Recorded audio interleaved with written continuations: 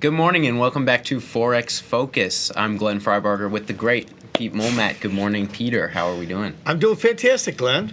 All good right. to see you. I like the Wednesday upgrade. It's always good to have. Thank you for having me. Have you here, my friend? Yep, Wednesday. Another 4-day week in January. It's been a slew of them. I made last week a 4-day week as well for myself. So, we're doing pretty good. You're an executive. I mean, you're entitled. Thank you. I mean, come on. You're of that generation where, we deserve so much. Frankie's in by 10, hits by the 3. gym, gets some lunch, pulls out the Ziploc bags, packs dinner from the lunch, and he's off by 1:30. Yeah, so. I admit I did have tacos for dinner last night. Well, there you go. Big help. Good tacos. When you're working 12-hour days, it's nice to not have to worry about dinner. Oh, God. 2 of you. Yeah. Yeah. How are things on your end? Good. Markets are moving. We're getting a lot of back and forth, which is great. Everything else is good though. But it does feel like it's already Wednesday. It feels like the week's kind of compressed. A lot going on. I'm a little bummed out. I was in Miami this weekend, and it was not -8 degrees, and came right back to -8 degrees. That's not. Man, I was not a happy camper on When that did plane. was it snowing yesterday? They were showing some pictures of welcome to Florida, Yeah. snow, and I guess they showed shots of New Orleans. I went to school at Tulane, so I kind of know it. And if any place is unequipped for it's a great city, but it's not built to deal with weather. The good. They got a fair amount of snow too. So, but you missed the whole snow. Yours was warm, right? Yes. You actually. Very warm. Yeah. Very sunny. My whole back is burnt, actually. Wow. Oops. But yeah, it looks like the whole East Coast got hit. I love how you just you grab the weekend, you grab your buds, you get in your private jet, and off you go to Florida for. Wish I got in a private jet. Wow. Spent so much well, money. you did. You got it. It was such an exclusive plane. It had no seatbelts. This is true. Yeah. You got a Jed Clampett's plane. I flew Spirit, and when we're taking off, they said, and it was Friday afternoon. I planned to buy Wi-Fi so I could do a little more work before I called it a weekend. And then we get on, and they say, "Oh, this is a brand new plane." Like, okay, so that means we haven't equipped it with Wi-Fi yet. It's like, oh, interesting. That doesn't come from the manufacturer. I'm curious. Where do you have to go to equip it? Do you actually? When they call a brand new plane, typically their planes are old, and not again. A plane is built out of aluminum. I flew a 30-year-old plane for 5 years, and as long as the engine gets rebuilt every year and stuff, it's all fine. As long as you tap it. Their planes, when they call them new, they were classic for buying like L-1011s, old Lockheed planes and stuff like that. New for them.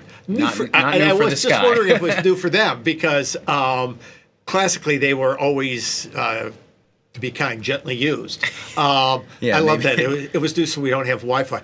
And also, people didn't have seatbelts, which I found fascinating. Yep, and then the lady in front of me, and did they charge her an extra $10 for the seatbelt? They probably did. She did whip out her credit card. But yeah, she hit the button and she was like, hey, I don't have a seatbelt. And they're like, oh dear. And then slight 10-minute delay to, get a technician on and get some more rope out, and tie a nice little bow.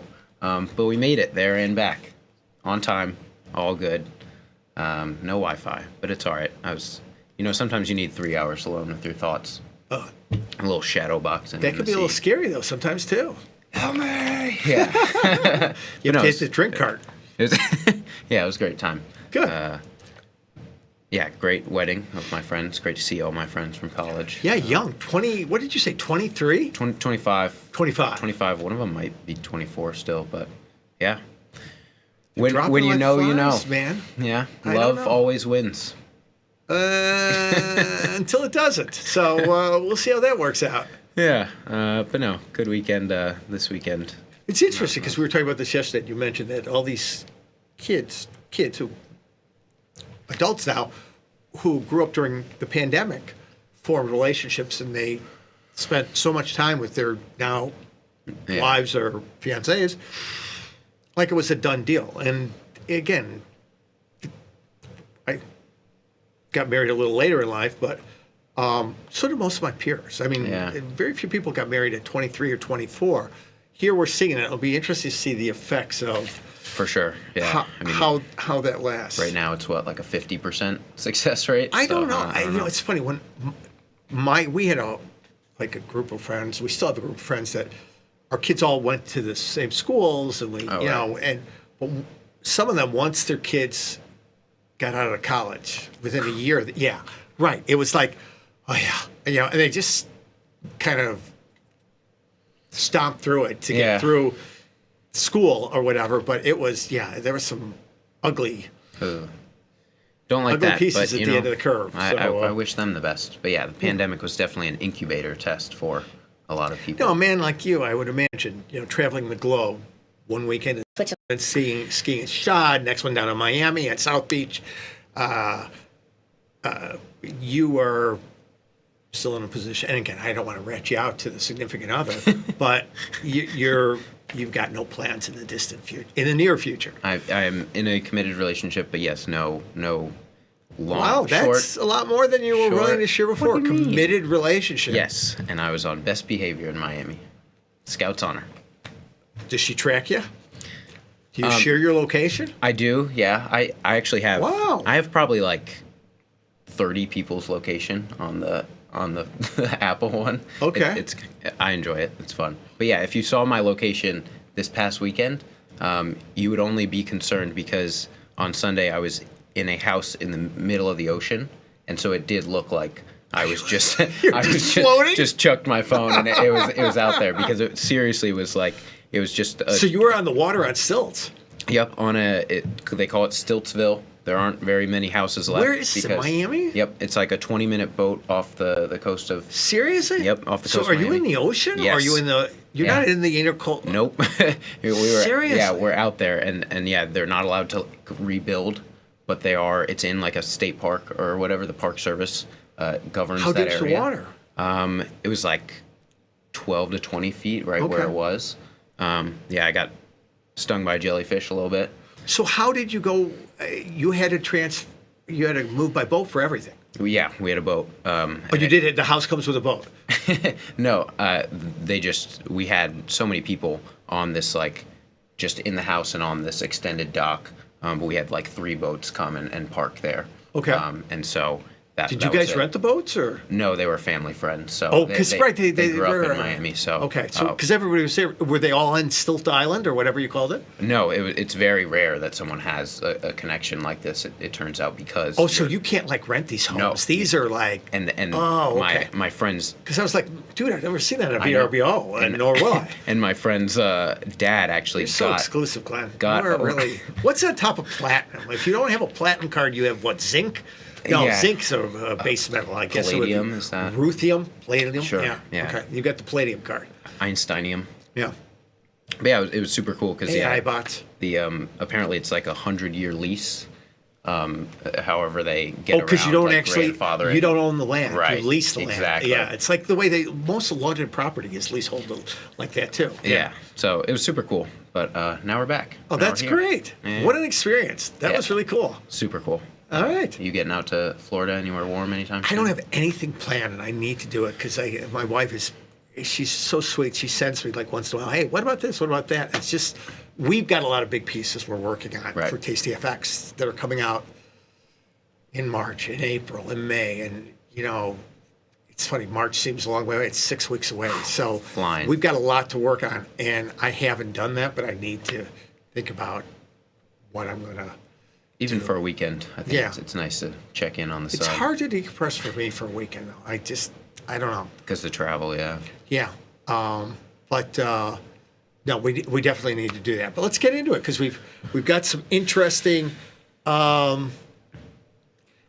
movement. Dollar absolutely hanging on every. It's interesting though, really quickly. Now the new president's been in office. This will be his second full day.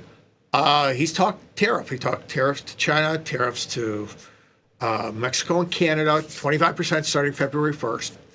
How we picked that number or that date, whatever it is, we saw the dollar get sold because he didn't mention tariffs in his inauguration speech. Came back later during the executive order, mentioned it, and we saw a dollar get bid. And Then we saw it kind of get sold off yesterday towards the Yeah. afternoon, and a little bit of follow through this morning and last night. Now that's turning a little bit. U.S. interest rates are starting to grind a little bit higher. Not much. We're still at like 113 and a half of the bonds, which is off the sub 112 lows. But what's interesting is he's now talking about, you mentioned tariffs on China.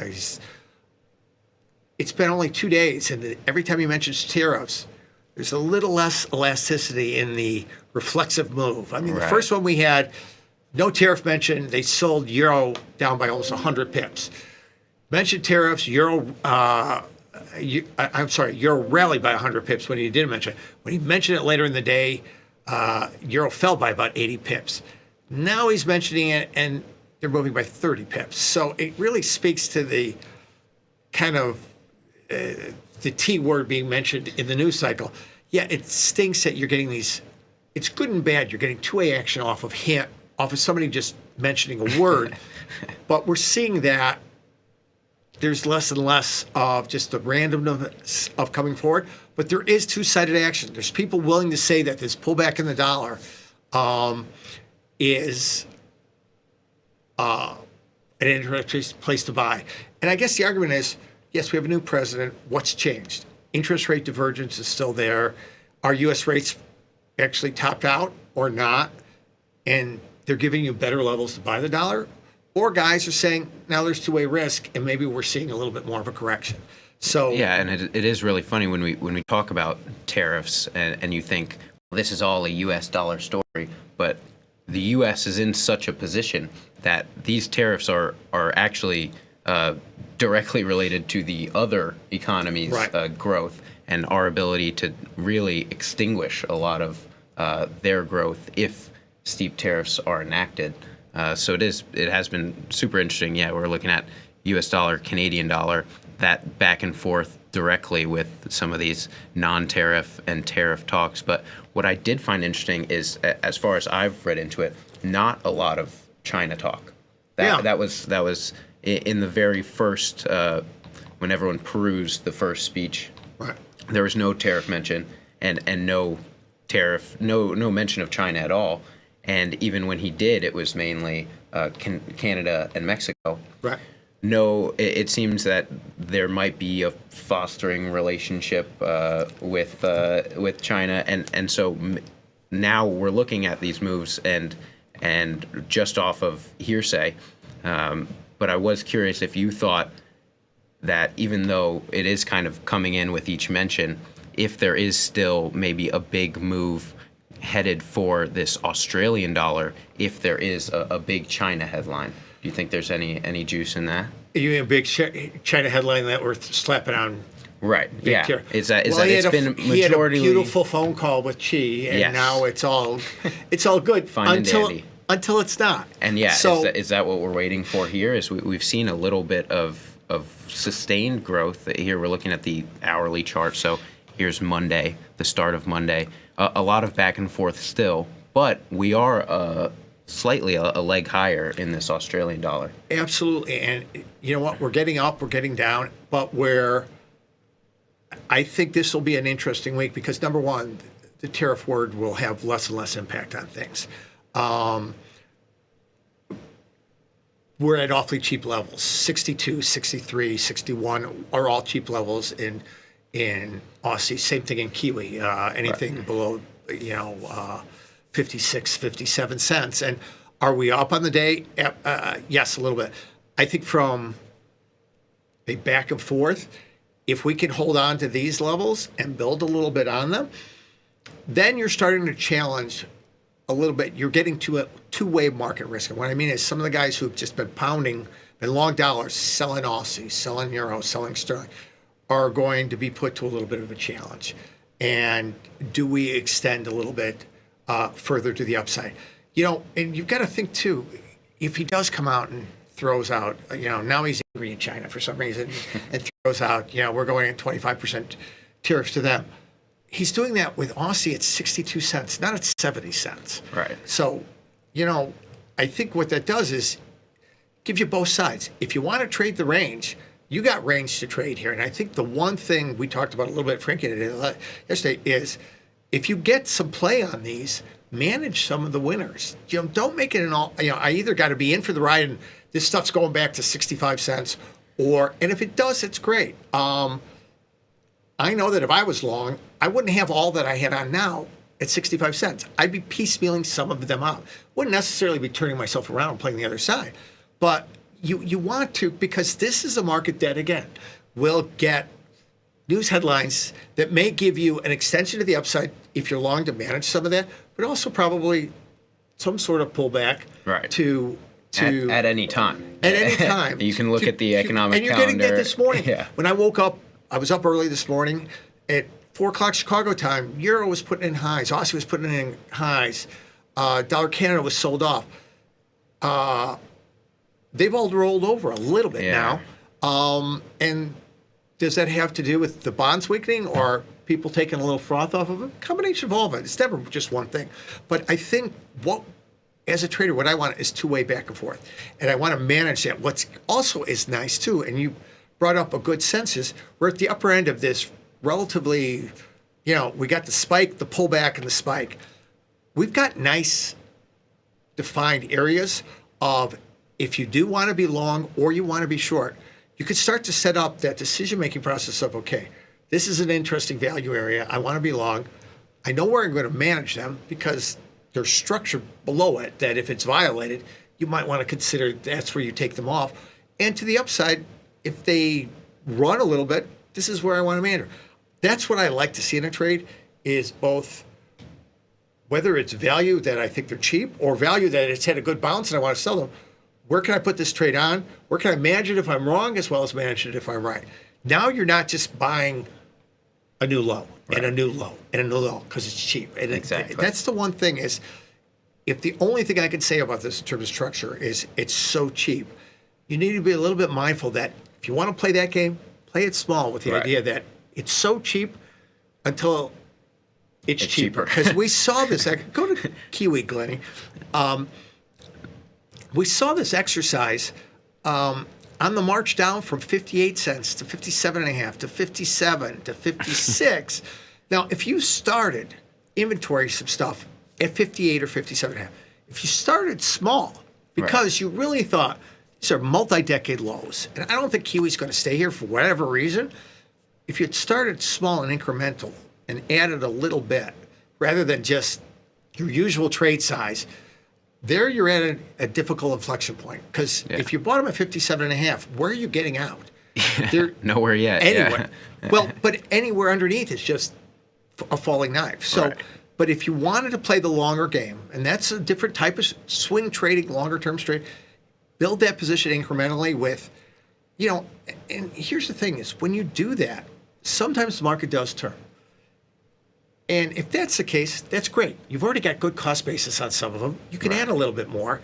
You don't always have to be buying them at lower levels. And if you do so incrementally. But what this market is finally giving you is a little bit of back and forth. So you can buy, manage, and reset. And that's great. That's what I want. I want action back and forth. And that's what we're starting to see. So it'll be interesting if by the end of the week, we still have a BOJ rate announcement. And the yen is actually very detached from this kind of move.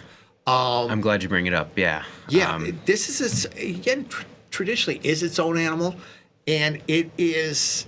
And if I tighten it up, I'm glad you bring this up. Now looking at the hourly chart, in recent news with all that's going on, yen not as talked about, but we do have a BOJ meeting coming up tomorrow night. We have Japanese trade balance tonight. Right. And I just ran the numbers right before the show. Nothing visual, apologies, but I did run the correlation on the yen and the 10-year yields. Yeah. And that has been strengthening. Now it's around a 0.6 correlation. Okay, that's significant. Exactly. So anything so over 0.4, 0.5 is significant. So. Right, and so it's definitely not all the story, but it appears to be a major component, at least now in recent months, with that rolling correlation. So as dollar yen increases, you tend to see an increase in the 10-year Treasury yield as well, and vice versa. So not any causation there, but these markets have moved more in tandem than they have maybe in the summer of last year. When it was a lot more Japan-based news. And I think that's great context as a trader. You want causality. What's causing markets to move? Number one, it's never one thing. Right. And it's never the same thing over again. They're not perfect proxies for one another. But that is, again, that's a kind of, again, Glenn drives so much of our content and engagement. That's a kind of really, I can draw a bunch of lines on this chart. And again, I know there's a technical analysis. If it works for you, that's great. If you're basing all your decisions on it, it's a little bit more challenging because you never want to obfuscate your decision making to a line. Right. If it's part of your process and it's productive, that's great. But when you start to talk about, okay, why is the yen we're not getting the same reflexive moves. It's not the subject of the T word. But yet. Yeah, right. And who knows? That could come up at any point if he gets angry. I think the interest rate play continues to be, I mean, they're talking about taking their base rate from 25 basis points to 50 basis points, if I'm not mistaken. Yep. We're 300 basis points higher than that, 350 basis points higher than that. So a big divergence there in rates. But as a trader, that makes yen a little, and I'm more mindful of where's the 10 years? Right. Are we down on the day or are we up on the day in terms of yield? And we know that doesn't have a perfect correlation, but it'll have a knock-on effect that will cause the yen to diverge a little bit from the rest of the dollar majors. Yeah. Good takeaway on that. I just think it's really important with all these currency markets, especially because you have two currencies at once.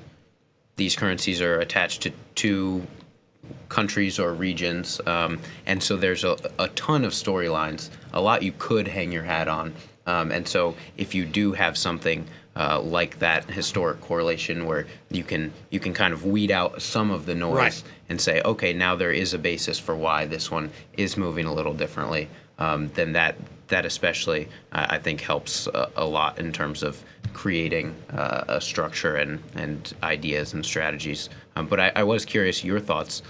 Maybe I'll do a deeper research segment on it later. But with that correlation and the time zones being so different with the U.S. and Japan, you have the potential that this market trades 24 or 5. Right. So is there any divergence with the correlation is greater during the U.S. session, and then maybe overnight we see when there's Bank of Japan, Japanese inflation data, all their economic data, is it more in line with, does it move with Japanese data and not so much the 10-year because nothing's going on here? It's a good question because honestly, the bulk of Japanese data comes out between 8 o'clock at night our time and 1 in the morning, and for the most part I'm asleep. So right. I don't know. It's a good question. In other words, does that correlation break down on an right. intraday basis? It would be an interesting one to run at some time. I think it's probably a recurring theme. I mean, if you ran intraday correlations, would it ebb and flow? It always will, just because they're not perfectly correlated. I think when you get binary event, something of value from a data release standpoint. Again, the value in data releases in my mind is not the data; it's just the movement. I think you maybe do see it, but I think this theme of it being rate sensitive. Now you'll see, because again, if 10 years go on a tear at 6 o'clock in the evening and they rally, you'll see dollar yen weaken a little bit. So right. that correlation will still hold. Whether or not that weakening stays is again, that's part of the reason they're not perfectly correlated. This is one that really, I feel like this market hasn't made up its mind yet. Right. So if we zoom out here, we definitely get some ranges, but right. But for the first time we've spent a little bit of time. Now, granted, it's 3 days, but we've spent 3 days at the lower end of the range and below a fair amount of clutter before it. That's interesting. That speaks to a little bit of two-way risk. The only thing I can say is if they don't hike rates, I got to imagine we're going to see 158, if not 159, really quickly. Whether or not we stay there, because if they don't hike rates now, that just means they'll probably hike them the next meeting. But So- that doesn't mean that in the time between that they intervene personally. Around this 158. Right, that algo-driven reaction will be definitely, we'll see a quick trip up to 158. Right. I don't know. They seem to have a pretty high probability baked into their equivalent of, Fed Now, the way the CME looks at Fed funds futures, that they're going to hike 25 basis points. I don't know. Again, we don't know. And what's the color around it? They have a ton of other balance sheet problems that take the headline a lot of these meetings. And we know if they do hike, we'll probably see dollar yen a little bit lower. If they don't, we'll probably see dollar yen a fair amount higher because they've kind of baked this one out. Sure. So this will be one watch. So it'll be interesting to see if we actually get movement before that announcement, and that's tomorrow night, right? Correct, yeah. Okay. And they never put this is one where they don't put a timer on it. They give you like a 3-hour window, which I hate because I've tried to stay When we're ready, we'll say it. I've tried to stay up for the 3-hour window and inevitably I fall asleep at my horrible. desk, so it sucks. Yeah. But regardless, you have 24-hour action possibly coming your way in this dollar yen throughout the remainder of the week. So. You do. So that'll be interesting to see, and the follow-through on Friday will be interesting. So we've got a lot of movement, a lot of action. Oh, we've got to wrap up. We're running late. Coming up next, Tom, Tony, and Vanetta. We'll be back with you tomorrow at 6:30 for Forex Focus. Thanks for tuning in. Thanks, guys.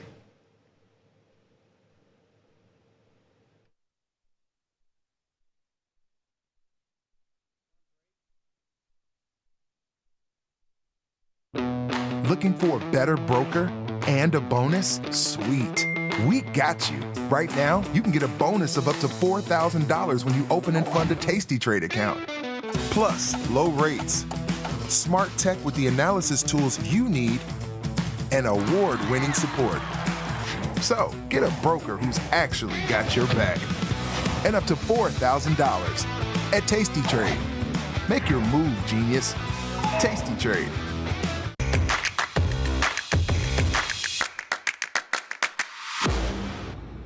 The unexpected upside of trading is losing. I know that sounds a bit perverse, but in a world where winning is everything, we have generations growing up now where winning has been dangerously commoditized.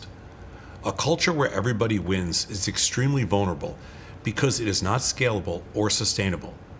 Wealth creation and financial independence is not something we take lightly at Tasty. It's our lifeblood. Still, like most everyone, we don't handle losing very well. We know firsthand how difficult trading and investing can be. That's why success is so special, especially in finance. Achieving success, however, is never simple or a direct journey to the top. Failure and constant tests of resilience litter the trail along the way. Longevity is the ultimate measuring stick of one's achievements, and without failures to build upon, it's impossible to learn. As an active trader, most of us have some losing trades every day. However, those losing trades are the foundation for everything good that happens next. The sad part is, very few people outside of the world of trading truly understand the value of losing. We have been so conditioned to win at all costs that many people fail to recognize one of the most misunderstood reasons for success.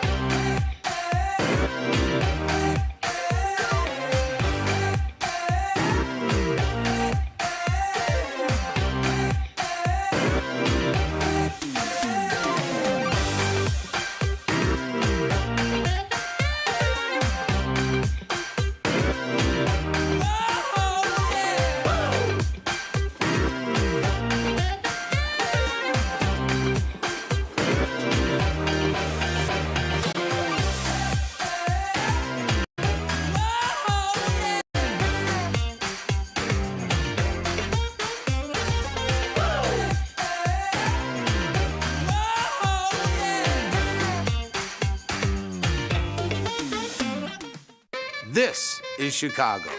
We invented the skyscraper, the Italian beef, and the standardized options market. SIBO is not only the birthplace of options, it's also where Liz and Jenny got their start. In an industry first, Two female former floor traders broadcast live from the floor. Hear the sounds of live market action and feel the electricity as they present real-time trade ideas and research-backed market studies live from the SIBO's SPX pit. Watch Liz and Jenny live from the SIBO, only on tastylive.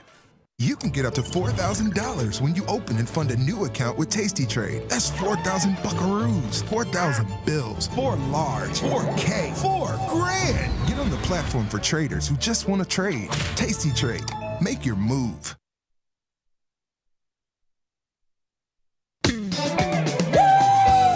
Get tasty, free market. Come on, you know it, can you feel it? We got some things to talk about, free market. It's early, but not too early. Come on, wake up now.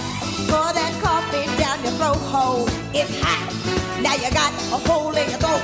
Oh no, just call your boss. Take the crust from out your eyes. So tasty, not a coffee. Good morning, you knuckleheads. Happy Wednesday to you both. Well, this is new. I'm sitting at Tom's desk. You are. Which I thoroughly sanitized. You have to. You have to. You have to. I put the gloves on, put on the N95, Did you wipe it down? Yeah, I wiped everything down, the handles, the desk. Don't touch my stuff. I had to. I know. I don't like it when anybody touches my stuff. It's dusty. It's dusty. If you had any stuff, I would rearrange it for you because that's just the kind of guy I am. But he really doesn't have anything there. He really doesn't. He's got some piles on the floor. That's a line. That's a line from Stripes, by the way. I don't know if you've seen Stripes. I didn't get to see this. I didn't get to see Stripes because I was in a drive-in movie theater, so I was not for Stripes. First time. Uh-oh. Yeah. Well, it's only been on TV 790 times. Yeah. But it doesn't bring back the same memory from that drive-in movie. Okay, so I just looked it up. Stripes came out in America. You guys want to guess? I had to be in high school. It had to be 70. I would say in the early 80s. 80, 79, 80? June 26th, 1981. 81. Again, so I didn't leave Chicago until 81. I didn't leave New York until 81. Mom was right. From the boomers. Yep. Well, there's a line in Stripes that every guy can repeat, which is the guy says, he's like, these are the things I don't like. And I don't like when people touch my stuff. And they go, lighten up, Francis. Forever. Okay, I've never seen Stripes. You've never seen Stripes? I don't know if it's going to hold the test of time. You think it'll hold the test of time, Tom? Oh, my God. It holds the test of time. It's Bill Murray and Jeff Goldblum. I don't think so. Not Jeff Goldblum. Who's the guy that died in Chicago? John Candy. The comedian. John Candy? Which one? Oh, John Candy. Yeah, but who's the guy that... He was about the skinny guy. It was Ramis, Harold Ramis. Harold Ramis. The iconic Harold Ramis. My neighbor, by the way. The skinny guy who died in Chicago. My neighbor. He was my Rest neighbor. in peace, Mr. Ramis. Yeah. He was kind of an a-hole on the basketball team when the kids were young. I'm not going to lie. Oh, he's not upstanding like you are as a hockey dad? Not as upstanding as I am as a hockey dad. That's right. Uh-huh. That's right. He got better later on. Had to put him in his place. Well, Tom, sweetie, why are you not with us? I was told. Nobody works, Vanetta. That's what it is. Nobody works. I'm here today because I got meetings all afternoon. I got meetings today, too. Yeah, cold, doesn't matter. I'm here. Wind, sleet, snow. I was told I was not allowed to come in the office today. I have to wait till tomorrow. Well, you don't even know what you have. You won't even you won't even take a fundamental step of at least test. Because if you have COVID, you should test for COVID, to make sure that it's not. If it's no, he's in denial. Okay, but he doesn't matter. He's in denial. Because I waited. I waited until my COVID test came back negative, even if it was a faint line, and I was still. I was like, okay, I'm not going to come in. That's because you care about people. I don't give a crap. Are you kidding me? I don't have COVID. And how do you know? Well, he's a doctor now too. I mean, what can't you do, Saz? How do you know that you don't have COVID? Wait, let me see. Saz, you do not have COVID. Did Trump pardon the COVID in you? Yes. Is that something that got signed also? Hey, Yes, I'm fine. I'm almost fine. I'm like 75, 80%. That's not almost 75, 80% Sazonov is like a 50% normal human being. I mean, that's not good. Yeah, that's 75 is not good. Nobody should works. be 95 tomorrow. How are you going to gain 20% today when you told us before the show you don't even have food in your house? Well, that was a little bit exaggeration. So you have cottage cheese and expired Trader Joe's soup dumplings. I got a lot of soup dumplings. I could probably do. Vinny's off the soup dumplings. I can't get him back on. Really? Yeah. They need like I could truffle probably filled ones or something for him. I like them too. I probably have enough soup dumplings for. I could have a soup dumpling party. I'd be fine. Don't invite me. Don't invite me. I appreciate it. Well, I hope our friends in the South have enough soup dumplings and supplies because the Gulf of America, I don't know, whatever, the Gulf Coast is being slammed with blizzard warning, snow in places like Houston and New Orleans. And I talked to Linda. I saw a kid ice skating on the street. Yeah, in the French Quarter. I talked to Linda yesterday. I was like, "Are you okay?" And she's like, "I got power and alcohol." She's like, "I'm fine." Good for her. But 10 inches in the French Quarter when you're not a different 10 inches than you're normally. Yeah, what is that? Is that like this? Quarter. About 10 inches? It's just about 10 inches? No, it's a little bit more? It's a lot of snow. And I love the videos. Do they ever get snow? No, Do they ever not get snow? really. And I love the videos on TikTok of people going outside with their Zatarans or their Creole seasoning, putting it on the steps. Too good. I saw a guy in one of That's those pretty good. airboats in the swamp because like the swamp froze and he was just doing donuts on the ice. That's good stuff. That's good stuff. But We got no snow here. yeah, no, it's cold. brutally cold. But New Orleans has more snow on the ground right now than we do. Yeah, it makes sense. I mean, it doesn't make sense. So I heard. But anyway, but it did cause people were tweeting a lot. They were trying to leave Atlanta from the national championship game, and then with the snow and the storms, And they shut down. It was bad. Like an inch of Atlanta's snow, they always shut down. bad yeah. Yeah. It's not. It was not a good. Oh, well. Doesn't bother you, Sadnov. You're nice and warm at home. Doesn't bother me one bit. My Yep. heat's working. He's working. Thank you. Thank you, Bat. Do you want us to bring you food? Yeah, it'd be nice. I made some creamy chicken and noodles in the crock pot for my meal prep this week. Ooh, it's good. The chicken I do not and like noodles creamy and chicken. veggies and No. Any type of chicken noodle soup is good for me. yeah, but it's I love it all. It's like thicker. Yeah, it's good. I love I it. don't like cream. I don't like cream. You like cream touching your nuts?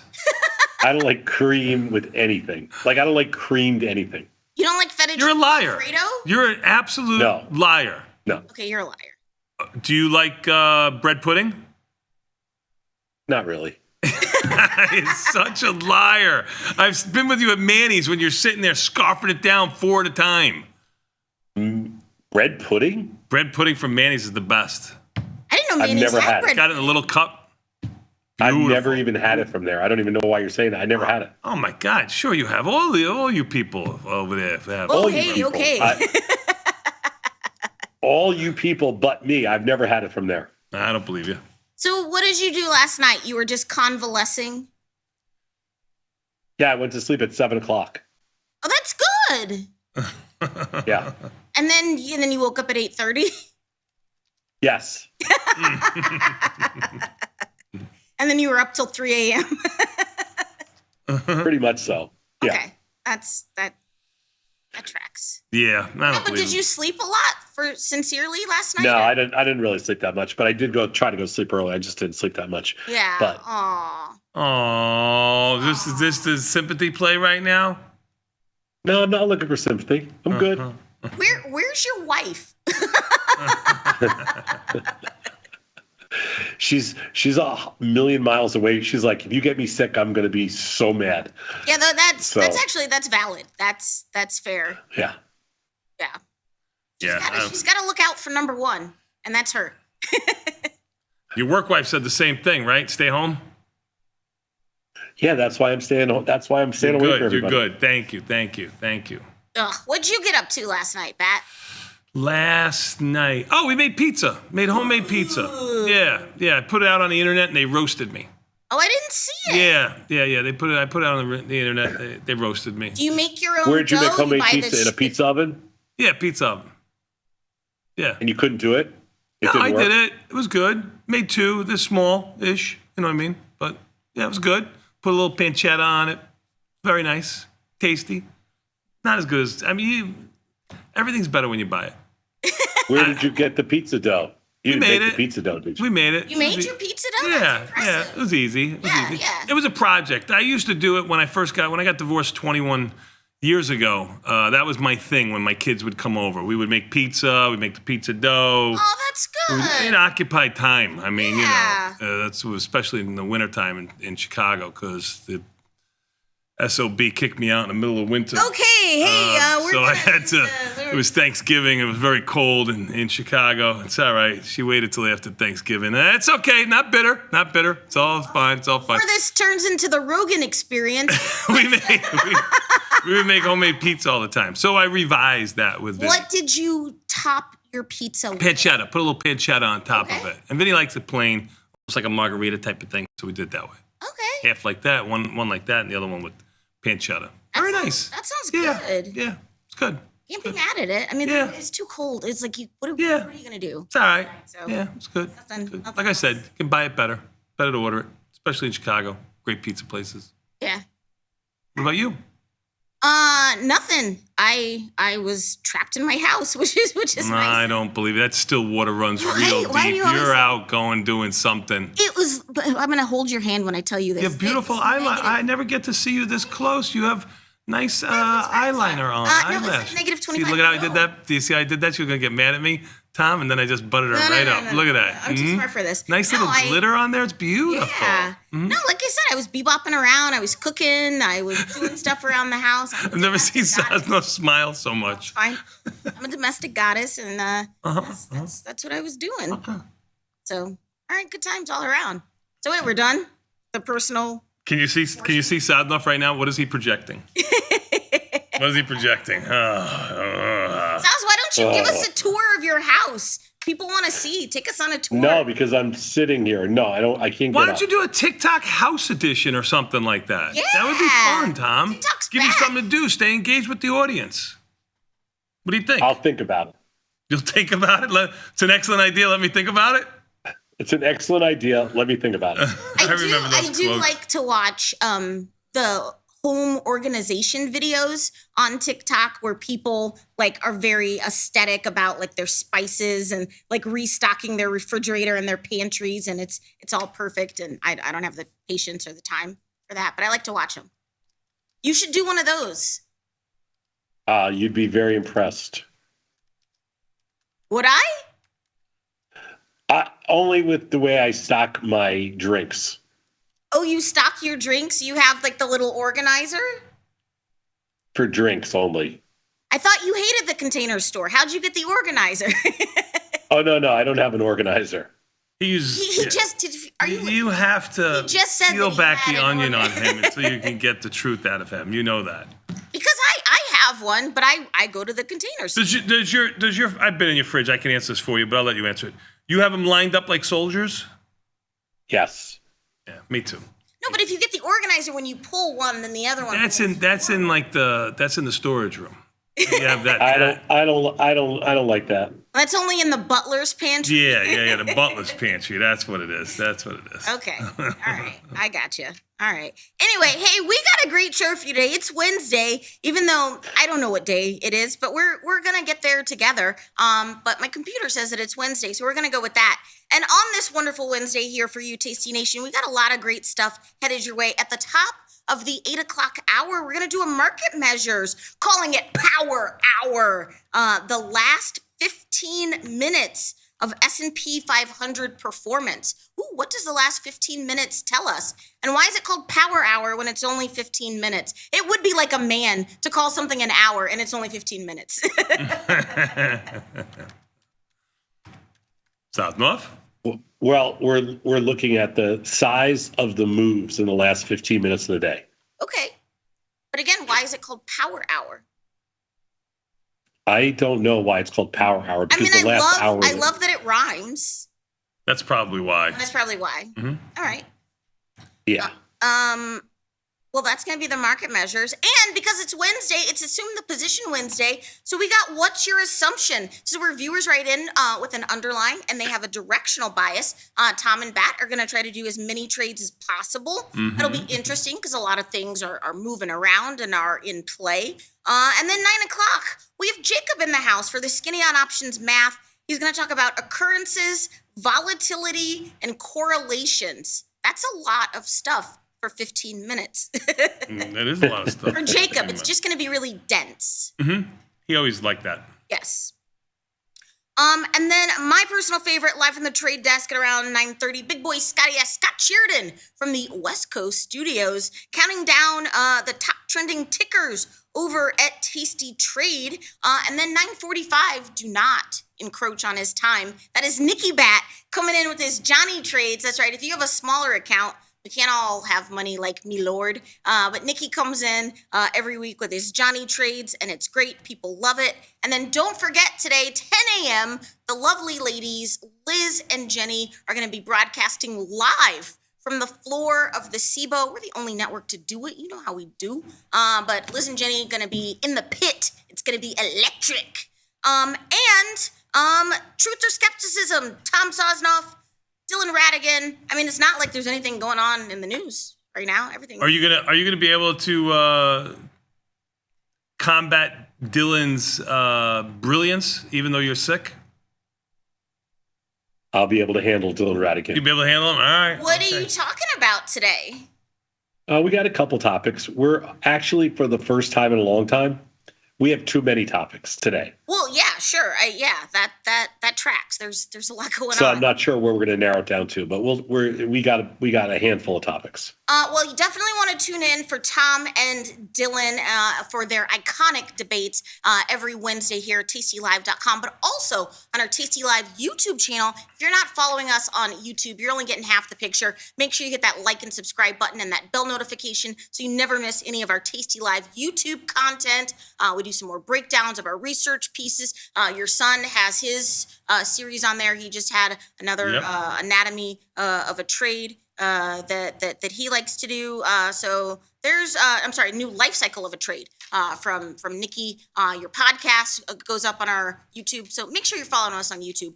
But hey, in the meantime, in between time, you guys want your daily dose? Sure. Yeah, hit me with my theme music. Let's go. Our leading story. Breaking news. Across the wire. Leading story. Top story. Just in. In today's headline. This just in. Breaking news. All right, everybody. Today is a wonderful Wednesday. It's January the 22nd. This is the part of the show we like to call the Daily Dose, where we talk about today's financial news and headlines. My name is Vanetta. Are you ready for the news? Ready for the news.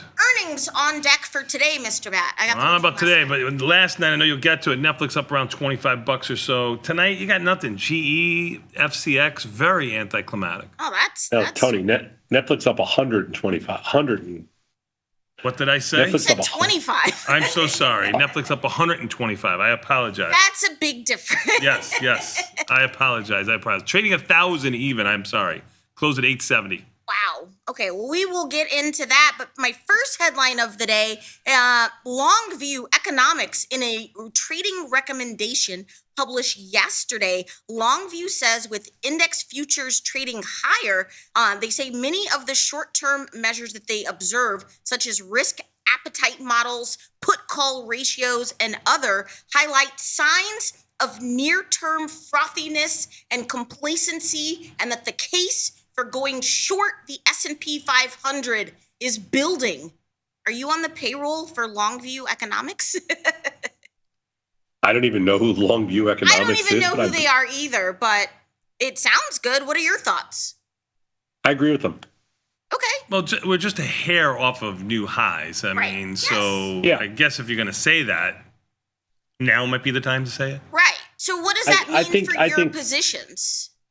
that Longview Economics says something. It No, means absolutely zero. no. That you think that the S&P 500 is frothy. Not that what the headline says, but your personal belief is that the S&P 500 is frothy here, too frothy. So what that means for my positions is that I'm going to start to lighten up a little bit, and I mean I shouldn't say lighten up a little bit. I'm going to start to lean a little more short into it. I just feel like I want to start leaning short. I'm not short yet. Okay. I want to lean short. See, this is what I wanted to talk about. Are you short yet? Are you leaning? No. I trade what's in front of me. I don't try to think about the future and know it like some of these researchers and Mr. Tom Sosnoff there. I just try to trade. I look for high implied volatility, do the best I can, stay neutral when I think I'm a little bit more directional, lean a little bit like Tom after a move or something like that. But as of right now, no, I haven't done anything. Anything with the other indices? Because I know the Russell had been kind of joining the conversation a little bit, and of course the Nasdaq has some rotation. What are you doing with the other indices? It was weird last night, Tom. We were talking about it right at the end of the show when Netflix came out with its earnings. It came out right on the bell. The futures, the Nasdaq futures, really didn't move. I mean, they moved maybe 30, 40 handles. Didn't seem like the type of move for what Netflix was doing. No, I mean now they moved 200, so now they got a big move. Now they have. Yeah. Now they're back, baby. Yeah. But are you doing anything with the Russell or the Nasdaq or? Yeah, I'm long the Russell. It's down today, actually. But it was the biggest performer yesterday to the upside. I'm long the Russell, short the S&Ps. I have no Nasdaq position on. Okay. The SEC announced that acting chair Mark Ueda has launched a crypto task force aimed at developing a comprehensive and clear regulatory framework for crypto assets. This is something everyone in the industry has been waiting for.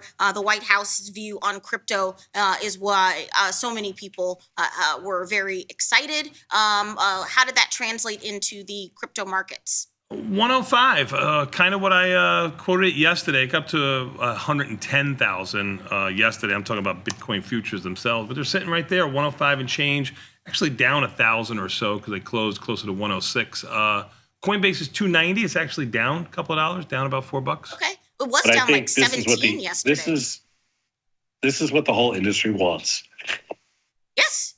They want clear regulations. Yes. We don't know what they are. Right.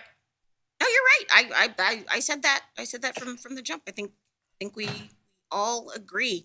Hey, in other news, on Tuesday evening, President Donald Trump said his team was talking about a 10% tariff on China. He said the duty could take effect as early as February 1st.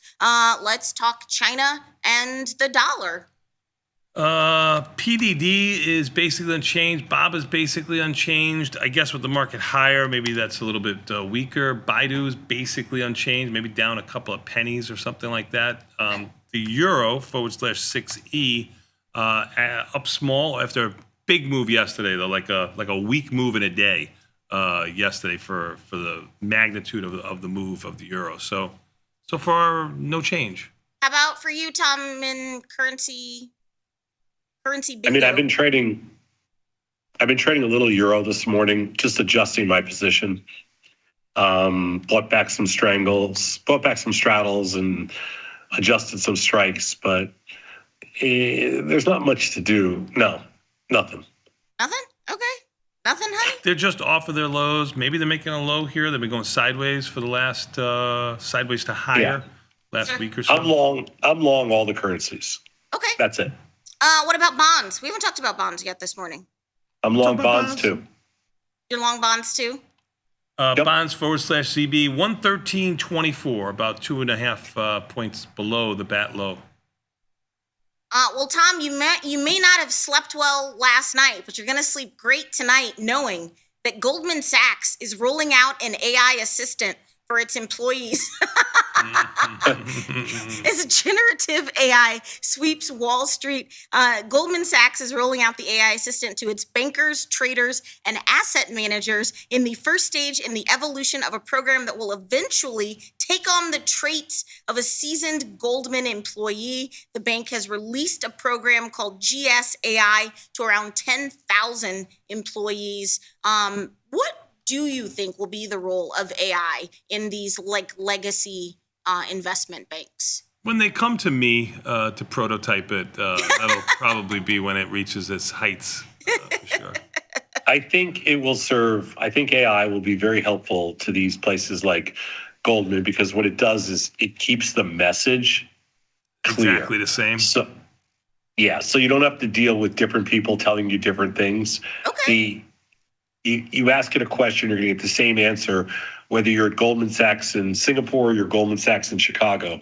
And it just keeps everybody kind of in line. And so I think that'll be the main, keeps everybody on the same page. Yeah, so Goldman, JP Morgan, and Morgan Stanley, the world's top 3 investment banks, have aggressively released generative AI tools to their workforce. And full transparency, I mean, we do have AI here that we've built here on the Tasty side of things that we also use mainly for like our educational content. I'm sorry. Yeah, I mean, it's not like it's a crazy difficult thing. You're actually not. No, but the Tombot will insult you though.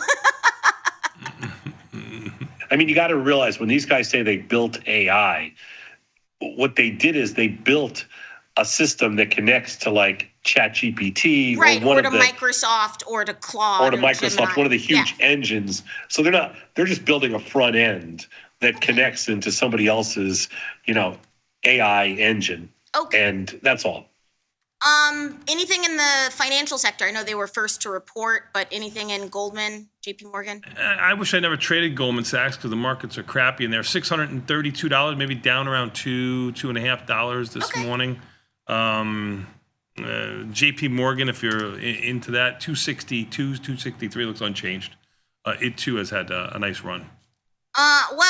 Getting into the earnings plays from last night, Netflix reported earnings and just blew everything out of the water. Netflix share of streaming in the month of December was 8.5%, the highest it's been in a while thanks to the NFL. YouTube's share of streaming for the same month was around 11%, so that's pretty good. They added subscribers, blah, blah, blah, all of that. But Netflix is going to hike prices. Be so for real, Netflix. Your stock is $1,000. You're coming after me, nickel and diming me. I couldn't even use my dad's password anymore, and I'm giving you all of my money, and now I got to give you $2 more? Get out of here. I hate you. Netflix just under $1,000. You're right, up 120-ish and change. If I were not so addicted to shows with sexy realtors, I would be. Son, do you have Netflix? No. Yeah, you don't care. But I pay for the top tier plan. So my plan's going from $22 to $24. Other plans are going from like $15 to $17. Like it's a price hike. I just can't believe you're still in the teens. I think if every time they up mine, my mine's bill going goes from from 22 400 and something to 400 and something more. What was the expected move in Netflix? Like $70-ish, maybe So a it was little less. twice the expected move. Yeah. Oh boy. Yeah. Oh boy. Yeah, Tom will be explaining to us about the 0-day, 3-day options that he was looking at, how they don't move quite as much as the other options. Right, Tom? So Tom, what does this I'm mean glad for I your sold position? the 3-day. I'm short the 1,050 calls that expire on Friday. I think I'm fine. Oh, it's gonna breach those on the open. You better No, shut your mouth. You better believe. No. No Netflix chance. is also going to raise prices in Canada, Portugal, and Argentina. Consumers have been faced with numerous price hikes from streaming services, also including Disney and Warner Brothers Discovery. So it's a racket. Hey, in other earnings, Girls and boys, I remember when TV was free. Okay. United Airlines' first quarter outlook outpaces estimates as profits surged in 2024. United Airlines said they can expect to earn an adjusted 75 cents to $1.25 in the first 3 months of the year. Yeah, they do. You ever see the prices as of late? The Chicago-based airline brought in $14.70 billion dollars. Yeah, you do. You ever see their prices? 116 and change. If it opens here, it'll be new highs, up about $6. Did you play UAL? I did. I sold 2 puts and 1 call. Okay. We'll see what happens. I think, I don't know what the expected move was, but I think I should be fine. Okay. You're always fine. It's so hot. Good to know. Hey, NVIDIA surpassed Apple in market value yesterday, once again reclaiming the crown for the most valuable publicly traded company in the world. NVIDIA shares were up 171% for the year 2024 and up 239% in 2023. Apple was the first company to reach 1 trillion, 2 trillion, and 3 trillion. Oh, but now NVIDIA sits atop the throne alone because Apple got downgraded. So what are you going to do? NVIDIA's up around $5. Apple's down around $1 or so. So Apple continues its slide from yesterday down to $8 or $9 yesterday, just doing it from memory. And NVIDIA's going to be $5 off its highs. What did you do, like a little NVIDIA Apple pairs trade, Tom? No. Okay, I tried. Do you have an NVIDIA position? No, because the IV rank was super low, so we have nothing on in there. Well, it probably saved you then. I'm sure it did. Sure it did. Hey, another chip stock that had a great little run is Intel. Intel's stock got another boost from its best day on record, which was on Friday. The catalyst was a report from a company called Semi-Accurate that discussed a mystery company was interested in making an offer in the chip maker, and then rumors went wild that then Elon Musk was going to buy Intel. I don't know what Elon isn't going to buy. Like, Elon's just going to buy everything, but he's not really going to buy Intel. But Intel is up for sale, and a company called Global Foundries also emerged as a possibility. But no matter the reason, Intel, like I said, hit a record on Friday, and then it was up again yesterday. I don't know what kind of record you're talking about. It's only $21. You're only $21. Hey, at least they're looking to buy something relatively cheap compared to its past pricing. I don't know if it's cheap. It was its best day on record for its move. I'm sorry if I misspoke. You were so pedantic. That isn't even close to the truth. But it wasn't its best day on record? No, it was up $1. On Friday? Percentage, maybe. Why would Market Watch lie to me? Right. I have no idea, but a $1 move in Intel is not its best day on record. I can promise you that. All right, that's what it says. All right, I sit corrected then. Are you doing anything in Intel? All jokes aside. Yes. He's been leaving a little long. I've been long Intel forever, and we bought back some 20 puts yesterday. We're still short a bunch of 23 puts. Okay. All right, so there we go. Hey, President Donald Trump announced a joint venture with OpenAI, Oracle, and SoftBank to invest billions of dollars in AI infrastructure in the U.S. The project, dubbed Stargate, was unveiled at the White House. SoftBank had a good day. Oracle had a great day on the news. I don't know if you heard that, but what do you think of shoring up the investment in AI infrastructure?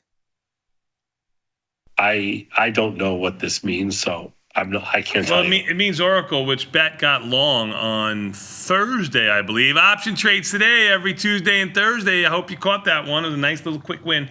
It means it's going from $160 just a couple of days ago up to $190 right now, up $18. That's what it means.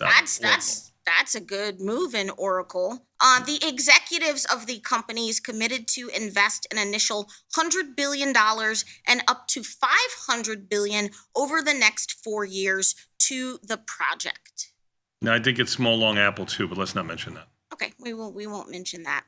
Hey, in other Larry Ellison news, at a press briefing yesterday, President Trump suggested that he's open to the idea of Elon Musk or Oracle chairman Larry Ellison buying TikTok. It is not the first time these two names have been floated, but Musk, of course, one of Trump's biggest financial backers, and Ellison is also a longtime supporter. TikTok is on the clock to divest itself, which I don't think it will do. But Musk and Ellison do head publicly traded companies, so that's think about that. That's why that matters. But is that a conflict for you, Tom, if Larry Ellison owns TikTok? I mean, let's put it this way: on the who's a bigger prick scale. Okay, wow. Larry Ellison. You can prick your finger, but don't finger your. Go ahead. On who's a bigger prick, I'd say Elon wins that race easily. Wow. But Larry Ellison's he's in the top 2, 3, or 4. I mean, he does have his own private island, which is strong. Yeah, That's nice. I could give a rat's ass about Ellison or Musk. I can't stand either of them, so I hope neither of them get this. You're an end user. You're a very Wow, you feel like a jilted girlfriend. Right, I remember you loved Musk.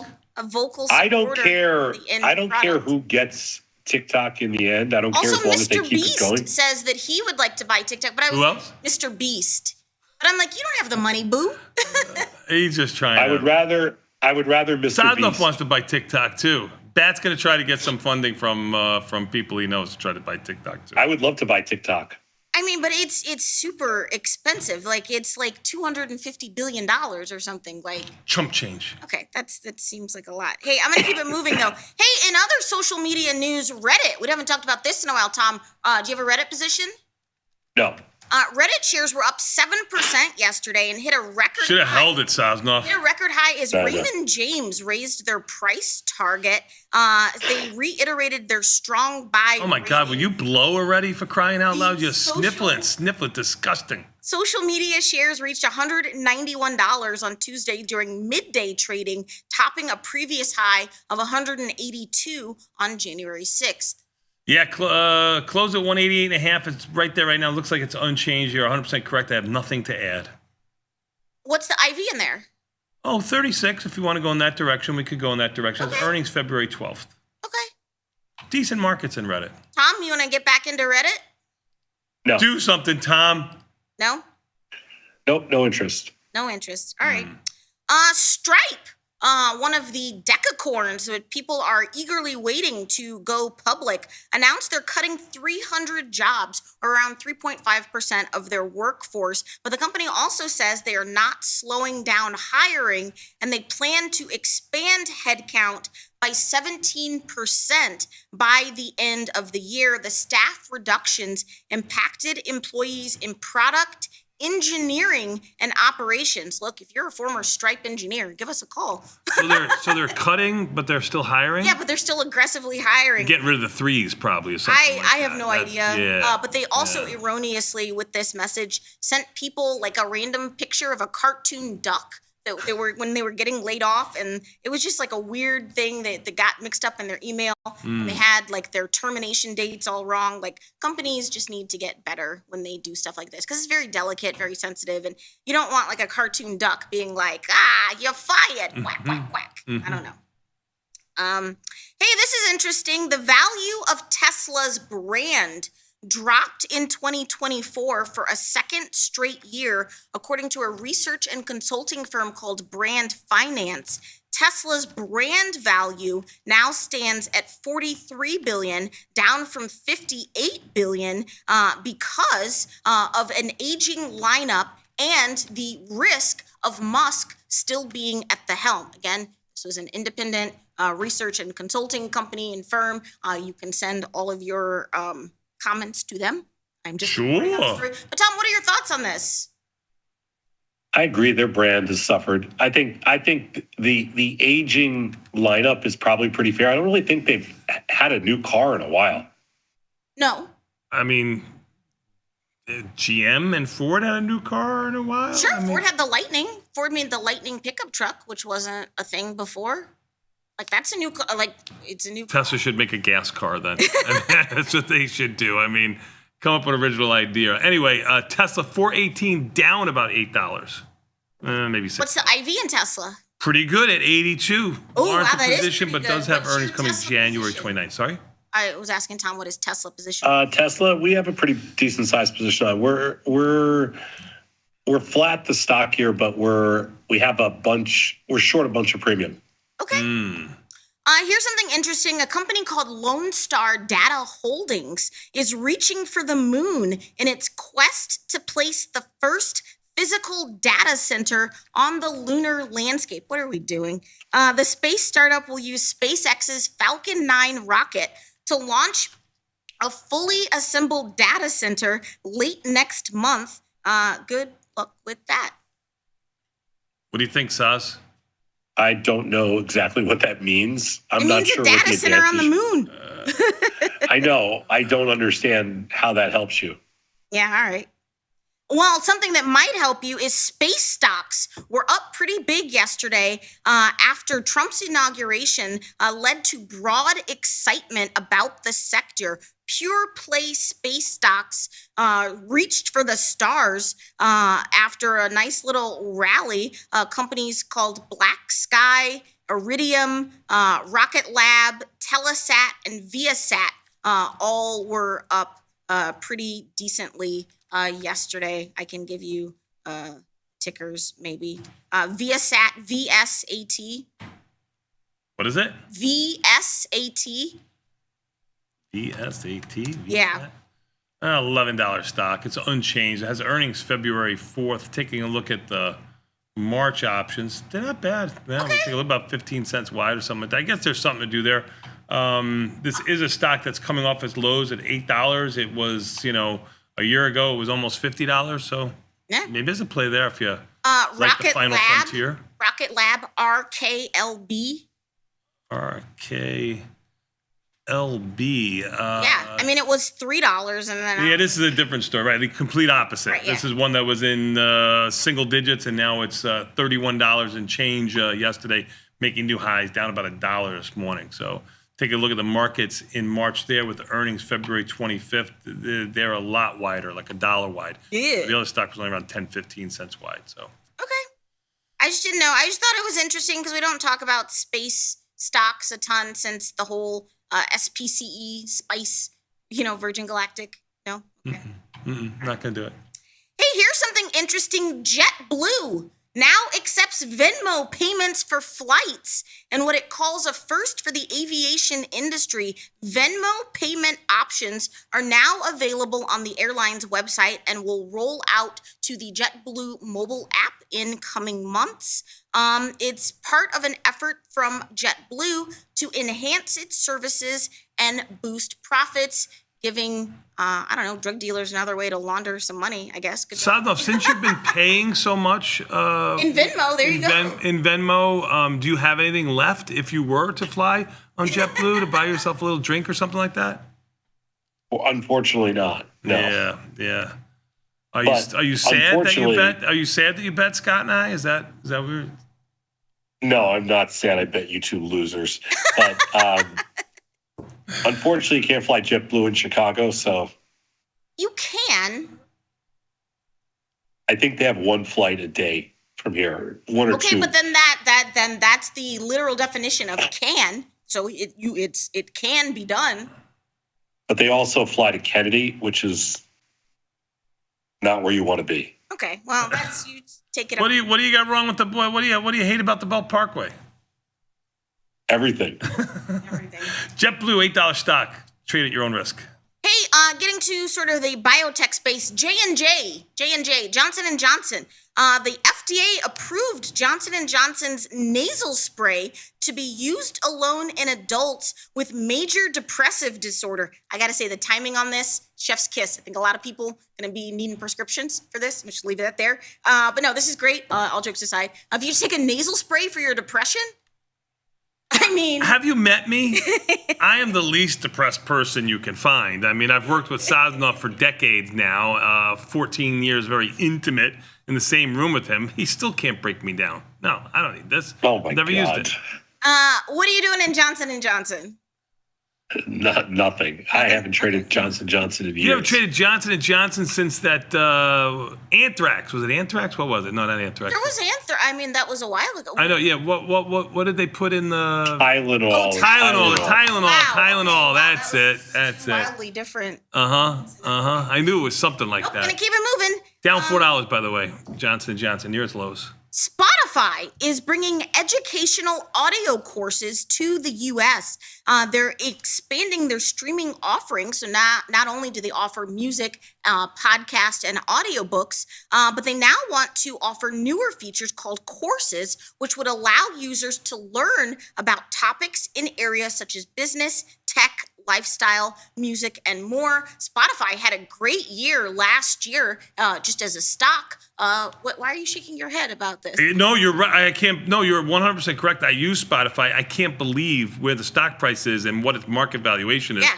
I wasn't shaking your head. No, I was like in disbelief. Oh, Sadnov, any idea what the market cap of Spotify is? I haven't traded Spotify in a long time. That's what I'm guess. I mean, the way you're saying it, I'm going to say 100 billion. I don't know. It is 100 billion, but if I didn't say it like that, what would you have said? 30 billion? Something like that. Yeah, right. Trading near its high. Sad enough, the stock is $505. This will be a new high if it opens here.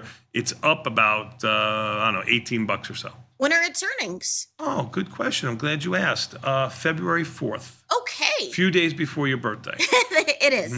About a week. But you guys can do something in Spotify then, maybe. I don't know. 78% Ivy ranks. I don't know if taking a look at the March market. The options in there are horrible. Wide. Yeah. Hey, one final sports story here before I wrap it up. The 2025 Hall of Fame class for Cooperstown, that's the Major League Baseball Hall of Fame, welcomes Ichiro Suzuki. Good catch. You're all right. CC Sabathia? Sabathia. CC Sabathia, thank you. And Billy Wagner. Billy Wagner. What do you think of the class? Well, I don't really know Billy Wagner. And, Ichiro, he should have been unanimous. He was the first 99.7. Do you know what makes him so special, Sadnov, for this? The fact that he could hit and catch and throw. He had a gun too. That's he would throw people out from the warning track. That's what got him into the Hall of Fame. But do you know what distinction he has in the Hall of Fame? First Japanese guy. First Japanese. That's correct. That's great. Yeah. Good job out of you, Sad. Nothing you. Yeah, can't but he's do. Nothing he was. I can't believe. So he got one person didn't vote for, or two people. I don't know what 2.5 people sound enough. They had a dog. 394 ballots. He got 99.7%. There's your SAT question. So yeah. So if there's 394 ballots, I don't know what 99.7% of 300. That's one person didn't vote for him. Okay, good then. CC Sabathia got 86.8% and Billy Wagner 82.5%. I don't really know Billy Wagner. Who did Billy Wagner play for, Tony? I don't know. I can look right now. He played for the Yankees because. Right? Or no, maybe this picture here says Houston, so I'm going to say the Astros. I don't really remember Billy Wagner for some reason. He played a little bit for the Mets, it looks like here, too. Oh, yeah. Astros, Philly, Houston, you were right. Houston Astros, Philly, Mets, Boston, Braves. From 95 to 2010, had a big career. Wow. Sadnov, sorry, I almost said we. I apologize, Sadnov. It was on my back. But you were building businesses during this time, so you weren't watching baseball. I wasn't watching Houston Astros baseball. Yeah. Tom, have you ever been to Cooperstown? Yes, many times. Oh, have you ever been to Cooperstown? No. Many times you went to Cooperstown? Many times. He's an upstate guy. I've probably been there like 3 or 4 times at least. Your mommy take you? No, I've been there went with friends. I saw that. Did you ride your bicycle there? I went to a couple of games there over the years. Okay. The preseason, the exhibition games. All right. I don't know if this fun. story checks out. Who'd you go with? I'm going to call a friend. Oh my God. Hey, finally today, because it is baseball, for my baseball video, we have a couple of employees, satellite employees, Frankie and Scott, who are in Arizona, and spring training is just about to get underway pretty soon, so you could take in a baseball game. Baseball is over for us because it is frigid. But look what happens to this guy sitting right behind home plate. How does this happen? 0-2. swinging a foul right back into the screen to stay alive. And that is our first beer victim or beverage victim. That foul ball took off a drink that was on the stand side of that base of the backstop, the concrete wall. Normally and you if get a it's tap not, on the head it's a little so you too know close it's to the coming. netting, and it is in play. Oh, God, I'm right in the face. No. Hey, you're that's bad. good, everybody. He's okay, of course. He was all, but luckily he didn't take a foul ball to the eye there. Oh, that still water runs real deep over there. Real deep. Real deep. This has been fun. This has been my time. What's coming up next? We're going to take a quick 90-second break and come back. We got more Tasty Live after this with Confirm and Send. Let you know that's coming at you.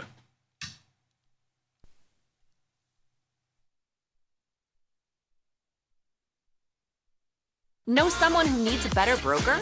Earn $250 for each qualified person you refer to Tasty Trade. Because friends don't let friends trade on a bad platform. Terms and conditions apply. Join the club, genius. Tasty Trade. Morning, Uncle Craig. I really appreciate all the investment advice you bestowed upon me this holiday season. That opportunity Prince Harry emailed you about sounds interesting, but I think I'll just stick to watching Tasty Live. Sometimes it feels good to get smart. Get even smarter with live trading insights and some live taunting. I don't kick the cat or the dog or the small children until the day of Christmas. From the smart mouths at Tasty Live. If you missed the live show, here's our cherry on top weekly recap. My favorite time to read is when I'm away on vacation. I'm on like an island somewhere and I have nothing to do except sit under a hut. That's my favorite time. But I don't see that happening anytime soon. You believe this shit? The favorite time you like to read is when you're under a hut on an island. That's pretty specific.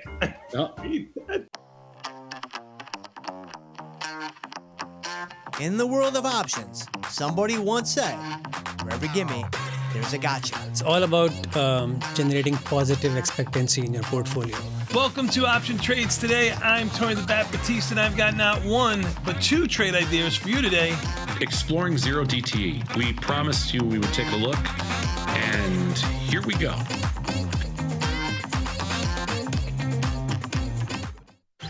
Got the need for speed? No problem. At Tasty Trade, you can turn smart ideas into real trades with just a few clicks. Wow, that's fast. Tasty Trade, make your move. I want to play a game. It's a relationship game. So I'm going to ask you each a question to your partner. Who loves the hardest? Yes, yes, yes. So are you ready? Who's more stubborn? Who's more public? And who do you think takes longer to get ready in the morning? He's gonna do his hair. Who's a better driver? I mean, for sure. Yeah. Like I live in Italy. Yeah. Like we drive like. I drove a truck in New York City. I drove a tractor on a farm. I can fly an airplane. Who loves the Fed most? Who is more spoiled? It's not even close. Like you got buildings full of people. What do you want, Mr. Zosnoff? I have nothing. Look who's back testing. Tasty Trade now has options back testing for free. Test your trades with over 10 years of data for the most popular symbols. See how your trades would have performed in the past. Look back at profit and loss and take the guess out of guesswork. Oh, did we mention that it's free? Get back testing at Tasty Trade. Forbes called us best online for options trading. With stockbrokers.com, we're number one for options and futures trading. So what else can we say other than boom? Trade like a trader. Tasty Trade. Make your move.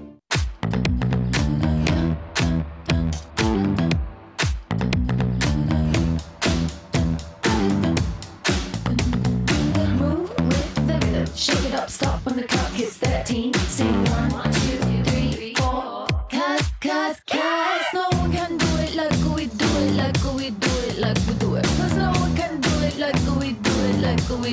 like we do it.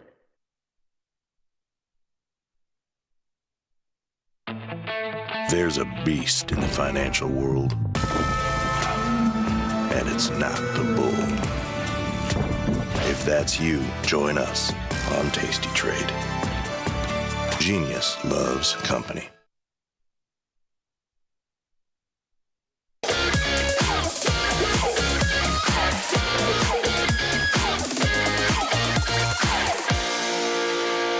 Tomas, we are back, my friend. You know what that means. Time for a little bit more Tasty Live with Confirm and Send. But before we do, would you like to take a very quick look at the market here, Sadnov? Even the S&Ps, sure. Up 34, trading near their highs, Sadnov, just about 2 ticks off of their highs. NASDAQ up 219 or so. It, too, is just a tick or so off its highs. Russell down $1.90. That's the bucker there with the NASDAQ, obviously, on the heels of Netflix, I'll get to in a moment, higher. Dow up 160. Russell was the leader in the clubhouse yesterday. It's the lagger today. Volatility unchanged, up 2 cents. Bonds 113.26. Bitcoin hanging out at 104 and change at the lower end of its range. Oil up 19 cents, 76.01 or 2. Gold up $7 and change. Some of the currencies catching a small little bit, although the euro giving up a little bit here, basically unchanged, but they had a good day yesterday.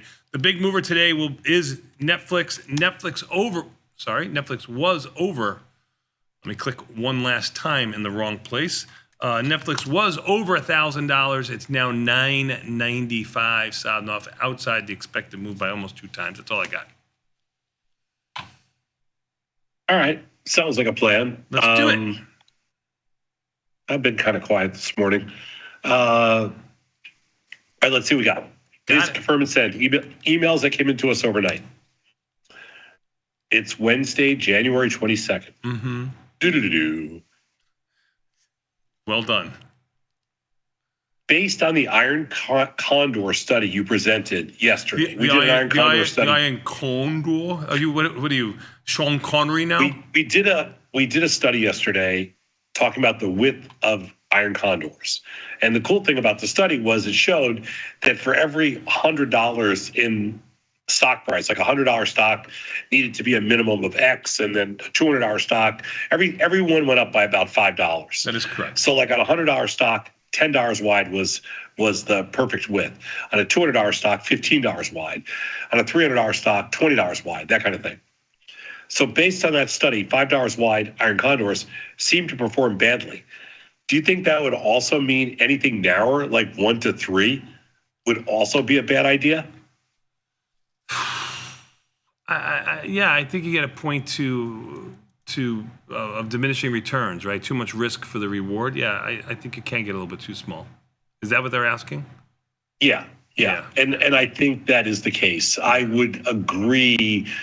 I would agree with that assessment. I would think that if $5 doesn't work, 1 to 3 would be even worse. Yeah, agreed. So yeah, let's be careful. But now, like somebody wrote me this morning and said, "Hey, that was a really interesting study. But what if I do SPX? Does that mean in the SPY, because it's a $600 stock, you want to be $30 wide? So if I'm doing SPX, does that mean I have to be $300 wide?" That's a good question. Yeah, the answer is yeah. Yeah. But I mean, to be optimal, but $300, like we would never do an iron condor in the SPX and go, we're going to be $300 wide. Unless you were just doing it to try to save buying power. Sure, right. I know, but you've never done that before. No, I've never done it. No. No. I mean, it's $30,000 in capital per one lot. Right. That's right. Minus the credit you receive. Mm-hmm. So you just reduce your size. I mean, that's essentially it. Let's go to the next slide. I have a good paying job, and as a result, I'm in a higher tax bracket. Do you think it makes more sense to me to stick to futures products, futures and futures options for tax purposes, since I'm in a higher tax bracket? I mean, I would guess I would answer this 2 ways. If you think you can make just as much or more, sure, okay, you'll save yourself some. But I don't think that's the game here. So I would I've never kind of looked at it like that and said I have to do this because of tax purposes, unless you're talking about tax harvesting and stuff like that. Other than that, no. So futures negotiated, the futures industry negotiated a really good deal years ago, and it's held up. And what that means is, and they've tried to change it from time to time.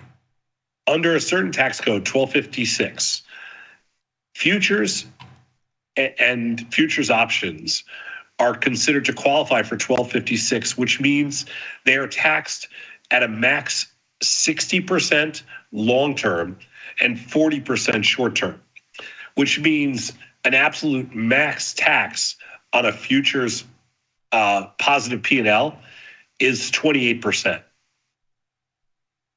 Yeah. So that's the max. It could be a lot less. Mm-hmm. It's a 60-40 split on everything. So yeah, there's an advantage. That's one of the advantages of futures. I mean, I wouldn't make my decision to trade futures and futures options based on that alone. But the reality is, it does have certain tax advantages. Yeah. But it does limit you to just those futures options products, correct? Yeah. Anything, it limits you. Yeah, of course. Okay. Let's go to the next slide. Are there any potential pitfalls I need to be aware of if I use a poor man's covered call versus a regular covered call? To me, it seems a poor man's is a much better option. It definitely a much better capital reduction by 10 times. Potential pitfalls, I think that's kind of a strong word. No, I don't think there's any potential pitfalls. I mean, you will have to roll out that back month option that you're using as stock substitution. So maybe it needs a little bit more management. I think it's a minimal amount of management. So yeah, I would probably, if I could say, what would I want you to do if you were asking my opinion on it, I would say, sure, you should do poor man covered calls over regular covered calls all the time.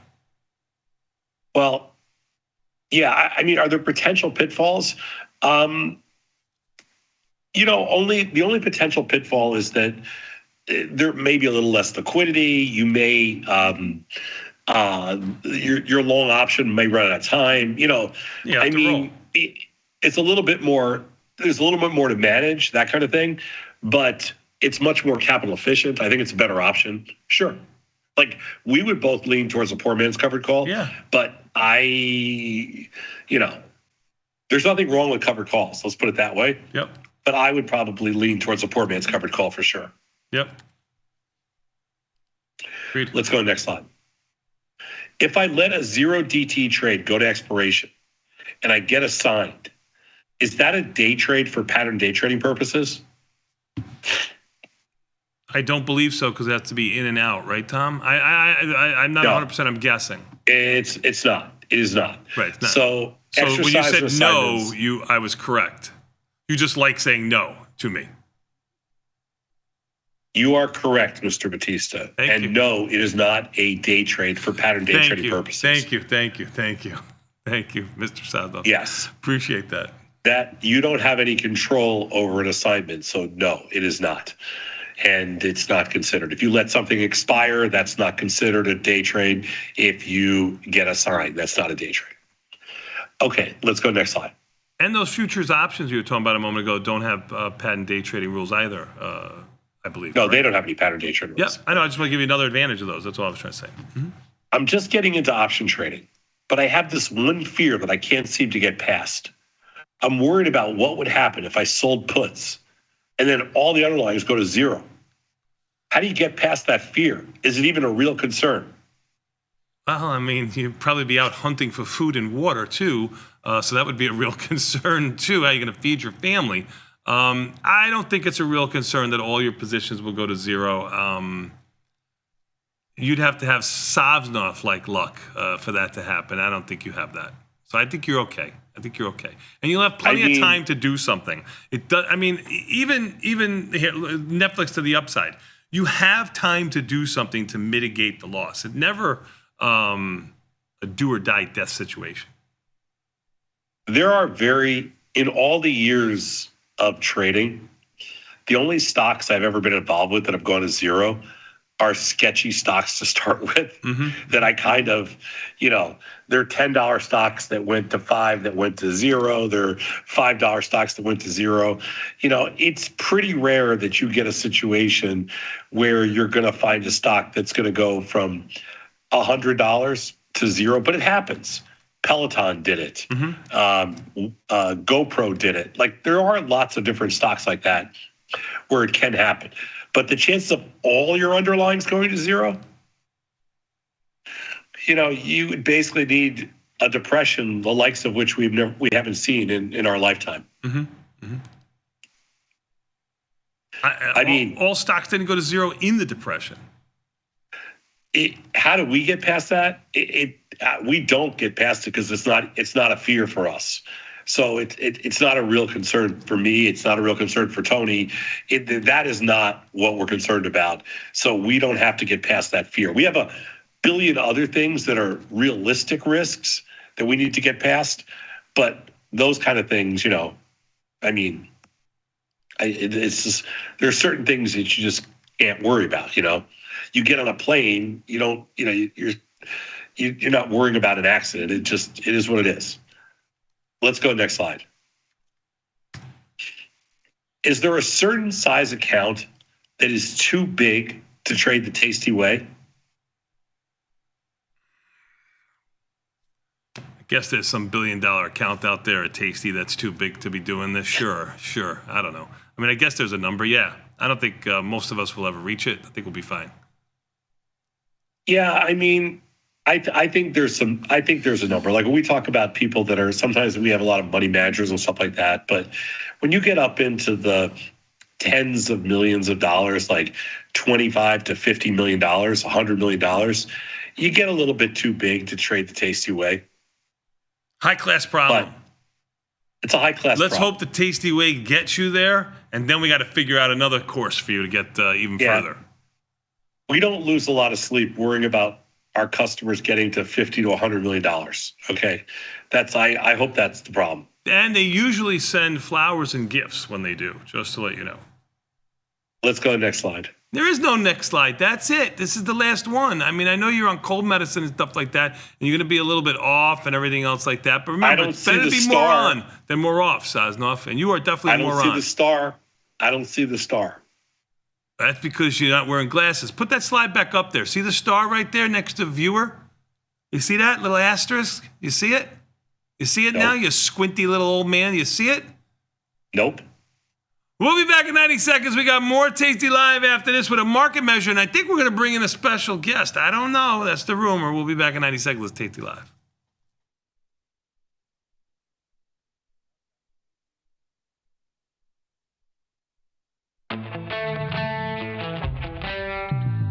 In the world of investing, a beast lurks between the numbers.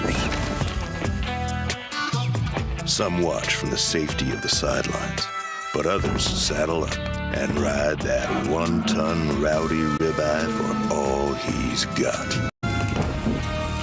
If that's you, join us on Tasty Trade, named best online broker for options trading. Genius loves company.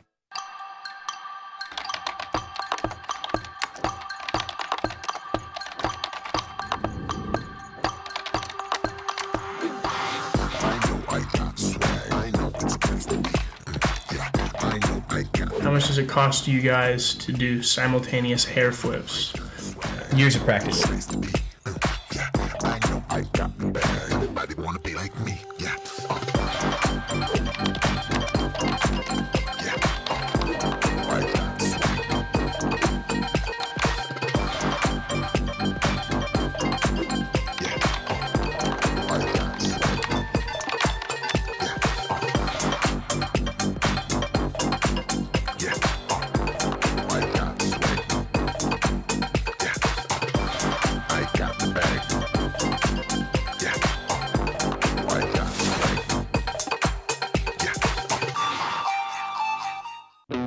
Looking for a better broker and a bonus? Sweet.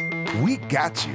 Right now, you can get a bonus of up to $4,000 when you open and fund a Tasty Trade account. Plus, low rates, smart tech with the analysis tools you need, and award-winning support. So, get a broker who's actually got your back. And up to $4,000 at Tasty Trade. Make your move, genius. Tasty Trade. I started trading around 2018, as soon as I got out of college. Stumbled upon a couple of different YouTube videos and learned that way. Truth or Skepticism with Dylan Radigan was actually kind of what really caught me in the early stages, because Dylan was sort of the skeptic, and like I was a skeptic as well. And Tom was able to sort of convince him, and that was kind of my favorite show from the beginning. The fundamental principle that present fear of future uncertainty is fundamentally overpriced. In other words, volatility and selling volatility is the key to getting a statistical advantage in financial markets, is the biggest takeaway. And that's kind of just the overarching principle I follow. Calling all traders. Are you using tastylive mechanics and enjoying awesome results? Are you an up-and-coming options savant? We're looking for you. For over a decade, tastylive has shared the most inspiring stories of traders teaching themselves a new skill, using probabilities and experiencing new levels of success. If you think your trading journey should be shared with Tasty Nation, we'd love to hear from you. We are always on the lookout for the next class of rising stars. Email us at risingstars@tastylive.com if you'd like a chance to share your trading journey and inspire others.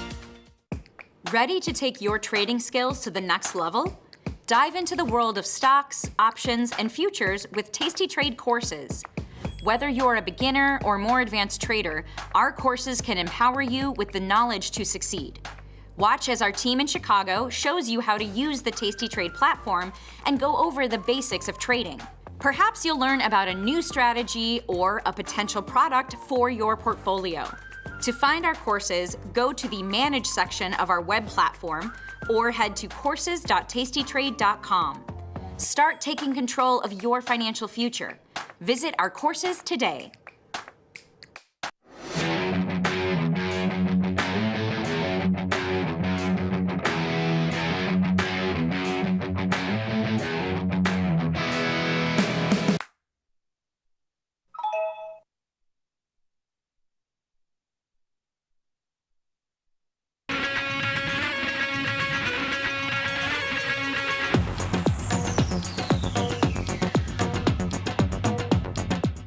Tomas, we are back, my friend. You know what that means? Time for a little bit more Tasty Live. What comes up next?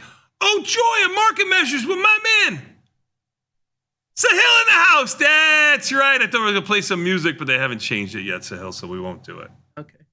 I was wondering if you were going to call me Baby Shark, or you remembered my name. Nah, I remember your name. I want you to be Jaws. I want you to be Jaws. You've grown up. Was there a period last year where you did not remember my name? I feel like there was. Baby Shark just rolled off my lips a lot faster than Sahil did. Yes, I had to think about it. Yes. You had to think about it? I'll come clean. Okay. I'll come clean. Okay. Good. I respect You're the only God. Sahil I know. Okay. Yeah. Sosnoff? Oh my God. John, can you give me the whole broad picture of everybody? Oh, yes. John, do me a favor. Get in an Uber, drive to Sosnoff's house, and adjust his monitor for him. Will you do that for him? Can you do that for him, John? There you go. Please. Thank you so much. You could have done that yourself, Sosnoff. I'd like to see who I'm talking to. Hello, Sahil. Hello, Tom. All right. So the reason I brought Sahil on for this segment today is because there's a couple of complex charts. And I thought, and some of them are hard to see, so I thought it'd be very helpful for him to help us explain. Okay, so let's start going. Let's go through it. Let's kick off and go through it. The last 15 minutes of the S&P 500 performance, and I've got some interesting stats on top of all this when we're done with this segment. So we got to move quickly. Let's go. First slide, John. So the zero DT option sellers can benefit if the stock price stays within a specific range by the day's close. So we analyzed 5-minute bars. This is based on lots of customer requests of near 4,000 trading days for 16 years. And we looked at the final 15 minutes from 2:45 to basically 3 o'clock, 3:01 Central Time, when officially the bell goes off at 3:01.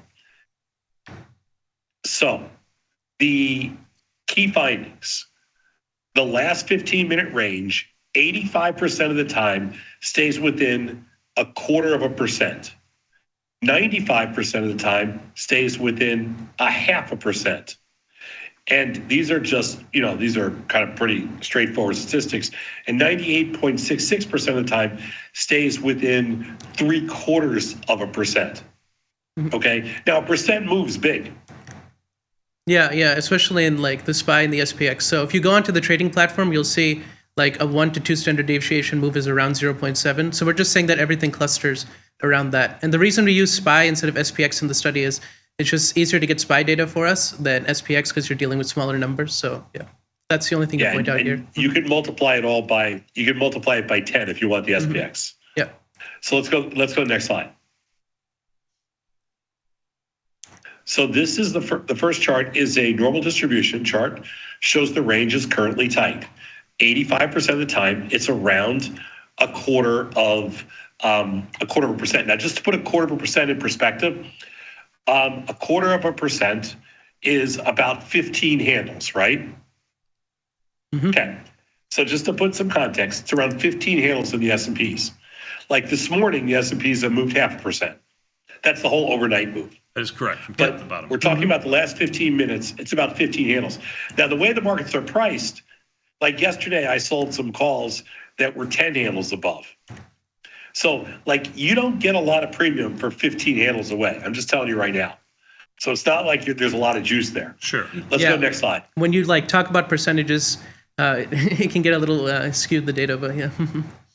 Yeah, when you talk about percentages, it sounds like, oh, I'm going to collect a lot of money for this. No. If you go out to 15, you're going to collect about 30 cents at about 15 handles away with 15 minutes to go.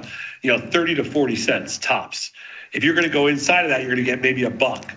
So each 0.25% brings you in like another, goes like 30, 40 cents, $1, and then it goes like 2.50. So believe me, they have this down to a science. For the last 15 minutes of the SPY, this is interesting. So I'm not so sure that you would have guessed this, Tony, because I for sure thought it was the other way around. Agreed. 48% of the time, 48.3, we go higher in the last 15 minutes, and 50.2, we go lower. Seems like higher 100% of the time is what I would have said. Doesn't it? Yeah. I mean, because I'm living it. It depends on the years that you use. Actually, before 2020, I think it was slightly higher, but now obviously because of we're including 2020 data and 2022 data into here, it is actually closes a lot lower. And the interesting part about here is that 1.5% of the time it was actually the same. There was no change at all. And I thought that number would be a lot lower because I thought there was always going to be change in the last 15 minutes of the market. So yeah. I'm actually in shock that over the last 16 years, the last 15 minutes of the day has more lower days than higher days. I'm surprised. Yeah, it's very interesting. Yeah, let's go next slide. So 4,000 days of 5-minute bars during the last 15 minutes shows that 95% of the time, the SPY, the last 15 minutes, falls within a 0.5% range. Now, again, 0.5% range is 30 handles. So that's big. And there's not much juice in that, but that's 95%. Yeah, for this graph too, especially you can see that the volatility increases. So all of our tasty mechanics hold true, even when you're talking about the last 15 minutes of the trading day, where the volatility increases towards the end of the trade, just like in a normal 45 DTE cycle, where the volatility increases. And so you can even think about, even though you would not do it too much over, you can even think about managing just before closing and everything like that, just to exit out of the volatility. So, Let's go to the next slide. So on this slide, we basically take it up a notch. So you can see here, let's just see the calculation. So what am I looking at here? So this, we just took a day, one of the days in January. So yeah, January 17, just to explain this point a little bit further. The calculation is it's just math. Don't get too scared about it. That 0.9975 and 1.0025 number that we're multiplying by is just to get the 1 standard deviation theoretical move. So we're saying theoretically, 85% of the time, the one standard deviation, which is plus or minus 0.25%, it should be between 596 or 599. And we showed that on this specific day, it was 597, which is a minus 0.12% move. So on this specific day, it happened. And on most of the days, it'll happen like this. So if you just pick any random day, this is like an interesting chart that you can generate if you go through all the numbers. So. That's really good. I like that.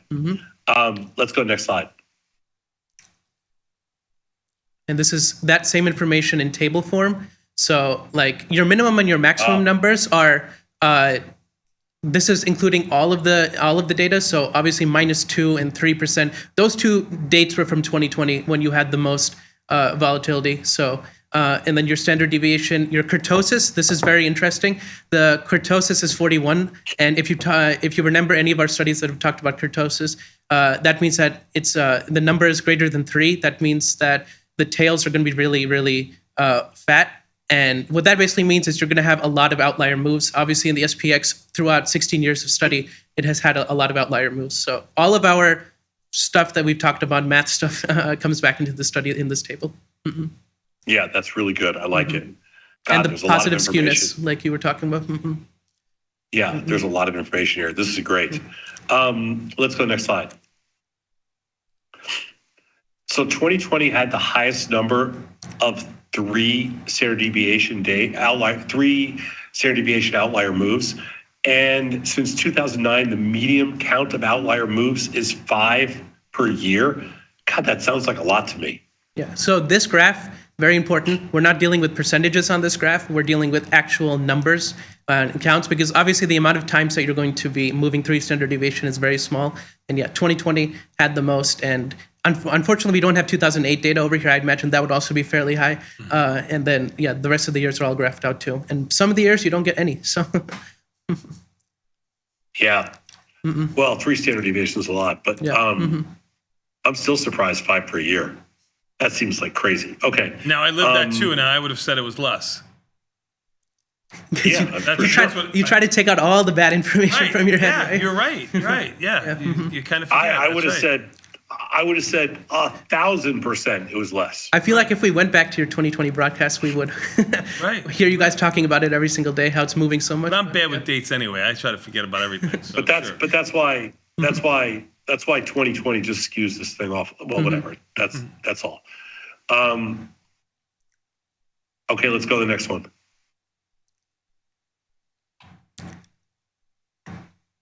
So yeah, this is just going by the months. Yeah, so this is outlier moves. Yeah. They happen most frequently in March and least frequently in July, January, and December. So this is just going through months if you wanted to know that information. This data is also a little slightly skewed because obviously March has more trading volume than something like January. So months that have more trading volume will also have more outlier moves than less. But yeah, it's interesting to note that right now in the January and December period, we should not expect too many outlier moves. And then as we're heading into February and March, we should expect more. So. I think that historically we've had some of the biggest moves ever in March. You know, whether it's 2000, whether it's 2009, basically whether it was 2020, March has been, March is the month, no doubt about it. Let's go next slide. I don't think they're going to wait till March this year. Tuesday has the smallest mean and median percent move for the SPY in the last 15 minutes. That's crazy. How's that possible? You're learning a lot today, Sazna. So this is just going by the days now. So we're just going through all the different data points. And Monday and Friday, so you would think from the last slide that Monday and Friday are, they have the most trading. Fridays, the expiration dates, they would have the most outlier moves, but it's actually just Tuesday. And it's the blue and the green are just highlighting the mean and the median, how much the mean, skews the data, and why we use median a lot of the times as well, because the bars between mean and median are, they have a lot of difference to them. But yeah, just Tuesday. You would never think that. I would never. Never in a million years. Let's go next slide. And you tell me this today. I missed it now, yesterday. Oh, yes. Yeah, you're off by I have to wait a whole week now. We're off by day because of Monday. Okay. That's right. Takeaways, tight trading range. SPY tends to trade within a smaller range during the last 15 minutes of the trading day. Tuesday has the smallest range on average. All right, Bat, Tuesdays we sell. On Tuesdays. Tuesday, we let them have it. Sell. That's right. Give them with both hands. Outlier moves are rare and large. So 3 standard deviation moves are very rare. Upside outliers are more painful than downside outliers. And March has the most outliers. And then high probability range targets, betting that the SPY trades within plus or minus 0.5% of its 245 price was successful 95% of the time. There's not much juice in that, but non-directional defined risk sellers can thrive in that time period. Mm-hmm. Yeah, and just remember, like Tom was mentioning with all this stuff, when you hear like 0.5%, 0.72%, when you're talking about something like SPY or even the SPX, like a 1% move in the SPX is $60 right now. So you are dealing with large dollar moves, even if the percentages are small over here. So. Mm-mm. Yeah, you're not going to get a lot in the SPY. I mean, you're really going to have to do, SPX. Because the SPY, the problem is you have too much assignment risk if something moves after hours. So it's got to be SPX. Yep. Agreed. But you're going that far out of money too. It's pennies. But you do have capped commissions on those trades. If you are going out to SPY, you could do that in a vertical spread too. We're using a lot less than $10 be the max. Anyway, Sahil, that was great. Thanks so much. Great job out of you. So good job out of the whole team. We'll take a quick 90-second break. We'll come back. We'll make the opening bell. Immediately found this. Your dad's crying. He's so proud of you right now. He just rolled. We're going to be back in 90 seconds. I'm glad for once. He's crying. Yeah. Crying. The whole family's watching.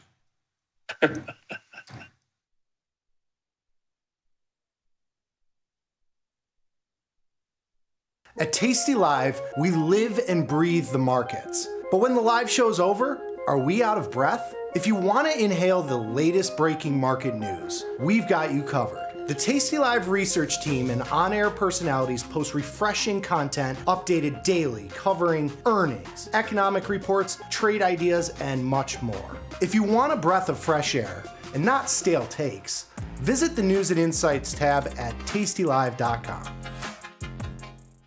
Regulation time may have expired, but the conversation is just getting started. This is Overtime, the post-market scrimmage for market junkies.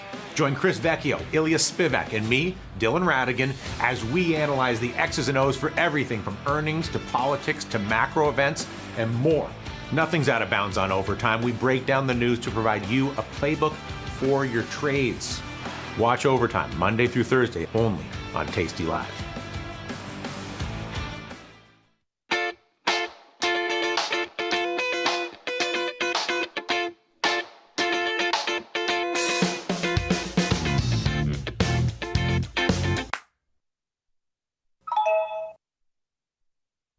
Forbes called us best online for options trading. Investopedia, best for options trading, period. With stockbrokers.com, we're #1 for options and futures trading. The Motley Fool really likes us. And so does Business Insider. So what else can we say other than, boom, trade like a trader. Tasty Trade. Make your move. Look who's back testing. Tasty Trade now has options back testing for free. Test your trades with over 10 years of data for the most popular symbols. See how your trades would have performed in the past. Look back at profit and loss and take the guess out of guesswork. Oh, did we mention that it's free? Get back testing at Tasty Trade.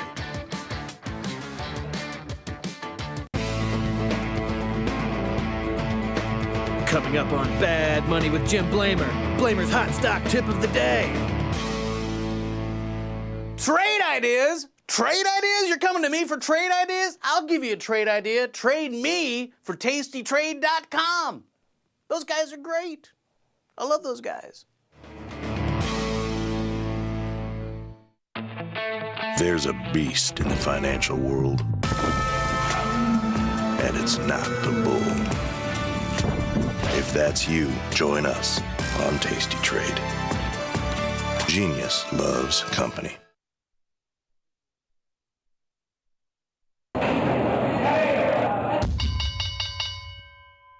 Tomas, we are back, my friend. You know what that means. Time for a little bit more Tasty Live. Well, the opening bell is imminent, Sadnov, in just about half a minute right now, Sosnoff. That is correct. Even the S&Ps are up 31.5 handles. NASDAQ's up 206. I mean, let me take down the charts when you cough there so everybody can get the full effect. Are you done? Are you done now? Are you done with your cough getting in the middle of my sentence? You still have that do not resuscitate, correct? DNR. Beautiful. Well, there's the opening bell, my friend. You couldn't hear it, but I could. Russell is unchanged, and the Dow is up 150. Let's see how Netflix shoots out of the box here. Netflix up $117. That's a 13.5% move. Oh my God, 987. Let's see some of the other movers to the upsides. Oh my God. We'll do the opposite of Sosnoff. We'll look at the downside. Tesla down 4, leading to the downside. UNH not helping the Dow, down $4. Coin down $2.70. Reddit down $2 and change. Goldman Sachs down $2 and change. Some of those Chinese stocks. No, not Apple being down $1.50, but Baidu being down around $1.50. PDD down around 80 cents and Baba down around 70 cents. Let's see what the upside is bringing us out of. Obviously, Netflix up 111, Oracle up $17, Microsoft up 10, ARM up 7, Carvana up 6, Meta up 6, Nvidia up 3. The bulls have it so far today, Sadnov. Will they hold on to it with volatility? Oh my God, up 10 cents. You have to have all the attention. Oh God. No real earnings today, GE, FCX. Well, the good news is United Airlines worked out beautifully. Shooting from strength here, Sadnov. UAL up $2.42. You sold 2 puts and 1 call. You genius. That worked out beautifully. The bad news, Netflix, well, I got a chance now. Netflix only up $103 or $4, better than $117. You are correct. I'm debating on what I'm going to do What'd here. You sell Netflix. that whole spread for in Netflix? Let's take a look. Netflix, I didn't sell a spread. You mean UAL? Netflix. You had an existing position. Oh, you had existing position in Netflix. No. You have a position in Netflix, don't you? No, just the short calls. Is that a position? Is that an existing? Yeah, just short. Is that an existing position? Oh my God! I said you have an existing position in Netflix. You said no. Oh my God! Listen to you. You're short the 1050 calls. You sold them yesterday, didn't you? Yeah. Okay.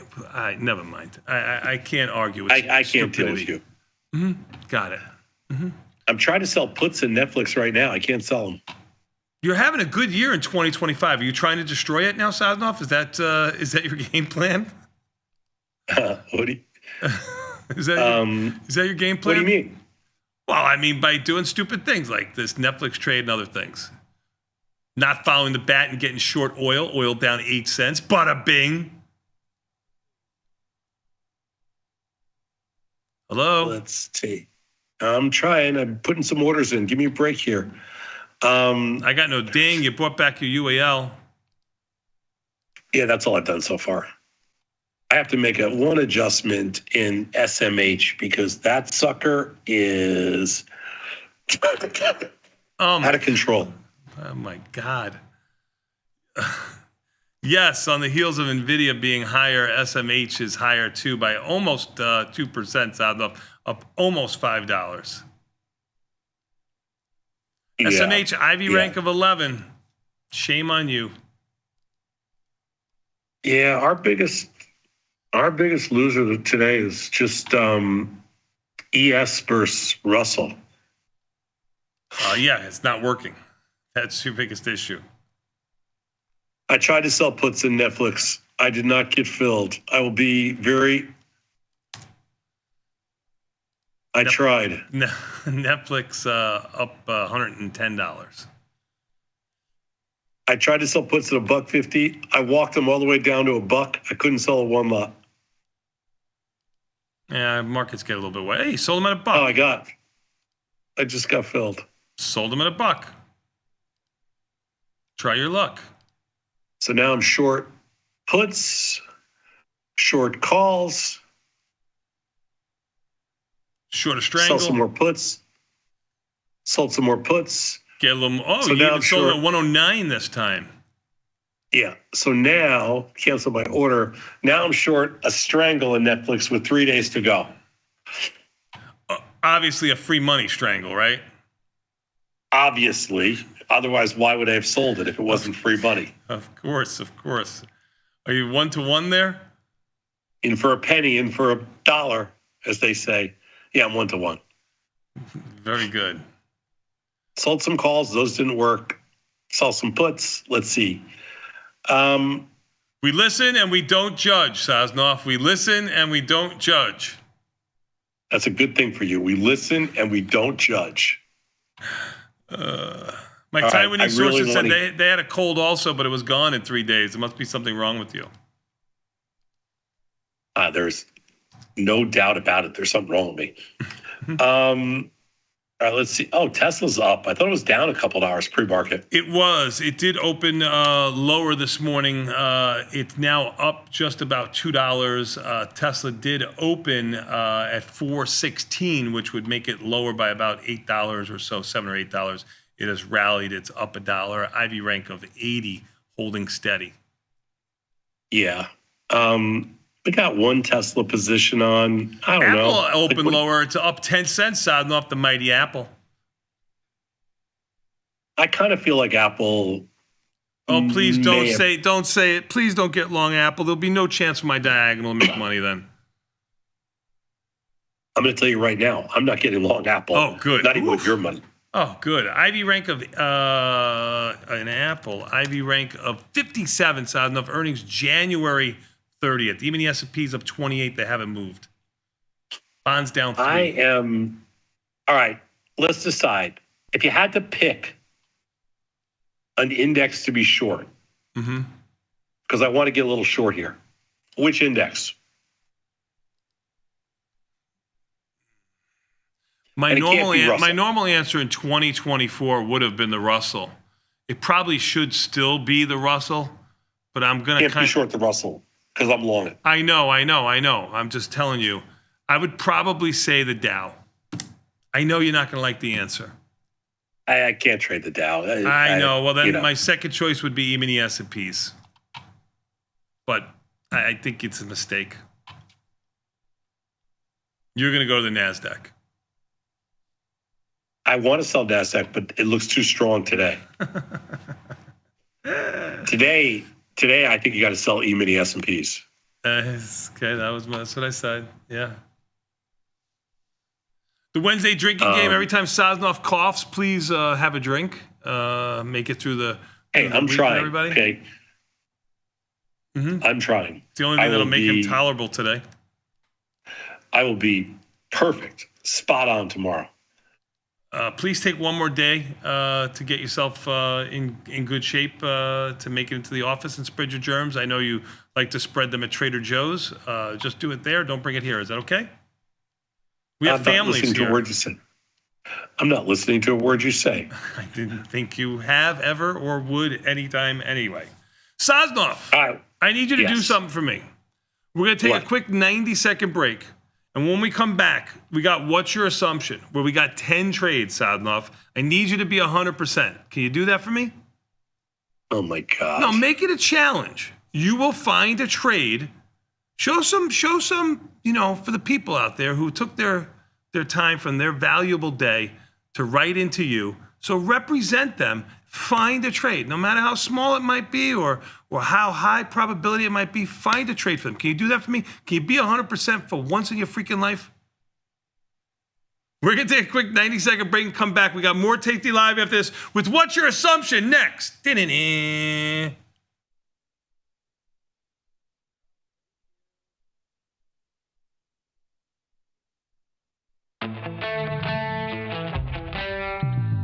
In the world of investing, a beast lurks between the numbers. Some watch from the safety of the sidelines, but others saddle up and ride that 1-ton rowdy ribeye for all he's got.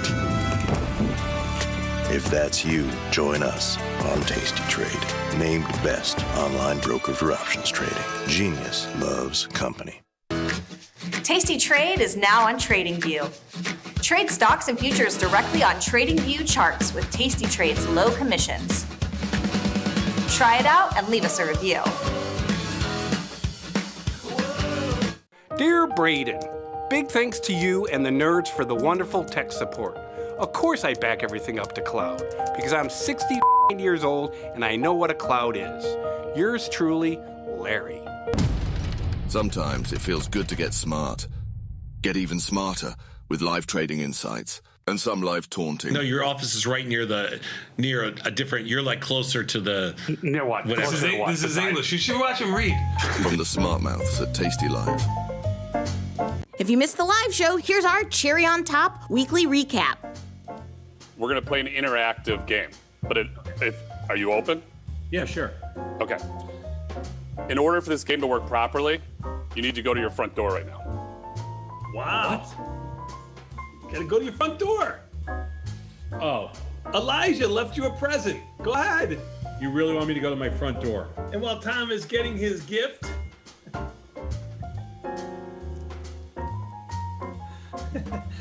So these will be available starting today on a win-only basis, right? Don't trade hangry. It is strongly recommended that trading hangry may cause the following results: trouble walking, long-winded storytelling, mispronunciation of words, and ability to feel empathy, forgetfulness, and trouble uttering words like "thank you" and "you're right." Oh my God! Keep your shirt on. No, right there, please. It's sweep. Like this? Please. Oh my God, Tom, take that. Oh no, let me take see that those shirt off. peanut-sized nipples. Oh, please, go. Yes. Oh, happy chauffeur. Look, he feels like he's part of the club now. Come on, that's a quality shirt. It was a great show. It was very inspirational and motivating. I feel like you got to know each of the traders a lot better on a personal level. It was awesome. This is my 10th or 11th live event. I thought the math would be really complicated and it wasn't, and then it just made sense. They've opened my eyes to many different strategies. And I realized there's a reasoning and strategic planning that you could do to be successful. I love all you guys.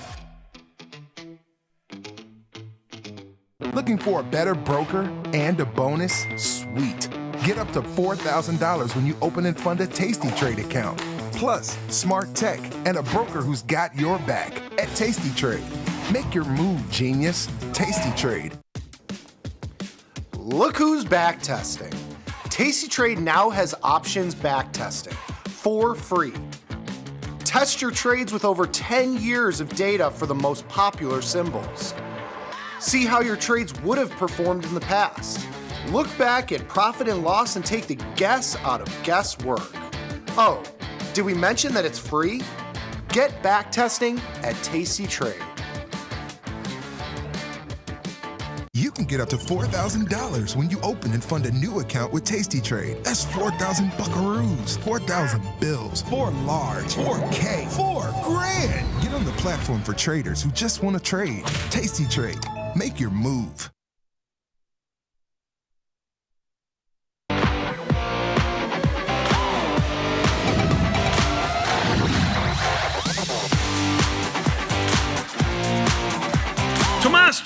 Tomas, we are back, my friend, in breaking news.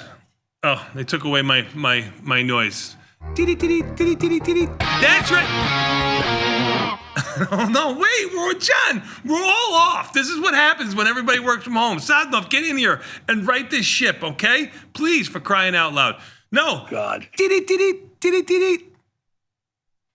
Yeah, 1 minute on that one. Thank you. Breaking news. Sosnov turned his Netflix trade into a winner. Good job out of you, Sosnov. We are proud of you. You know, somebody just sent me an email and said, does Tony get paid by the word? And I'm like, he sure sounds like it today. He's so obnoxious. Yes. But let's take a look and see what we got. A little confirm and Send. That's it, Sadnov. I'm going to show you right now what I'm doing. Good. Please. Nah, I Let's do a little can't do confirm it. and send. What's your assumption now, John?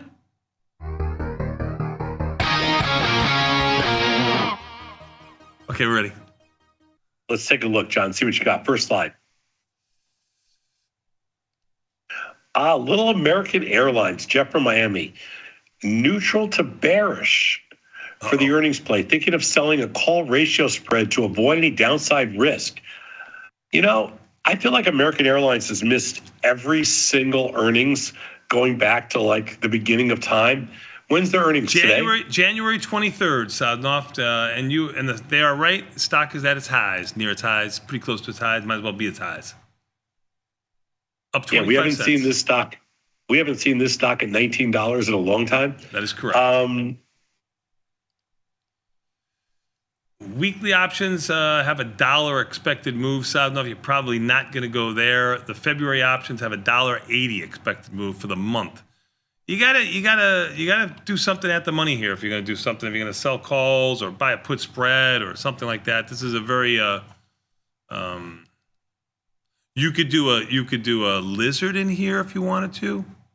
You know what, Jeff? This is a stock where talking March, talking about a $2 expected move in March or something like that. Stock is at its highs. Yeah, I'm not bearish like you are. You're not. Stock's on its highs. We haven't seen these levels before. Sell some stock. I mean, support Jeff. He's in Miami. It's 30 degrees. They're freezing. Okay. First of all, I'm going to do what I want to do, and I'm not bear. I just said to you, I am not bearish in here, but I'm bearish in other things. But not how are you American going to be Airlines. 10 for 10 if you're going to have this attitude? What I'm going to do in American Airlines, though, I kind of like the idea of a ratio spread, but I'm going to do one that doesn't have any short delta. I'm going to buy. Oh, these are so cheap. The options are cheap. The markets are wide. You said you were going to buy something. That's a good thing if the options are cheap. 20 calls are. The problem is the out of the money calls, Jeff. Like the 21s and the 22 calls, markets are 20 cents wide on a 40-cent option. It's challenging. Sell a little stock for once in your life. Just support them. It's a $2 expected move, for crying out loud. Can you handle it? I mean, we just... what is it? We don't judge? What do we do? Sadnov? Hold on. So, Jeff, if I buy the 19s, sell the 20s and 21s... Oh, my God. This is disgusting. The deltas, I don't love that. Oh, we listen and we don't judge. Buy the 19s, sell the 21s and 22s. Oh my God, if you're on social media and you watch that video, this is exactly what I was talking about. Hi, Jeff, I'm going to do a small trade here. I'm going boy. Oh, my God. I came in for this. And I came in for this. A 2-cent debit. 1 by 1 by 1, 20, 21, 22 for a 2-cent debit. Honest to God, you have to tuck when you walk. There's no doubt. Even when you're sick. I kind of like that trade. I bought the 20s, sold the 21s, and the 22s. I'm having a hard time pushing it through to the follow page because I'm embarrassed. I'm going to make a little money on this trade. Let's go next slide. Hey, you made a little money on that NASDAQ scalp, too. I think you made about 50 cents. That's right. Good job out of you. Even when you're sick, you still got it. Thank you. A little trade in Baidu. Bullish in Baidu, Sadnov. Right up your alley. Go big or go home. Adam from Little Rock. Baidu's trading at multi-year lows, now selling puts, jade lizards, or wide put spreads. Sure. Currently in Baidu, we are short to 85 puts and short some 90 calls. So I got plenty of bullets here. Stock's down $1.70 today, so I kind of like this. Multi-year lows. I could do any of those things that you just mentioned, selling puts, jade lizard, or a wide put spread. What currently fits my position would probably be Jade Lizardish. Earnings February 18th, the middle of the month, right near Selling Vanetta's birthday. Selling the 75 puts and the 90-95 call spread for around just under $3. I'm going to say 296, maybe 298. Actually, 303. How's that possible? If you got a better fill, that would be your broker, Sosnoff. Tasty Trade, #1 brokerage firm in the galaxy. Sosnoff, one of my Taiwanese sources said they had the same type of respiratory bug over Christmas that you have. It turned into pneumonia. Please be careful, Sosnoff. No, I'm fine. Let's go to the next slide. You sound it. Sound amazing. Greg from Baton Rouge, Louisiana, XLE. They're freezing over there too, Sosnoff representing. I don't know. He wants to do Feb. XLE jumped all the way up to the top of its range in under a month. IVR's dropped. I'm thinking it might be range bound for a while, maybe a calendar spread. Ooh. Let's take a look. XLE, yeah, low IV rank. I'm not going to sell premium in there. Stock's trading for $92. It is definitely, It's had a rally the last month from 82 to 92. It's just off of its highs, recent highs. It made it 94. Off its highs around 98 are the highs for the year. I mean, if you're going to do a calendar in there, you kind of got to do. What about a little bit of a diagonal calendar size? No, just a little bit. Get a little bit of short delta in there because you're kind of a little bit bearish on energy, oil, and stuff. Trying to help you here. Trying to have you take on a little bit of risk. Low implied volatility, low IV rank. Low IV rank does set up good for a diagonal. If I was to buy something in here, I'd probably March and Feb vol is basically identical. How about April vol? April vol is the same as March, identical. 19.3, 19.7. April vol seems really cheap. That's what we would be buying. I'm going to buy the April 90 puts. I'm going to sell the March. I'm going to buy the April 90 puts. I'm going to sell the March 91 puts. I'm going to do it for a 35 or 36 cent debit. You're going to attempt. It's kind of a crappy stock, just so you know, to trade these things. Mm-hmm. It's not the easiest thing. I'm working at 36, nothing done yet. You did a little bit of a diagonal. The bat suggested. Good job out of you. Oh my God, what was that? I'd like to tell you that XLE is a great trading vehicle. It's just not. All right, we're working it. We're not filled yet, but we will get filled. Tesla down 5. So off. It was lower on the opening, higher, now lower again. Just letting you know. I'm just letting you know. I'm going to check my MSTR position. Should be good. It is. Okay. Tesla. MSTR down about 8.5. Sorry. Yeah, Tesla, we're having a good day. And it's just because the stock is, they're sucking. When Tesla goes down, they suck vol out. IV rank of 76 from 80 that I just quoted a moment ago. Yep. That is your answer, when the stock goes down, they just suck vol out of Tesla, which is good. All right, let's go next slide. Even the S&P is up 32, making new highs. Jenny from Vegas. March, April. Good luck out there, Jenny. Sell 2 March straddles, buy 1 April straddle. I thought I did this before, but I think we took it off for profit. All right, what does she want to do here? Sell 2 March straddles. The straddle would be, where's the stock? 418, let's say 420. Mm-hmm. Okay. And buy 1 April straddle. Mm-hmm. Why the 2x1? Just trying to. Do you know? No. You can't answer a question with another question. Okay. When the teacher said that we're taking this test, that was the first rule, Sosnoff. Well, I don't know why they do this. She said got a $69 credit. Well, you're going to get less, I would imagine, with volatility a little bit lower. I didn't look at it yet. I'm just taking a guess. It's 66 right now. But I'm at the 420 strike. Wouldn't matter. Volatility didn't move, but volatility went down. All right, Jenny, filled. What the hell? All right, this fakakta trade you'll make, but you won't do a bigger than $1 wide diagonal. And you'll do a 2-cent debit 1 by 1 by 1. This thing you'll do for $66.68. I don't understand you sometimes. Let's go to the next slide. Fill, Jenny. Got it. And you filled an XLE. You waited them out. You got filled at 38 cents. Oh, no. Did you go up? Yeah. You went up. You sissy. Sean from Hong Kong is looking at the euro. Had a monster rally. Showing great IV rank. Plan to collect some premium.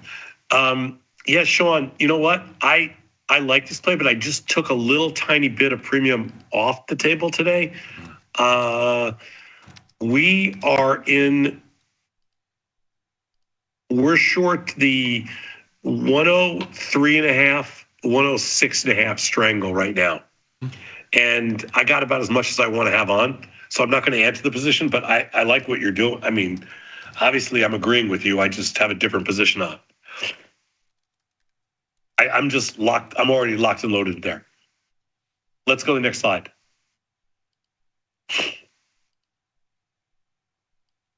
Ron from Richmond, Virginia wants to do an NDX zero If you're going to break day. your streak, you don't want to go back to that one? Try to find something? NDX 0 day. Short iron condor. How wide of the wing? How wide of guts and how wide the wings?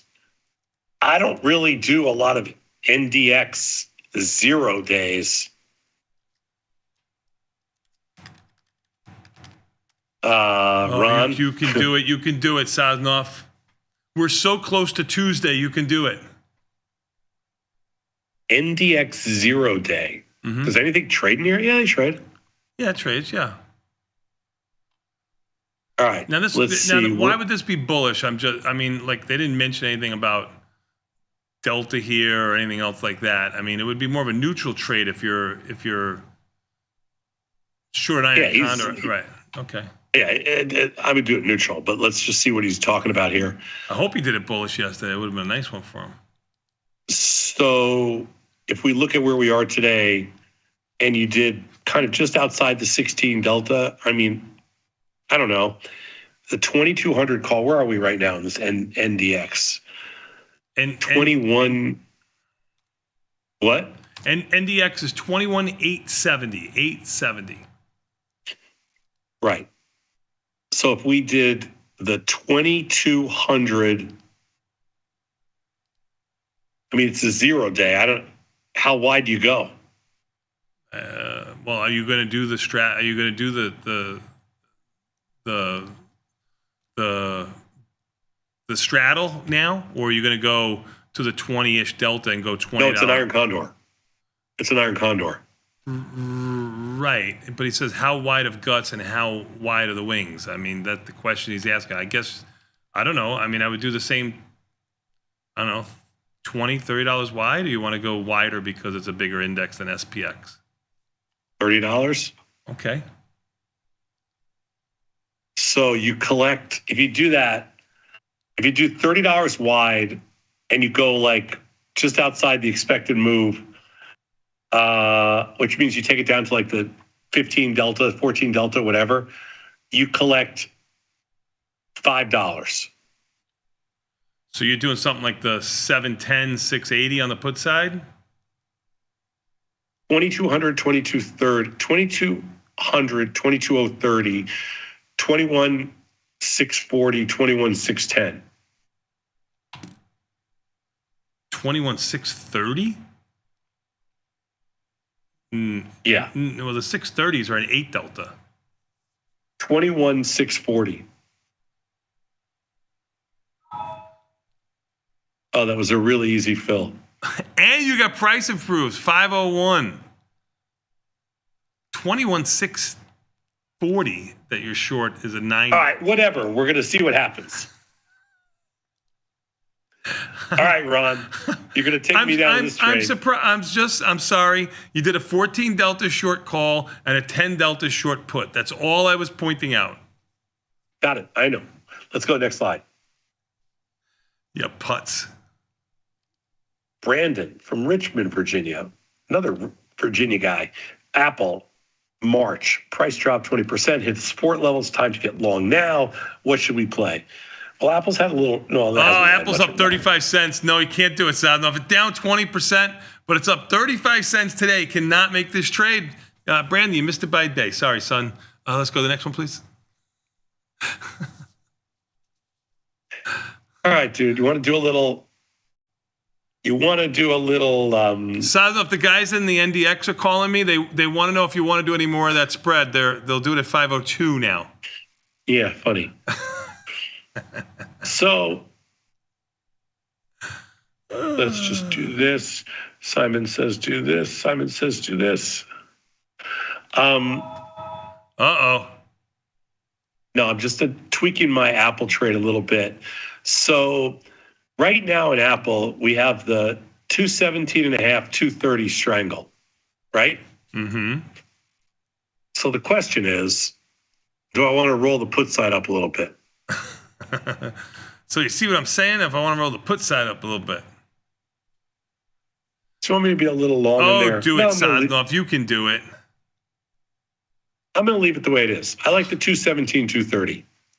John. I'm going to leave it in there, Brandon. 217, 230. If you want to be a little longer, then do the 220, 230. Mm-hmm. But I like the 217, 230. Okay. Let's go to the next slide. Tyler from Omaha, Nebraska. Las Vegas Sands, 45-day. Price is low and the IV is high. Okay. I haven't traded Las Vegas Sands in a long time. Stock's where? $44? Las Vegas Sands, which has had earnings, is there having earnings? Oh, it says today, but I looked at it. It's February 5th, I believe. Las Vegas Sands, $44.60, down around 70 cents. The question is, so I like this as well. And I think this is an interesting play with the stock down today. Mm-hmm. And the IV ranks so high and setting it up for earnings. And the expected move is about $4. What if we sold, if we went $4, well, what if we sold the, markets are, sold the, let's just sell the 42.5 puts. I don't even want to sell the calls. Okie dokie. There's no volume in here. What happened to Las Vegas Sands? I don't know. Stock hasn't had an uptick in a month. Stock hasn't had an uptick, but there's not much volume in there. There's in the not much option volume, world. but there's good markets. I mean, markets are okay. I mean, some of them get to be 10 cents wide, but we sold some 42.5 puts, Sosnoff. Yeah, 42.5 puts. Sold them for 110, right on the bid. Slap that bid. Wow, if I had your money, I'd burn mine for worthless. What else you got? What's next? Ellie from Asheville, North Carolina, GE. Also a little cold there on the East Coast, yeah. High risk to the downside. Earnings coming up before the market opens on Thursday. I don't think we have a GE position. Can't believe the stock's 197. Stock's at the high end of its range. Stock is definitely on the high end of its range, and GE does have earnings coming, Sadnov. That would be tonight. Tomorrow after the close. Tomorrow morning, I'm sorry, before the opening. All right, Ellie, you're going to throw me into an earnings thing here. It's always the women that get you in trouble, Saz. Remember that. 165, 210. a lot of volume considering they have earnings tomorrow. Where's the volume? Yeah, only 1 million shares of trade, a little over 1 million shares in stock, and no options. No option volume. Yeah. What the hell? Everybody's in Nvidia and Tesla and long Netflix, of course. Where is Netflix now that you mentioned it? 985. I sold the 165.210. You did it, $4.05. Yeah, we'll test the waters. Nothing, no hero crap. Okie doke. Let's go next slide. Jason from Boise. Looking at Visa, another stock we haven't traded in quite a while. No. Let's take a look. All right, Jason, what do you want to do here? The earnings are end of January, so we can still do Feb, or you want to do March? March is fine. You've been doing a lot of March. I would stick there. Yeah. Okay. So if you're going to do this, based on our research yesterday, stock's $300. That means we got to do $20 wide iron condor, right? That's correct.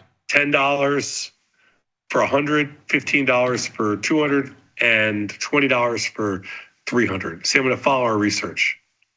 I like it. 245, 265, and that's the 20 delta. And on the put side, 300, 280, collect 349. This is the highest probability of success.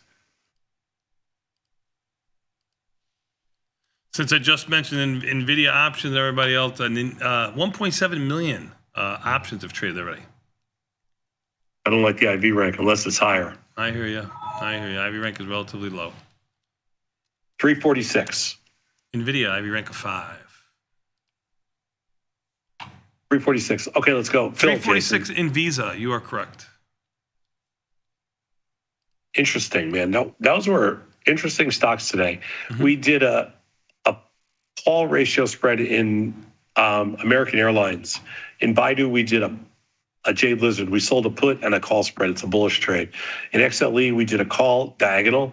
I'm sorry, we did a put diagonal. It's like a calendar, but it just strikes are a little off.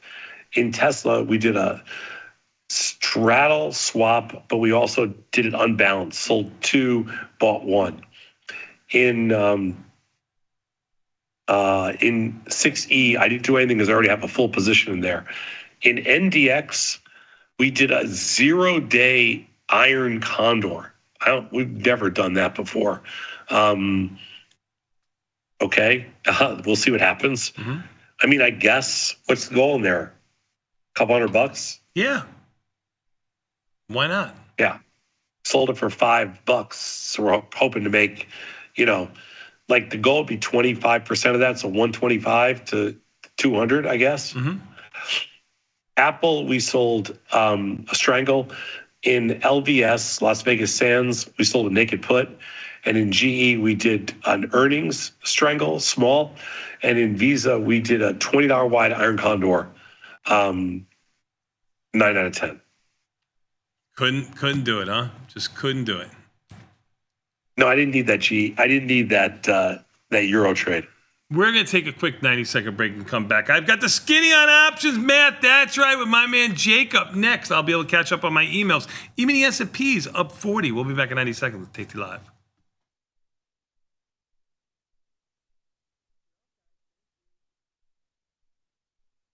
You can get up to $4,000 when you open and fund a new account with Tasty Trade. That's 4,000 buckaroos, 4,000 bills, or clams, 4,000 in dough or cheddar, not the cheesy kind. 4 large, 4K, 4 grand, which is no small thing.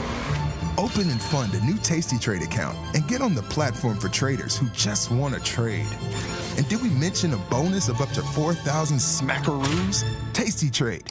Make your move.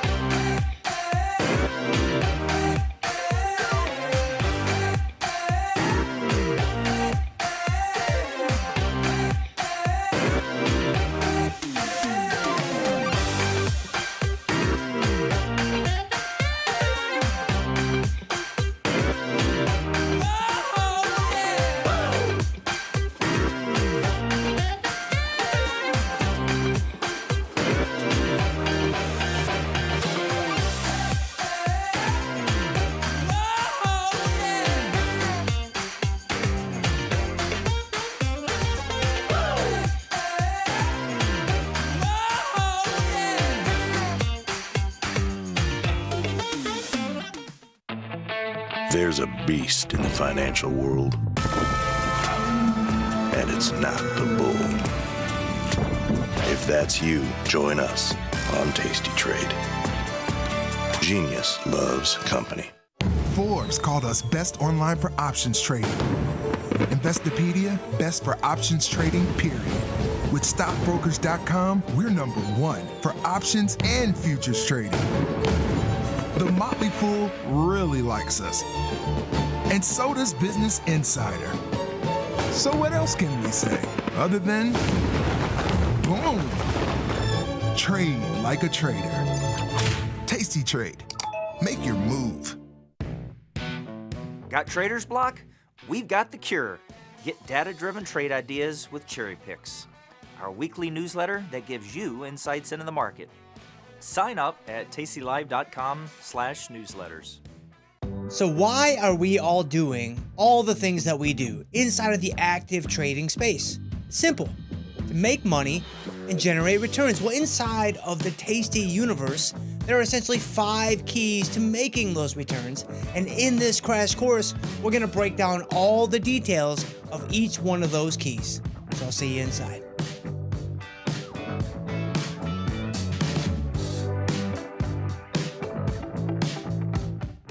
Tasty Trade has crypto, and you can trade with 0 commissions. Bitcoin, Ethereum, Litecoin, and more. Diversify in one place. Crypto, we got it. We get it.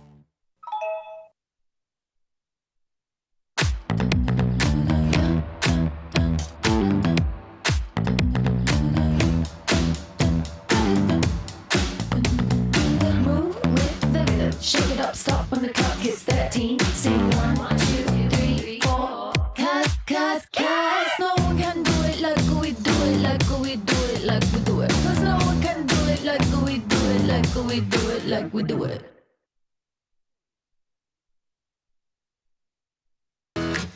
Tasty Trade is now on TradingView. Trade stocks and futures directly on TradingView charts with Tasty Trade's low commissions. Try it out and leave us a review.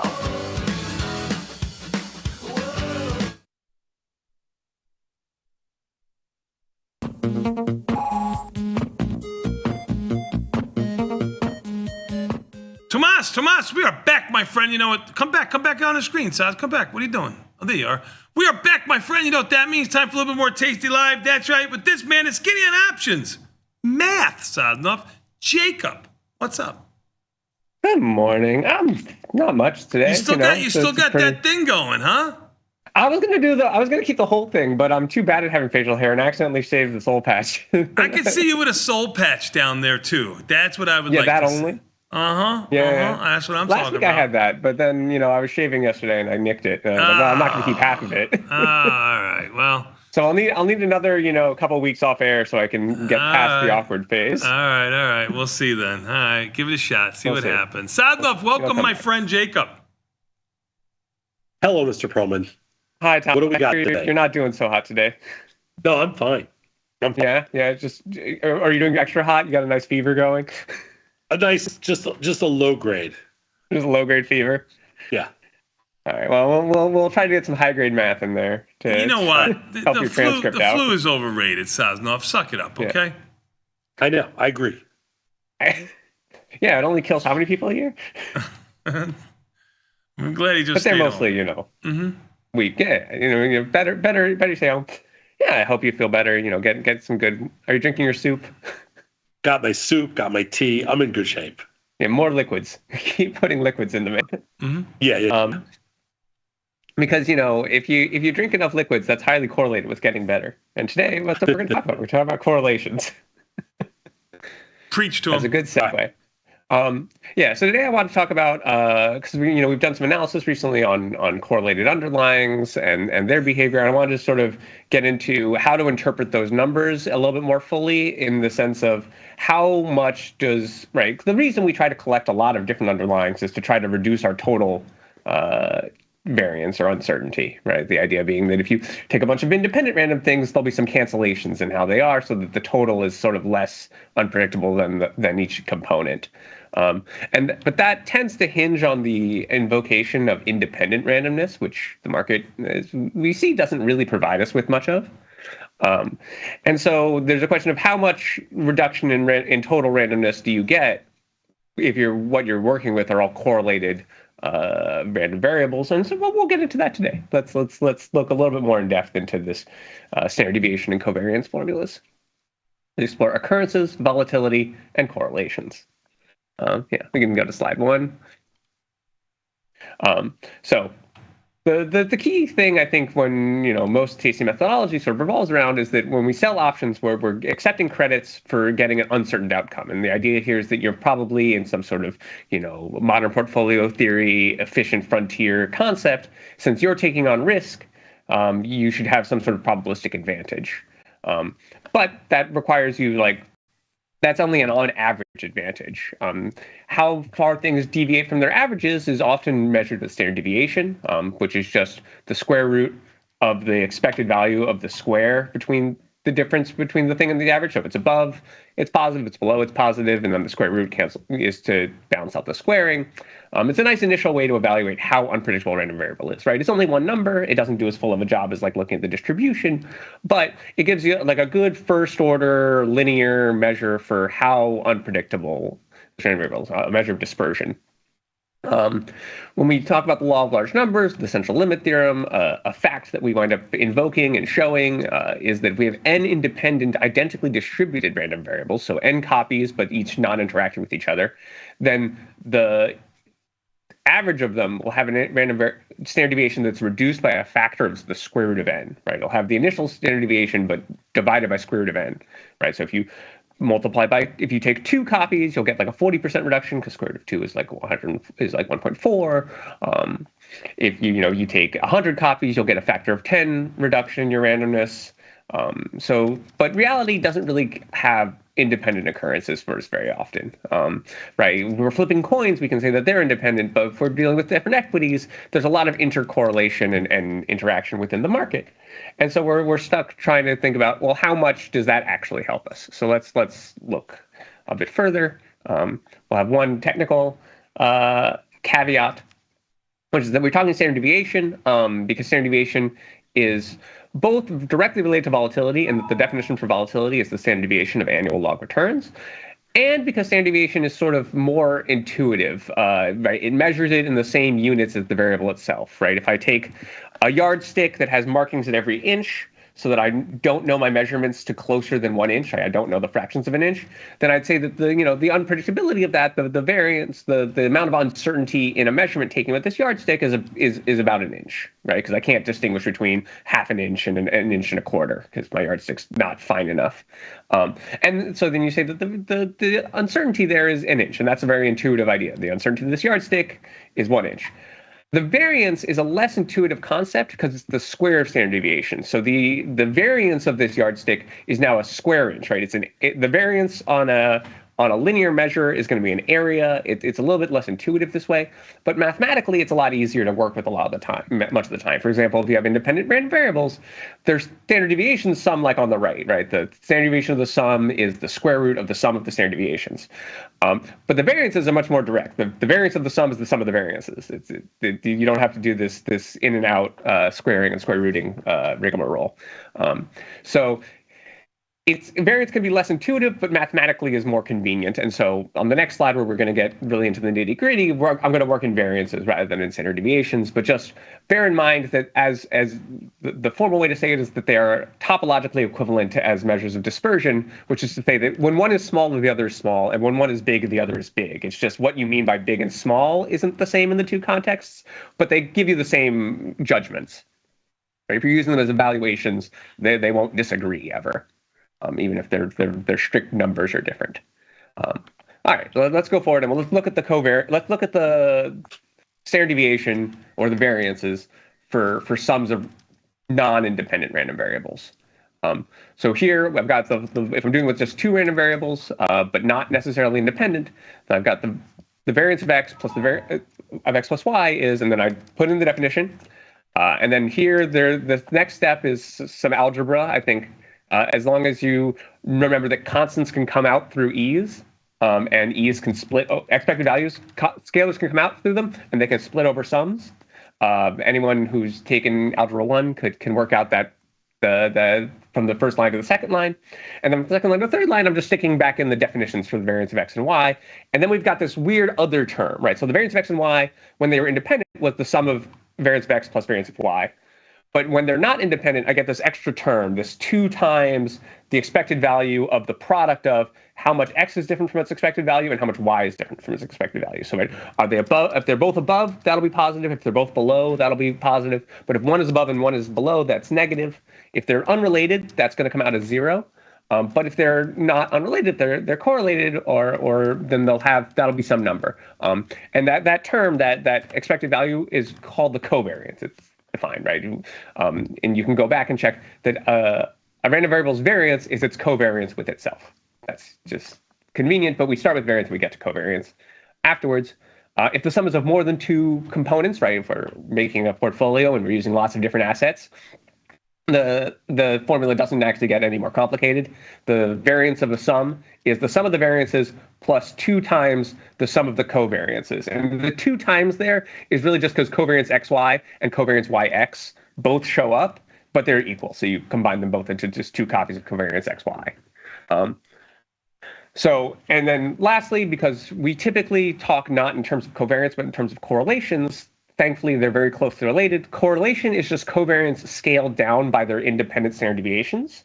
And what that does is it rescales it so that it's always between -1 and 1, right? The covariance itself includes both how directionally they are, right? If they're positively covariance, then they move together. If they're negative covariance, then they move opposite. If they're 0 covariance, then they're not correlated.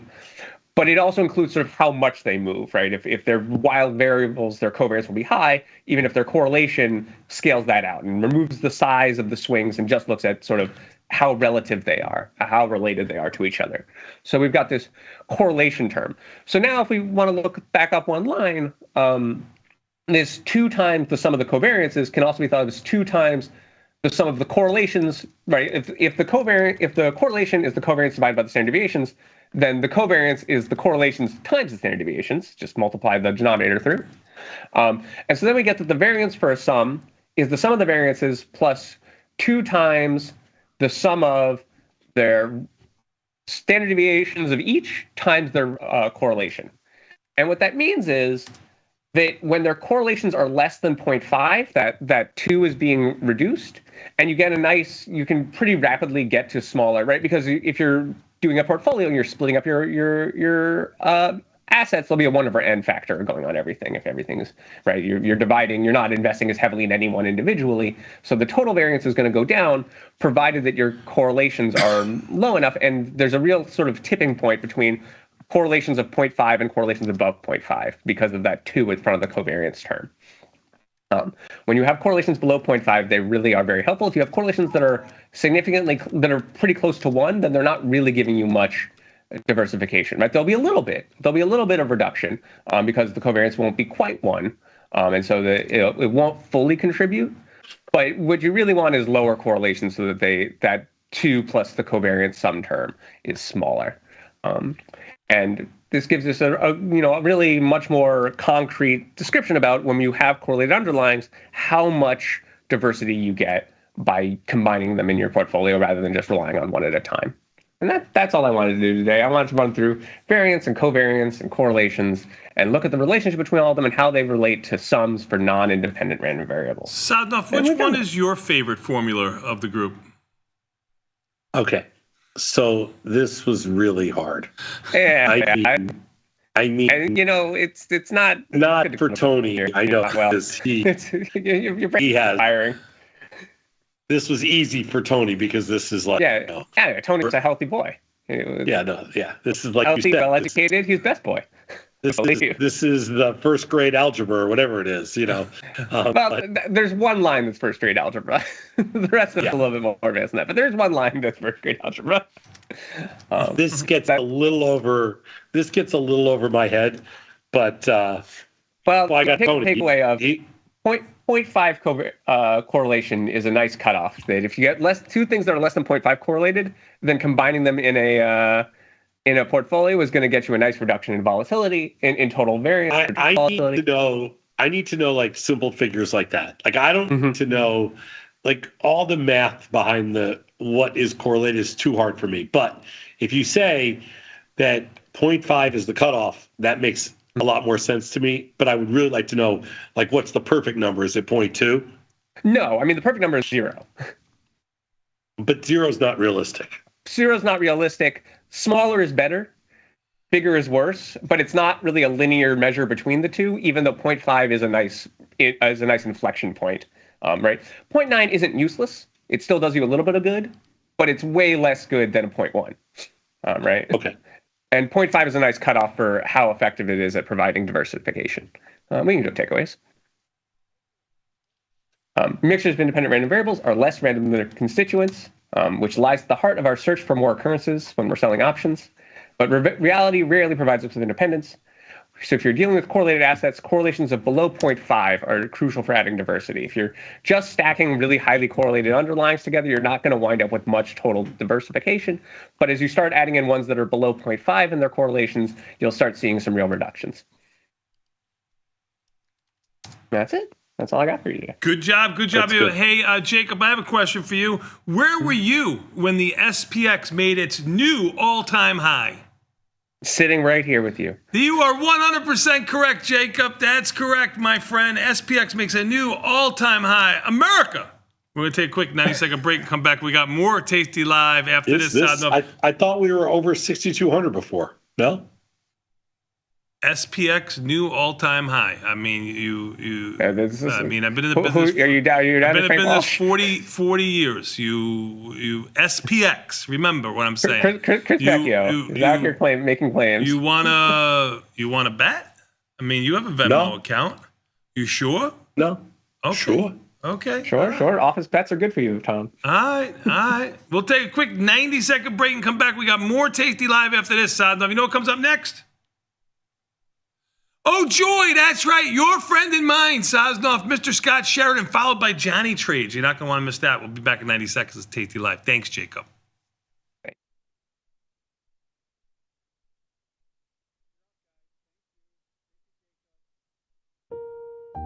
To my trusted financial advisor, let me know your thoughts on reinvesting what very little remains of my money into ramen noodle stock, now that I'll be eating it for every meal until I die.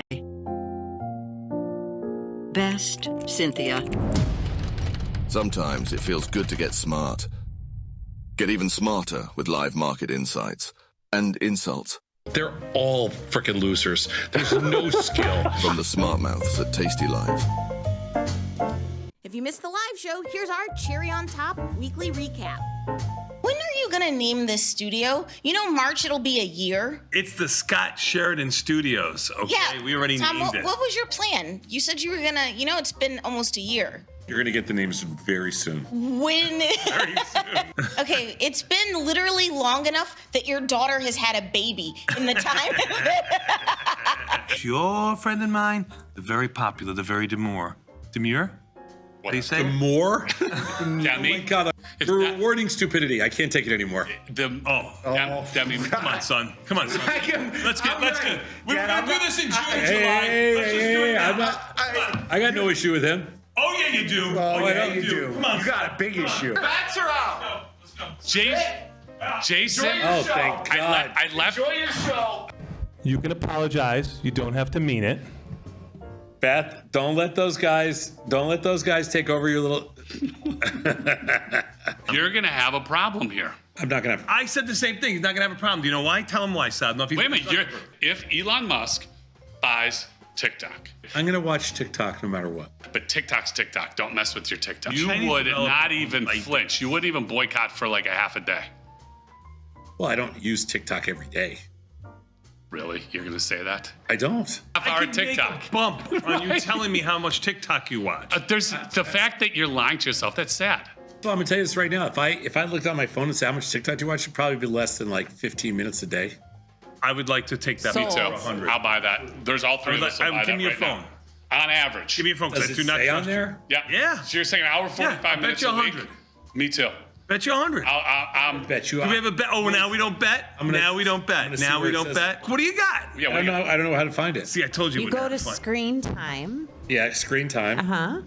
Yeah. And then it'll show you your app usage right under the daily average. What's your daily average? Oh my God. Daily average. Screen time today. Sure. Bet somebody, please. Yeah, we do need somebody to come in and do this. Screen time today. Yeah, thank you. No. Oh yes, Bet. Mama Bear's here. Okay, right here. Look. Oh.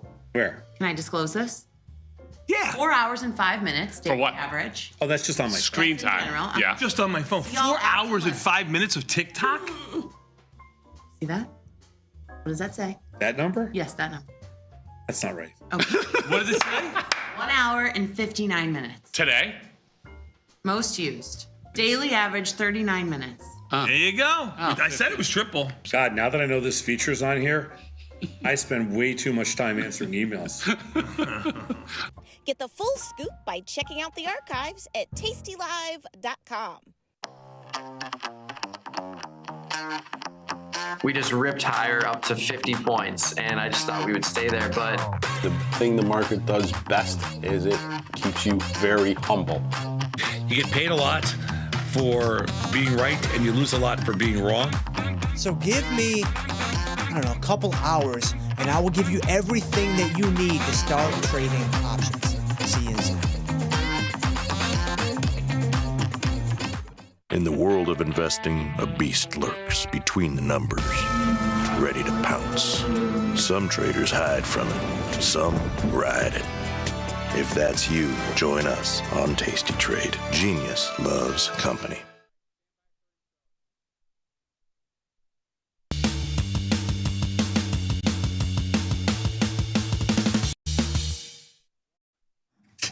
Tomas, we are back, my friend. You know what that means? All right, Sadnov, you know what you want me to do. You want me to apologize for the SPX all-time high. I was wrong.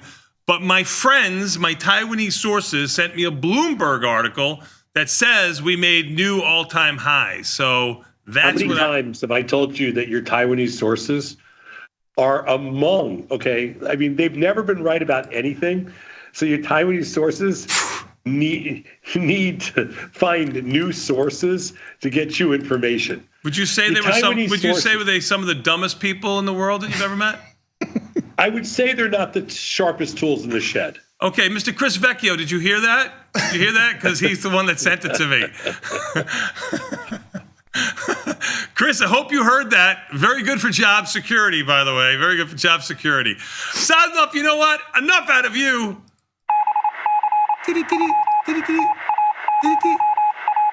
Tasty Trade World Headquarters, your friend of mine from the new Scott Sheridan Studios. Mr. Scott Sheridan, how are you, kind sir? I'm good, but I don't like when mommy and daddy are fighting.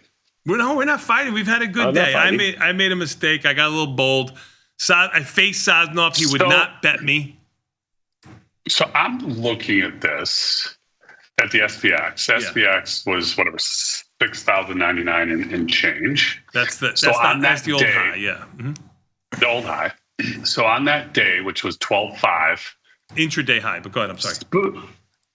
SPOO's intraday high were 61.75. So that means futures have come down $50 in premium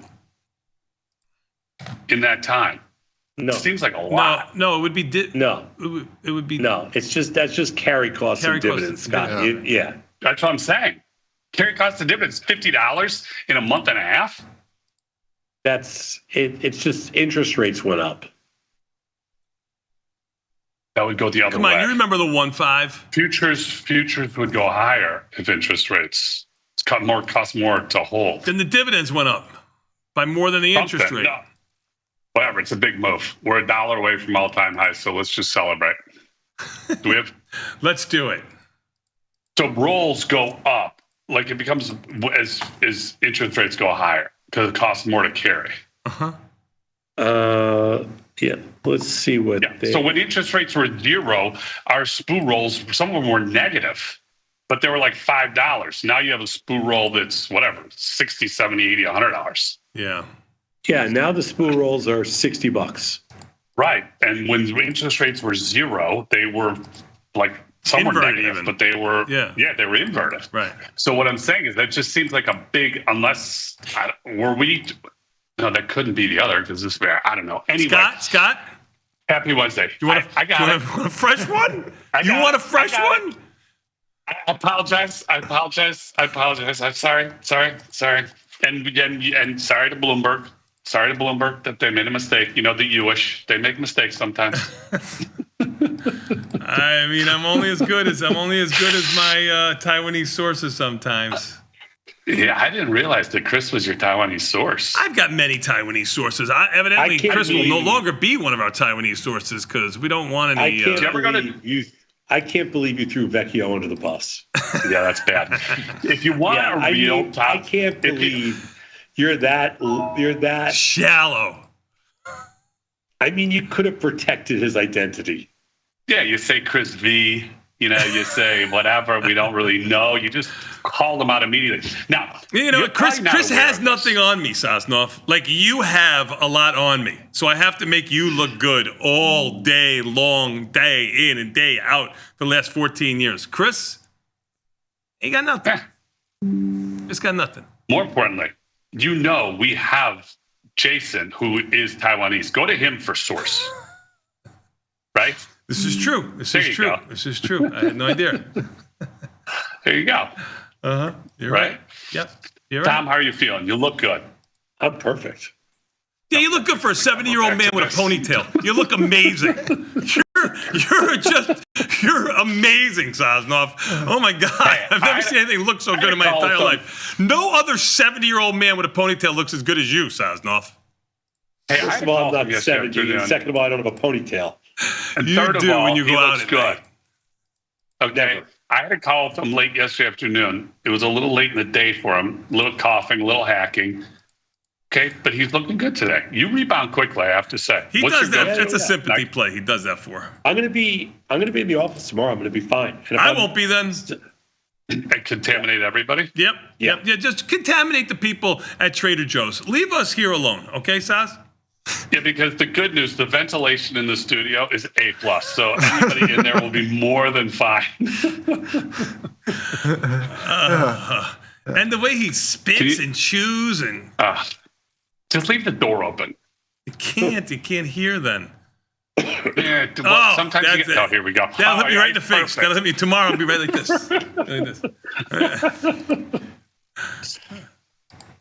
Are you really coming in tomorrow? Don't come in tomorrow. 100%. I got to be in. All right, Tom. Yeah. You're my baseball sports go-to.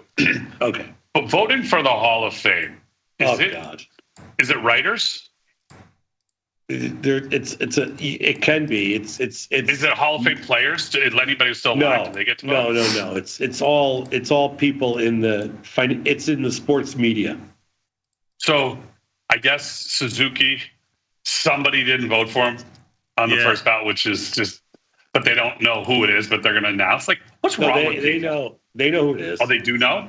Oh, yeah. Who is it? Oh, I don't know. They didn't say, but there's some writer didn't vote for him. Well, it was like the Boston writer that didn't vote. I think there was a Boston writer that didn't vote for Mariano Rivera, right? A Red Sox fan? Yeah. He didn't get it. So he wasn't unanimous. I hate baseball. Jeter wasn't unanimous. There was a lot of guys that weren't unanimous. Who's the last unanimous person besides you? Is there a unanimous person? Oh, there has to be. Tony, I'm going to help you with this one. Hold on. Is there a unanimous? Why? Because you don't think I can spell unanimous? Yes.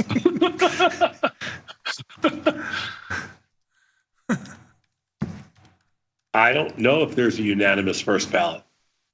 Ever. Well, it ain't Pete Rose. Mario Rivera. You are unbelievable, Sadnoff. It says Rivera. Yep. Remains the only player elected unanimously. Okay, there's one player then. That's it. Yep. One player. Yeah, Mario. So, right. But it says the one player, the 278 Hall of Fame players. And then Suzuki was one short. That's just trash. That is trash. It's trash. It's like, come on, how bitter do you have to be? Right. Like, right? That's much worse than Chris giving me bad information about the SPX intraday all-time high. Oh my God, you're still throwing him under the bus? That was really passive aggressive. You were trying to let him off the hook, but then you called him out again. Okay? You need therapy. You need help. All right. So anyway, I have to say, because I like experiences, like to me, I'd rather have experience than go get something. Sadnov, come on the screen. Sadnov, come back. Come back to us. Don't go to the light. All right, good. When we went to see Cal Ripken break DiMaggio's record. Wait a minute. When you went to go sleep, you went to sleep. Sadnov went to sleep. No, we saw it. No, Sadnov took a little nap in the stands. I remember the picture. What are you talking about? He did not take a nap. I don't know what you're even talking about. Too much coffee this morning. I could take baseball or leave baseball. I'm definitely not an American League fan because I'm a Cubs fan. But that was really cool. Watching him when he broke the record, just, I don't know, Tom, was it like 15 minutes, 20 minutes where he was running around the stadium high-fiving people? Yeah. That was cool. That was cool. I agree. Yeah, and that's a record, arguably, that will never be broken because these guys make too much money. They're not going to play every day. Ever break that record. Never. Ever. Yeah. The longevity records are the ones that are going to stand. Any single season, those will all be shattered. But, yeah. That's amazing. Cool. Speaking of amazing, what do you think of Jimmy Butler going to Phoenix? Here it comes. Who cares? Yeah, who really cares? Did he get traded to Phoenix? I think he is. I guess he was wearing Phoenix shoes, like color shoes, yesterday. But they got a problem because they gave Bradley Beal a no trade clause, which was moronic. So not really sure what they do there. But at least they're a team that's making moves. Do you know the Bulls? The Bulls, if they don't make a trade this year, I think it'll be 3 years in a row where they don't make a trade at the deadline. The only team in the league to do that. Well, they're a really good team. They're only like 7 really or 8 games under 500. And they're so stupid because if they don't finish in the bottom 10, they don't get their first round pick. It goes to San Antonio. So get rid of Zach LaVine. He's playing well. There's teams that want him. Get rid of, for sure. Vooch. Get rid of anybody. I'd like to see you with that up and under move in there. You could, okay, you're rocking a little bit. You're not feeling well. I'm fine. He's anxious. I know you. That's your tell. He's anxious because we got Johnny trades coming on next, and he knows those are going to be good trades. No. Tom has a tell. There's a couple tells. I shouldn't say this because then people will all catch on to this. God. When you're rocking, you don't feel well. And when you got the cleaning supplies out, everything in the market's going your way. Oh, God. Tony, true or false? 100% true. 100% true. All right. Okay, let's get to business because I know you got more important things with Johnny trades coming in. So we ready? Sure. By the way, quite strong. What was the expected move on that? Definitely not $135. $80. $80, 70, 80 bucks, 65 bucks. 2 times the expected move, pretty close. 1.5, whatever you want. Too much. Did they get like 800? Would they get like 800 billion people to sign up for their service? 18 million. Dog. 18 million, according to my Taiwanese source. 18 million on. What does that add to their value? Up 10%. I think it was like 500 billion before. So, 50 to 75 billion. In value to the stock. For 18 million.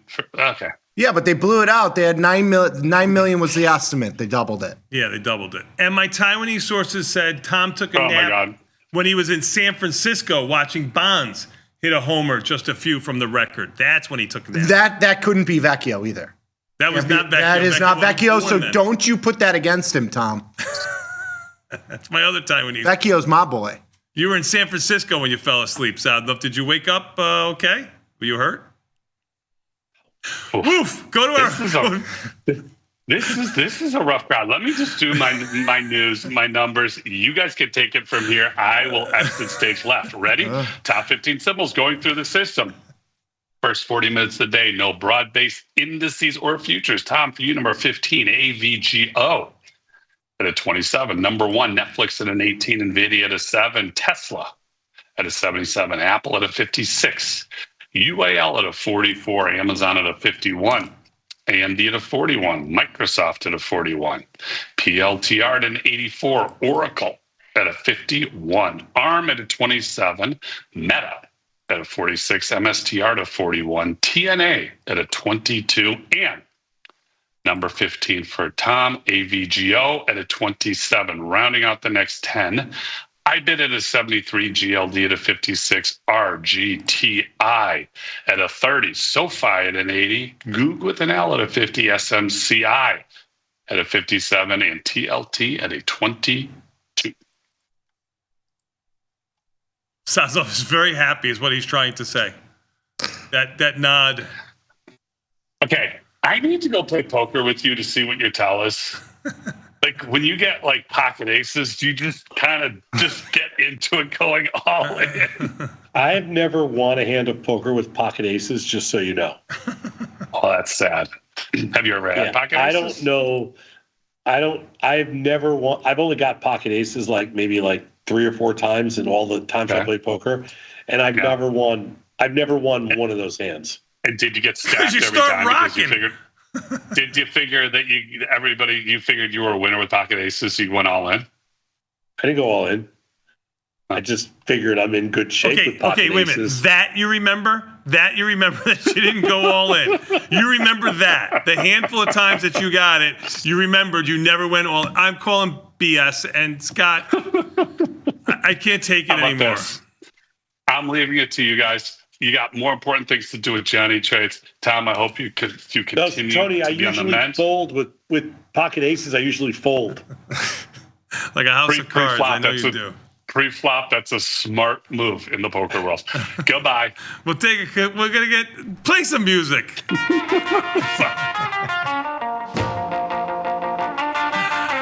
That's right. My favorite son, Nick Batista. How are you? I'm great. We had an opportunity this morning.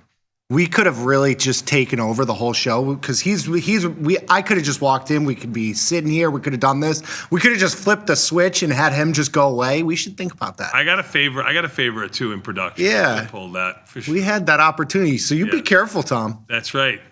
Careful what you ask for, Saz. We'll take over. You guys are really tough when I'm not there. When I get there tomorrow, crack the whip again. Please be the Lord. Again. No. Don't hit me again. Please don't hit me again. Not again. What do you got for us, son? I got a couple trades for you. Ready? I think you got 3. Ooh. Yeah, 3. I always come with 3. You're probably going to poo-poo them all. We'll see. All right. Well, let's see. All right. What do you got?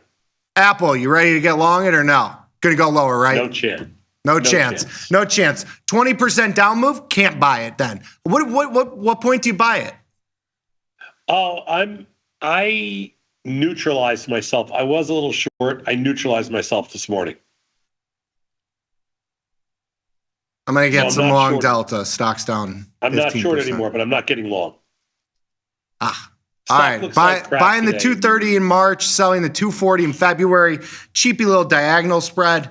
Getting some long delta here. The sentiment is overwhelmingly pessimistic here.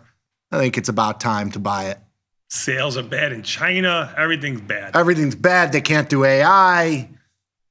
I agree with you, but I agree with you 2 days ago, unfortunately. I know. It's all right. It's all right.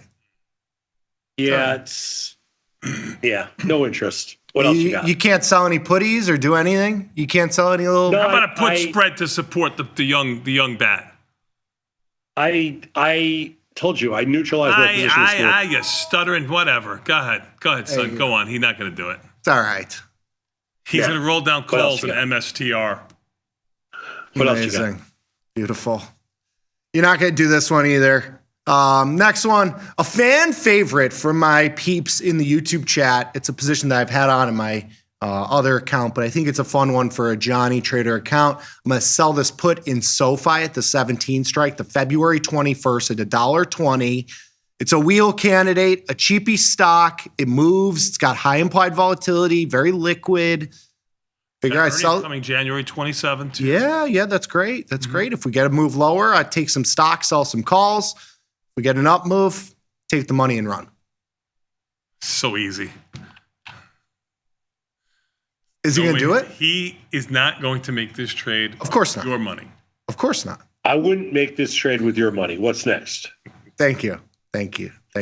You know, I do sometimes the point of these trades, like I love to make content. Like I love to have like an assignment. I can make a video on this. Like I do stuff I don't hate SoFi, but I don't sell puts when they're on their highs. And you don't buy Apple after a 20% dip. So what do you do? This is hey. I mean, we don't judge. We listen. We listen and we don't judge. We listen and we don't judge. You're right, Tom. You're right, Tom. Don't get long this because it's up. Don't get long Apple because it's down. Just neutralize, and get face ripped both ways. How did I make it all these years without all that great advice from you? Because I don't know how you made it. So far, my Taiwanese sources are saying the understatement of 2025, although it is a young year, we're just into it, is Tom saying I'm not getting long. Yes. It's just right now. It's amazing. Right now. It's amazing. We listen and we don't judge. Yes. This is a safe space, Tom. Last one. I have faith in you. Last one. Definitely not going to take this one either. You're too scared of this stock. Palantir. 65.55. It's defined risk, so maybe you take this one, Johnny. 65.55 put spread. The 85.95 call spread. I did this in the February monthly expiration, so a little bit risky for you, Tommy. But I did this at a $3.25 credit. You might like. Call him Tommy. Oh, you are not on that type of relationship right now. 65.55. I think the stock's probably higher at this point. But I did the 65.55, the 85.95. PLTR is up $2.70 to 75.76. Yeah, so I mean it's right in the middle. So it's $10 on either side. There's a lot of call skew here, so you can move the call spread if you want to. But you got earnings coming up. It's defined risk. I mean, you got a 20-point range for it to be in. It's a $75 stock. Yeah, I just have naked strangles on in there. I'm going to leave my strangles. Yeah, it's a capital intensive position. The volatility is a little bit higher, so you use about like 2,300 in buying power to be naked there. So I got to cap the risk with the wings. Yeah, the only thing I don't love about Palantir is you would think it would trade better. Agreed with you. Yeah, agreed with you. I mean, you would think that it would be tighter. The markets would be tighter than they are.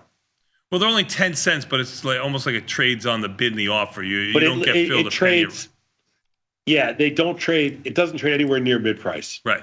You figure it'd be a penny or two above or below, but it's not like that. It's like a nickel or more. Yeah, I agree. I just adjusted. I have the 81.71 on Strangle. All right. Right. We'll let you live. Yeah. You have that in February. You'll be rolling in another week. Yes. Very good. So you know what's letting me live. I'm gonna let you go because you're not feeling good and you're under the weather, and I have sympathy and compassion for you. We're gonna have to take a quick 90-second break. We'll come back. We got Liz and Jenny from the floor of the SIBO coming up next. You're not gonna want to miss that. You want to see what the SPX looks like all day long. It's right over their shoulders. Check it out right after these quick messages from our sponsors. We'll be back in 90 seconds. Peace.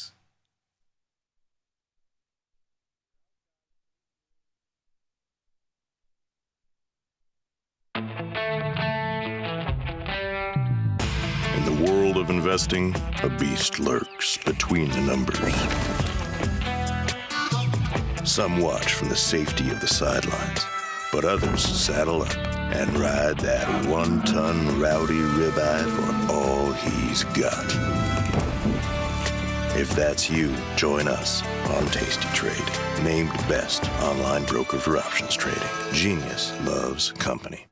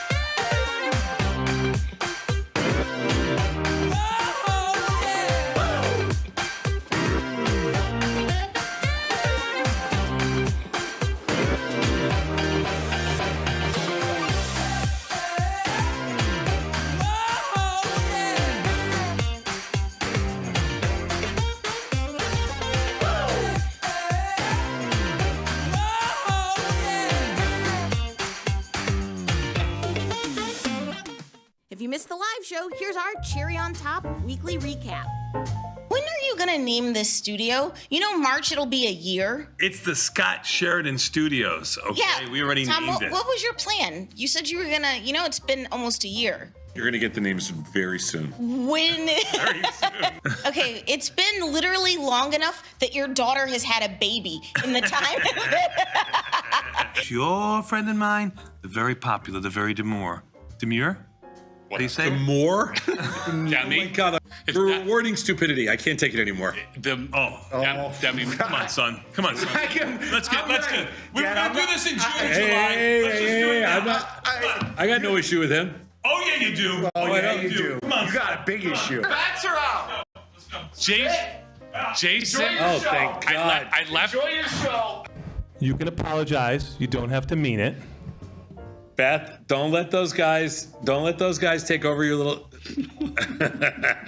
You're gonna have a problem here. I'm not gonna have. I said the same thing. He's not gonna have a problem. Do you know why? Tell him why, Sad. No, Wait a minute. If Elon Musk buys TikTok, I'm gonna watch TikTok no matter what. but TikTok's TikTok. Don't mess with your TikTok. You Chinese would developer not even like flinch. You wouldn't even boycott for like a half a day. Well, I don't use TikTok every day. Really? You're gonna say that? I don't. Half I hour can TikTok. make a bump on you telling me how much TikTok you watch. There's the fact that you're lying to yourself. That's sad. So I'm gonna tell you this right now. If I looked on my phone and said how much TikTok do you watch, it'd probably be less than like 15 minutes a day. I would like to take that. Me too. 100. I'll buy that. There's all three of us. will buy Give that me your right phone. now. On average. Give me your phone. Does I it do not say on trust you. there? Yeah. So you're saying an hour 45 I bet minutes you a week? 100. Me too. Bet you 100. I'm Bet you. Do we have a bet? Oh, now we don't bet. Now we don't bet. Now we don't bet. What do you got? Yeah, I don't know how to find it. See, I told you. You we'd go have to fun. screen time. Yeah, screen time. Yeah. And then it'll show you your app usage right under the daily average. What's your daily average? Oh my God. Daily average. Screen time today. Sure. Bet somebody, please. Yeah, we do need somebody to come in and do this. Screen time today. Yeah. Thank you. No. Oh yes, Beth, Mama please. Bear's here. Okay, right here. Look. Oh, Where? can I disclose this?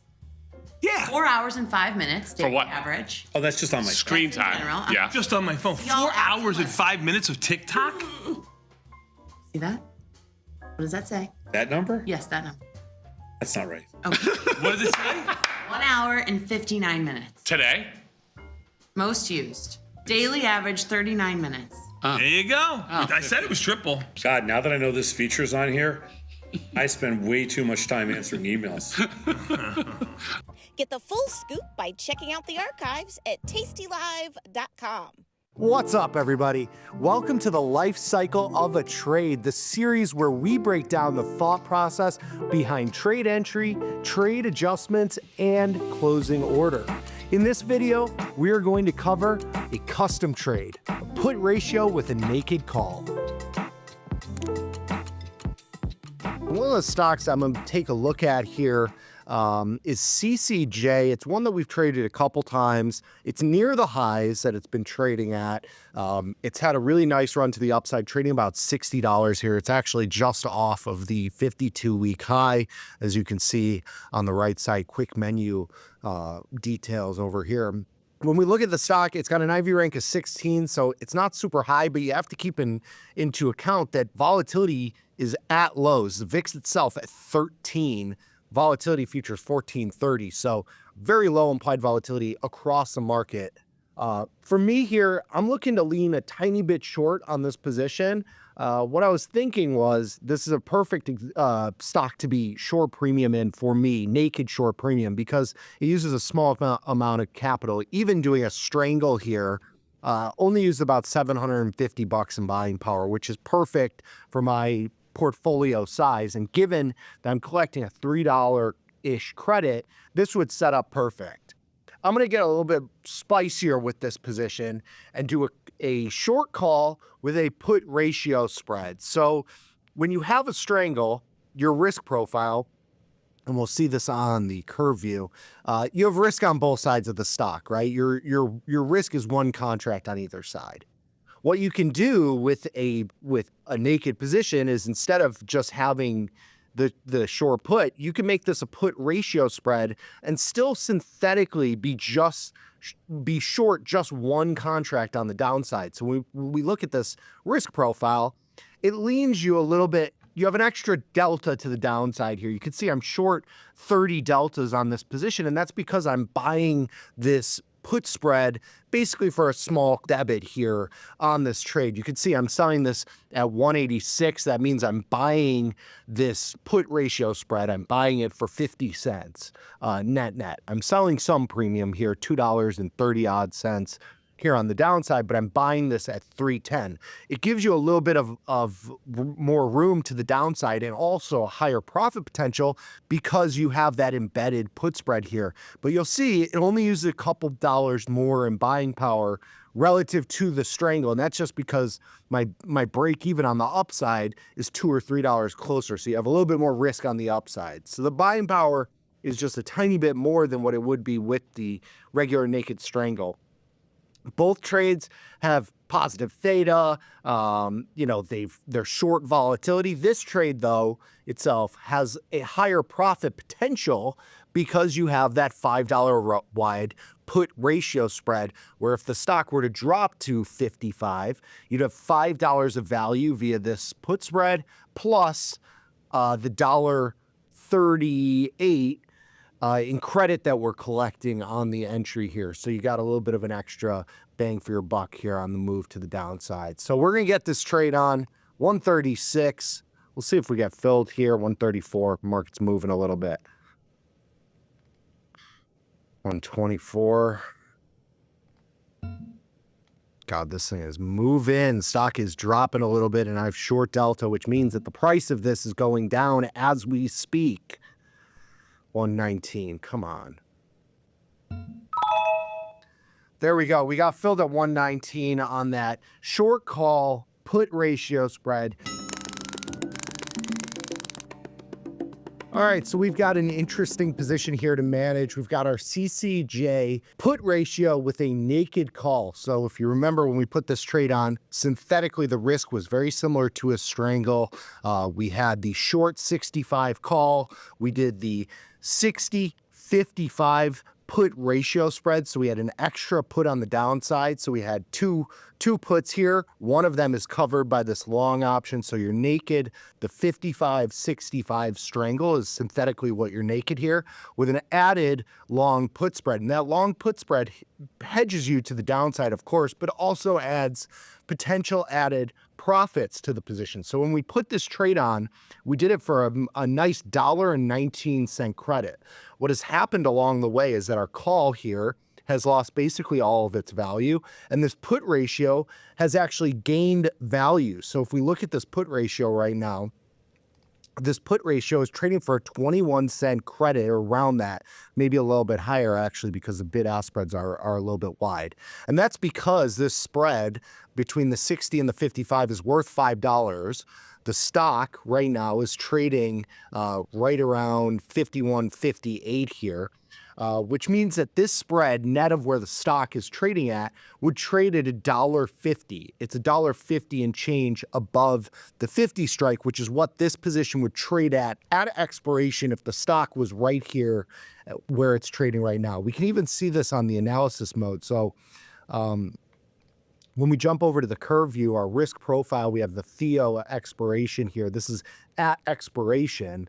Our profit here, as you could see, would be somewhere around $200 and change, which includes the credit that we have on the original entry, the $1.19 on entry, plus $150 to $170, depending on where the stock is marked.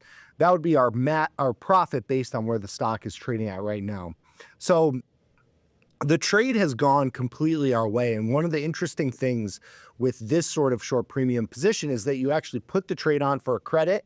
And if you're right, where you get some time decay, some volatility contraction, a little bit of a price move in your direction, if you get some of those factors right, you can actually close this trade for another credit. So credit open, credit close, very interesting position. So we're going to go ahead and close this position. We're going to buy back the call. We're going to sell out of the 60 strike put, and we're going to buy back our two short 50 puts, 55 puts here. And we're going to try and do this for a decent credit here, 15 cents. which will be our closing price here. So let's try this at 15 cents, see if we get filled. No fill there.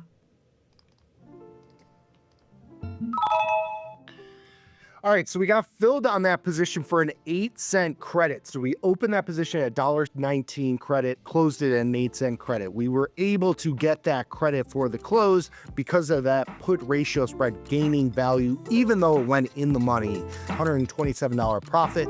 Nice trade, freeing up some capital as well. What's up, everybody? Welcome to the Life Cycle of a Trade, the series where we break down the thought process behind trade entry, trade adjustments, and closing order. In this video, we are going to cover a poor man's covered call.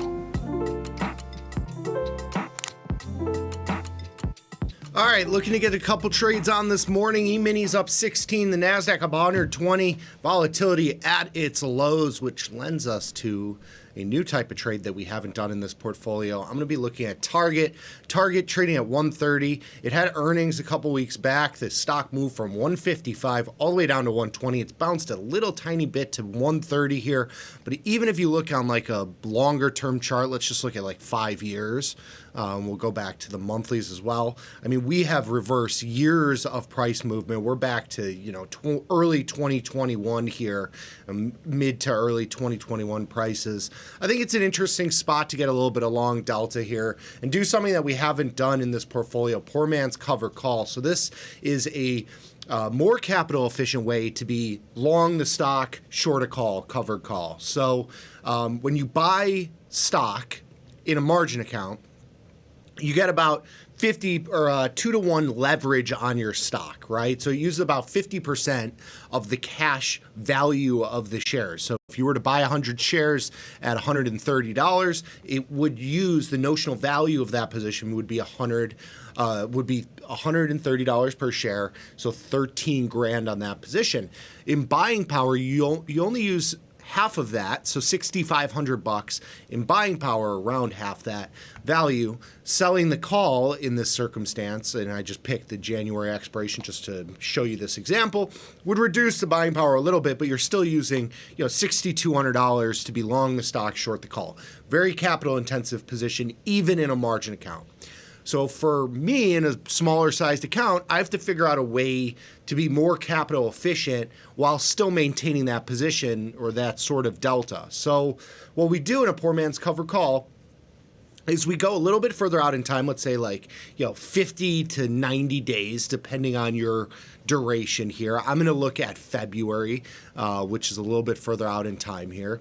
And we'll want to be long a call that is in the money, that'll be at a delta that's, somewhere between 80 and 95, right? When you get to a higher delta, the option is going to get more expensive. And you can see this on the chain here.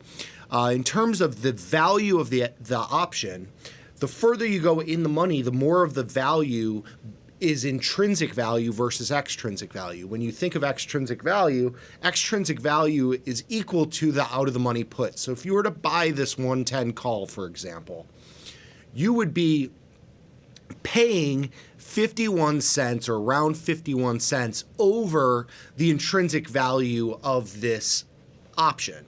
And so that $51 is essentially the cost of that long stock position or nearly long stock position. So for me, I want to use about $1,000 would be like my max on this. And that's just for my position and my capital efficiency in this account. You can go further in the money if you'd want to, if you don't mind using a little bit extra capital. So for me, I'm going to go and say around this 120 strike. So this is going to be a little bit lower delta than I'd like to be at, but I'm trying to keep this at about $1,000. In terms of the short call, we want to go in that normal, 30 to 50 day time frame for the short. The long 50 to 80 days, so you have that about 40-day window, 30 to 40-day window between the two options. So in January, I would look at somewhere around the 135 strike. I'm going to sell that at $3. You'll see this use about $1,000 in buying power. You have a total of 36 deltas, which is a little bit low.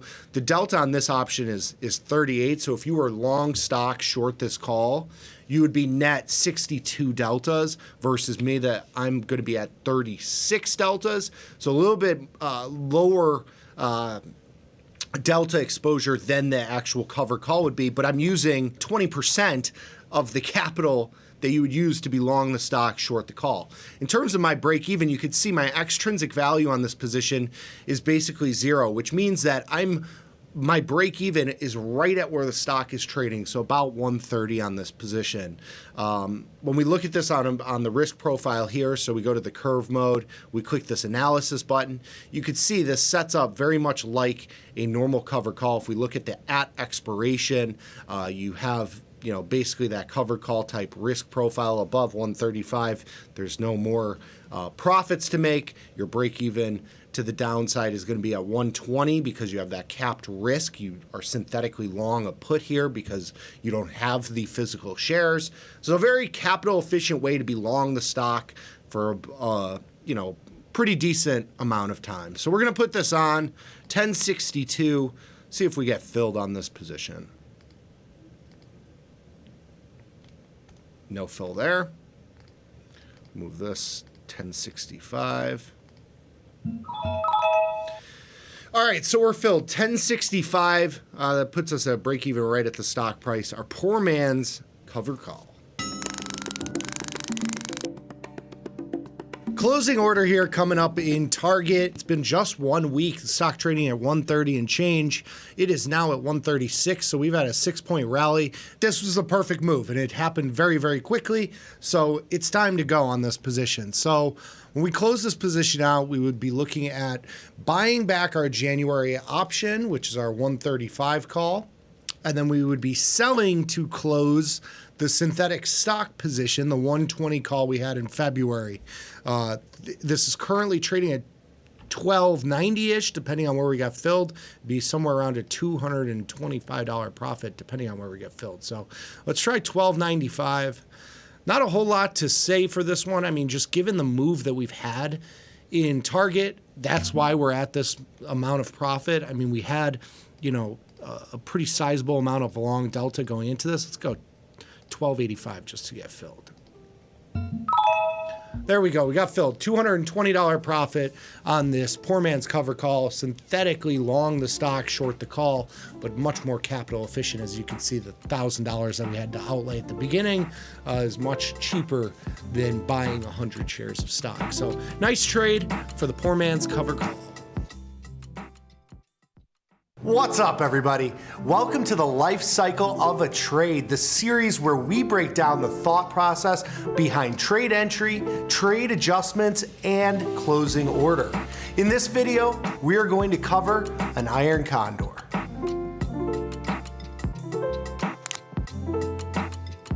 All right, so NVIDIA has earnings coming up after the close today. One of the biggest stocks, biggest names in the market right now. It is basically at highs here at 145, just a couple dollars off the all-time highs here. I currently don't have a position on in it, and I think it's a perfect trade for an earnings vol crush, a little bit of sideways action. It seems like kind of the speculation is big move in either direction. I'm going to play for kind of a nothing burger here. So I'm actually going to go to December and get a little bit less binary kind of profit or loss here. Going to December versus the 2-day weekly is going to be obviously a less instant pain or instant gain type trade, but will give me some more management options in the future because it's not going to move as much. And because volatility is super high here, you got a 61% implied volatility. In the back, you have about mid 50s. You can expect to see 6 to 10 points of vol contraction come out of this trade into the end of the week. So there's still a very sizable vol contraction here. So I'm going to go to December. I'm going to do just about the 20 deltas on either side and go $10 wide on an iron condor, a pretty standard entry point. I'm going to do the 130 strike on the downside. We'll go to the 120 to define the risk. I'm going to the 22 delta. I just like that round number of 130. On the upside, let's go let's lean a little bit short here. We'll go to the 165 and buy the 175 strike. So you'll see this trades at right around 1/3 the width of the strikes, $3.26. You got $600 in risk. We can look at the curve view, which will give us an idea of just how our risk profile will look like here. This is from analyzing through the end of the week here. We can move this through the end of the month here, kind of what our profit potential is. This is without any sort of vol contraction. If we move vol a couple points, you could see our profit or loss widens out here as well. If we look at expiration, so this is a binary look. This is a look of the profit or loss on December 20th, middle of December here. We've got a break-even point, 125-ish and 135-ish on the up, or 165-ish on the upside. So big wide range to hit here. If we get a non-movement, I expect this trade to come in $100, $150 probably would be my guess. If we get somewhere inside the expected move, which is currently through the end of the week, $11. So if you get a $5, $6 move in either direction, I think this will be a home run. An $8 to $10 move, you're probably making 50, 60, 70 cents. Anything greater than that is probably a marked loss or maybe a scratch, depending on how much volatility comes out. So we're going to go ahead and route this order. Let's see if we can get a little bit above the mid price here. No go there. And you can see markets are moving. All right, so we got filled there on the Iron Condor 316. We got price improved by a penny there on the fill, which is nice to see. Gotta love the high frequency trading there. You're gonna want to stick around though, because we are going to be managing this position for sure into earnings. So stick around and see what happens with this position. All right, so we've got a closing order for our NVIDIA earnings trade. If you remember, we were looking at NVIDIA. We did an Iron Condor in the December monthly expiration. And the key that we were looking at was volatility, right? So we were looking to play an inside move, which we very much had an inside move. I think it was about a $12 expected move or so when we were looking at this yesterday.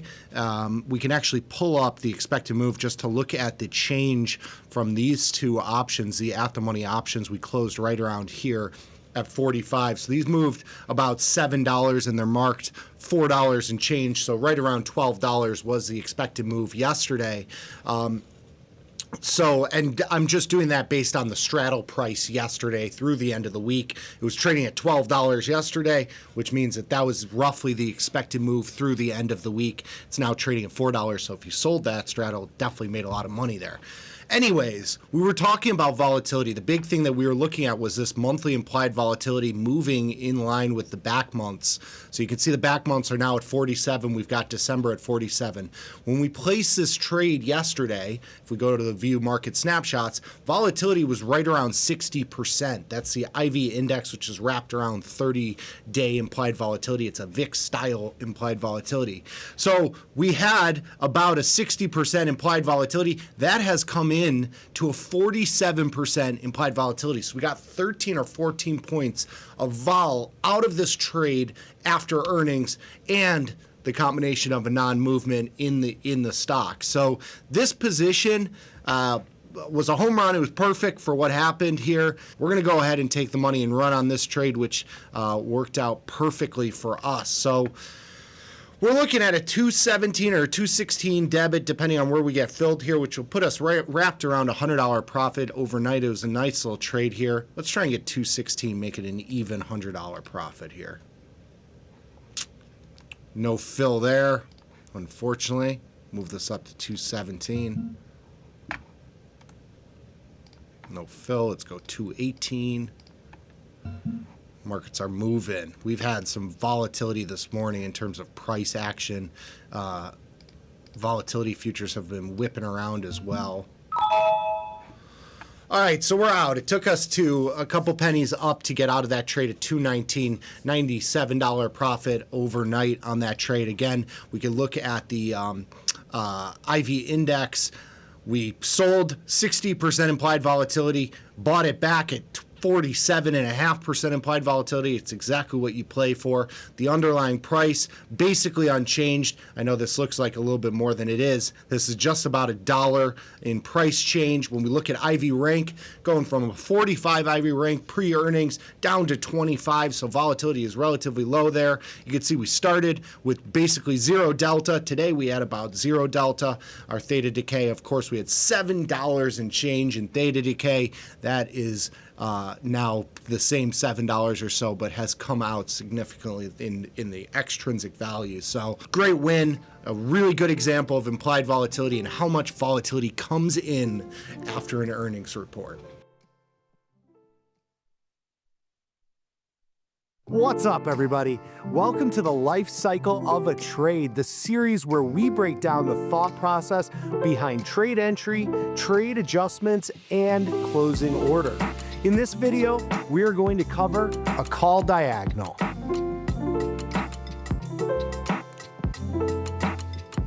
All right, so we've got a little bit of a pullback in the market, but one stock in particular has just been whacked in the overnight session here, and that is McDonald's. There was some E. coli news that came out. The stock is down, let's call it 7% right now. It was down all the way down to like 280 something at some point in the overnight session. So it definitely has had a big pullback here. It's a relatively low implied volatility underlying most of the time, but currently, because of this move, you can see IV rank getting into the 100 handle. Over 100 means that it's exceeding its 52-week high today, right now. So it's as high as volatility has been. I think this is an interesting time to get a little bit of long delta, be a little contrarian here into this move. Again, 20-point move. We've erased, a month and a half, 2 months of price action here, even though the stock has had a very significant rally of late. I'm going to look at a call diagonal spread. Even though, again, because volatility IV rank is high, it doesn't necessarily mean that actual implied volatility is high. The actual implied volatility in McDonald's is actually relatively low when you look at this, 20%, 24%. So it makes getting delta cheap. If something has high implied volatility, it's expensive to buy delta or to get delta via long premium. When volatility is low, it's relatively cheaper just because of the difference in the volatility here. So we're going to look at December. Let's buy this 300 strike. It's the first strike out of the money, but we've got $5 wide strikes here. I'm going closer at the money because I know that this is going to be a relatively cheap call diagonal spread for me relative to the width. It's going to use $500 or $600, $700 in premium here. Now, the high we got to, and we could see this here, 52-week high of 317. Let's play for somewhere a little bit under the 52-week high here. We'll go to the 310 strike for our short option. Now, I'm picking up 18 long deltas here in a stock that's trading at, let's just round it and make it $300. So we're getting $3,000, $4,000 worth of exposure in delta for just $500 or $600. So this is a reflection of two things. First of all, the leverage that you get with options, as well as the low implied volatility here. Again, I said it was cheap to get delta here. It's cheap to get exposure to stock or in effect delta via this call diagonal spread. So stock is rallying here. So this spread has moved pretty significantly. Just to show this on a risk profile at expiration is kind of a hard look because these are calendarized. I like to go to this Theo. This is kind of what our risk profile looks like. So basically a 50-50 shot.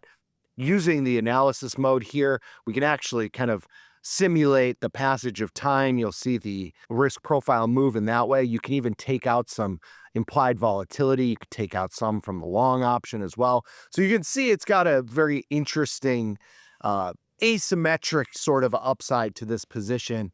And as we keep waiting, we are missing out on some value here. So we'll see if we can get filled at 590.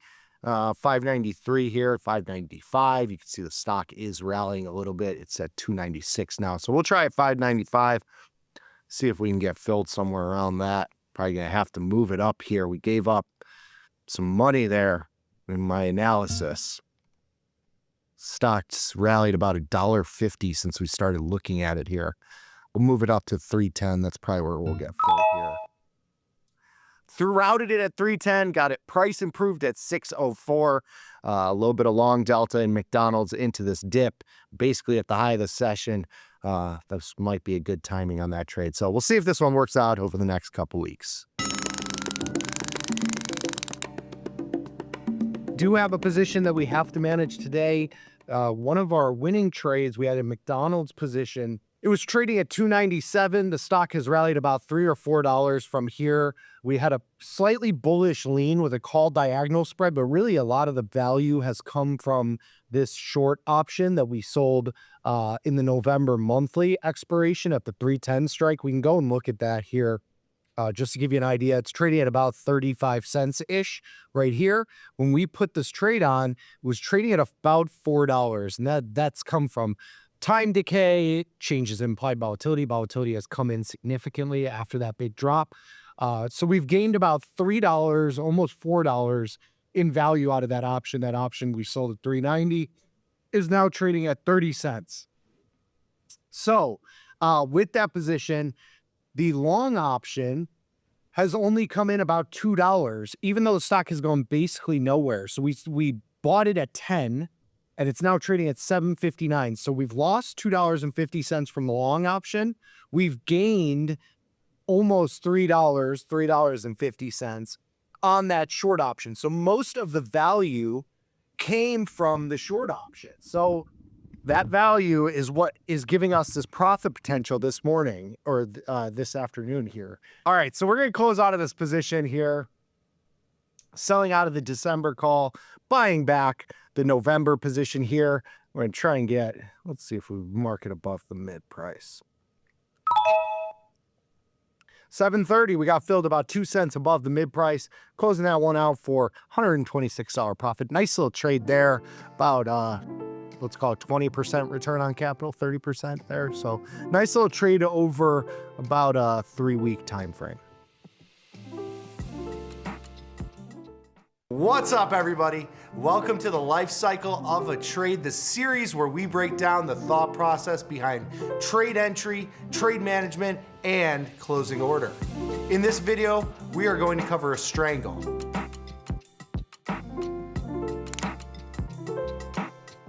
Today, I am looking for a position in DraftKings. So DraftKings, 38 IV rank. It's had a nice little rally here back. It's stayed pretty range bound over the last couple months, if not year, and has high implied volatility. It's a stock that I gravitate toward a lot in this portfolio, in my own portfolio. It's a product I use myself, so I like to trade in DraftKings as just a user. I like to have a position on there. But really, the key to this underlying and to one of the reasons why I love trading it is that it constantly has high implied volatility. You can see the IV, the actual raw implied volatility, is about 55%, which is a high volatility. It basically means that the stock is projected based on the option prices to either go up 50% or go down 50% over the course of a year. So it has very high implied volatility. You can see it does have some decent price action, but nowhere near 50% to either side. That would mean 55 on the upside or 20 on the downside. We are well inside that expectation, and so it means that the premium here is pretty high. IV rank at 37 on the higher end that we see right now. So I think it warrants a position. So I'm going to go to October, the 37-day. We typically look to go somewhere between 30 and 50 days to go till expiration. The reason we picked the 37, the October 18th expiration, is because it's the monthly expiration, and you can see it highlighted as a more vibrant blue here. The monthly expirations, when we look at the bid-ask spreads and the volume, just to go through some of the things that I look at. Volume relatively low, we just opened this morning, but you can see that the open interest on these options is very, very high. In the 1,000 handle, a couple hundreds, couple thousands on each of those strikes.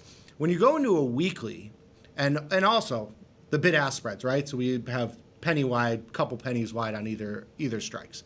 When you go into the weeklies, you'll see much less volume. Of course, you'll see much less open interest. You've only got a handful of options traded, but you'll also see really wide bid-ask spreads. So these bid-ask spreads, 20 cents wide, 30 cents wide. Some of these are $1 wide. What that means is that the prices here for these options is much wider. It's not as easy to buy and sell at mostly the same price as it is with the monthly expiration. So here, you might sell to open an option at the 33 strike at 82 cents, but when you go to buy it back, it might trade at $1.10.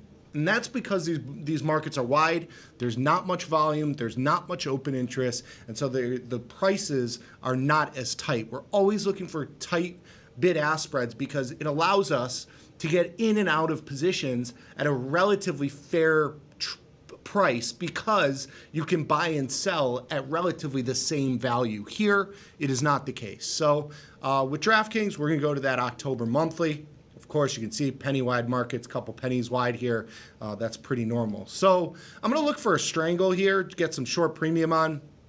I typically like to go somewhere between a 20 and 30 delta. For me personally, from just a capital usage standpoint, I like to sell at least $1 of premium on the positions that I'm taking. So for me, I would lean towards like this 34 strike at a 26 delta. On the upside, same sort of thing. I want to collect about $1, maybe lean a little bit short. The stock has rallied pretty significantly over the last couple weeks. You do have football season starting. Maybe that's a reason. So I'm going to lean into this 40 strike call here and do the whole package at $2 and change. You can see another great thing about this stock and stocks in this realm, low stock price, so it's in the 30 handle, 36 and change here. High implied volatility, which means it's expected to move a lot, but the capital requirement relative to how much premium you're getting here is very, very low. So when you think about this from a potential return on capital standpoint, it's almost a 50% return on capital just getting filled at $2 and change on $400 in buying power. The caveat is, of course, that buying power can and usually will change as time passes, and if one of these options goes in the money, it can certainly change there. So it is something to keep in mind, but this as a good beginner type stock to put a position on, doesn't use a ton of capital, has high implied volatility, definitely gives you opportunities to trade this. And you can see I've traded it before for decent success. So we're going to try and route this at 216, see if we get filled. No fill there. Cancel and replace that. No 215. Let's see if we can get 214. All right, so we're in for 214 on that strangle. We are short the 34.40 strangle in the October monthly expiration. All right, so we've got an adjustment to make in our DraftKings strangle. Today, DraftKings busting through the 40 handle. It's had a nice little rally up. We put this position on the 11th. $2.14 credit for a delta neutral strangle. We're doing the 34.40 strangle. If we take a look at the market snapshots, if you right click on that, you can see the stock was trading about 37, so we were $2 or $3 on either side of the stock. At that time, the stock has rallied about $4.50 to $5 since then, so it's been a very quick rally to the upside. We had that delta neutral strangle. That strangle now, if we go to the table here, in October, is currently in the money on the call side. You could see we're only marked at about a 50 cent, 60 cent loser at the moment, even into such a big move in the stock. I mean, the stock's up 10, 11, 12% since that time frame. At this point, so we've got 23 days to go till expiration. We could consider rolling this out in time to the November expiration. It does look like it's projected to have earnings coming up in the early part of November. It's not yet confirmed yet, though you'll see a little bell here if it is confirmed.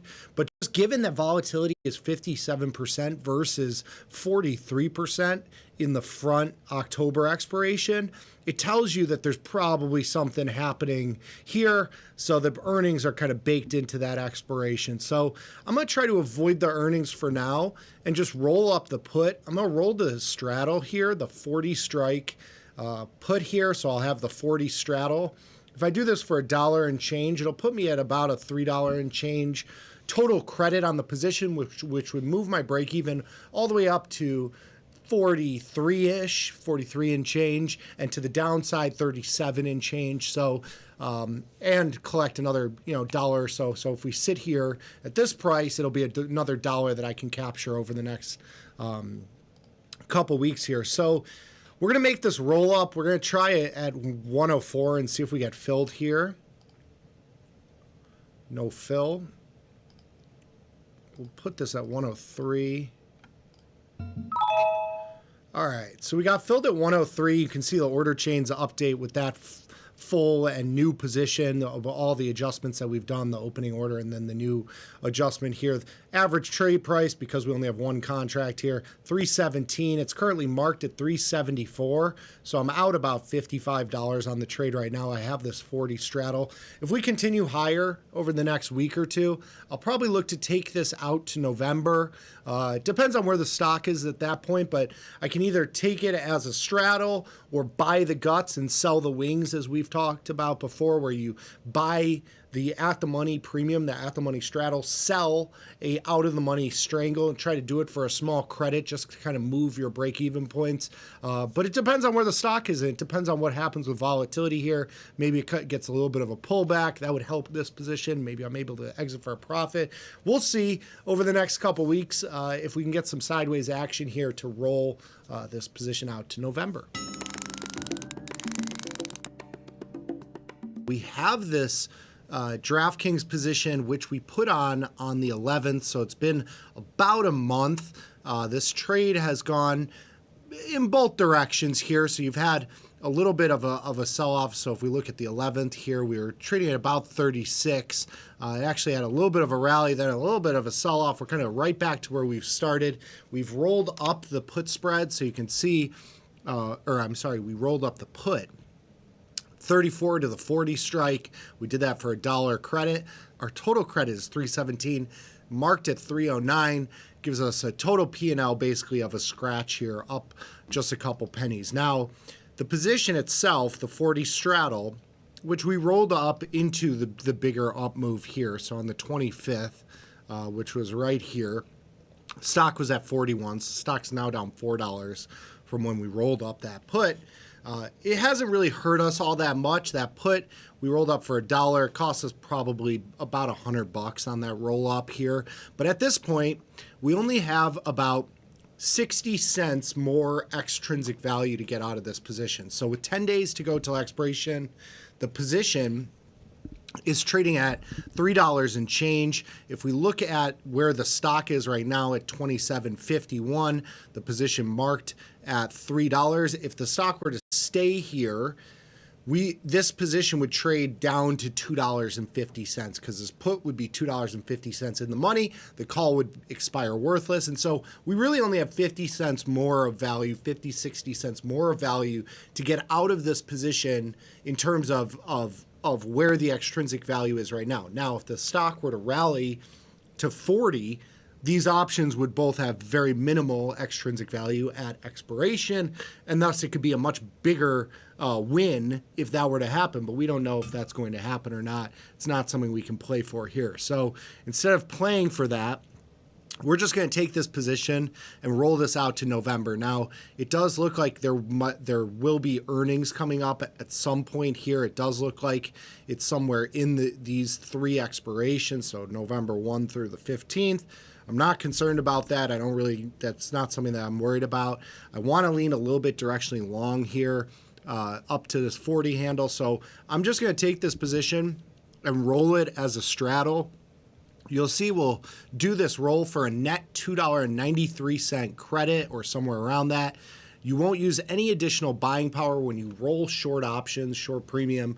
Your risk doesn't change. So you still have the same risk as you had before. You're collecting premium, which is reducing the overall risk of the position and giving yourself more potential value to capture. But the risk itself, you're rolling forward that risk, and so you're not adding any additional risk here. The position will lean directionally long, so you can see we're actually taking off some deltas here with this roll because we are selling meteor options here, so we'll only have 20 long deltas as opposed to 60. When you look at the deltas here, we'll be short 40 deltas, long 60 deltas, net 20 deltas long. So it does reduce some of our directional exposure. We don't need as much of an up move as we do in the 10-day. All those things are good things, and it's time to roll. I've been waiting on this position for quite some time, so we're going to make this roll, see if we can get 295, and then we'll check out how our order chains look. Put this down to 293. Come on. No fill there. Put this down a penny. No fill there. They're really trying to squeeze me. 290 there. So we got filled a $2.90 credit on this roll to the 40 straddle. We're out in November. Now our net credit is going to be $6.07, which means that our break even at expiration in the next 38 days is going to be $6 below the 40 strike put. So that puts us at about 34, $6 above the call at 56. Anywhere in that range should be a decent profit for us over the next 30 some odd days here. So just managing that strangle to a straddle. Now I'm rolling out in time. I could have rolled out and adjusted the strikes if I wanted to, but I chose to lean a little bit directional and be at that 40 strike straddle. So we'll see if that works out over the next couple weeks.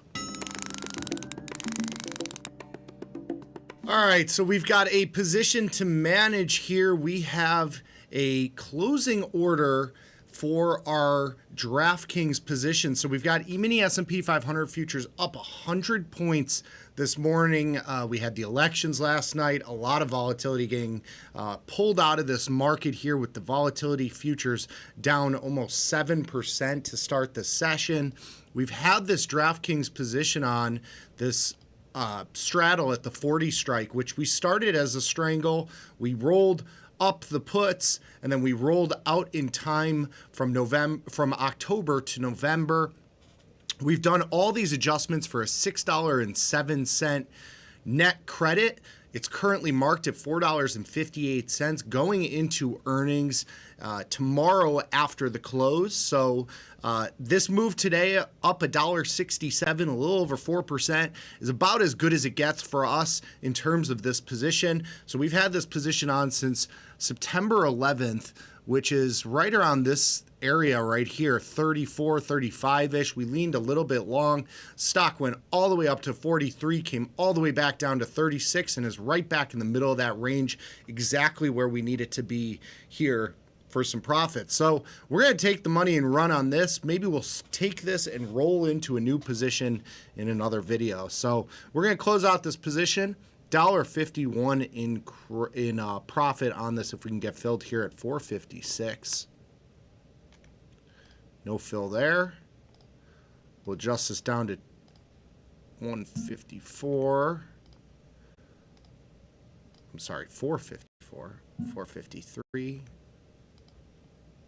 Oh, we got to go up. A little bit of a brain fart there. We're going to go up here. 258 or 458. See if we get filled there. All right, we got filled at 460 here. Nice trade for us in the Johnny portfolio, $147 profit. Very, very high return on capital, given that it only uses, a couple $100. I think it was $500 or $600 in total buying power on that position. So a nice little trade for us little Johnnies. If you want to catch these trades live, tune in to Johnny Trades every Wednesday at 9:40 a.m. on Tasty Live. Peace. Welcome to the life cycle of a trade, the series where we break down the thought process behind trade entry, trade adjustments, and closing order. In this video, I'm going to show you how to turn a broken wing butterfly into a risk-free butterfly. Tesla.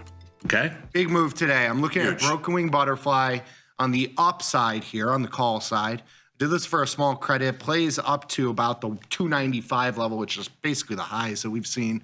265 is my first long strike. I'm selling 2 of the 280s, and I'm buying 1 of the 305s. So it's a 15 by 25 long to short spread.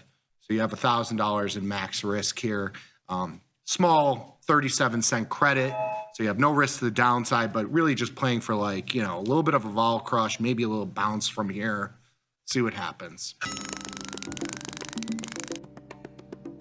Tesla has fallen out of bed over the last couple weeks here. We put it on a butterfly on the 2nd. So just to give you an idea of where the price was, it was about 243.5 when we traded this originally. The stock is now 219 and change, so it's down about 20 points. We had a wide butterfly. We were using a little bit more capital than we usually do. We were long the 265, short 2 of the 280s, long 1 of the 305s. So we're 15 points wide on the long spread. On the short spread, we're 25 points wide. So we were using about $1,000 in buying power. We did this at a 37-cent credit. It's actually marked right now at about a 30-cent credit as well to close this position. And the reason that is because this far out of the money call spread has gotten so cheap, this long option is actually holding a little bit of value. So this is a rare case, or I shouldn't say rare case, but one of the cases with a broken wing butterfly is when you enter the trade, you can do it for a credit, and you can also close it for a credit. And that is possible because of that closer at the money long spread that holds some sort of value relative to that wider out of the money short spread, which loses a lot of value. So that's one thing we could do. We could close this out for another 30-cent credit or so and take $66 in profit, or 65, depending on where we get filled on this position. One of the interesting things here is that we do have earnings coming up. So the earnings are on the 23rd here, so just a couple days from now. And into that earnings, you obviously have heightened implied volatility, big potential moves, especially in a stock like Tesla. You can see some wide price action in Tesla. So we can actually buy in this risk and give ourselves a little bit of a shot at some added profit if something wild were to happen. So from other broken wing butterflies and ratio spreads that we've done before, the way that you would do this would be to buy in the risk. So if you remember, 15 points wide on the long spread, that means, and we can actually see this on the analysis mode here. So we'll go to the at expiration, toggle this on, and zoom out a little bit. So you can see my risk is right up at about 95, right? Because I have that 15-point wide long spread. My max profit would be, you know, a big $1,500 profit, obviously a low probability of that happening if we do get right up to 275 and change. But my risk is here at 295. So if I can buy in my risk to 295, meaning sell out of this 305 and buy this 295, I'll free up all that capital that I'm using, the $1,000 in capital, and I'll essentially have this butterfly on, this equal width butterfly, the 265, 280, 295. I'll have it on for a very, for a pretty decent credit, actually. I mean, when you think about it, about 15, 20 cent credit, net credit on the position with a shot at up to $1,500. Now, when you quantify this shot, and let's just get filled just to get this on the board here. We'll try and get filled at 14 cents. Let's try 15. All right, so we got filled at 15 cents. So you can see my average trade price, 22 cents. So I've locked in 22 cents of profit. That is on the table. That's mine. I'm keeping that. I've freed up all the capital, so I'm not using any capital to hold this position.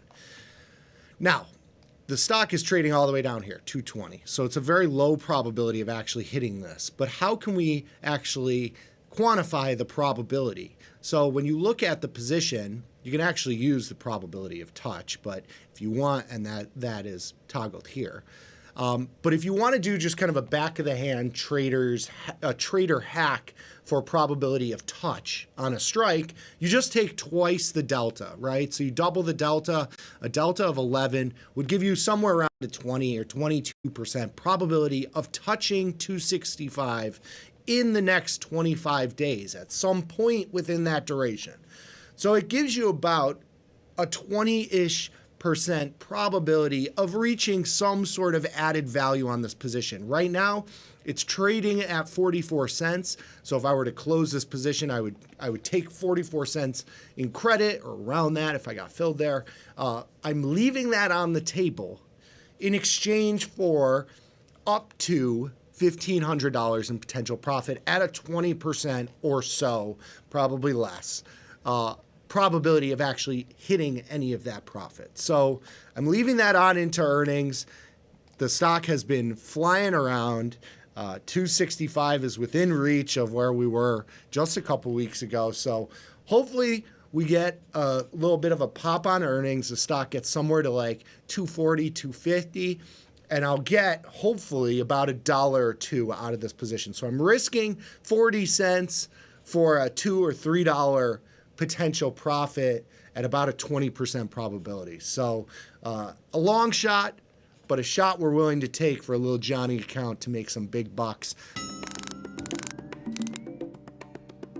All right, time to close one of our more interesting positions, our Tesla broken wing butterfly. We turned into a risk-free butterfly, gave us a shot into earnings here. Tesla just reported earnings yesterday after the close, $36 move. I think it was probably 2 or 3 times the expected move here into earnings. If I remember correctly, the expected move was somewhere around $14 or $15. So it's definitely exceeded the expected move here into earnings. We're now back to where where we were when we started this position. You've had the benefit of some time decay, and you also bought in that risk. So just to see what that profit was, or that added value that came from buying in that risk, it actually netted us another 70 cents because we did this trade at 15 cents. So, or about 65 cents is our net on that position, 60 to 65 cents. So we've got this equal with butterfly. Now the question becomes, $1 million question is, do you hold this position or close it? And to be completely honest, the answer is totally subjective. Now, I have no principal risk on this trade. I've booked 22 cents in profit, covers all the commissions, fees, all the other stuff that some of the people in the chat get excited about. But for me, in such an extreme move, my thought is that, you know what, I take the profits, I take the money and run. I've added into this move $160 of value, is basically trading at pennies before the earnings. So I basically got all of this overnight. And for me, I think I take the profits here. It worked out perfectly. If you wanted to hold this and take the shot into the next 22 days until expiration, totally justifiable. And your risk moving forward is just the profits you have on the table. So you have to keep in mind you have no principal risk left in the trade. You can't lose anything you put out originally as risk. But you have 180 some odd dollars in value that's sitting on the table that you are risking through the rest of the duration if this stays out of the money. So for me, I'm always looking to take profits somewhere between $50 and $200 on most of my trades. This is the higher end of my trades in terms of profits. I'm ready to take the money and run, move on to something new. We can even do something in Tesla into the future. So to route this order, you'd be selling out of the 265, buying 2 of the 280s, and then selling out of the 295. You can see we've got a mid price that's probably about 20 to 30 cents wide here, depending on where we get filled. And the spreads are moving around with the stock moving a little bit as well. Let's see if we can get an even 160, and we'll work our way down from there.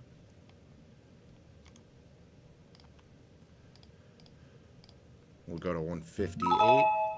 All right, so we closed that. We actually got price improved on that order to 159.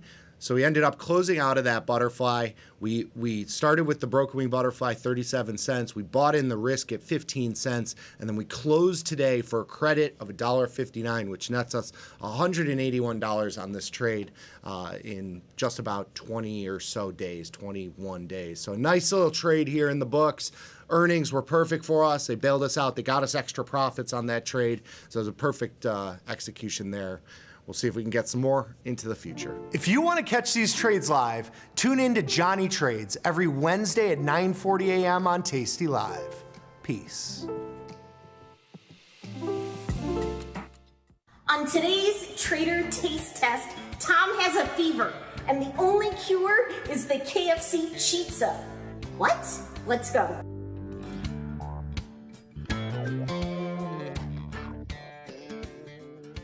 Let's see what we have here. Okay, I don't think it's elevated chicken parm, okay? I don't know. What are your thoughts? Just visual presentation. He's just going in with his hands. It's pretty beautiful. Let's see. I'm going to be totally objective. Okay. Impossible. Okay, Jamal, you're black. We're eating fried chicken. Yeah, right. I know it's on there. It's warm.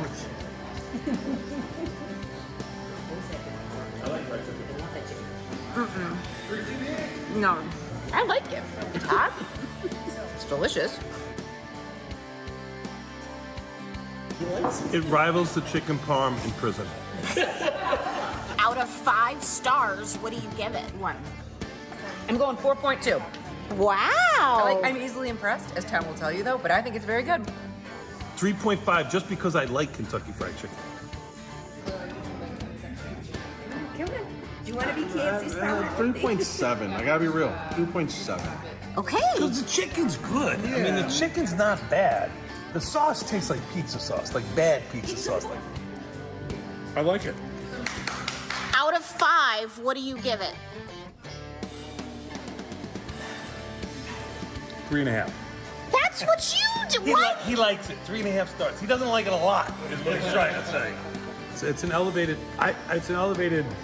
It's an elevated nothing. It's a chicken. It's actually pretty good.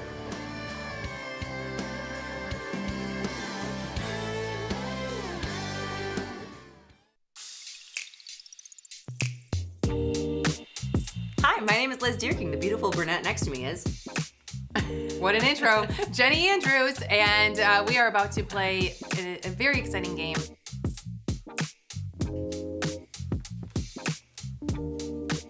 No. Hold on. No, you're wrong. Hold on. She's wrong. I'm right.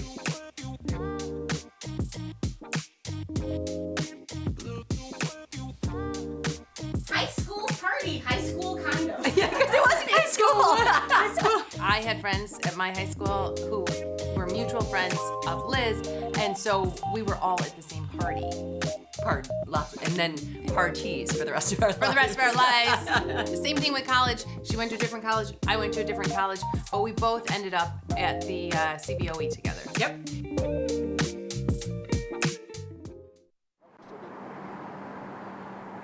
All right, yeah, I'll talk to you.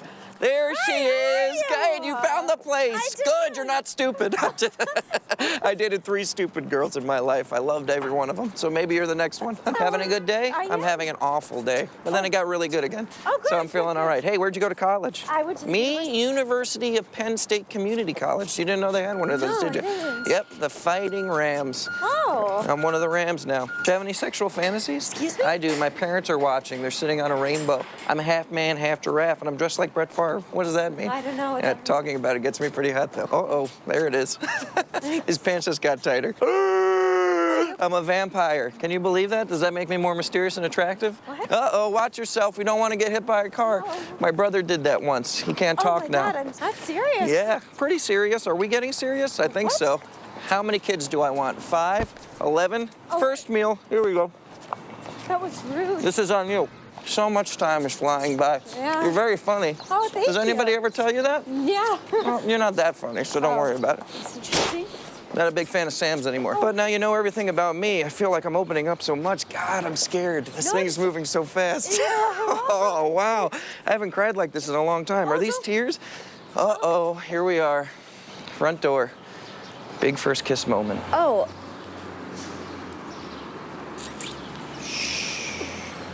This is just moving a little too quick for me. You're a great kid.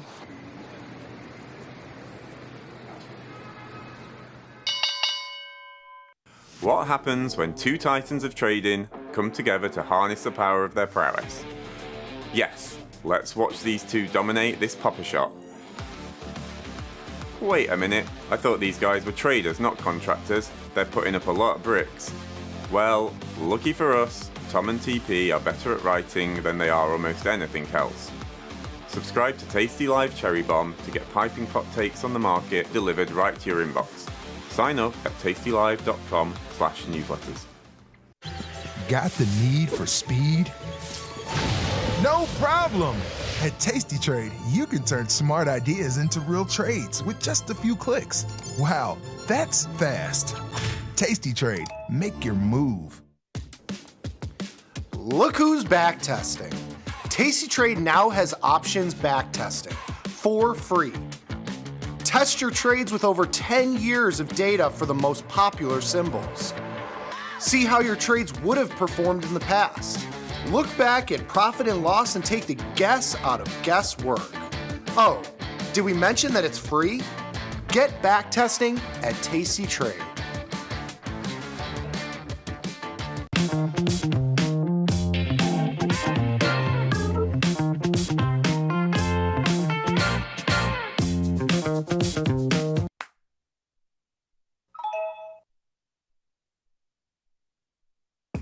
Ready to take your trading skills to the next level? Dive into the world of stocks, options, and futures with Tasty Trade courses. Whether you're a beginner or more advanced trader, our courses can empower you with the knowledge to succeed. Watch as our team in Chicago shows you how to use the Tasty Trade platform and go over the basics of trading. Perhaps you'll learn about a new strategy or a potential product for your portfolio. To find our courses, go to the Manage section of our web platform or head to courses.tastytrade.com. Start taking control of your financial future. Visit our courses today.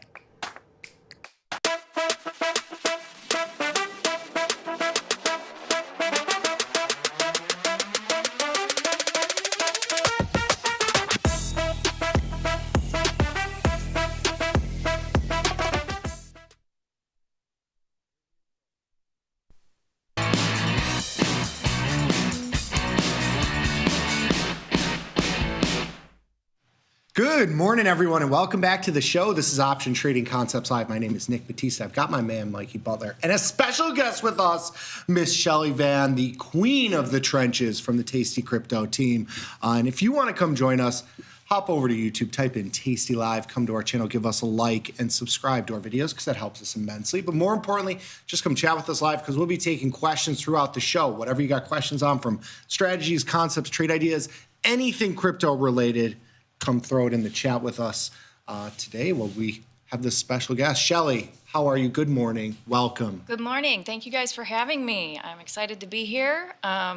Still in recovery from a very wild weekend in crypto. It's got to be the wildest one that I remember. But I wouldn't say I'm like a crypto native. I'm a crypto voyeur, so to speak. You know, like I kind of dabble, but I watch mostly. Yeah.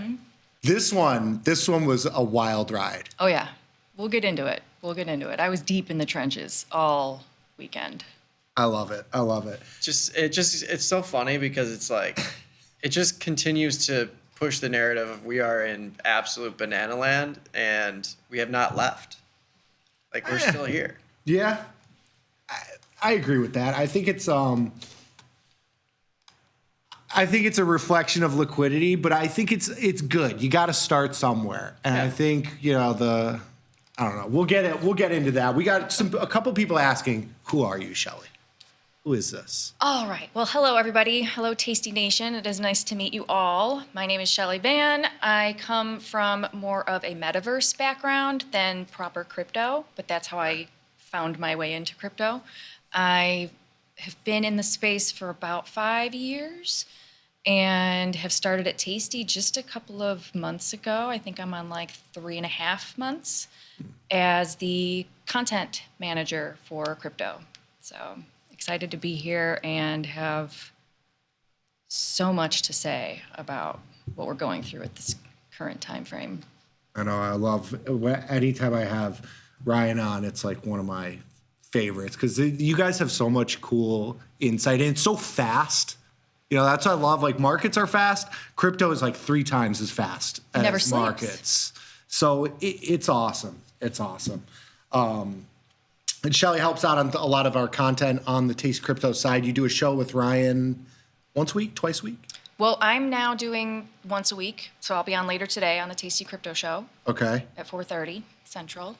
And then we have a new show coming out, Okay. and we'll share more about that later. But Nice. Very nice. Well, welcome. Thank you. We will see what kind of questions the YouTube chat has for you. I'm sure the Yes. chat will be popping off in the next 20, 30 minutes. But yeah, as Nick said, if you want to join us on the YouTubes, we're streaming live. Just pop over to Tasty Live and you'll see this video. Yeah. Throw your trade ideas questions along the right-hand side chat. We'll throw the newsletter in there, the Taste Crypto newsletter. If you haven't signed up for that, you got to get that. It's just filled with alpha, as my friends would say in the crypto space. So sign up for that. Give them a follow on Twitter, Tasty Crypto, and get a wallet if you haven't already. Which seems like everybody's got a wallet now after the weekend's fun. Yeah. Quick little market update, and then we'll jump into the slides. We'll get all the insights that Shelly has put together for us. We've got E-mini S&P 500 futures, the highs of the day, of course, up 50 points here. We're at 61.34. It's been just a straight shot higher, over the last week and a half-ish. NASDAQ up 376. It's approaching its all-time highs, a couple of points off. You got the Dow up 100 and the Russell down 13. Got some big moves across the board. To the downside, you have your Apple, which is down like 15, 20%. On the upside, you're seeing a lot of the chip stocks having a bounce back. Obviously, Tesla back at 420, as foretold in the stars. You have some of the, CrowdStrike up $13. It's a buy everything, it seems like. There's a lot of good vibes in the market, at least that's what it seems like to me. You got oil. Netflix up 100 after earnings, too. Forgot to even mention that. It was higher, though. I think we touched 1,000 at one point, like in the overnight session. I think our high was, they have us at 999, the high of the open session. But I think in the overnight session, it did get to 100. Oil basically unchanged here. We're at 75.86 a barrel. You've got volatility futures actually upticking a little bit into this rally, up 25 cents. I wouldn't call it much of an uptick because we've just got vaporized since the inauguration. We were in the 20 handle the week prior. That's come back down to the 16 range. Bonds down 10 ticks after having a nice couple days. Over the last 3 or 4 sessions, we've rallied in the bonds about 1-2 points, giving up about 10 ticks today. Gold and silver basically flat. You got gold up $10, silver down 15 cents. And then crypto, our crypto that we mostly look at, Bitcoin, futures down 2,000. You got spot down 1,500. We're at 104,000.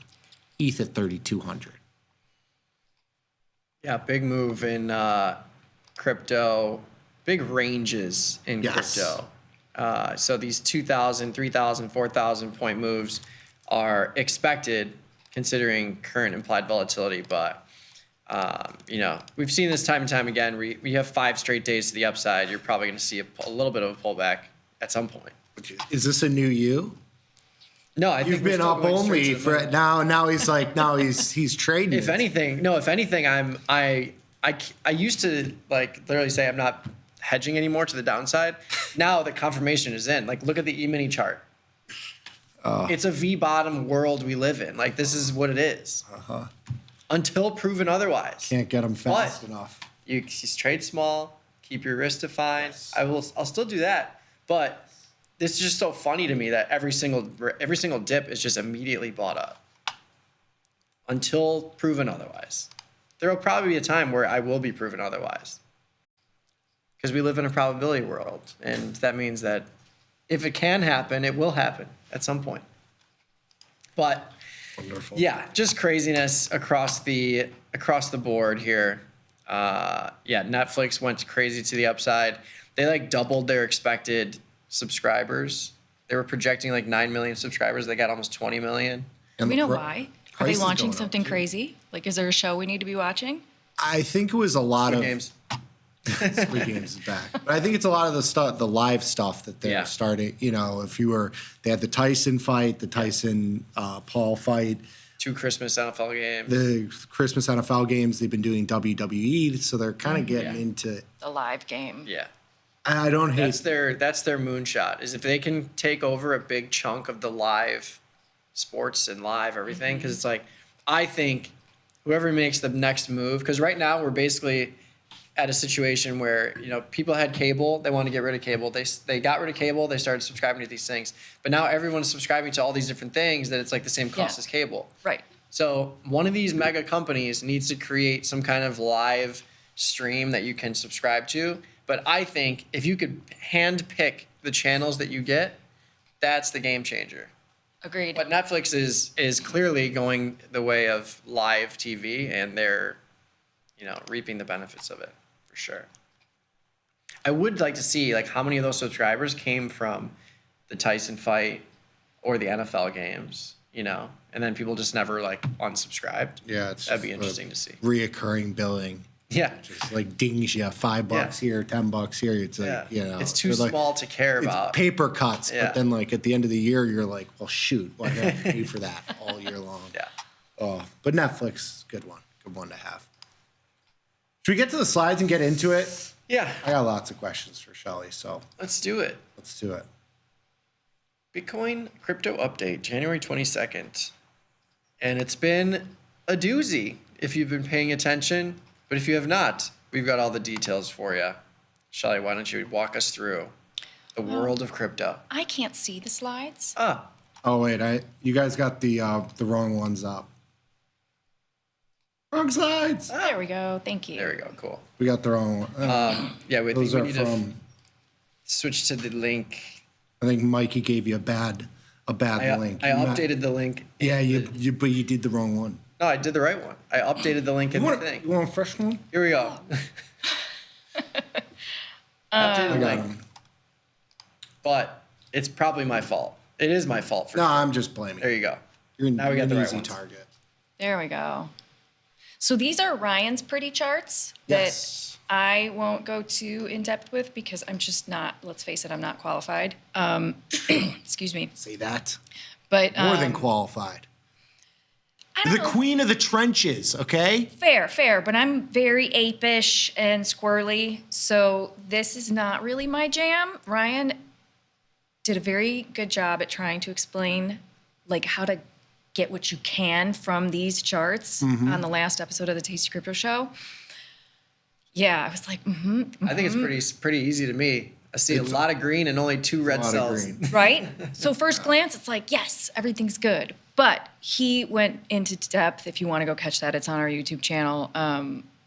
Like the real meat in why these are so useful. But so that's all I'm going to say, except that he's also delivering these now weekly via email. So if you're not subscribed to the Tasty Crypto newsletter, please do so. And He's you'll making also us get these. obsolete now. We used to be the gateway to get this info, and now Ryan, he's like cheating on us with this. This is not fair. No, he's dedicated Monday to you guys though. Okay, good. So don't. As long as we get our little hangout, it's gonna be okay. Yes. It's gonna be okay. It's gonna be okay. So Wednesday mornings you'll receive these. So I think the interesting thing that sticks out to me here, ETH obviously the underperformer of the big names. You've got Bitcoin having its big move. You have Solana, which I know we're going to talk a lot about because it's been kind of the focus, having its big move. Even your Doge, some of those things having their their move. Although I've seen the pain in the trenches by everybody else that's in anything other than the Trump coin over the weekend. But Ethereum, obviously the loser of the group. Is this it? Is the flippening happening? I don't think so. I'm still somewhat of an ETH maxi. I wouldn't, maybe not maxi, but I think that overall it will correct. There's such an argument for these layer 2s that are parasitic to ETH in that they're taking away the fees, they're robbing ETH of its fees. But I still think that as the base layer, there's still a play for ETH. Okay. I like it. It's the forgotten one. It is. I mean, it'll have its moment. Yeah. Like it did. It did. If we forget about the short-term noise, it did go from 2,500 back to 4K when Bitcoin made its rally from sub 100 to over 100. But it's always been the pick. Yeah. Every single time we have Ryan on, he's like, the pair between Bitcoin and ETH has never been wider, and then the next week it's never been wider, and then the next week it gets even wider, and it feels like that's gone on forever and ever and ever. So it'll have its moments of pump, but it has a propensity to dump as well. How about that? Beautifully said. Let's jump to the next slide here. So we give you a look at implied volatility of the historical volatility there as well. So you can see volatility is certainly getting pumped into the system here. When you look at the historical volatility being much lower than implied volatility right now. This is not a shock considering what we've seen over the weekend and in the last couple of weeks. And even with what is projected to be a topic of conversation in this new administration, you would expect implied volatilities to really increase, which you're seeing in Bitcoin and ETH as well. And again, I know Ryan talks about this all the time. Like people, you see all the tweets and in both directions of the big up moves and the big down moves. Like big up moves, everybody like, oh, we're going to 1 million, and then big down moves, everybody's like, this is all a scam. Implied volatility is telling you should expect 10K moves at basically on a weekly basis. Like this is implied volatility is 62%. That means a 62% range over a year time frame. When you extrapolate that out, you should expect to see 5-10% moves every single week. That's not out of the projection there. So it's important everybody remember that these big moves are not new. And they're trade opportunities. Yes, they are. Indeed. Yeah, it's more rare to see a Bitcoin move that's like in the hundreds than it is to see it in the thousands, really. That's another way of thinking of this too. Like you should expect to see 2, 3, 4K chunks daily. Mm-hmm. It's more rare to see that well within 1,000 than outside of it. Yeah, we'll see where the market is, but yes, like Shelly said, understanding these weekly expected ranges can help you pinpoint price extremes relative to implied volatility. So just looking at these ranges here, Bitcoin bottom end 95K, top end 113.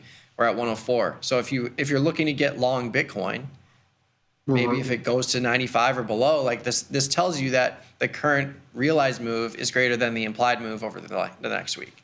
Yes. And we're right in the middle of the range. So yeah. I know Ryan uses these as kind of the trading ranges to scalp out of positions. That's perfect. That's what this data is for. Mm-hmm. These are also great if you're going to set up a liquidity pool on any of these. Sort of use that as to set your range. Yep. Our next thing.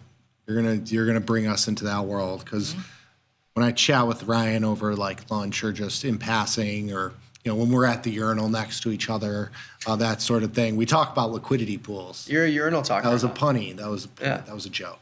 Liquidity pools. I try. Swimming. So how about them pools? Yeah. So what's the yield you got on those ETH pools right now? But that's something that's really interesting that I think will be fun to dabble in. Indeed. Jumping over to the next slide. I think this sets up to what we're going to go through for the next couple slides here. But Solana, the move over the weekend, and just the fervor of activity around it. Trump. Is it going to stay? I mean, Solana's great. It's cheap. It's efficient. It works until it doesn't, and they're working on scaling everything. So I mean, yeah.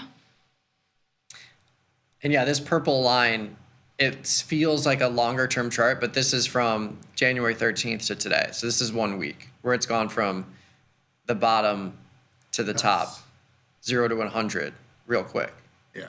I think there's a month, 2 months total. Yeah. Yeah. I mean, that whole chart, yes, is a month, but that rally from the bottom in purple to the top where we are has been a week. So big increase in relative performance compared to the other coins or spaces, I should say. All right, let's get into the market update. What do you got for me here? Let's jump to the next slide here. The big market update. Well, this is, excuse me, for our newsletter. This is what you'll see. Beautiful. So this is what Ryan is now dropping on Wednesday mornings. So definitely sign up. You'll get this on Wednesdays and then the main newsletter on Saturday mornings. Cool. Love it. Beautiful. Oh, God.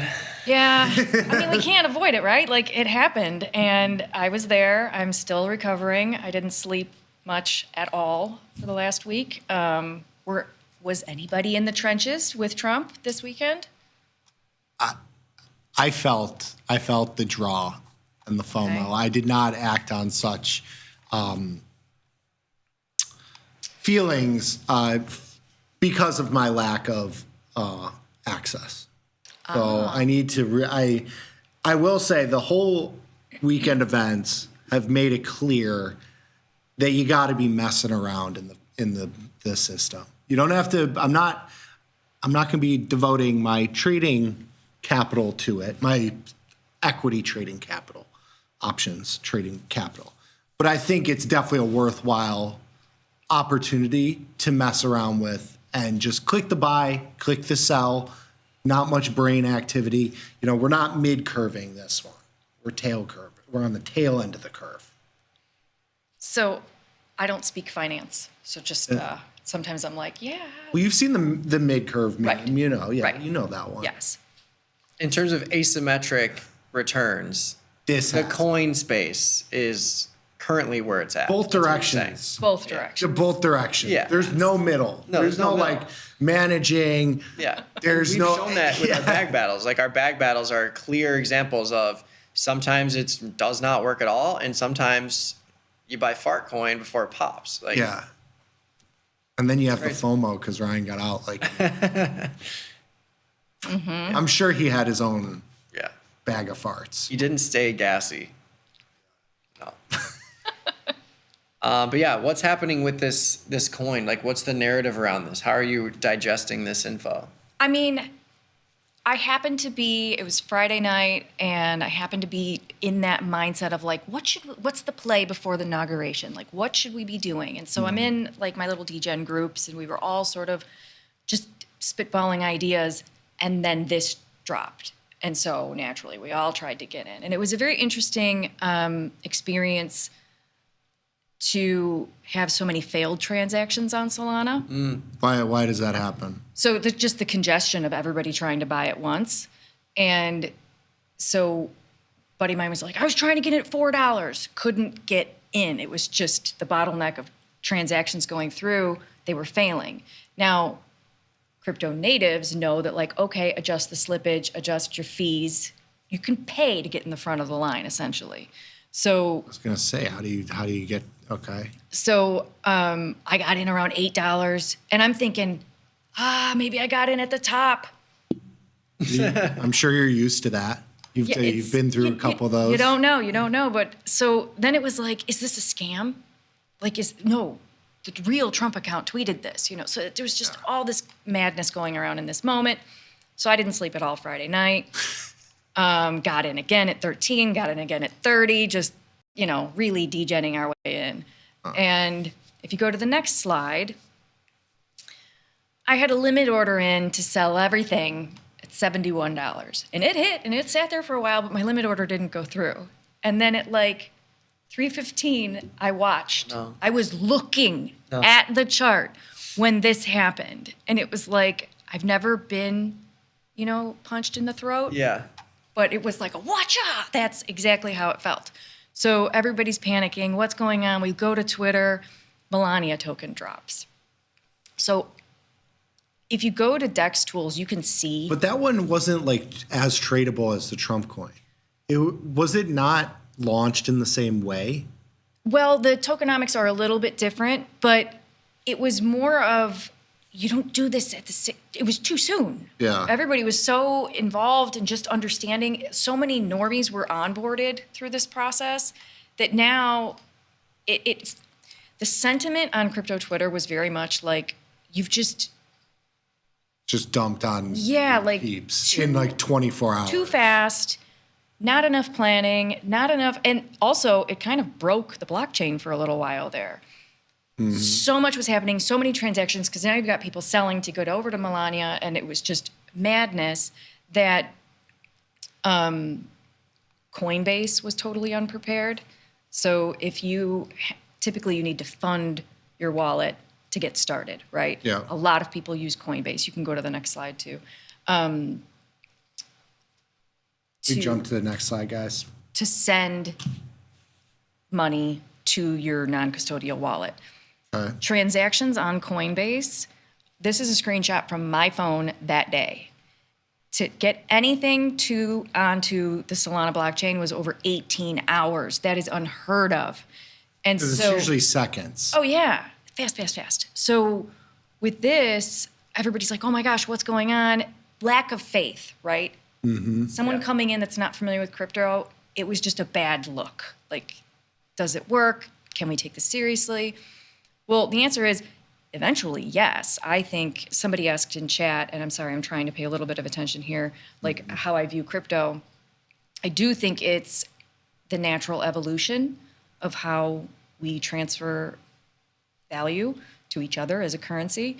I mean, it's not that long ago that credit cards were like this revolutionary new way of transferring value. It's just the natural progression. Like, okay, there's issues there that crypto solves. Speed, efficiency, all these things.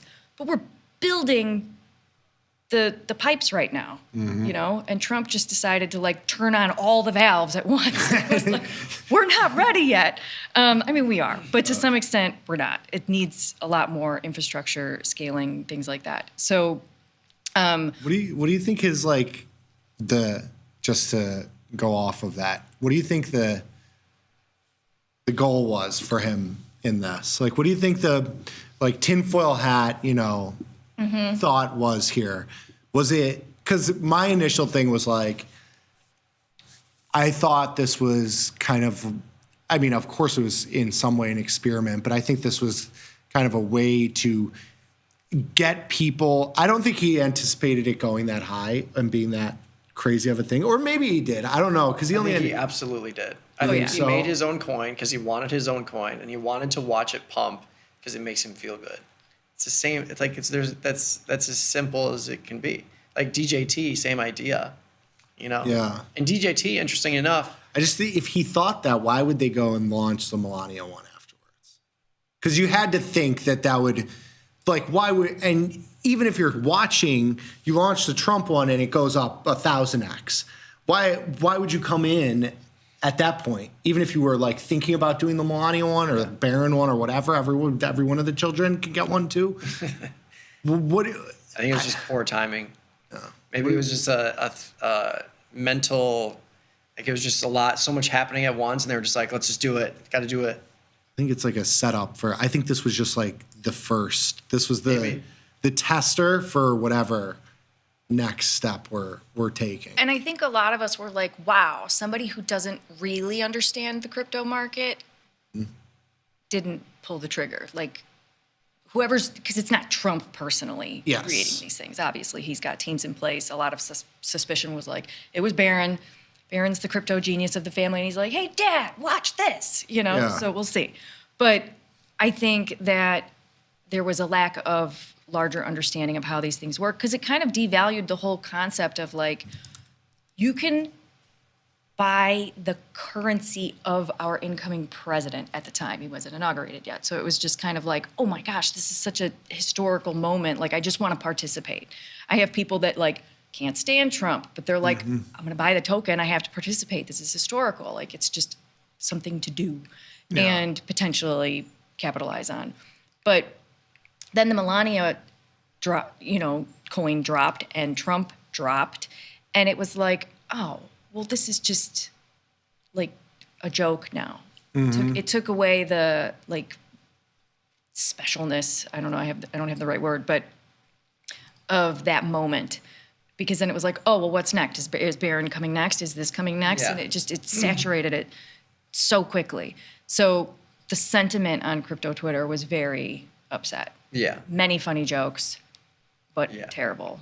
Well, I think it undermines a lot of this stuff that Ryan brought to light, where like there are actual research funds using coins to generate revenue so they can research like cancer treatments and all that kind of stuff.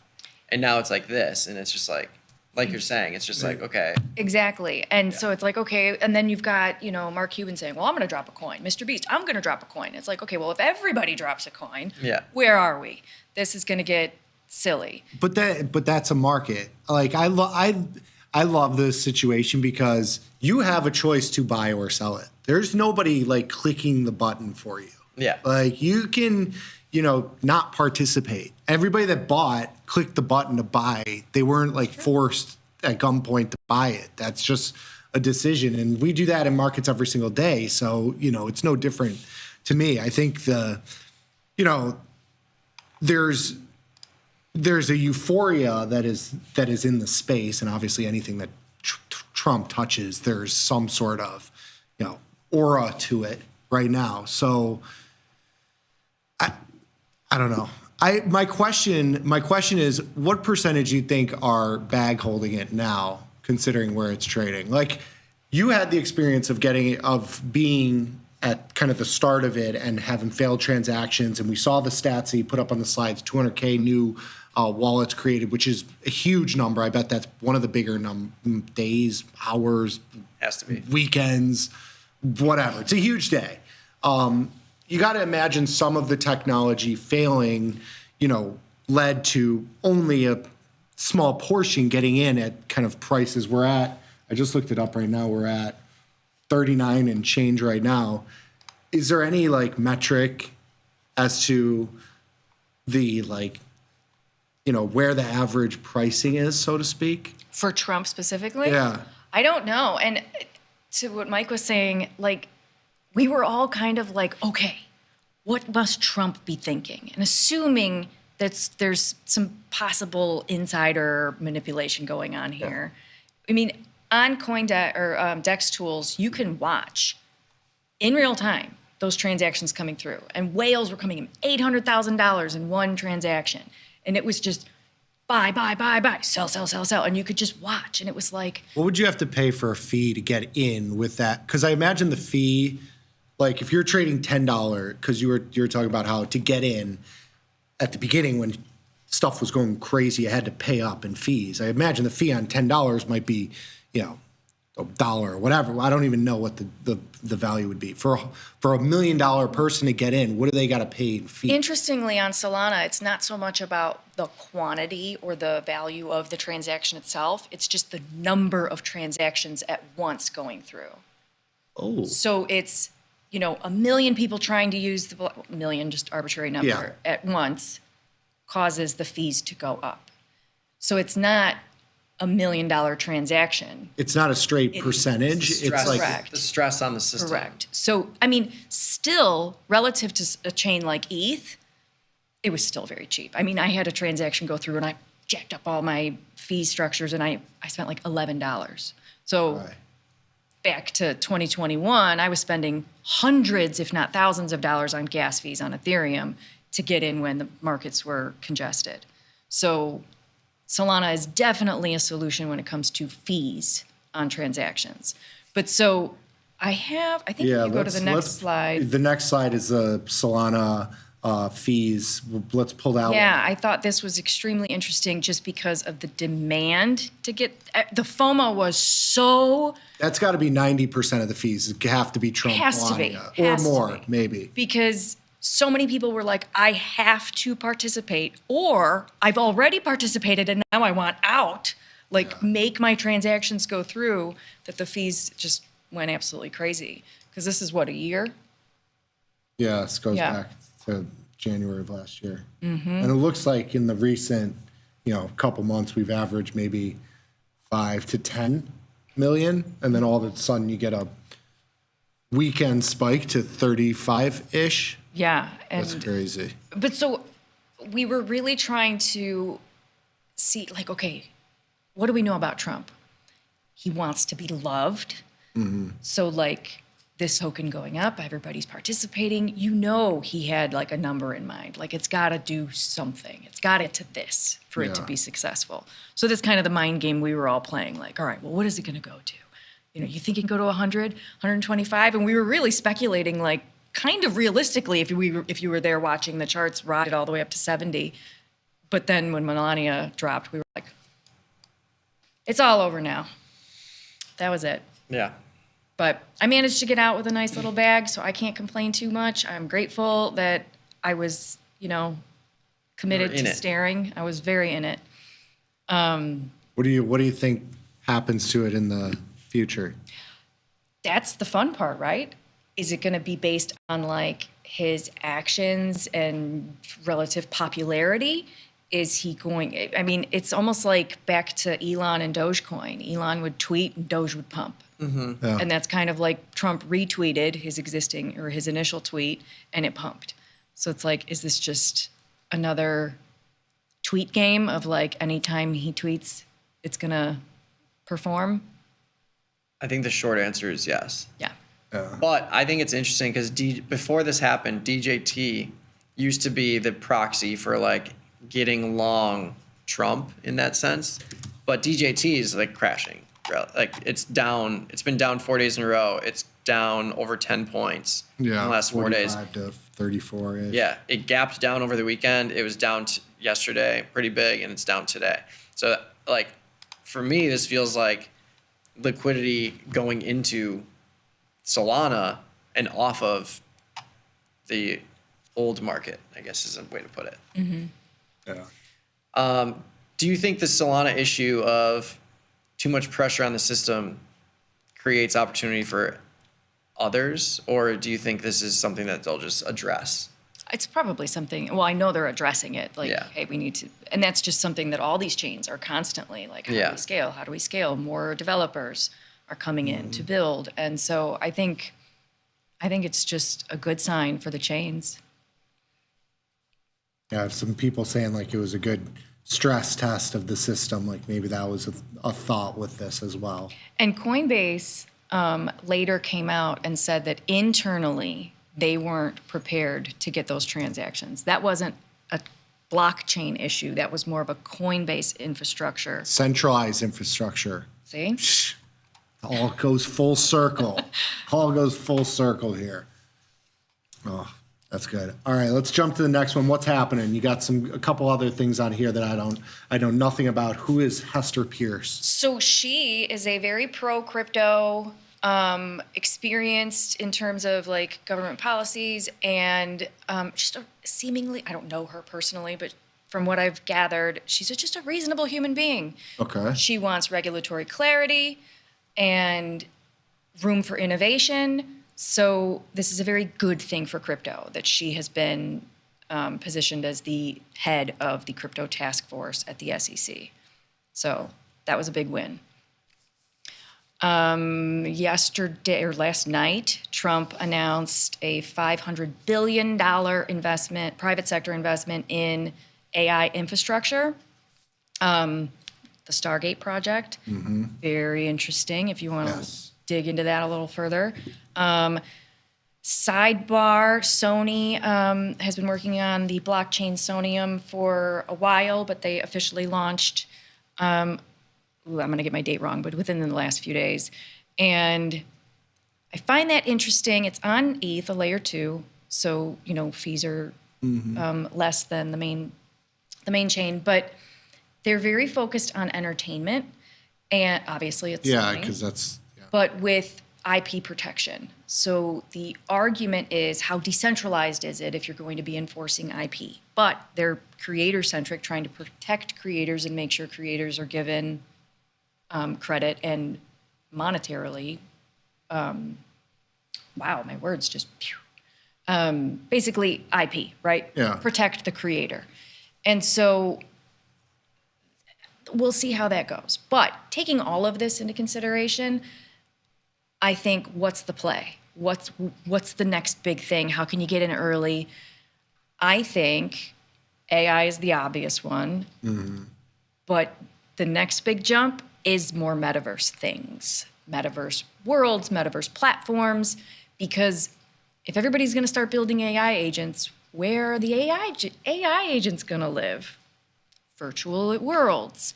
And so I don't want to pump my bags, but I'll fully disclose, like, I have a big bag of Hyper. I'm very bullish on that platform, but only because I've been in it for 2 years and I see firsthand what's going on, what they're building, what they're doing. So like HyperFi, I think there's a lot going on in Decentraland. I know that communities are actively building tools so that, because right now to build an AI agent, you have to have some skills, right? You have to have some developer knowledge, coding skills, things like that. But just as fast as these things have been like in the headlines, there are already people building tools to make it so that me and you can build an AI agent with no skill, just an idea. So, okay, take your AI agent. What do you do with it? Well, I'm going to put mine in HyperFi and either make a game, create some sort of immersive experience for Tasty or, you know, your brand, whatever. And so I think that's the big move. Cool. I like it. Yeah, we got some peeps in the chat with their throwing up Hyper as well. So you're not the only one with that bag. That's what I'm telling you. It's an exciting one. T-Port has a good point. Maybe they're both intended to launch simultaneously, the Melania and Trump coin, but there was a delay that affected Melania enough to cannibalize Trump. Maybe. Potentially. Interesting. That actually makes more sense than them being so close together. Mm-hmm. There you go. Lastly, we got a couple little, like, you know, keep your seed phrases. Don't. Oh, yes. But before, this is just too funny. Oh, If you turn that on its side, it looks like Trump. I saw that and I couldn't. It was like, amazing. is this? Oh my God. Is he really just etch-a-sketching Potentially. the market? Because that's funny. That's actually insane. Yeah. Now that I can't stop seeing it now. You can't unsee it.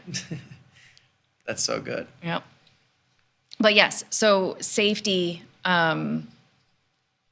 just to really drive home, whether you're in crypto or not, stay safe out there. Keep your seed phrases private. Don't store them on your desktop, like, you know, copy, paste, put it on a notepad. Don't do that. Yes. And then be very careful with links. There's a lot going on out there where nefarious actors are just, scammers be scamming. Yeah. So, and that's outside of crypto too. We get Exactly. people impersonating all the hosts and everything. Just be careful what you're almost daily. yeah. It seems like so. Be careful with everything that you're doing there. And then shout out to Shelly for the bag battles here. Getting on to the next slide here. Do you have your ape? Have you acquired it? It's on my desk. Okay. Good. Well, I wanted to make sure that you had it. Yeah, yeah. Oh, yes. Yeah. You've had it for 2 weeks now. I know. It's a flex. We gotta do something about our poor performance, Mike. Oh, I know exactly where I'm going into. What are you getting into? I actually have FOMO from what I said before about this particular coin. Ooh. I'm gonna go into SPX 6900. Okay. Are you getting back to it, or did Brian do that one? I don't think we were ever in it. I don't recall. I think we talked about it as an idea that it makes a lot of sense if we continue to rally closer to 6900. That SPX 6900 is gonna pop. It's up 32% over the last 7 days, but it's down 6% today. So I'm getting a little discount if I want to get in. And I do believe that. I think the closer we get to 6900, it's a meme number. Mm-hmm. But we're like at this rate, eventually I think we will get to 6,900. Depending on how fast we get there, I don't know. But the closer we are to that number, the more this coin's gonna pop. Like I just don't see any other way around it. Okay, all right. So, isn't it funny that Shelly and Ryan are the ones that are up, and we're just the normies that are down 50%? Yeah, dude, we're mid curve. We stink. Chill So guy. depressing. Nobody cares about the chill guy meme anymore. Come on. I know. I'm thinking I got to do something like I need an Elon. And you know what's funny? Chill Guy was trending on Twitter this weekend because it's rumored that Mr. Beast is acquiring the IP for Chill Guy character. Whoa. Mm-hmm. That could be your pump. I'm not trying. I'm just like searching for Elon Mars. So there's dog Elon Mars. Okay. I think, or it could be Dogelon Mars. I don't know. So I think that's the one that I need to go into to play for. Not only that we have earnings coming up for Tesla, but there's got to be more Mars. Trump even talked about Mars yesterday. How we're going to put people up there. It's going to be beautiful. I think that's a move for me. All right. And that one, I'm going to have like 1 million of those. 1 million. What's the price? There's 6 zeros and then a 2. Okay. So there's going to be a lot. I'm going to have a lot of those. Yeah. There's only. It always feels good when your $100 goes into the millions. Well, I only have $48 now. Oh yeah, you're right. $42. Yeah. We're. That's what happens. We are climbing a hill of sand here. Not fun. Well, that was the other thing with this Trump launch. Mm-hmm. If you were looking at, my portfolio, all of my other bags went red and everything went to Trump. Everybody was liquidating everything they had to just put it all in Trump. And so it was like, is this good or bad for crypto? What's happening? Because these are like legitimate projects, some of them, and they've just been completely bottomed to go over here. And if the crypto native people, like a lot of us reinvested in our projects that we're loyal to, but like, I mean, that's good. For anybody that just was like, oh, I'm going to go buy a boat now, like, is that good for crypto? Maybe not. Was that so?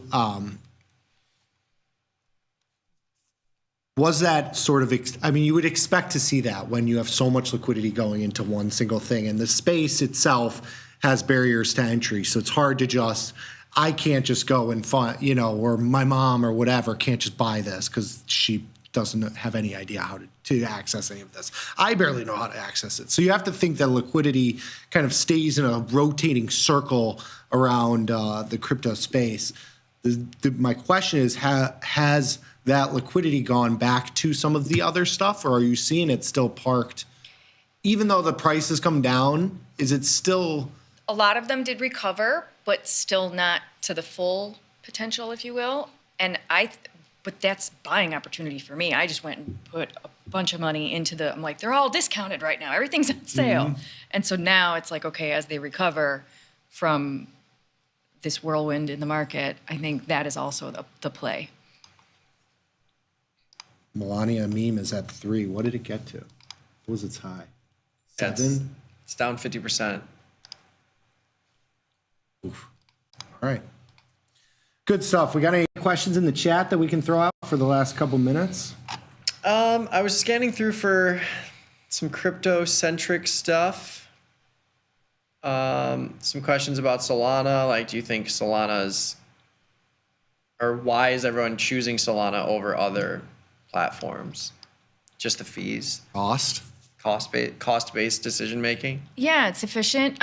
It kind of stood the test of time with Pump.fun. I know that they're in the heat right now, feeling some heat right now, but in the sense that, like, it's easy to launch something and it can handle a lot of traffic with efficiency and low fees. It's kind of the perfect one to do so. What is stopping Ethereum from...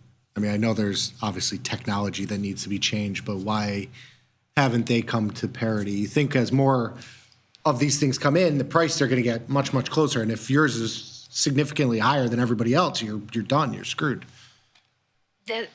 So with Ethereum, though, the transaction isn't going to fail. It's just going to cost you a lot.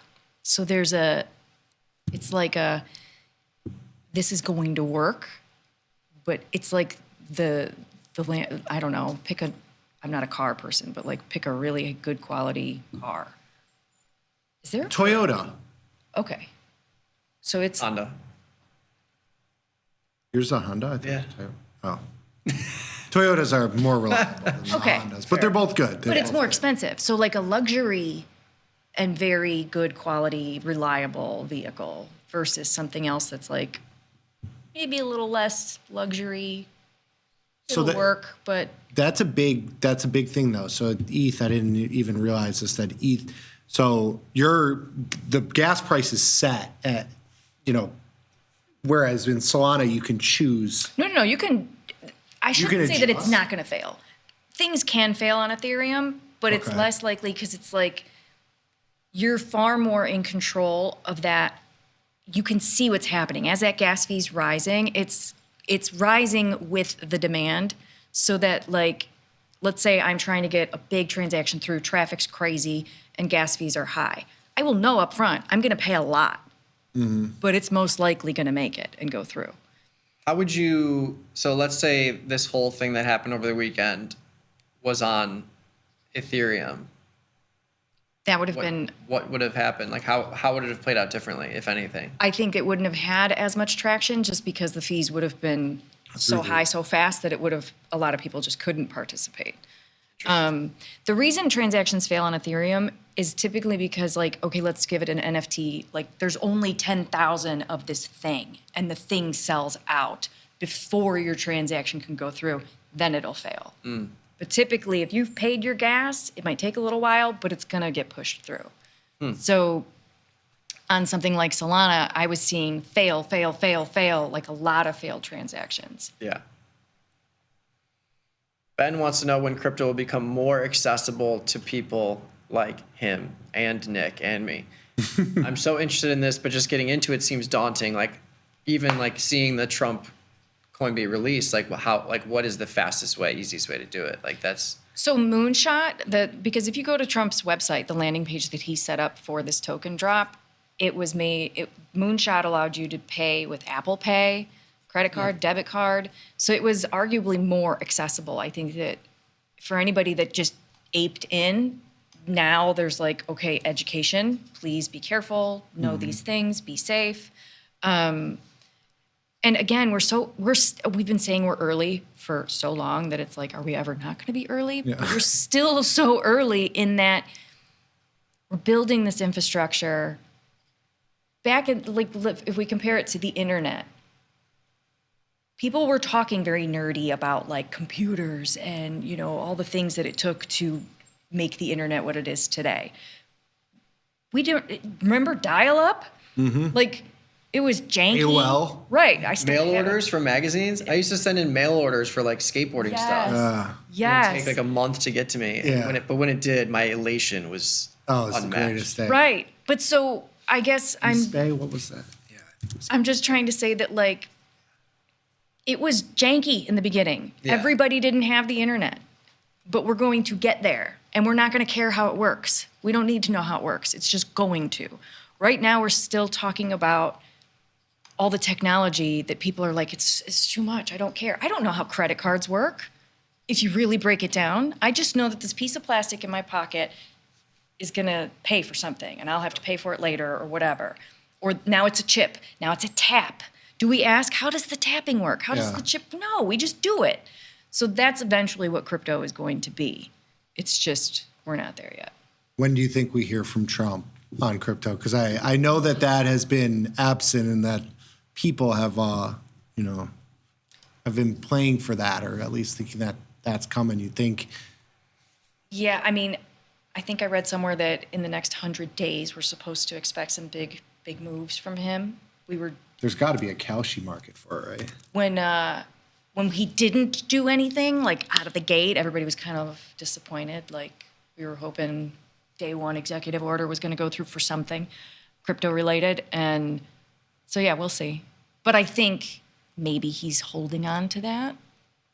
Yeah, And that'll pump the coin. We'll see. Didn't you say there was a press conference? He had one yesterday. Oh, okay, that was the Stargate thing with the AI funding. Got it. But I feel like we're going to have a lot of those impromptu press conferences, which kind of shocks me that volatility has gone this low. I feel like crypto volatility is high. I'm talking markets here. Volatility /VX 1666. I'm surprised it's kind of in the dumps right now because there's just binary risk every single day. Like I saw a tweet today. He was tweeting about, settling the Russia-Ukraine war. All of a sudden have a quick message sent out that can move markets now. Well, I think it speaks to the nature of how early we are, where it's like the onus is on the coin creator to make a web page to make it easy to pay for the thing, as opposed to knowing, like, by nature, like knowing exactly what to do it. Like, I know how to buy or sell a stock or buy or sell an option. Like, that's very easy to understand now, but it's a different world. Silk Road guy pardoned. You never used that. You weren't that early. No. That was way back when. That was like all the the black market stuff. Yeah, black market stuff. If you need a kidney, Silk Road might have one for you. That's got to be a good sign for the space. Well, He's a hero. I'm looking at this. With credit cards, you're still using dollars for transactions. Yes, I'm talking about the technology behind credit cards. Like, if you go back into history, the first credit card, or the birth of the credit card, was like some CEO out to dinner, goes and he's like, oh, my wallet's in another jacket, couldn't pay. And he was like, I'm good for it. Why can't this be a thing where, like, there's a club of restaurants, the dinner club card, I think that's what it was, like a piece of cardboard where it was like, okay. And from that, the birth of credit cards became a thing. And I'm talking about like the tech behind credit cards, the actual plastic, the ecosystem in which all of these companies have relationships with other companies to accept credit, pay whatever fees are on the back end. Because he's saying, I can use cash without paying fees. I'm like, can you though? Because you're paying interest on those credit cards if you don't pay them off every month. Yeah. If you're at a mom and pop shop and they put the fee on you, like, hey, if you use credit and not cash, you get charged the 3% or whatever it is. Like, you're technically not paying for it. You're not paying for the transaction when you use a credit card. No. The credit card company is paying for your transaction, and then you are on the hook to repay the credit card company at a specified rate. The vendor has to pay them for Correct. the transaction. Exactly. But I refute the idea that credit cards are cash because it's all just digital switching around. It's the same thing as it's really underneath the surface what a cryptocurrency is. It's just changing of hands, me to him, like it's just, there's no actual dollar that comes into play that is created out of our transactions. It's just shuffling of where it's digital money. Yeah, it's digital money. It's exactly what it is. Yeah, that's why some restaurants will give you a discount if you pay cash. Or like you can only pay with debit card at certain places or whatever. Correct, because they have an agreement to accept credit, but they pay a fee for that convenience. Just like if you have a Stripe or whatever, like a small business, there are fees associated to having that. You either pay monthly to be able to use their service or, there's different fee structures, but nothing's free. Nothing is free. Well, that was fun. Yeah. That was a good little stuff. ride. We thank you for coming on. Thank you for having me. This was a ton of fun. And you'll be on today at 4:30. 4:30. Late day for you. Yep. Are you on the Twitters? I am. Teeny Bod. Oh, there's a story there. What is that story? Well, you are very small. Well. Oh, that's awkward. Well, no, my mom, who I think is in chat, it's her fault because we're going back to AOL beta days, okay? I'm going to age myself. Okay. And she set up my first, account. My first handle ever was TeenyBot because I was a child teenager. I think I was 12. Okay. And that handle, TeenyBot, just stuck with me. And so because as these platforms became a thing and everybody was grabbing their names, that one's always available until now. But I would just park it for consistency. But now I've aged and I'm like, oh God, okay. When people ask for my email, I'm like, teeny about AOL, teeny about Gmail. You still have the AOL? I had to park my AOL because so many other accounts were attached to it Yeah. that, yes. It would have been a headache to. Yeah, I had to recently log back into it and it had like 100,000 emails and I was Yeah, like, naturally. oh, no. Yeah. Good stuff. Well, you can reach us all on the Twitters. I'm at Trader Mikey B. Nick's at Trader Nicky Bat. Shelly's at Teeny Bod. Teeny Bod. And Ryan. Ryan Fred Grace. Yeah, Tasty Crypto, of course. Yes. We've got the Tasty Crypto newsletter pinned to the top of the YouTube chat, but if you're not there, you can just go to tastycrypto.com. It's on the homepage. If you just scroll down just a skosh. Tonight. But yeah, stay tuned. We got plenty more content coming your way the rest of the day on tastylive.com as well as the YouTube channel. We'll be back same time, same place, 11 a.m. Central tomorrow. We'll see you then. Peace.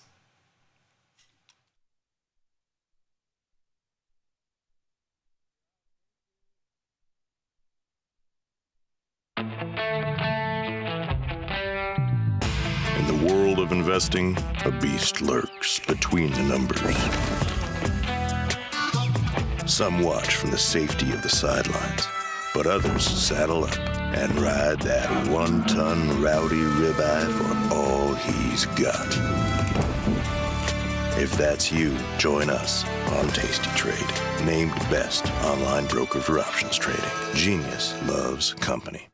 Decision to build Thinkorswim was a byproduct or derivative of 20 years. In our minds, the future of finance meant that we were going to move away from something that was very manual and move to something that was tech-driven. What we did with Thinkorswim truly changed the industry. To do it a second time was a challenge that I just had to take. The platform is just leaner, cleaner, a little meaner, legitimately built from scratch. The amount of time I spend interacting with our customers via email or anything else is pretty much my entire life. To be so powerful and so valuable, and then to be that approachable, just amazing. Where else are you going to be able to email a CEO, get response back? But you know what? Before he even knew who I was just some idiot trying to learn how to trade. And he still would email and help me learn and everything like that. Some people say it's nuts, some people say it's insane. You know, that's what I do. Tasty Trade has crypto, and you can trade with zero commissions. Bitcoin, Ethereum, Litecoin, and more. Diversify in one place. Crypto, we got it. We get it. Your crypto needs a wallet. And crypto is better when it's tasty. You can now do more with your digital currencies with the Tasty Crypto app. We're proud to offer a self-custody wallet for Bitcoin, Ethereum, and Polygon. Transfer your digital tokens directly in-app and access thousands of tokens available only on-chain. Your wallet is your key to decentralized finance. Download the Tasty Crypto app and get started today.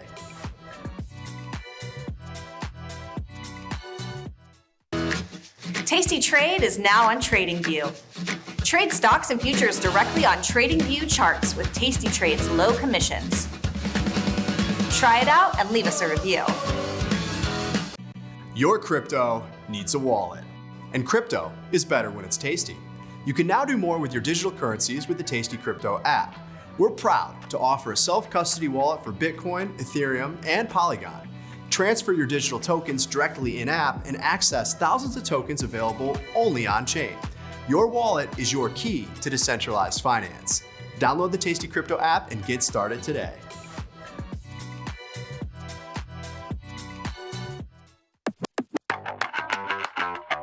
Explain pot odds. Pot odds is my favorite term, but pot odds in the poker world or gambling world refers to having a greater payout than your implied odds would suggest. So let's say I have 3-to-1 odds to win a pot, but the pot is giving me 4-to-1 odds to make that bet. I would have a positive expected value over time. So in trading, let's say you have a defined risk debit or credit spread that's currently at a max loss, and let's say there's 30 days left to go. there's not really a reason to close that position because you're already at max loss. You can only go up from there. So in that scenario, that would be a positive pot odds scenario, or something that would give us pot odds to stay in.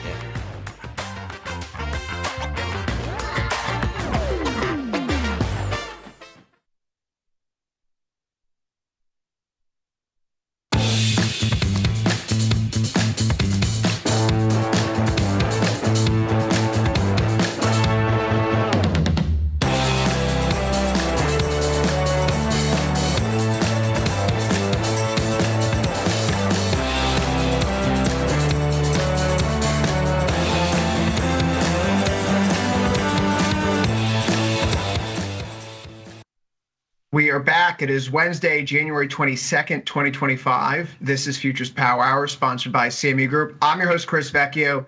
He's Thomas Westwater. Thomas, hello, all-time highs. All-time highs and all-time lows for the weather here. So it's a good week. You know, the AI boom is back, it seems like, and we're going to ride it.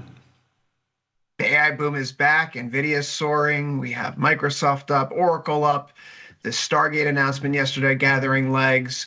We see that Elon Musk is bantering with Sam Altman on Twitter, which is just delightful. So who knows if the money funding secured for the actual project. But that's not what this market cares about. We care about the fact that some companies are printing some serious earnings growth right now in what's looking like a more business-friendly regulatory backdrop. The economy is continuing to move forward. And by the way, Fed rate cuts are back, Thomas. A little thing happened here that not many people have been discussing over the past week, but what was an environment where we saw only one cut priced in through the end of next year has now become one where we have two on the board for this year. Oh my. That is a quick change of pace. And that is not a small reason why we are seeing stocks perform the way that they are. We're looking at perhaps a less constrained path forward for the Fed because the tariffs just aren't materializing the way that people feared they would. So yields are seeing that pressure come out, term premium coming back in, and Fed cut odds coming back on the board. Thomas, if we have a growing economy with a 4% handle on the unemployment rate and 2% handle on inflation, with 2 to 3% real GDP, and the new administration doesn't shock the system to mess that up short term, what are the problems here for stocks right now over the next few weeks? No, I mean, it's like we're back in the Goldilocks phase, or, you know, I don't think there's too much. I think, you know, I'm surprised that volatility has come in a bit despite, you know, where are we at right now for the VIX? Well, I mean, volatility. I was up today. It's a little under what I thought it would be with, you know, the trade uncertainties. They're coming out with some stuff that they're saying they're going to do, but there's really no clear roadmap right now. And I think the market's now shifting beyond the trade uncertainties and now focusing on the AI boom narrative. So money seems like more money and more government support is going to go into AI even more than so was before. So the market's taking what it can get, and you know, it's like when we get an excuse to go up, we take it. So I think the bullish backdrop is still well in place. People are looking to expand capital. So I think this is a good sign for getting long on the dips. Long on the dips indeed. Yesterday, Thomas, here on Futures Power Hour, we were looking at trades that might perform well in an environment where stocks are breaking out. The S&P 500, no longer a question, just stocks breaking out, period.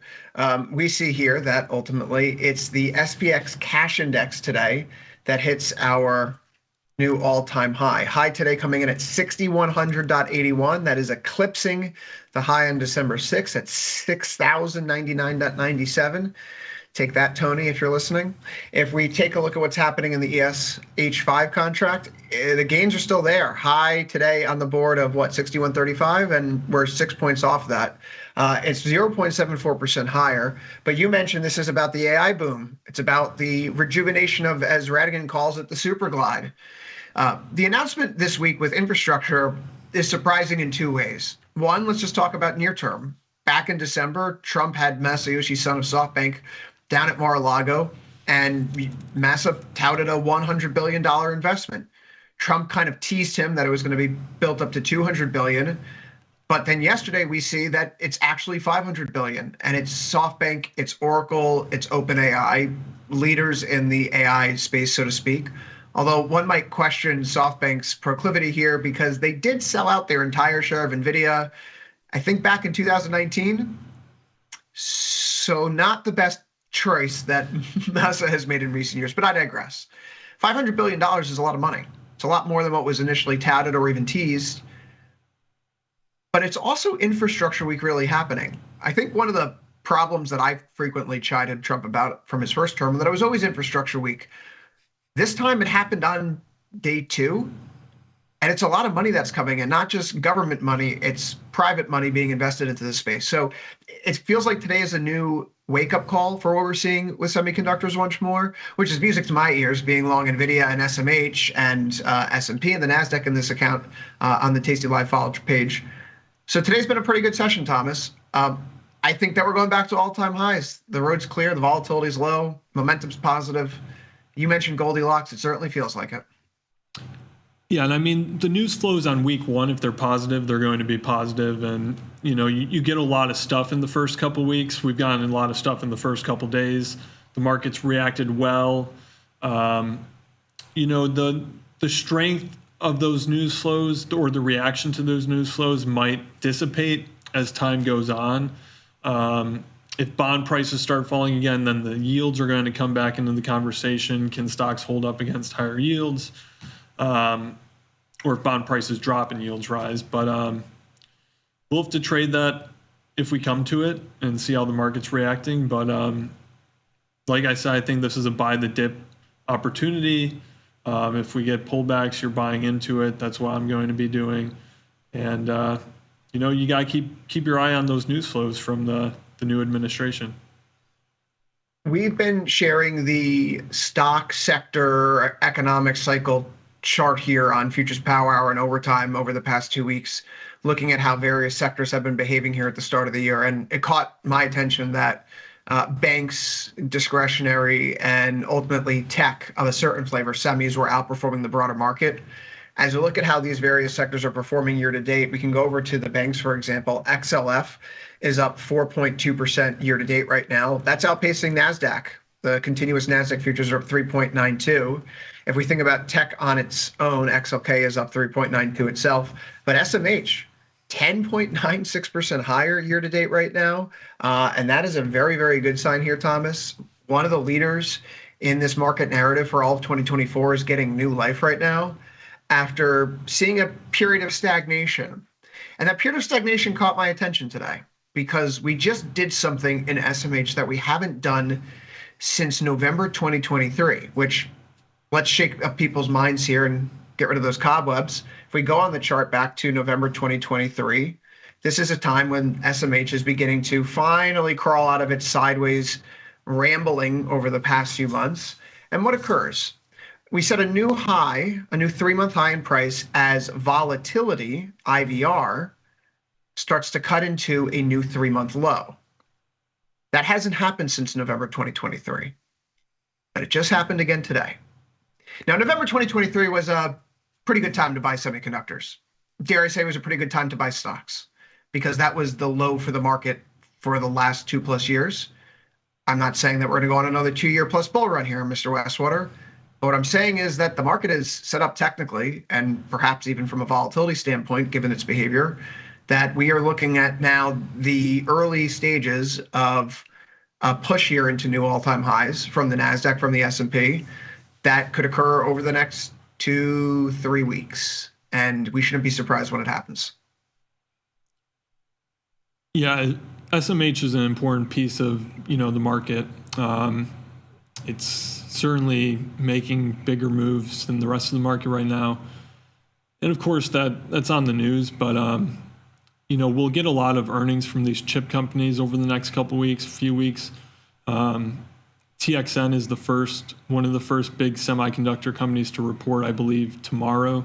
Now they're more involved in analog solutions and sensors and things like that, a little displaced from AI versus other chips, but it could give us a nice little boost if those numbers are really good, if their outlook's good. So I'll be watching that. I see no reason for this rally to get derailed right here. Pullback to support should be seen as buying opportunities, and I don't think there's too much risk that's going to come out of the administration in the short term. I think one of the things could be inflation concerns with labor disruptions around deportation efforts affecting kind of food prices maybe. But the market is pretty focused on this chip investment stuff right now, and I think that's going to prevail for a little bit here, like you said, at least a couple weeks. The $500 billion is geared toward OpenAI. That doesn't even mention any of the other big companies.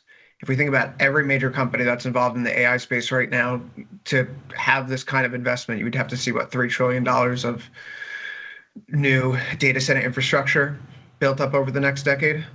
That's some of the back of the envelope math that I've seen tossed around over the past 24 hours. I don't think that was in our conversation a week or two ago, Thomas.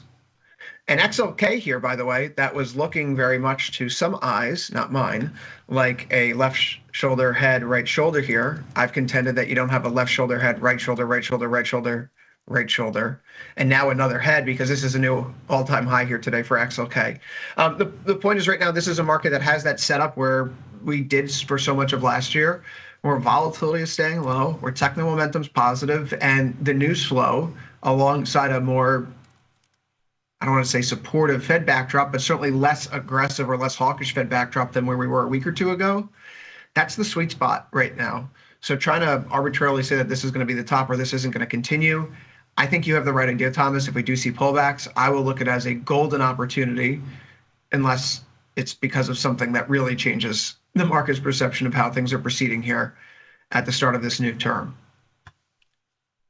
One of the things, too, that I've seen is there's an argument that we're very close to AGI, or that AGI is already achieved by some of these companies.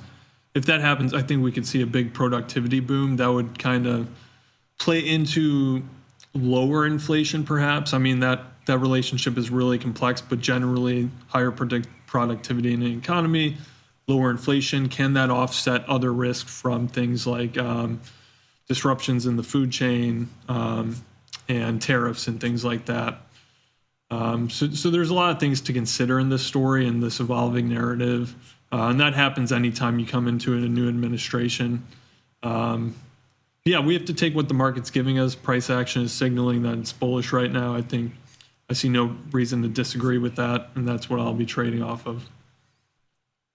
Yesterday, Thomas, we put on that trade in. Yes, there's still some old legacy from the end of last year, that 9 days to expiration. Maybe it works out. But the new position, it was 45 yesterday, long the 6150, short the 6300 call spread. That obviously is moving and performing just as one would hope here in its early days. So plenty of time, no reason to make any adjustments. On the other side of the table, we can take a look what's going on in the Russell. I did make an adjustment here today, having been short the put spread. This was up here, closer to, I would call it, 23.20 a few hours ago. But we had 9 days to expiration. This was past the roll date. Seeing how the price action was performing, I said, you know what, I'm going to stick it out. I think this loser can turn around, and it did, particularly after yesterday. So I was able to close it this morning. I'm looking for an opportunity to add long deltas here in the Russell as well. We have what could potentially be an inverse head and shoulders pattern down here coming out of the bottom. If that's the case, we're holding the neckline right now, and then that calls for a move up to at least 2460. That's not quite the all-time high, rather the all-time high, the high that we saw from last year, but it's pretty darn close. So this pullback that we're seeing here today and this turnaround on the 4-hour time frame, I'm just quite frankly seeing this as the opportunity to readjust that positioning from 9 days to expiration, not short put spread, but to long call spread. It seems like there's going to be no rules or regulations in this new America, so might as well buy the 2,000 crummiest companies in the country, and maybe they can turn things around with regulatory lax oversight. We can only hope. Yeah, no rules. You see what's going on in the crypto space? It kind of feels like it. Yeah, crypto, I mean, that's a great argument. It looks like guardrails are going to be taken off. It looks like we're going to finally get a comprehensive framework for allowing more products, more tradability, things like that. So certainly bullish development there. This is what I'm looking at in the Russell here today. We have that swing low from mid-November that became the swing highs in December here at the start of January. And as we poke through, it produced a struggle here today. If that is the neckline and an inverse head and shoulders pattern, this is what should be happening. Unlike what you saw in the S&P or the NASDAQ in recent weeks, where when it started to break down, it immediately rebounded and didn't give you a clean neckline break. This one giving you the retest and perhaps holding. So early signs that there is breadth here in this market. Thomas, yesterday, Jamal and I were speaking, number of stocks above their 20-day moving average has hit 80.31%. Yesterday marks day 6 where at least 2/3 of stocks in the S&P 500 are rising. That is an all-time record. So this is a widespread rally right now. It's difficult to dislike when you look at some of the internals. Yeah, I mean, except the RSP today. Russell kind of not joining the rally. I think tech is where you put your chips though right now, so I'm not concerned with the Russell kind of trailing. What's your favorite play on the board right now for stocks? It doesn't necessarily need to be one of the indexes, but talk to me about a sector that you're looking at. I mean, I'm looking at XLE, but that's kind of, I don't know if I'd do that through oil or something. There's a decent dip in oil right now. I think some risk are going to come back in. We're trading around 75. I think we could still go back up to 80. I think XLE is probably going to rejoin. There's a trend line that's broken, which kind of gives me some pause to taking a long trade on it. But if we get a little consolidation, carve out some new areas, I think I'd be fine taking a trade there. I know a lot of people point to energy as a sector that has such a small contribution to the S&P 500, particularly compared to tech. You look at how the two sectors have behaved over the years. Is this a broader commentary on commodities, or is this idiosyncratic for the Trump administration and what you see in the policy changes evolving out of the gate here? I think a lot of it has to do with the dollar. Weaker dollar, that's going to stimulate oil demand around the world. But at the same time, the tariffs, how are these going to play out? We're talking about taking all the capacity from Venezuela offline. That's 200,000 barrels per day, only about 1% of U.S. oil demand. However, we've started to import a lot more from Venezuela compared to than we did just a few years ago. That's a heavy grade of crude oil. And if Canada retaliates with tariffs targeting oil, that's one of our other major sources of heavy. So refiners in the U.S., they can't as easily switch back from heavy to light refining as some other places can, the Gulf Coast especially. We've made some progress in recent decades to where there's more refining capacity where we could kind of switch or, take advantage of those trends a little bit more. But if the trade war ramps up a lot, that could affect U.S. oil prices to the upside, I'd say. At the same time, you have Saudi Arabia just saying they had their highest demand for crude since in November, since I believe it's the past year or two. So it's looking like, they export a lot to China. So that's showing me that China is starting to increase their refining activity, starting to take on more imports. A lower dollar could definitely stimulate that relationship. But at the same time, you got the EIA coming out yesterday saying they revised lower their gas prices for the year, for next year. So there's a lot of conflicting sentiments in that space. However, that could invite volatility, and that's where you can kind of capitalize on some of your ideas there. Before we turn over to bonds here, any last thoughts on the indexes? NASDAQ pulling it a little bit today, S&P pulling a little bit over the course of this. I said pulling a little bit. It was 61.29. It's now 61.27 here on the S&P. This week feels like a light week, right? There's nothing really to earnings-wise outside of Netflix. I'd only say that the expectations for earnings can probably be slightly softer in light of this news that we're getting increased investment especially on the private side. So I'd say if we get even an inline earnings season, that's still going to be bullish. Whereas a couple weeks ago, I would have said that we need to beat expectations by probably a good margin to sustain a rally. So my expectations for earnings season is a little more bullish now.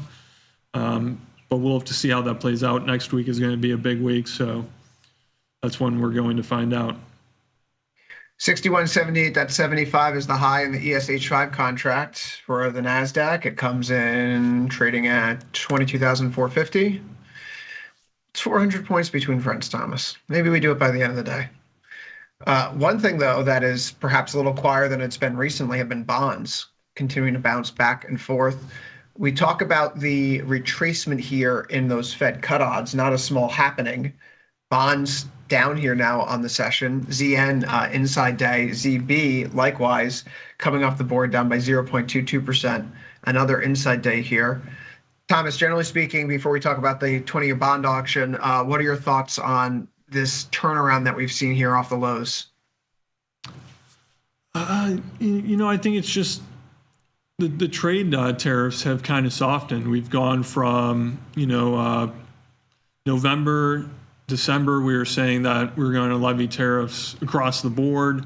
They were going to be aggressive. Now this was kind of expected by a lot of people that we're going to be more targeted, strategic with it. And that's, of course, probably the way to go.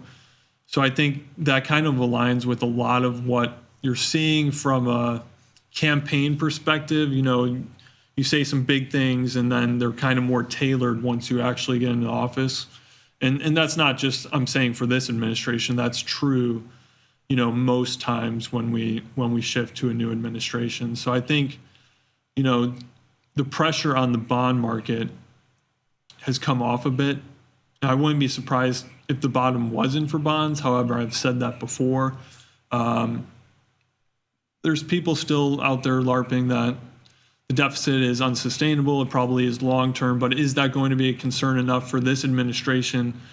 No administration is going to want to confront that because you have to reduce fiscal spending, which means you get lower growth, which of course is counterproductive to your constituents. And I think we're going to see a more tailored approach to pretty much all of those trade policies, perhaps even immigration, things like that. So I think the inflation concerns are kind of coming off the table a little bit.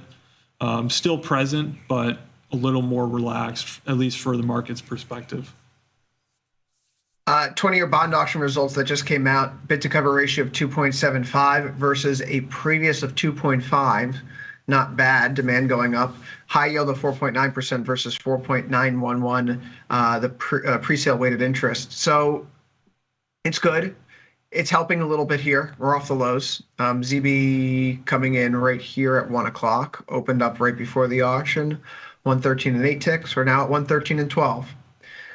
Volatility, though, continues to come in. Asking myself this question today, is the sign of the low vol here in the notes, the bonds, at least very low in notes, decreasing in bonds, is that a sign to you that maybe we've come out of the worst of it here for the bond market?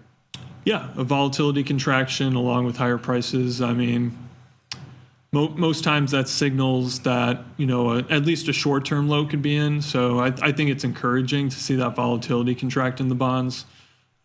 Just another reason to kind of get long. I'm not getting long myself via trade bonds. I usually don't trade bond futures. Maybe I'll start to dabble a little bit more here in the coming months. But I think, that'll just comport over to the equity market too. Higher bond prices are, of course, going to be good for equity markets as long as it's gradual and not erratic, which, of course, that would, if we did get erratic moves even to the upside, that could increase volatility. So I'd say if we continue on this trend that we've seen over the past week, that's going to be bullish in my view for at least risk. Bond yields just need to move sideways. I think it's less about the destination than the journey. If it takes us 6 months to go up from 4.5% to 5%, it's different from us going there from 4.5% to 5% overnight. And you can see how that we've kind of ebbed back and forth. There was a point yesterday where we were basically trading at the levels we were in ZN or in the 10-year yield that we were back in mid-November. And then you look at the stock market, and the stock market is basically sitting at similar levels where it's getting close to the all-time highs before the yields shot up too quickly. So it feels like there's a story to tell here, right? The bet is if you're going to bet against stocks, you're betting on yields bouncing back. I suppose that's a conversation to bring over to the energy markets in a little bit, but the two effectively are tied at the hip. This recent leg higher in stocks, yes, it's been aided by some of this more idiosyncratic news related to the government's investments and public-private partnership for the Stargate project, if you will. But a turnaround in yields makes everything much easier to swallow and believable if the cost of capital is going to be cheaper down the line. And those two Fed cut odds, or Fed 2 cuts coming back in, that is not something that we can dismiss either. Thomas, the economy performing better has a 210 spread right now at 31 basis points positive. Do you look at the 210 spread recently? Have you looked at it recently? You've been using it as an indicator for any trading. Have you been trading it directly? I know that you don't trade bond futures, but perhaps other things. I have not been trading it directly.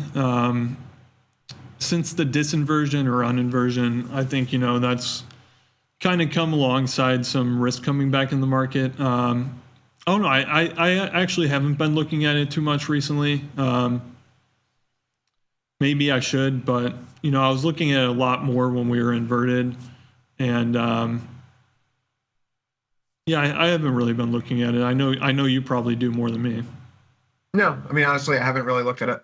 I know that we came out of inversion territory in September, and that's supposed to be the bell that rings for, recession starting within a year. But I don't see any recession. Yeah, no.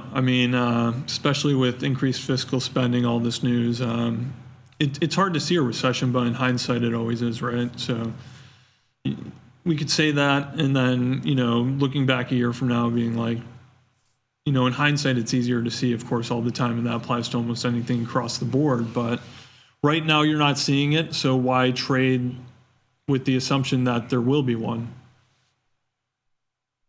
I don't think there's a trade there right now. If things continue to normalize, then the spread probably widens.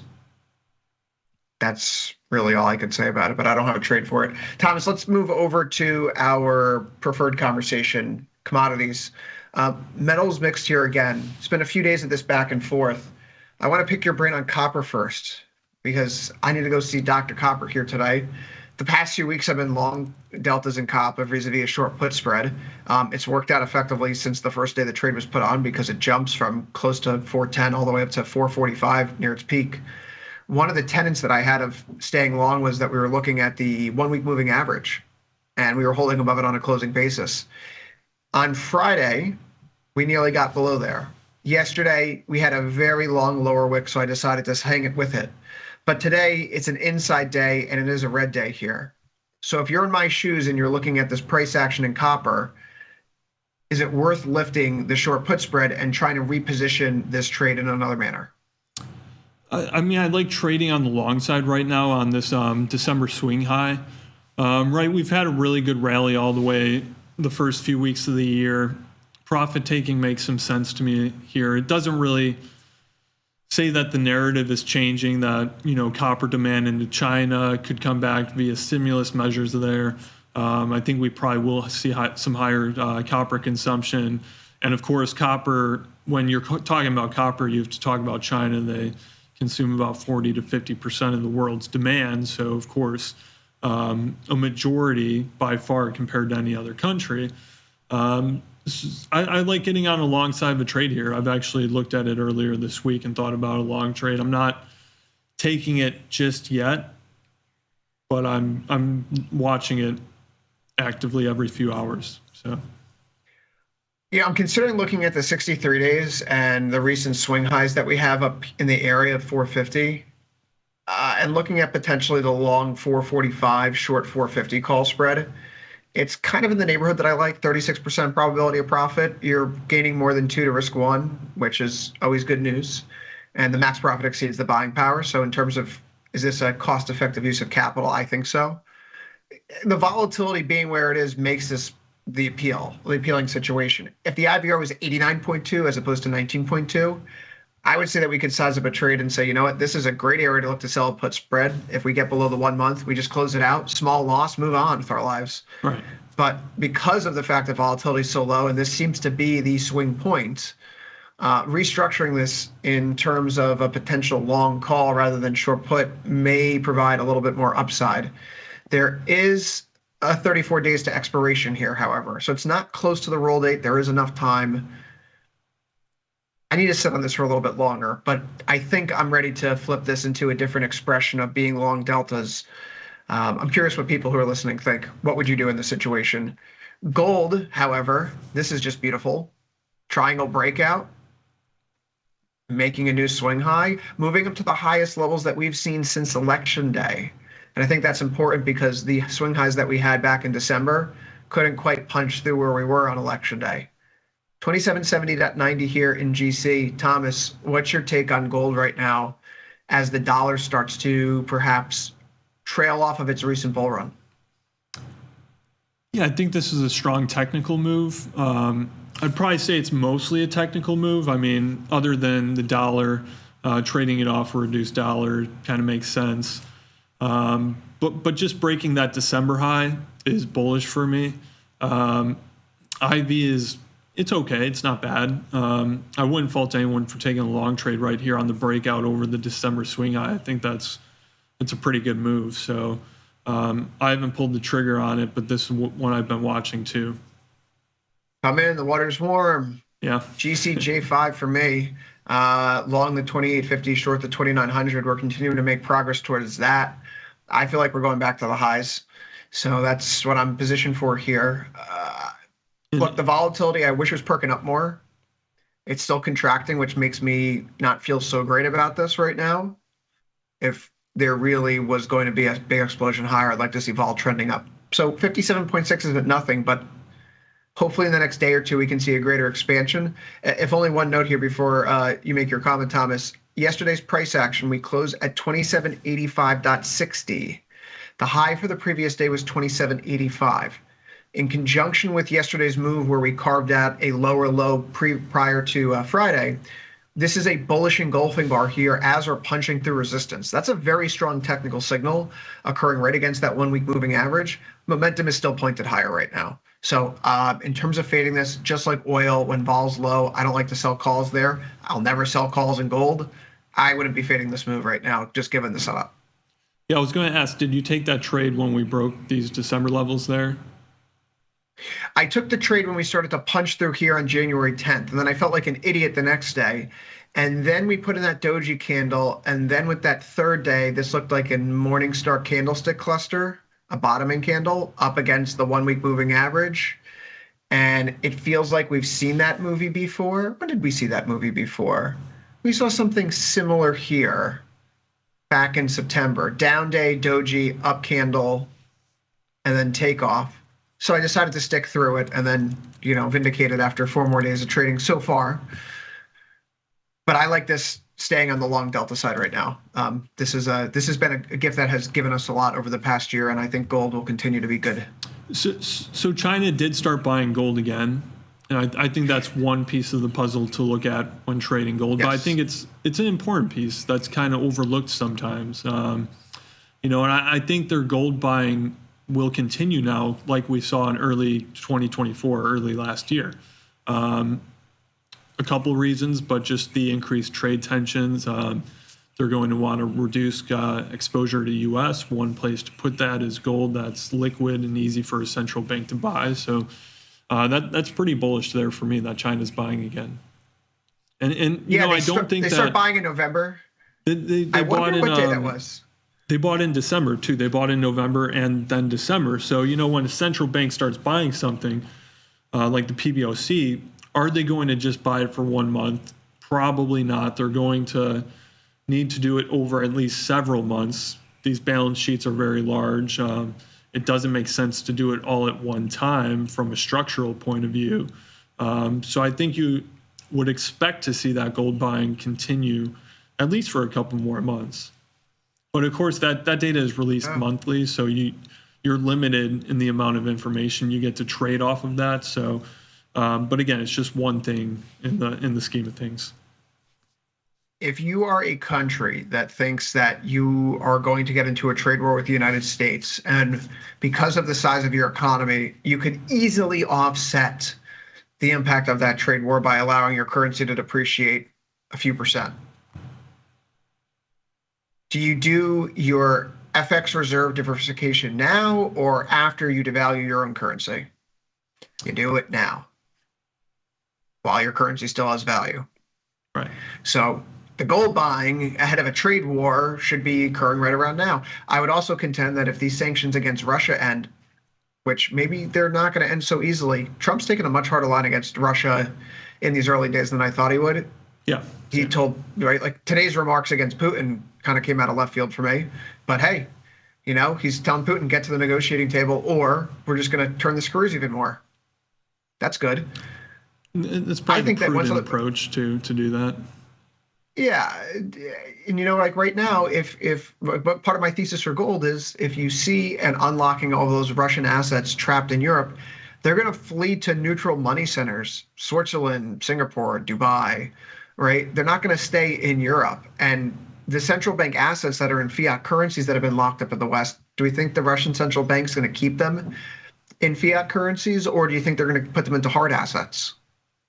So I think there is a fundamental tailwind right now that is difficult to quantify. It's one of those things that I can't prove it's true, but I kind of know it's true in my heart, that I feel comfortable staying long gold regardless of what's happening with yields of the dollar. Just fundamentally, it seems like this is the macro environment to make it work still. It's a heartfelt trade. It is a heartfelt trade. It's going to be my Valentine this year. Let's get to new all-time highs before Valentine's Day, so we can have steak instead of hot dogs in the Vecchio household.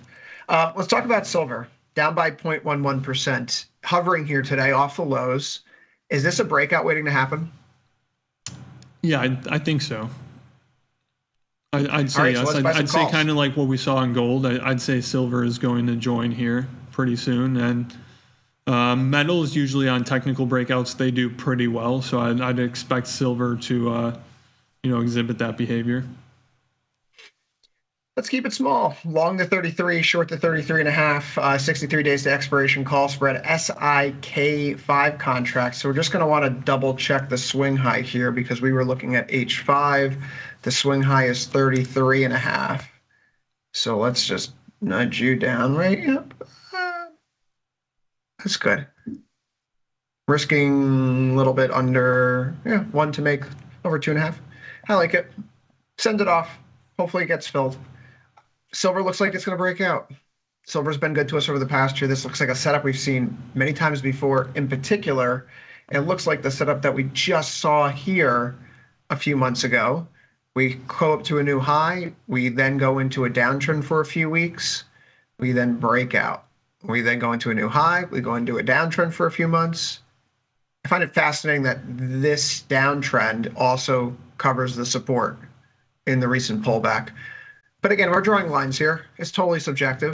Either way, though, long-term bull flags pointing to $40 remains in place, and then ultimately 43 thereafter. So I have a longer-term constructive view that I haven't given up yet, and I will trade around that accordingly. There you go. I actually like the silver trade a lot. I might join you here. Volatility's cheap. That's the one thing that's nice. Playing silver back in May, June last year, or even in the fall, September, October on the run-up, volatility was high, so playing the calls on the upside, given the skew, is expensive.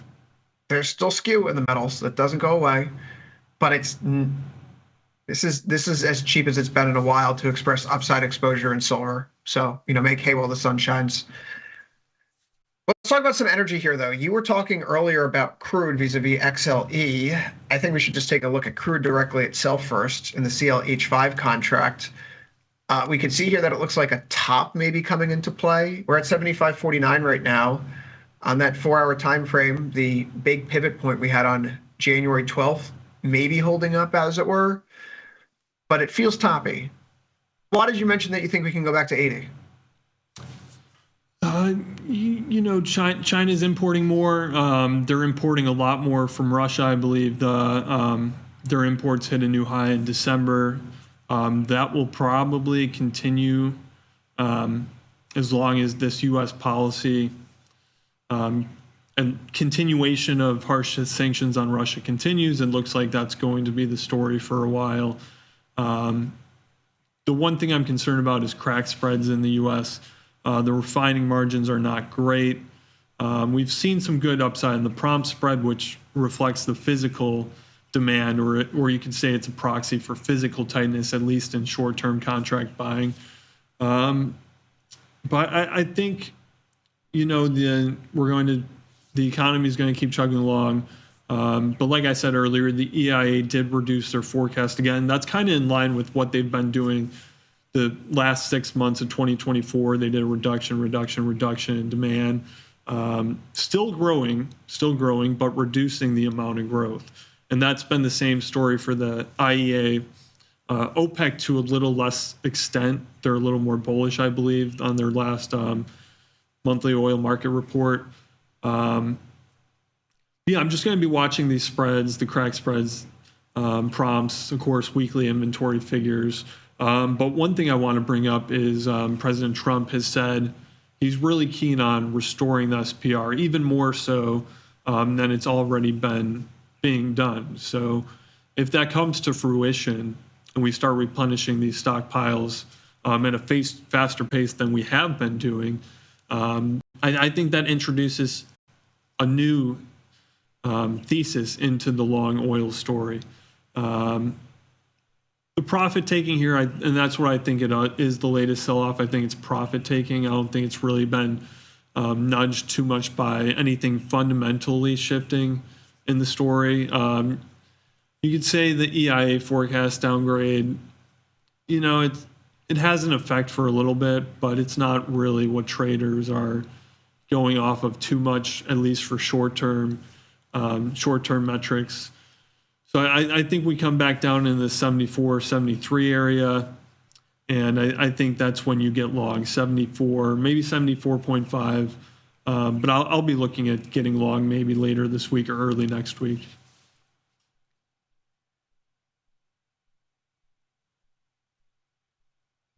I think I lost your audio, Chris. Sorry about that. Had a copy for. Yesterday I saw a Bloomberg news story saying that Trump, in his pledge to refill the SPR, would amount to about 320 million barrels being purchased. The Department of Energy recently, the last time I saw them fill an order for refilling the SPR was back in October, and that was like 3 million barrels. So if they're going to make a concerted effort here, right? No one's talking about the Biden SPR efforts as doing anything other than as serving as a floor underneath price. But if you have someone who's out there aggressively buying 15 million, 20 million barrels for delivery next month, and we're going at that clip, that's a significant buyer in the market, right? That changes the dynamics in the short term. That also incentivizes perhaps a lot more pumping in the short term, and we'll see what OPEC Plus would do under the circumstances. But you would think that some of these countries and companies would really enjoy that hefty buyer to refill the SPR, because it would create that imbalance that they wouldn't have to, do R&D or deploy new CAPEX funds long term. They could just sit back and enjoy fat margins for a little bit and say, hey, you know what? This is the payback for years of oil trading sideways, and the consumers just kind of have to choke on it. Right, and the benefit is twofold for the Trump administration, right? One, your national security. You're saying that oil is a national security asset, and it probably should be viewed that way. That's certainly the way China views things like that. So you got national security. You can go off that vein. And you also, you reward the oil producers. You reward the refiners. And that's a way to reward them through energy policy.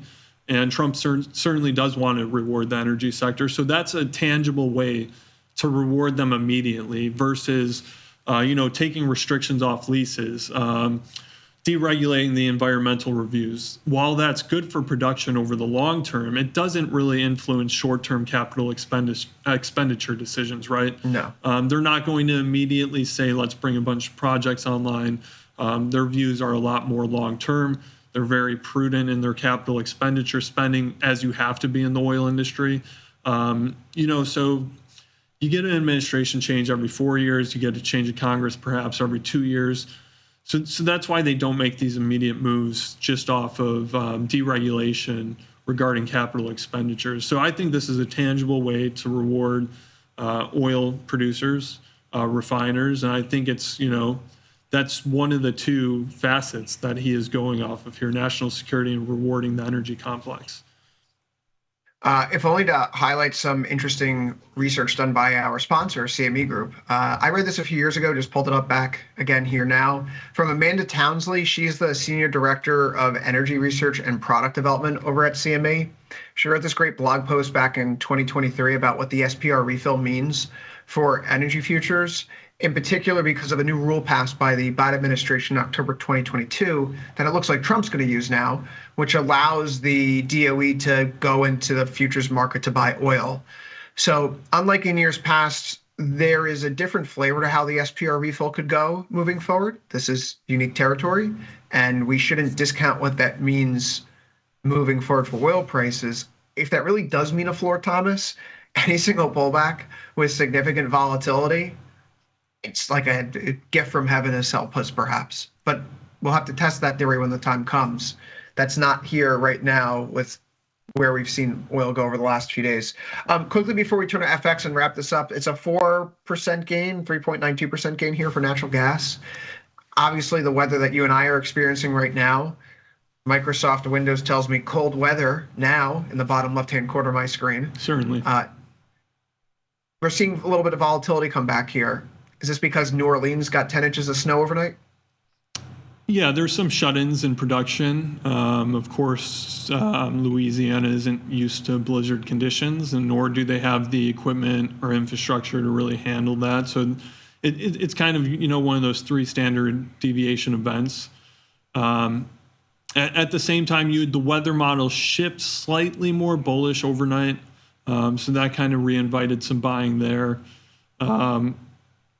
However, I don't know, I'm coming into the view that new highs might not be reached. We're coming towards the end of the winter months, so these forecasts are going to have to shift much colder. And if you look at the forecast into February, they're actually trending a little warmer than average. I was just about to pull it up.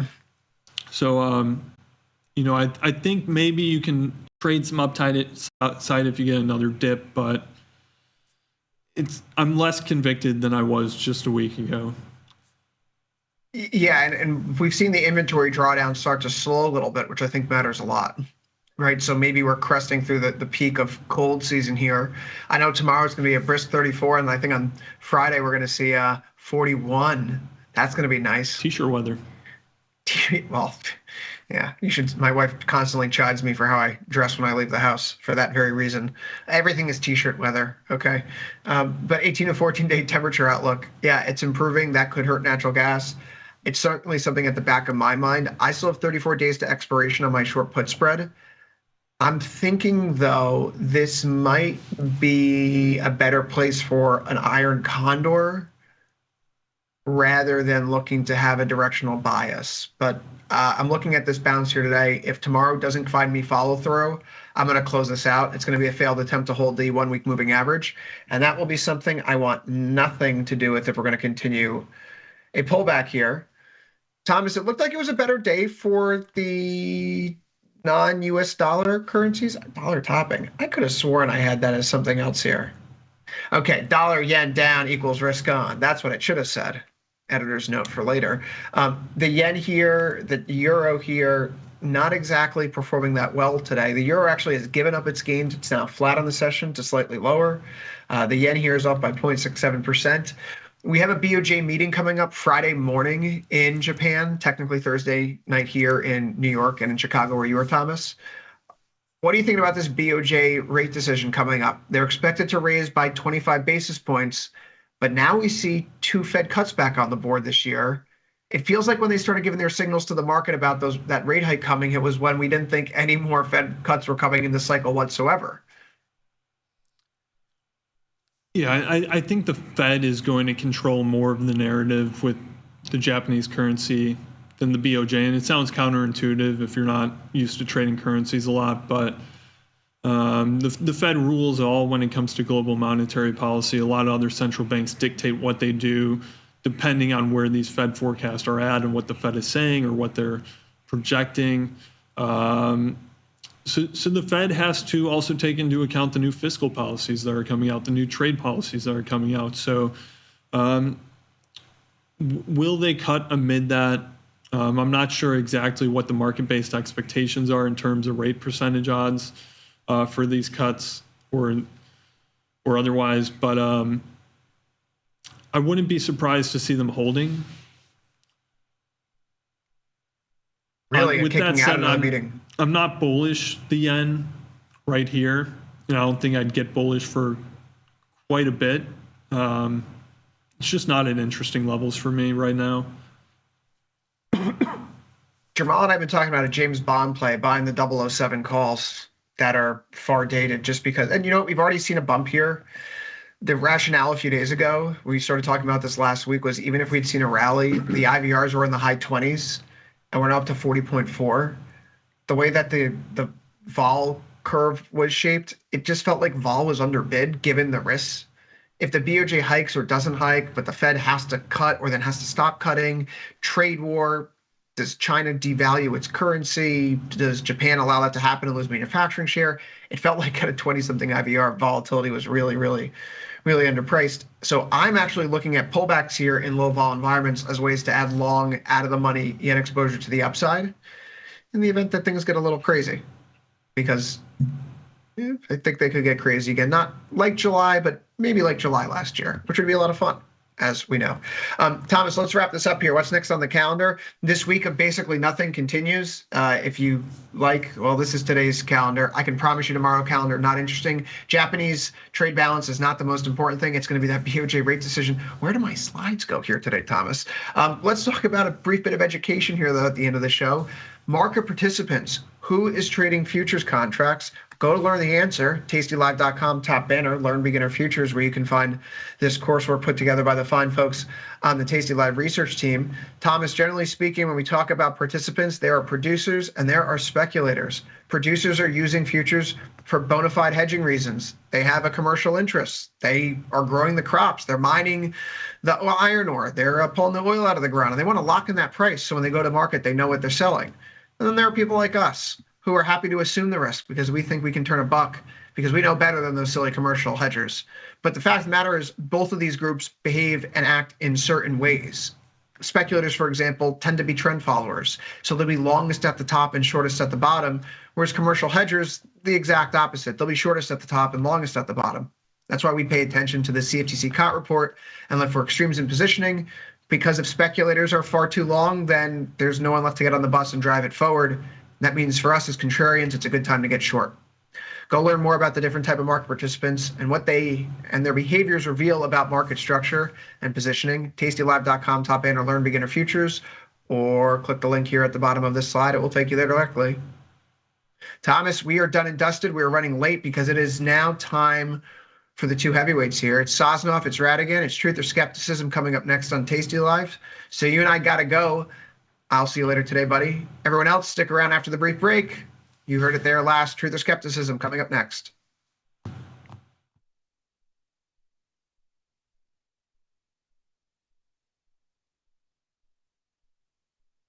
Forex, online for options trading. Investopedia, best for options trading, period. With stockbrokers.com, we're number one for options and futures trading. The Motley Fool really likes us.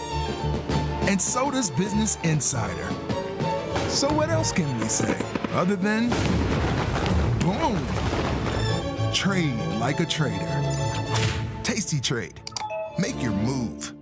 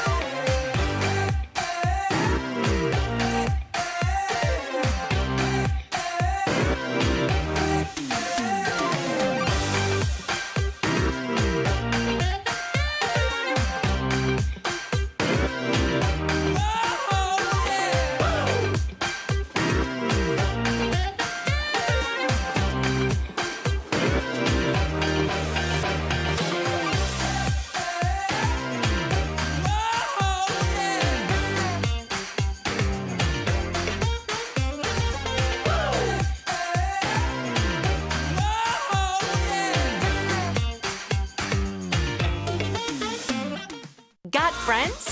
Get $250. We'll give you a bonus for each qualified person you refer to Tasty Trade. So spread the word and earn rewards. Terms and conditions apply. Join the club, genius.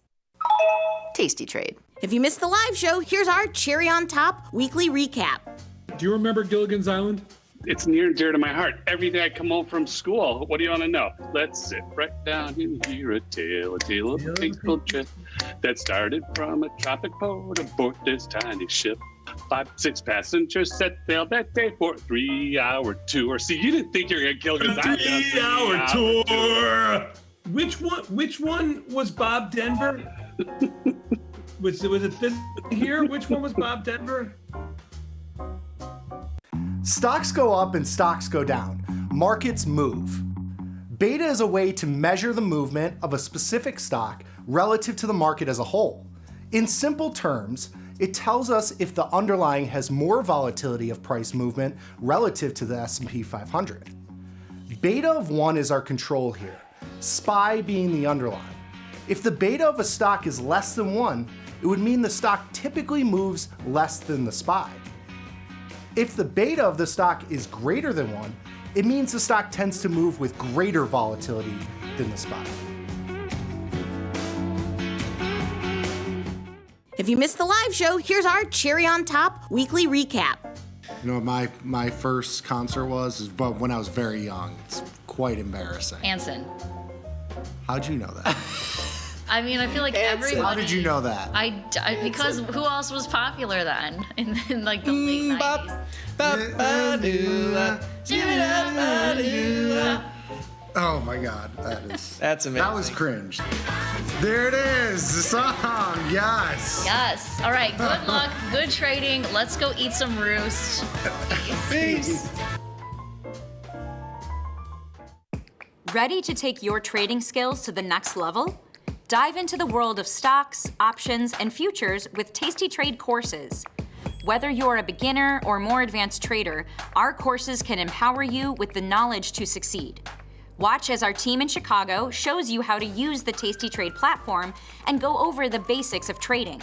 Perhaps you'll learn about a new strategy or a potential product for your portfolio. To find our courses, go to the Manage section of our web platform or head to courses.tastytrade.com. Start taking control of your financial future. Visit our courses today. So Tom, what is your definition of underwater? The futures close 15 minutes after the cash markets close. So underwater means when the futures close under fair value, under the cash price. If you're selling in the hole, what are you doing? Oh man, if you're selling the hole, you're puking. That means you're selling it at a price you don't like, but you have to do it because it's hurting too bad. Tom, in the pit, when somebody would say it was an out trade, what would that mean? An out trade's a mistake. That means one person thought they were doing one thing and the other person thought they were doing something else. And so an out trade is just another word for mistake. You can use an out trade in anything in life. When you just have a misunderstanding, that's an out trade. When Tom says double whammy, what does he mean by that? Ooh, double whammies when you roll down calls because the stock's going lower, and then all of a sudden the stock goes higher and you start rolling up puts, you're getting double whammied.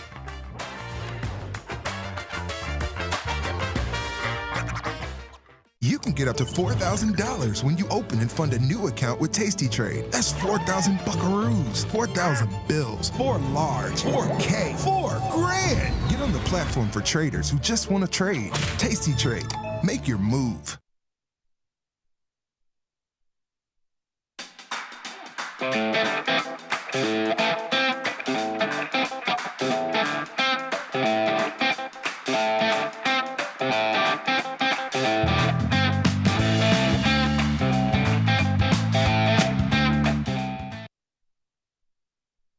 Hello, everybody. We are back. I'm Tom Sosnoff. I'm here with Dylan Radigan. This is Truth or Skepticism. This is our weekly podcast where we get ourselves into trouble every single week with our viewers on different trouble for different people. How's your week, Dylan? Great. I'm feeling very optimistic. I feel like it's a sort of I feel like it's a time of great opportunity. Okay, you're I'm feeling optimistic about the world. Don't you always? I always do. I do, but I think when there's a change in power, it doesn't matter left, right, center, up, down, but when there's just a change in management, it always means there's more possible new ideas, but by definition. Any which way. I mean, I've always felt instead of keeping the same people in charge of everything for the next 4 years, I think because some different group of people, and we can have very specific opinions about these people, which have great, merit. But they don't change the fact that I believe this is a moment of great opportunity in American companies and American business, and in a way that I don't know what it will result in, but I believe it's significant. Well, I've always kind of subscribed to the old Theo Epstein, the general manager of the Cubs and Red Sox, when he won 2 World Series, and he used to say, 10 years is about 10 years is a lot of time to be in one place, and you got to just change things up. And for the last, 30 years of my life, I've been every 10 years trying to do something a little different, mixing things up, because I agree with you. Change is good.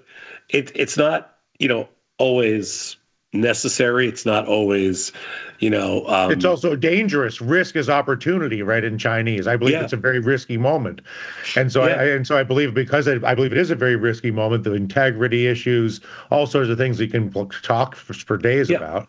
But I think in general, with that risk comes, I think, more opportunity than is normal across the board of business. So I think and creativity, not just business, creatively, I think it's a different moment. I think change is optimism. It's synonymous with optimism, and change is important, and it's synonymous with risk. Yeah, so I embrace it too. But we've entered a really interesting period. The stock market's basically at record highs. We're a couple days into the whole, Trump thing, which is second time around. I don't know how much change it is, but it's still changed over what we had. Yeah, some new people. But looking forward now, you're at a point where you're starting it already at a pretty high level as far as, the economy is on a roll. Inflation is your risk, right? Inflation is the big boogeyman when you start to roll tariffs. That's inflation. If you're in the White House right now, you're like, we have this thing wrapped up as long as inflation doesn't chase us down. I mean, within historical perspective or context, inflation's on its lows, unemployment's on its lows, the economy's on its highs, the stock market's on its highs. Everything is kind of, the world's in pretty good shape. Ceasefire in Gaza. Yeah, you're basically walking into the perfect storm. TikTok for everyone. Exactly. TikTok's a perfect example of what I want to talk about today, because originally, so the whole TikTok thing started because back in 2020, Trump wanted to ban TikTok, right? And the reason he wanted to ban TikTok, I don't know if you remember this, but the reason he wanted to ban TikTok was because a bunch of people on TikTok got together and took all the tickets to one of his rallies. I think it was in Tulsa, Oklahoma, and they booked the whole place. And nobody showed. They bought out the show and left an empty house. I remember this. Right. So Trump got pissed, and he's like, "Screw this! No TikTok. We're gonna no TikTok." Okay? And they arrested that lady in Canada. Canada played ball. Okay, so no TikTok. Okay, he's very anti-TikTok. I remember there was a whole thing. There was the Canadian embassy. They took that girl, put her in jail. 4 years later, though, co-founder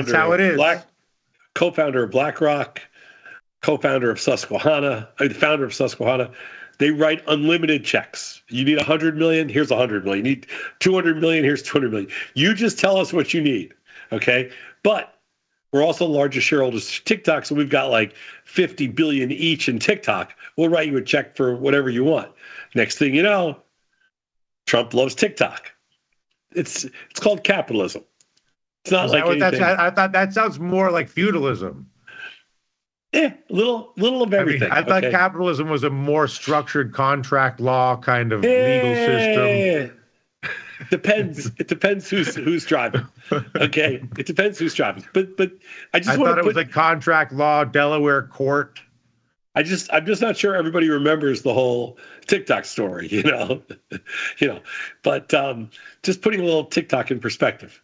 But I love TikTok. I want it back. The king, but President Trump has given you back your TikTok, proving that Trump's behavior is always real-time opportunism with no boundaries or ties to reality in any way, shape, or form otherwise. So here's my question for today. He changed his mind. He changed his mind.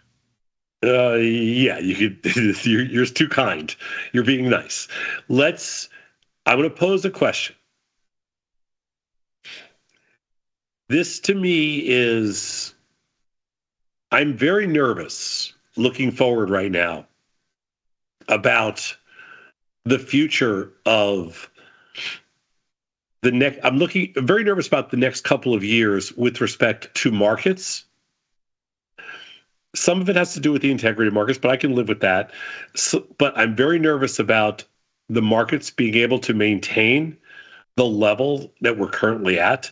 And I'm very nervous about the economy being able to maintain its current levels, because I think we've reached an inflection point where now, for the first time that I could ever remember this, I don't remember this ever before, essentially, if you want to play the game, you've got to kiss the ring. If you want to play like Kurdistan back in the 70s, you got to see the old man in the tent and get his blessing, or you don't even get to play. Like The Godfather. Like The Godfather.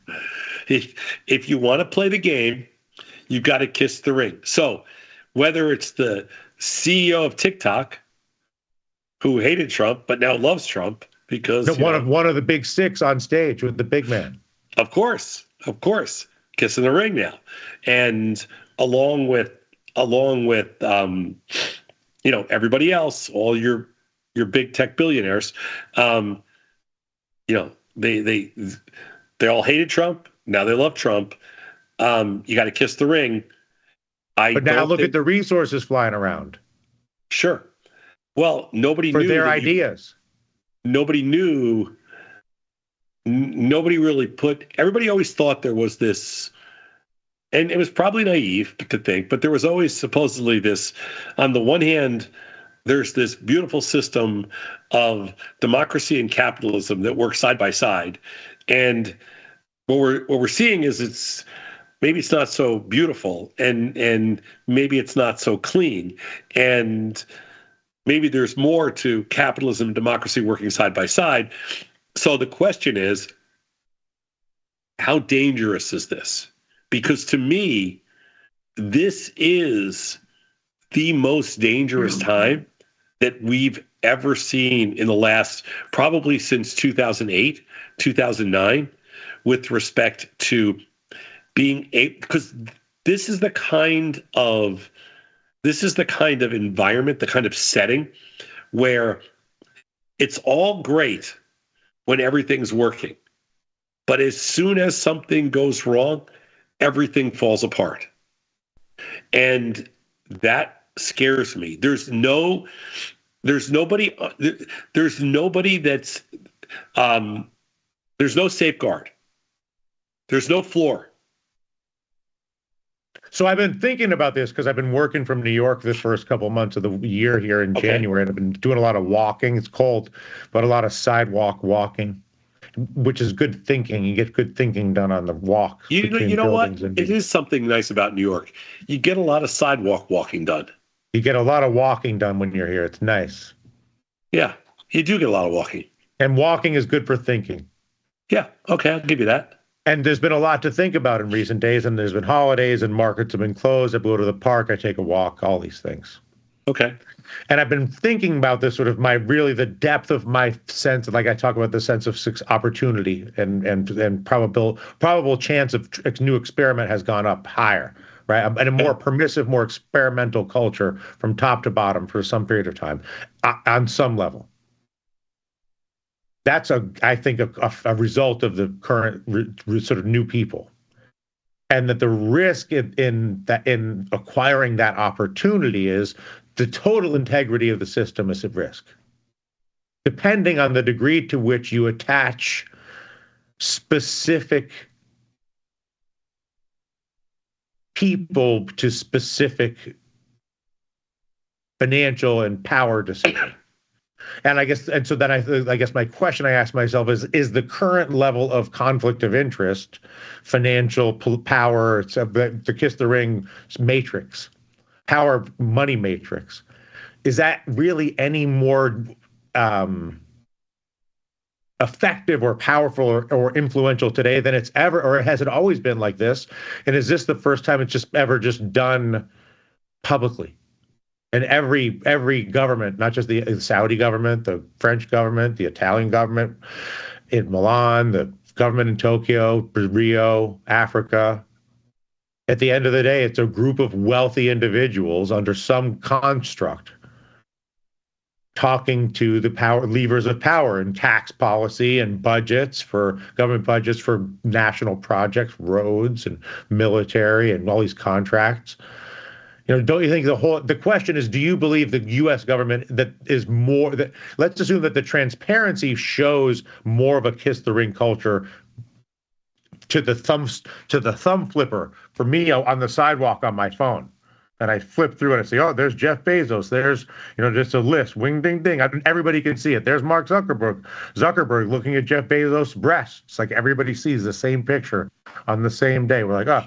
And then that's kiss the ring culture. Do you think this is more than it used to be? One, or is this just how it always has been? Now it's just more transparent. No, it's not the way it always has been. I think the way it always has been is when Zuckerberg legit challenged Elon Musk to a cage match. That's the old, like, they hated each other. They don't want to sit next to each other and have coffee together. They don't want to sit next to each other and suck up to everybody else. They absolutely despise that. The reason these guys are where they are is because anybody that reaches a certain level of success is ultra competitive. It doesn't mean you're not a nice person. Okay, it just means you're ultra competitive. And if you're ultra competitive, you're not sitting there worrying about, oh man, we gotta hug it out every 15 minutes. And so you're saying it's more of an abrasive culture, more of an isolated culture of individual worlds. No, I'm saying that what's happening right now is something that's very unnatural. What's happening right now is something that's not sustainable. You're saying the seating at the president's table is that's weird. Right. It's very weird. It's not. You're like, why is this the table? This is your question. Why is this the table? It's not scalable. It's not repeatable. There's something wrong with it. It's like fake. It's not real. It's the Godfather system. What's the craziest thing? I don't know if you saw this, but like all these guys were there, and there were a few wives, whatever, a couple, but most of the wives stayed away. Do you know why? No. Because they are the only ones with any balls, and they're the only ones that said, "Screw this. I'm not playing. I will not kiss the Godfather's ring." Exactly. I'm not playing. I'm not playing. I'm staying home. I'm not doing that. Exactly. The women are the toughest ones. They're the ones that are like, I don't. But they can afford it. They can afford it. They're like, True. you go. True. They can afford it. It's a social risk, but it's not a power. They're not risking access to space contracts for $500 billion. That's right. That's why the guys are there. Yeah. That's why. And that's why Trump's announcing $500 billion contracts or deals with everybody in the same. That's how he's like, I'll put them all in the same room and we'll drop $500 billion on something and everybody can clap for it. And we'll make Elon clap for Sam Altman. Exactly. And then which is even more humiliating. Of course. And then Jamie Dimon, which the is whole deal. Godfather. It's just a social. It's a social conquest. So I ask you. So I bring it all together. Godfather system uses social conquest to make decisions. Yes. And again, all the smart women stay away, and the dumb men are there. But they're whatever, dumb, smart, call whatever you want. Nobody, all gutless. There's the thing. Different leverage. So, I mean, to a certain extent, I give Trump an amazing amount of credit for being able to pull this off. And I also shows how, like, people say to me, well, isn't like this guy, like Bezos a genius, or isn't this? And you look at these guys and you're like, yeah, they must be, but God, are they incredibly stupid on top of that? Like something really bothers me. But anyway, in the end. But the biggest point is you believe this is a new form of government that is uniquely kiss the ring, unlike Biden or Obama or Clinton. Don't you think JFK was kiss the ring? Like, don't you think this has been around? To fail. This is the problem. It's destined to fail because this is not the foundation that our economy is built on. The foundation of our economy is, I want to rip your heart out. Okay? I want to rip your heart out and take your business. I want to do my best. I want to create the best possible widget. The U.S. economy. Why do you have to rip people's hearts? Where does that lead? Because the U.S. economy is, everything we do is built around competition, and the competition essentially says, which is why our economy, which is what makes America great, and which is what makes our economy so strong, which makes the whole world envious of what we have, because everybody sits around and says, disclosure. Everybody sits around and says, every customer is my customer. That's the philosophy here in the U.S. Every customer is my customer. And why can't that be? My product is the best. Why does that have to be? I'm going to rip your heart out. Because rip your heart out is just, that's good business. Would you rather? I would rather get. If I'm hanging out with my friend Tom, I would like his best shot. I want his best stuff. He's like, I got this technology to trade. I got this TV channel. I got this other thing. I'm doing a show on Thursday. Nobody gets hurt. I mean, there's nobody. I mean, if you have a competitor, and you want their business, you don't want to just take one or two of their customers. Unless it suits you to keep them around, you want them to die. Right, but I don't want to incentivize you to harm your competitors. I want to incentivize you to do a good job. You're not harming your competitors. You're just ripping their hearts out. Well, you're ripping people's hearts out. Somebody's going to get their heart ripped out. That's not fun. Throw a pig heart in there. It'll be fine. Just do something else. Anyway, I'm breaking your shop. So you're making a more important point, which is that the American economy cannot function. You're saying, good sir, this cannot stand. That the Godfather kiss the ring system is incompatible. It's like a systems incompatibility with a functioning, competitive, private market system. I'm going to take it a step further. I'm going to tell you that if Zuckerberg and Musk, if those two were hugging it out 5 years ago, their stocks wouldn't be a fraction of what they are today. I agree with that. Because the motivation to do something it's so driving to certain personalities that you are going to kill yourself to get there. If you don't have that same motivation, because everything is kumbaya, everything's great, you're not going to get there. All I'm saying is we all can be friends. We all kiss the ring. We're all going to get the benefits. We're all going to reap the benefits. Never going to work. Because you're just basically making a simple statement, which I agree with, which I think most people would agree with, which is under pressure, people make better decisions generally and create a more creative and interesting product or service. Under a competitive environment. You could call it pressure. Whatever, some amount of whatever, and sure. That a competitive environment is a great field or surface area of pressure that then everybody on that surface area gets you get more Tom, more Dylan, more Vanessa, more from every person in the room. You get a better version of the things. Yes. And that's only possible at the edge if the people that are the best at it are not friends, are adversarial socially. I think so. Steve Jobs can't be friends with Bill Gates, not in the heat of, not when the thing kicks off. I mean, sports are better when there's rivalries. And Mark Zuckerberg needs to be threatening a cage match with Elon with Dana White at the White House. I don't know. I mean, Trump do you want might Michigan do that to humiliate them. What if Trump commissions Mark and Elon to fight in the Oval Office as like an entertainment? I mean, do you want the Michigan football team to go out to dinner the night before they play Ohio State together with the Ohio State, team, and both teams have dinner together? Seems weird. Yeah. I mean, one of the things that people like about Trump was that he didn't play that game. He's like, I don't want to have tea with you. I don't want to have dinner with, blah, blah, blah. When he plays that game.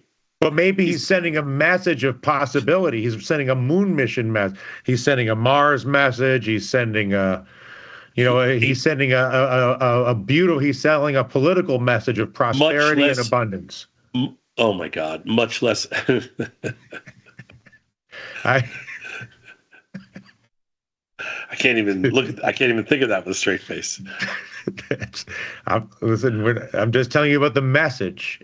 And it's an effective message, and he's validating it by hosting the tech boys and girls, whoever. I guess it's mostly boys. Google, Facebook, we know the list. And he just basically moved Sam Altman into the middle, who was Elon's sort of arch rival, in a way that elevates Trump relative to Musk now that Trump's the president. And the first buddy thing gets weaker.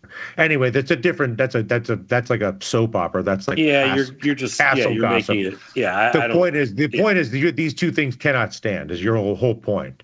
My whole point is that our economy doesn't work that way. Yeah. No, I get it.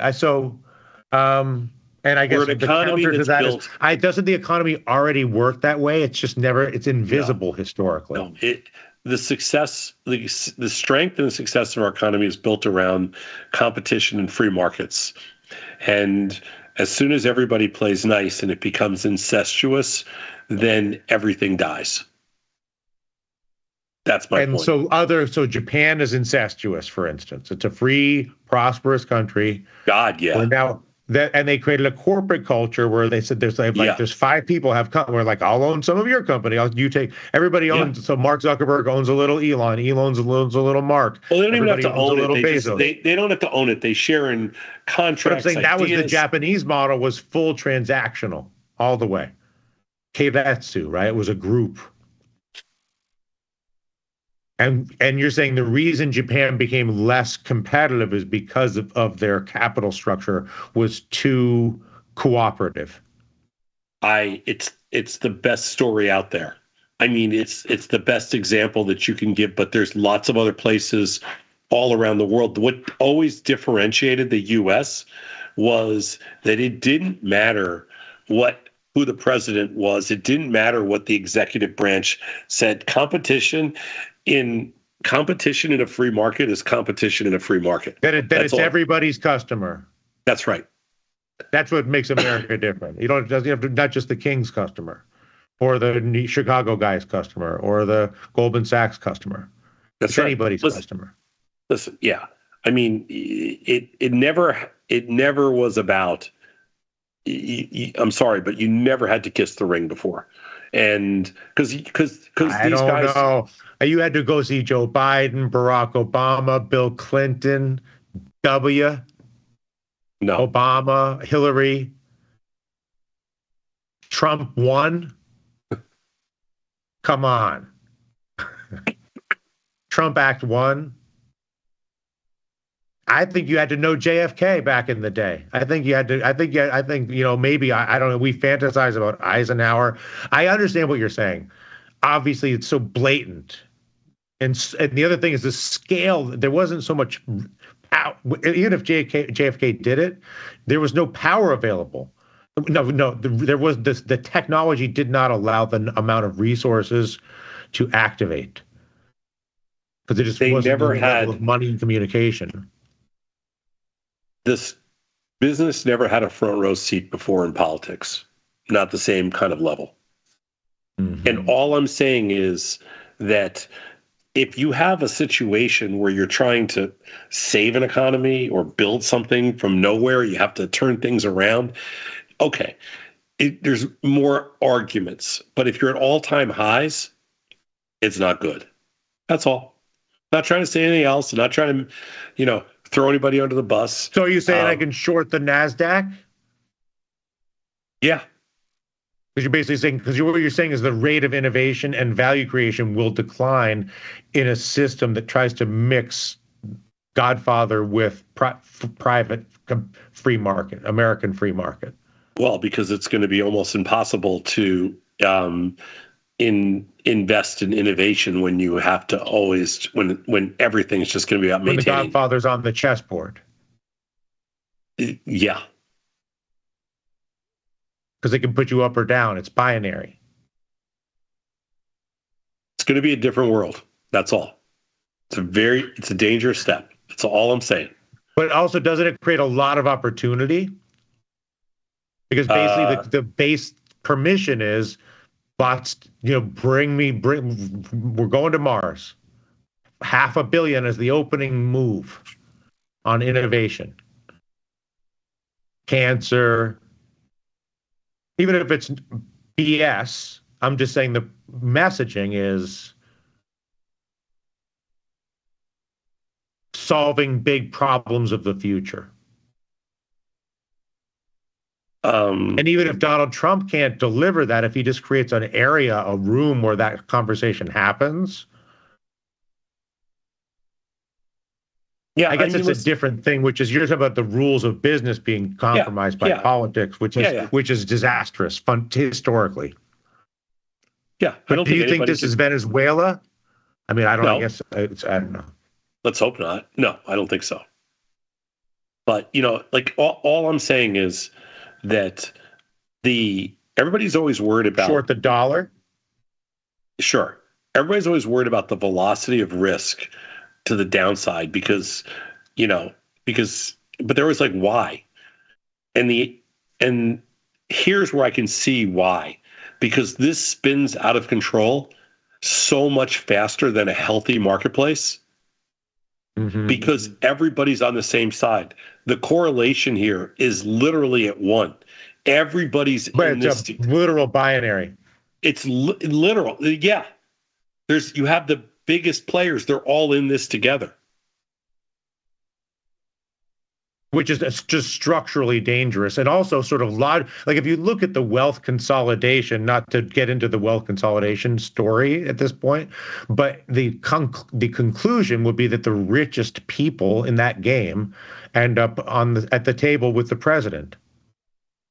Yeah, and by the way, none of those richest people at the table, they're all going to be fine.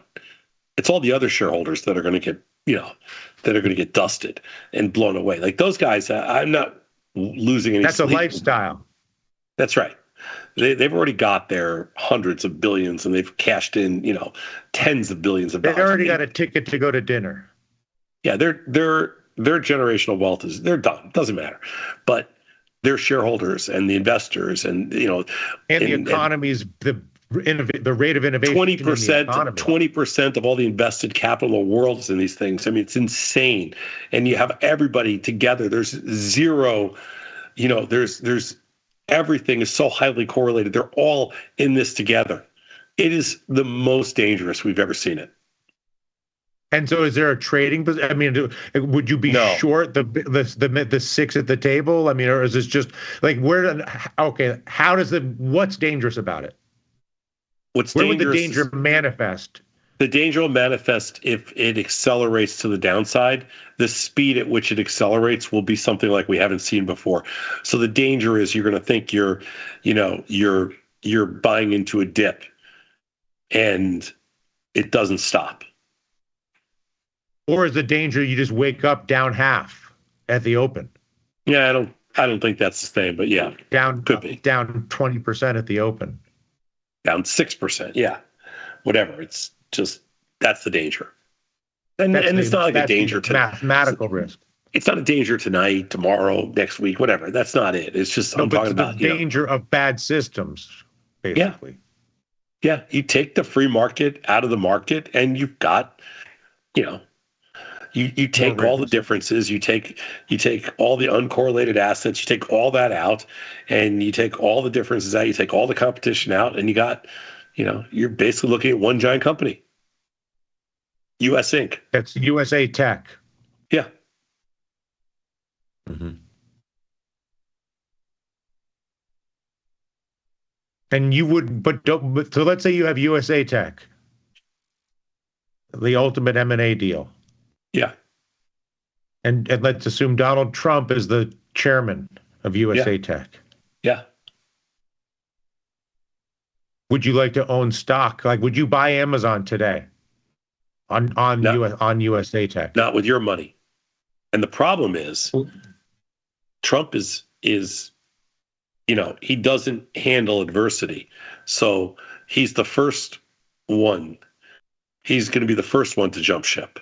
And then everybody else will follow. And then, and he doesn't want to lose that. He doesn't want to. Next thing you know, you're Vivek and you're running for governor of Ohio. He doesn't want that to be his legacy. So we'll see. I'm not. Do you think that for the president? I feel like big tech believes, and I think they might be right to say this. I don't think that they're necessarily wrong in believing this. That they can survive whatever adversity may come from the American government. Of course they. How could they think any other way? I mean, they've turned. We'll go to Washington. We'll make the best of it, and if it goes against us, we'll keep going anyway. Dylan, if you started a company in your garage and it's now worth multiple trillions of dollars, you're going to believe in the system more than anybody. You couldn't convince me. If we started a company in our garage and turned it into a multi-trillion-dollar company, you could not, there's nothing you could do that would make me for 1 second question, the integrity of the system. The system. The system works. Just, that's it. Next question. Yeah, right. So none of these guys, I'm just bringing up an interesting topic. I mean, I'm not like, but it's remarkable. I mean, I think it is an interesting topic because I've been really, I've been trying, consciously looking through the information with the most favorable interpretation I can find. Only because I find being critical to be too easy. And so I would say the question that I've been asking is the degree to which big tech USA can actually do something useful, because it's obvious as to how, unuseful technology is and can be. I guess I'm saying, there's a piece where you're like, maybe putting all the tech CEOs in a room and throwing a bunch of money at them. I mean, it's the thing that's important is you're talking about the system of how money moves around, and you'd much rather see $500 billion come without the blessing, like outside at a bank in New York or San Francisco or Hong Kong or Chicago, than at a government building in Washington, I guess is your point, which is the right point. Which is, do you have to be in Washington to announce that deal? We have seen time and time again that innovation, if innovation is supported by a free market economy, the cost based on competition of that innovation is a fraction of what it would be if it was doled out. You know, there's countless like university studies and PhD studies that that suggest how much cheaper innovation is when essentially you put it out for bid.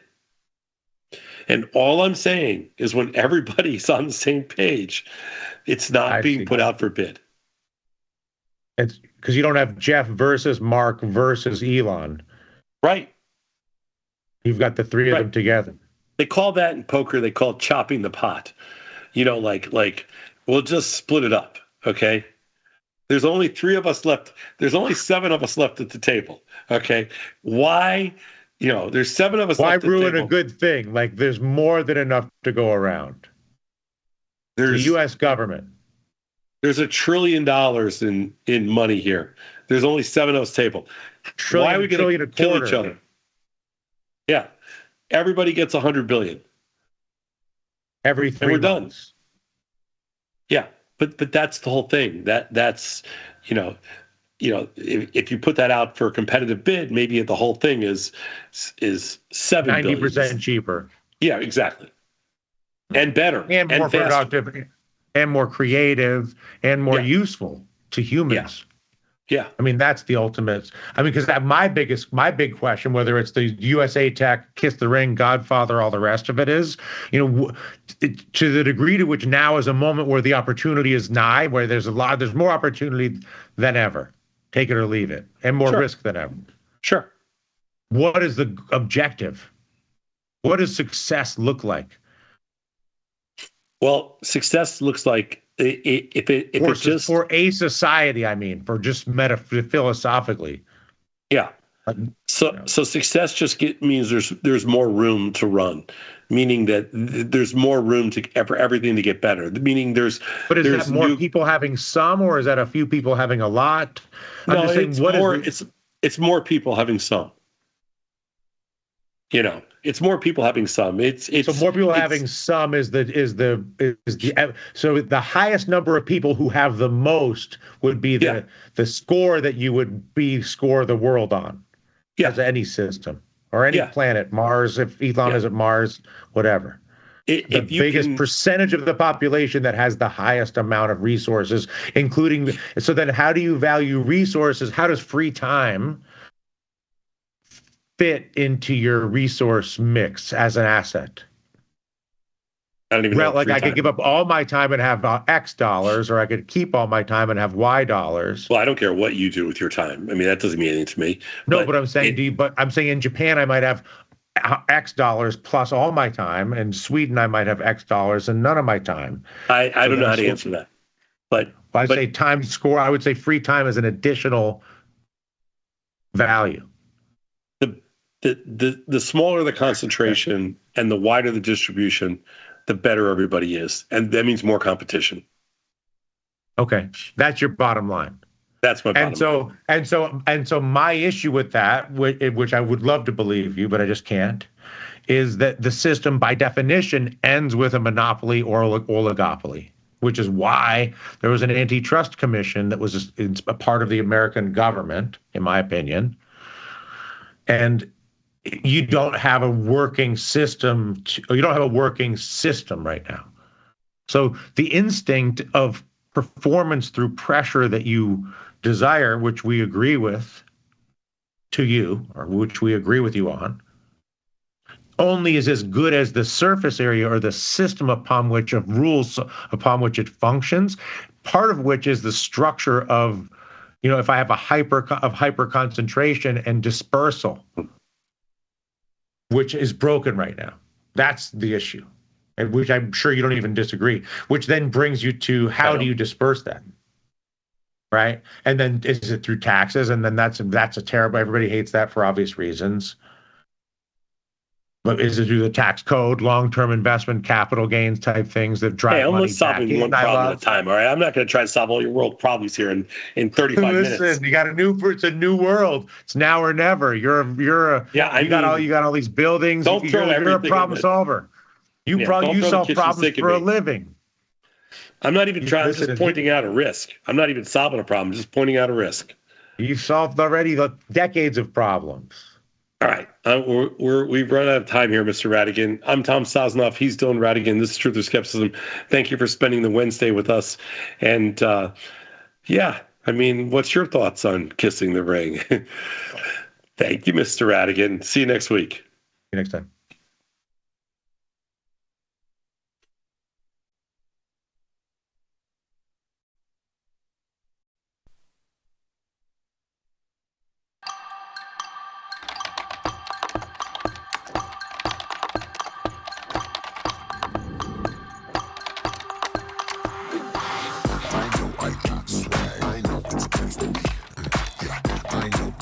How much does it cost you guys to do simultaneous hair flips? Years of practice. Everybody wanna be like me, yeah.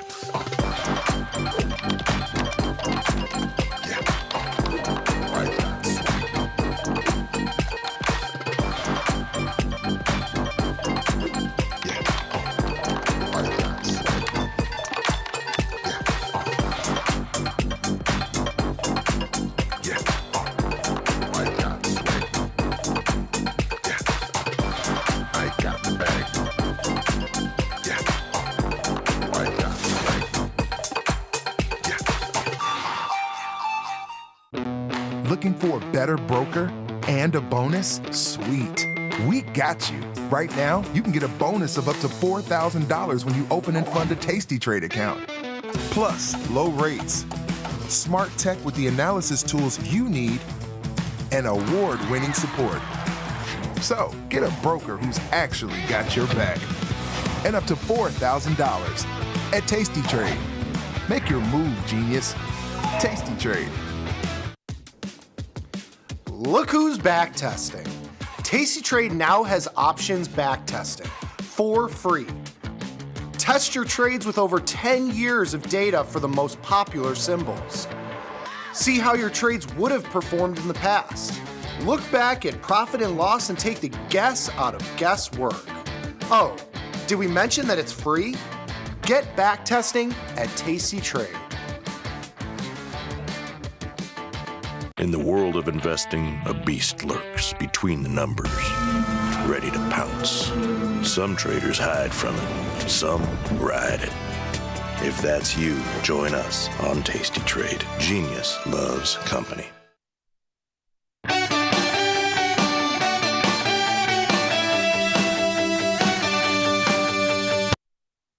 What is going on, everybody, and welcome back to today's assignment. Back in the classroom with Dr. Jim. We're going to continue on from our conversations from last week. We were talking about trading options on futures. We even put on a position. So we'll circle back around to that, what happened to that position, if I still have it on, if I took it off. Before we get into that, Broncos to the Super Bowl or what, Dr. Jim? How we feeling? What, dude? Broncos season was over right after the Dolphins season, bro. Like, it was back to back, dude. Like, it was, there was not too much rest between those two sets. It's like a buys and tries superset. Like, you hit one, you hit the other, and it's over, dude. Broncos Super Bowl. I mean, maybe next year. You guys got a lot of holes to fill, man. The quarterback situation for y'all, it's not looking too good. No, I think it's looking pretty good. But I will say, if I had to look at the expected move in the next few teams that we have coming up, I think from now, I'm gonna call it from now. I'm gonna go Bills and Philly. I think that's what we're gonna end up getting. So that's actually my pick, dude. So I don't know how that. I don't know. You have time to change your pick now, but I do think Buffalo gets it done, and I honestly think that the Commanders get stomped this weekend. Really? I mean, Jaden Daniels is incredibly talented. Don't get me wrong, but I think they're gonna get stomped. Yeah. Okay, stomped is a pretty strong word, but other than that, what's going on, Dr. Jim? Before we get into it, what's new? Nada, man. Nada. Just kind of witnessing. Living in the greatness that is Netflix earnings. Netflix up 100. From earnings. That was pretty wild, and that's a pretty fun little kickoff to earnings season, which is now officially underway with look at that, man. That's crazy. Yeah. That's some crazy stuff. What are you guys looking at on your segments right now? What is you guys' main look right now? Was it Netflix and just the upcoming earnings season right now? Well, yeah, I mean, we did an expecting move butterfly last night to the upside, and I had a huge payday on that this morning. That was nice. Okay, what was that? That was a really nice trade. I didn't take it all. I waited a couple hours, and it turned out it was good because Netflix opened around, I'm gonna say 990 or 995, and so it was kind of my short strike on the butterfly was 950, and so it had kind of slipped away from me a little bit. But then I let the market settle down. I mean, I didn't know what was going to happen. It could have easily gone higher, but it did settle back into the range. And I took it off, I think, when Netflix was around kind of where it is now, like 960, 959, and got a $13 winner on that guy, which I was very happy with that. You're really fond Tuesday of those to Wednesday. butterflies. Yeah. For those earnings, you're really fond of those broken wing butterflies. Are those? I like them, man. Yeah. Yeah, it's a fun way to play direction. It's a fun way to take a shot, and if you get the move right, you can have a really nice payday. I mean, I bought the butterfly for like $450 and sold it today for like $13.70 or something like that. So yeah, it was solid. It was solid. We'll take it. That's a great trade. We got Apple coming after the bell on the 30th. That's in about a week, a little over a week. Yep. And again, we can just check out real quick what we have coming up. I mean, so far, again, we'll just start with VIX, do a little tour to market. VIX is down a little bit on the day. I mean, the market just keeps rallying to the upside. I mean, I wouldn't be too surprised if we see another all-time high coming in here soon. But when we do talk about hold on. Yeah, go ahead. Isn't that surprising to you? I mean, look at how. So you've got S&P 500 up 47 on the ES futures, and you got VIX unchanged, bro. Unchanged. Like, you would not expect that. You would expect it to be a lot weaker. So does that tell you anything? Like, what are you guys looking at there on the bad trader app? I mean, I don't know. I mean, volatility, it's like, it's already low. So it's like, yes. How much lower is volatility really going to go? I don't know. That's kind of been my perspective on it right now. But man, I mean, you're those right. are famous last words, bro. It can go a lot lower, dude. It can go to 13. It can go to 11, and it can stay there for months and months and months. Man, tell me you weren't trading in 2017 without telling me you weren't trading in 2017. I absolutely was not trading in 2017. And you were like 11. You were like 12 in 2017. I was like 12 and a half, Dr. Jim. Put some. You were walking around with your Terrell Davis jerseys on, and you were like, that's my boy, right? That is my boy. Yeah, absolutely. He had to be your boy. Jay Cutler was my boy at the time as well. Jay Cutler was your boy? He was originally our guy, and then he went to Chicago. Yeah, that's true. But No, that's true. That's true. Yeah. Yeah. But no, I mean, volatility, I mean, that does surprise me. You would think, we might see a little bit larger down move in volatility whenever we see such a large move up in the indices like this today. But I mean, I don't know what's going on with that. I know here in a little bit, whenever we do put on another position, I'm still leaning towards one of the indices. I think last time we did the options on the micros for ES. So we'll take a look at NASDAQ. We'll take a look at the S&P 500 and go from there, what we want to do. But another rally today. So, I mean, I can just tell you right off of the bat, I'm going to be looking to something maybe skewed to the downside. I'm already thinking some type of strangle, maybe get on some short deltas, do something like that. But that's kind of where I'm at right now. But I want to take a look at these earnings and what else we might have coming up next before we. Yeah, throw there's that a on lot, there, man. Jim. No, next week is gonna be super busy because you've got like I think Apple is next week, I believe. Where is Apple? So Apple's so that's gonna be next Thursday. So you've got Apple, and then you've got Tesla. Right. Tesla's on the 29th. It looks like. Yeah, just go back to your watch list and sort it by earnings date. Yeah, there you go. Now scroll down. Now sort the other way. Go bottom up. There you go. So so if you go to next week, so go up a little. Yeah, there you go. Go up a little bit. There we go. So Tesla, Apple, Meta, Microsoft. Come on, bro. Come on, dude. You're skipping over Starbucks. I think Starbucks will be another interesting one. Now forget about Starbucks, dude. No. You got Meta, you got Microsoft, Tesla, Apple, and don't forget. What's that? We also have the earnings next week of the USA. So USA earnings on January 29th, where Uncle Jay is going to come out and tell everybody how we did. Right. How we did. What's the economic event next week, Dr. Jim? FOMC, bro. It's USA earnings. Right. It's USA earnings. Week. I got you. I was like USA. I was like, nah, man, you're too focused. You're too focused. Yeah, you start bringing up Jay Cutler, dude. He's gonna get your mind all in a tizzy, dude. You got to stay away from the Jay Cutler talk. No, Josh can tell you that. He knows that. I'm staying away from any Bears talk, but I would say next week. I mean, I'm hoping for a move in volatility. Maybe it'll have to be the FOMC event where we can see some type of expansion for vol. But other than that, I'll be patient. Microsoft putting in a monster day today alongside some of the other indices. Dr. Jim. I haven't looked at. Yeah, I mean, you got the NASDAQ up 325. Yeah, wow. Microsoft was up, what, 14, 16? That's crazy. 16, almost 17 points. That's a monster day. That's a big day. That's a big day. That's like a Trump coin day. That is like a Trump That's some coin day. good stuff, man. So what was your thoughts on all of that? What are your thoughts on just a political? I know we got to hear. What are your thoughts on just? Dude, it's what a time to be alive, dude. What a time to be alive. That's all I'm saying. Like, what a time to be alive. When the incoming administration, the night before my man, like, inaugurated the real deal, he's in office, my man is out there printing meme coins, dude. This is crazy. I'm like, what a time to be alive. And I think it's hilarious. I think the whole thing is hilarious. And, I mean, you know, how could there not be a million conflicts of interest there? How could there not be? I love it. Let me ask you this. Since I'm getting such a politician answer from you, now let me ask you this: Do you think that could be the start? I just told you that he's grifting in plain sight, dude. I mean, there's my answer. He's not even trying to hide it. That's what I love about it. No, he's not trying to like funnel it into like foreign companies that don't exist. No, he's like, yo, I'm gonna sell you guys this crap coin like straight out in the open, and it's unbelievable. But anyway, go ahead. Let me ask you: Do you think that could be the start of other? Not even just political figures, but any type of figure that has some sort of media attention. Could that be the start of other people getting curious? And like, let me try this out. Dude, $ Dr. Jim is in the works, dude. $ Dr. Jim is coming, bro.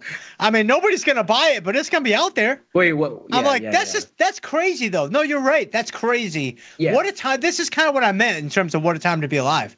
It's like, yes. So now we can create like digital coin, digital currency around a personality. Absolutely. Like around a person. Yeah.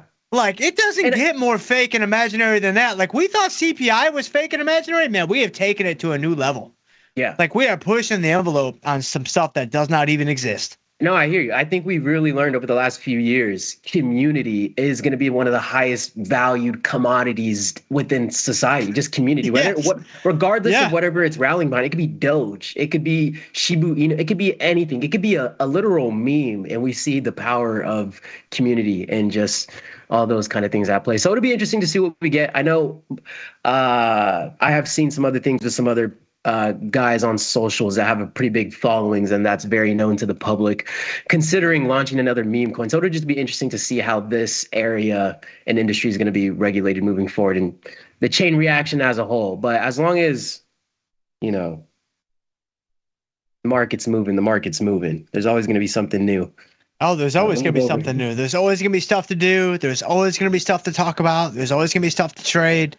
And so, no, it's going to be the next 24 months in terms of digital coins. I think, Trump launching his, you had other people obviously that have launched different coins or whatever, but Trump is going to be the most notable one. So now I think it's going to be very curious to see, who is the next domino to fall. Right. Like I heard like Mark Cuban's like, yo, I'm going to launch with the treasury, coin. Right? Yeah. And I'm going to pay off the U.S. debt. Yeah. It's like, okay, all right, let's go for it. And it's like, man, that's crazy stuff. It's crazy stuff. Yeah. No, when it comes to those things, that does really feel like a game of musical chairs. So, I don't know. There's going to be a lot to the industry. Even just a political figure doing that, it kind of endorses the industry a little bit more. And it's just interesting. We've never seen something like this in the history of history. So how it plays out will be interesting because we've never had, these type of variables at play.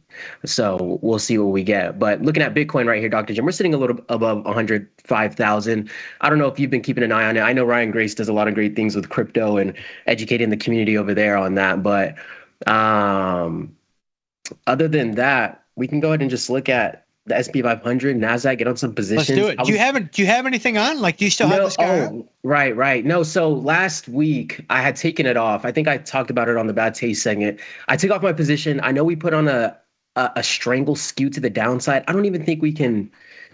Does this show? Okay. Yeah. It doesn't show the futures contracts, but it shows the options on the futures, which is great. So we sold the strangle on the 15th. I ended up taking it. You can see right here the day after. $20, $23, right? Nothing too crazy. I wanted to kind of reposition the position because we had a pretty significant rally. So not to let emotions play a role in that, ended up taking it off. And I was like, you know what, we'll come back to this next week at Dr. Jim and see how we want to reposition ourselves. But because it was a strangle, I was just quick to manage this one. And I don't know if it's me just getting used to putting on more undefined risk strategies. I'm kind of dipping my toes in that water because I never really do the options on the futures. But that's how it played out. I ended up taking it off the next day. I don't know, what do you call that? Paper hands? Is that what the kids call it nowadays? But I had that on, and that was that. And I'm looking to get another options on the future on, even if it's S&P 500 again. So that's how we manage that one. Nothing too crazy. In hindsight, I know I didn't know the market was going to rally, but in hindsight, I am happy that I took it off because I would probably be down a significant portion if that wasn't the case, because the market has rallied quite a bit since then and we were skewed to the downside. So that's where we're at on that, Dr. Jim. I don't know if you have any thoughts on that, but I'm looking to do another strangle here on one of these underlyings. Yeah, I mean that was a pretty quick turnaround on that strangle there. It did prove to be a good move though, because you would be tested on your call strike right now.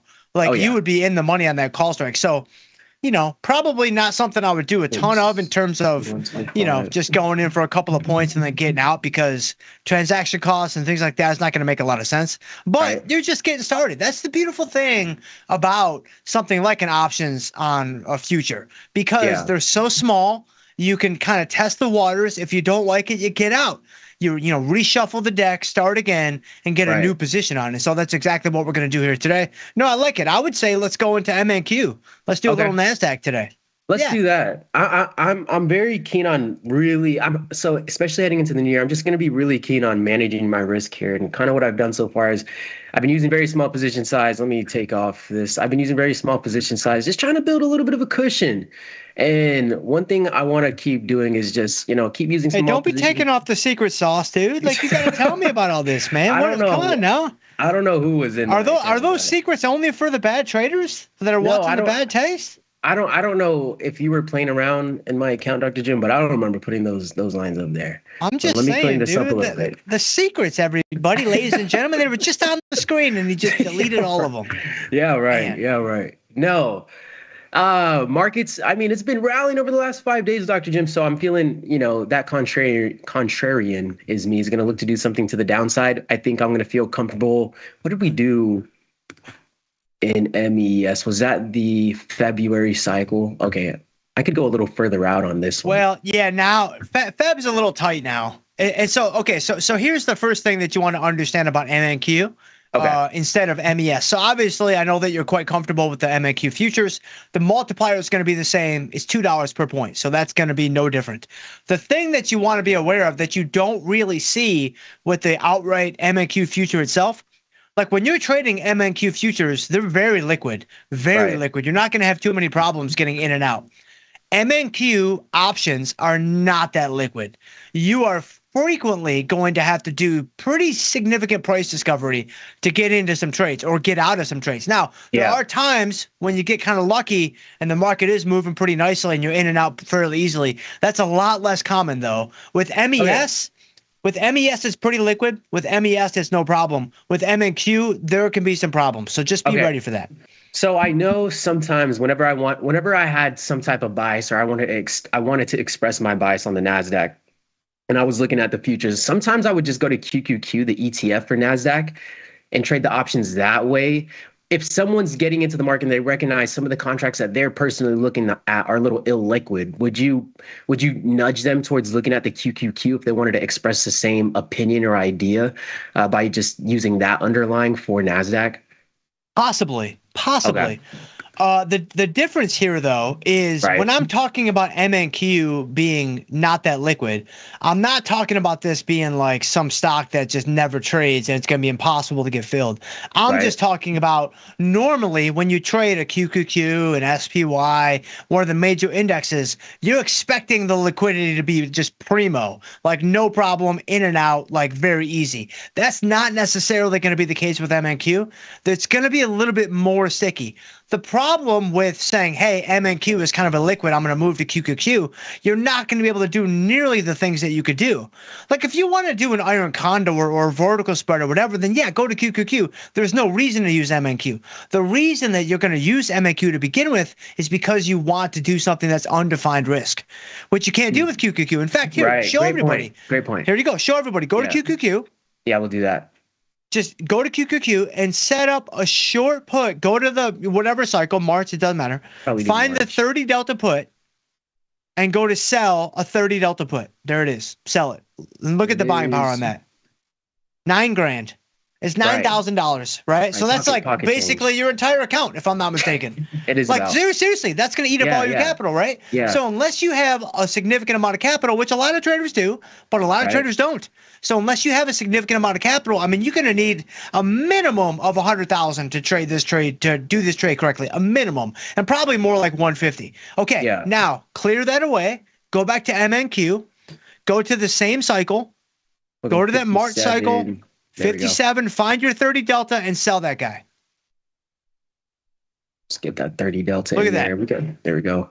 Look at that buying power. It's going to be $1,500. And $1,500, that's crazy, dude. That's crazy. I think the pop kind of stands out to me as well. I think the difference in the pop, what was it? Well, I think it should be about the same. It's going to be pretty close. It might be off by a percent or two, but the main difference is just simply going to be the buying power. Yeah, wow, that's weird. Pop. That's a pretty decent. Well, no. Now you're selling strangles. No. Get rid of the call. Right. There we go. Get rid of the call. Yeah. Okay. So you sell a 30 delta QQQ. The pop is 74. Right. Go back to MNQ, and you sell the 30. It was only like 64. That's weird. I don't know why it's so much less. You want me to take off that call again? Yeah. That's going to be 80 on the pop, which is selling the put. Okay, so it's actually a little bit more. All right, interesting. So I mean, it's comparable, but it's actually better with MNQ. But the main thing is, it's a similar position, almost identical, same delta, same underlying index, same bullish exposure on the Nasdaq. But man, you are saving, multiples of buying power by choosing MNQ over QQQ. Yeah, that definitely stands. That's a pretty significant amount as well. So, I mean, especially selling a strangle, I'm a little bit more comfortable to do that, especially because the buying power is a little bit lower in this account. But I'm looking to do this one, but I do want to skew it to the downside a little bit. So maybe we even go in a little bit on this call side and bring that closer just a little bit, see what we get. I can even pull the puts out just a little bit if I need to. Let's get a little bit more negative delta, see what we get here. We could pull that to the expected move. 66% pop. I don't want to get too close because it's 22,700. Where's the all-time high on here, Dr. Jim? I think it's 22. Is it 22.6? Is it 22.6, 22? I know right here we have 22,460. 22,460. Okay, so there you go. So so you're above the all-time highs there. Okay, 22,460. I'm comfortable with that. I mean, I know with the all-time highs, a lot of things, the probabilities is another all-time high will be put in. So I'll be mindful about that. But I think I have a pretty decent breathing room. 22,460 was 22,660. I'm feeling comfortable with this. I know I'm a little close on the call side, but you got 600 points. I mean, you got 3%, right? So Jim, yeah, 600 points. Yes, we put in like almost 400 points today. It feels like that's true. No, you're right. You're right. Like when you say it that way, it's like, no, this thing's gonna be gone by the weekend, right? Like I understand, but the credit you're collecting, you're getting 564 points, right? So you're getting about $1,000 on this. So break-even points are significantly further out. Man, I really like this trade a lot. Like I think that this thing is looking good, and then. Depending on where the Nasdaq is, you can kind of fine tune any individual stock exposure next week into all these big earnings to kind of maybe neutralize your delta or take a bigger gamble on one side if you want to. Yeah. I mean, I'm hoping the earnings kind of send it to the downside for the sake of this position that I'm about to put on here. I mean, let me think. So January 29th. Oh, that's crazy. We're going to be on air, of course. So next Wednesday. Is that next Wednesday? FOMC? Yeah, well, it's FOMC and Tesla earnings after the bell. After the bell. So, man, we're going to have lots to talk about next week. I don't know. I don't know if I'll be putting on any earnings positions, Dr. Jim, but I'll absolutely be taking part of the conversation. Well, you may not be putting on any earnings trades, but I mean, the reality is this, man. Look, I've been trading for a really long time. Right. Next Wednesday's FOMC meeting. I've never seen a more important economic print coming on down the chutes. This is it, man. What was the reaction from the last This is for all the marbles. What was the reaction for the last one? I forget. What was that? I have no idea. I have no idea. But this is we're playing in the major leagues now. Like wiffle ball's over. Oh, wiffle ball's fun. Wiffle ball's super fun. Oh yeah, it's really fun. I was looking at oil a little bit. You doing anything with any of the energy products, Dr. Jim? Or no, just but obviously, oil's interesting though because of all the the Trump talk about drilling, and you would expect it to have incredible selling pressure on oil, but it's really hung in there so far. Like, yeah, you could see, I mean, there's obviously some downward action, selling off from 80 there. So maybe that's not quote unquote hanging in there. Maybe that's kind of getting squashed. I don't know, but it's going to be very curious to see, can oil keep a bid underneath it, or is this thing going back under 70? No, yeah, I know. Like, there you go again with the secret sauce, and you're not talking about it. Come on, bro. You talking? Oh, no, there's no secret sauce. I saw something that looked like an Elliott wave or maybe a trend line. I don't know. I don't know what happened here. There's no secret sauce with steel. Is that a fib extension? Both of these fib extension. Both of these sharp moves down. This is when one of the deals for U.S. Steel didn't go through, and I happened to get caught in both of those, and they happen to be two strangle position. I came out unscathed on the second one, but I don't know what the odds are that I get stuck in two deals falling through while I'm in it, and then it's halted to the downside. Pretty low. Yeah, and it happened while we were live as well. So I'm like, what are the odds and chances of that happening? But anyways.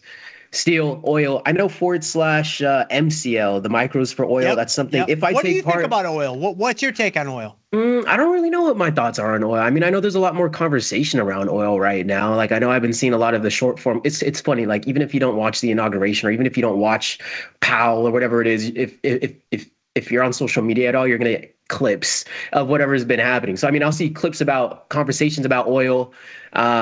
Just like I think there are some clips that came out from Monday. I think Trump was saying something about oil, but to your point, I don't see much volatility in oil or any much rally to the upside. I know it's taken a little bit of a pullback, but it's one of those volatile underlyings that I don't really have a feel for its personality. But if I do something in here, maybe something a little bit more.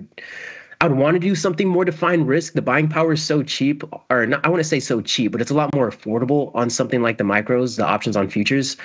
That I don't know. Would it be worth it to even look at defined risk when it comes down to options on futures? Go in there real quick. Just go in. Let's look at the premium. Go to March. 54. Yeah. I mean, so the multiplier with MCL is going to be $1. It's $1. So it's actually quoted. Okay. It's quoted like you would normally see an option quote in the equity markets. Right. So like when you see those quotes that are like, 203 or 212, that's that's 212 or 203, right. Just like you would look at an equity option. I mean, yeah, man, you could sell that 30 delta put. I mean, look at that buying power, man. Let me see. You don't need to define your risk. Nah, you're good. That's what I thought you would have said. That's why I said that. I was like, would it even be worthwhile doing a defined risk? No, I mean, I don't think so. I mean, sure, oil may crash $10 tomorrow, and then you're going to be in the lurch. But that's your problem. You'll figure it out. If I don't open my platform for a couple of days, it could crash and be back where it's at, and I wouldn't. That's exactly right. Now you're thinking. Now you're using your critical thinking skills. If you just shut your laptop, it goes away. Exactly. It all goes away. 823 wide. Yeah, it's not. It doesn't even look like it's too worthwhile even going out wider on some of the strikes. So no, man, I would sell Strangle if you want to do something like that. And then the options in MCL are actually pretty liquid. They're pretty good. Let me see just what this would look like if we were at expect and move quickly before we wrap up here. I mean, look at that. You're still getting 238, 62% pop, 677. That's not bad at all. And that's a great trade, man. Okay. That's a beautiful trade. No, let's go ahead and send that one through. There it is. Now go for some discovery. Get it done. Where'd it go? I don't know, but there we go. You gotta get the NASDAQ trade too. What are you doing, dude? Thought it would have been filled. Don't do a penny. You got to go a couple pennies at a time. I pulled. You're not going to get picked off, man. Don't worry about it. You're fine. There we go. Yeah, there you go. There you go. Nah, yeah. Well, you don't have to go that far. It'll fill me at a better price. Even if you're probably right. Yeah, see, there you go. You got the mid-price. See, that's actually good. I'm glad you did that because it just shows that you're going to get the best possible price that's out there. You're not going to get picked off in these highly liquid stocks. So you don't need to kind of mess around and go for, quarters and nickels and stuff like that. But if you're going to be aggressive, I would be aggressive on MNQ. Yeah, I'd go down a couple bucks. Yeah, go to like 5. Yeah, we'll go 58. Oh yeah. Just do 540, dude. Whatever. It's fine. Not necessary. See, look at you, improved again. We got 61. That's 61 and a quarter, dude. Don't even worry about it. I'll take fine. Down $10. I guess I'm not eating dinner tonight. Anyways. What about your chicken McNuggets, man? For the chicken McNuggets. No, you can get like 3 meals. You're good. No, we're good. We're good. No, we'll come back around next week. We'll see how we're gonna manage those positions. We got a couple days left in the week this week. It's another shorter week in the market, so we'll see how things play out. But anything to add before we hop out of here today, Dr. Jim? No, I think it's good. And futures options, man, it's opening up a whole new world for you, which is cool. And I'm excited. You see the buying power. It's a new year. Yeah, it's a new year. Yeah. It's a new year. It's a new you. Like, let's go. I'm ready. Let's do it. Yeah. Absolutely. And next week's going to be crazy. Next week's going to be wild. We'll see what we get. Look out for Dr. Jim's tweets. If you don't want to miss any type of economic events coming up, they're not dramatic at all. But that's going to wrap it up. Thanks for taking the time to hang out with us today on today's assignment. Be sure to stay tuned with Tim Knight coming on next, and we'll catch you guys next week. Peace. Peace.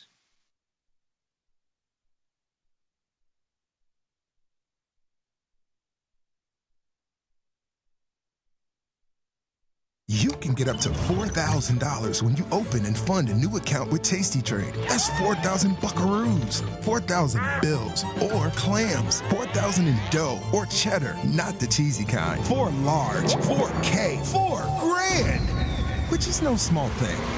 Open and fund a new Tasty Trade account and get on the platform for traders who just want to trade. And did we mention a bonus of up to 4,000 smackaroos? Tasty Trade. Make your move. Forbes called us best online for options trading. Investopedia, best for options trading, period. With stockbrokers.com, we're #1 for options and futures trading. The Motley Fool really likes us. And so does Business Insider. So what else can we say other than boom? Trade like a trader. Tasty Trade. Make your move. Tasty Trade has crypto, and you can trade with 0 commissions. Bitcoin, Ethereum, Litecoin, and more. Diversify in one place. Crypto, we got it. We get it.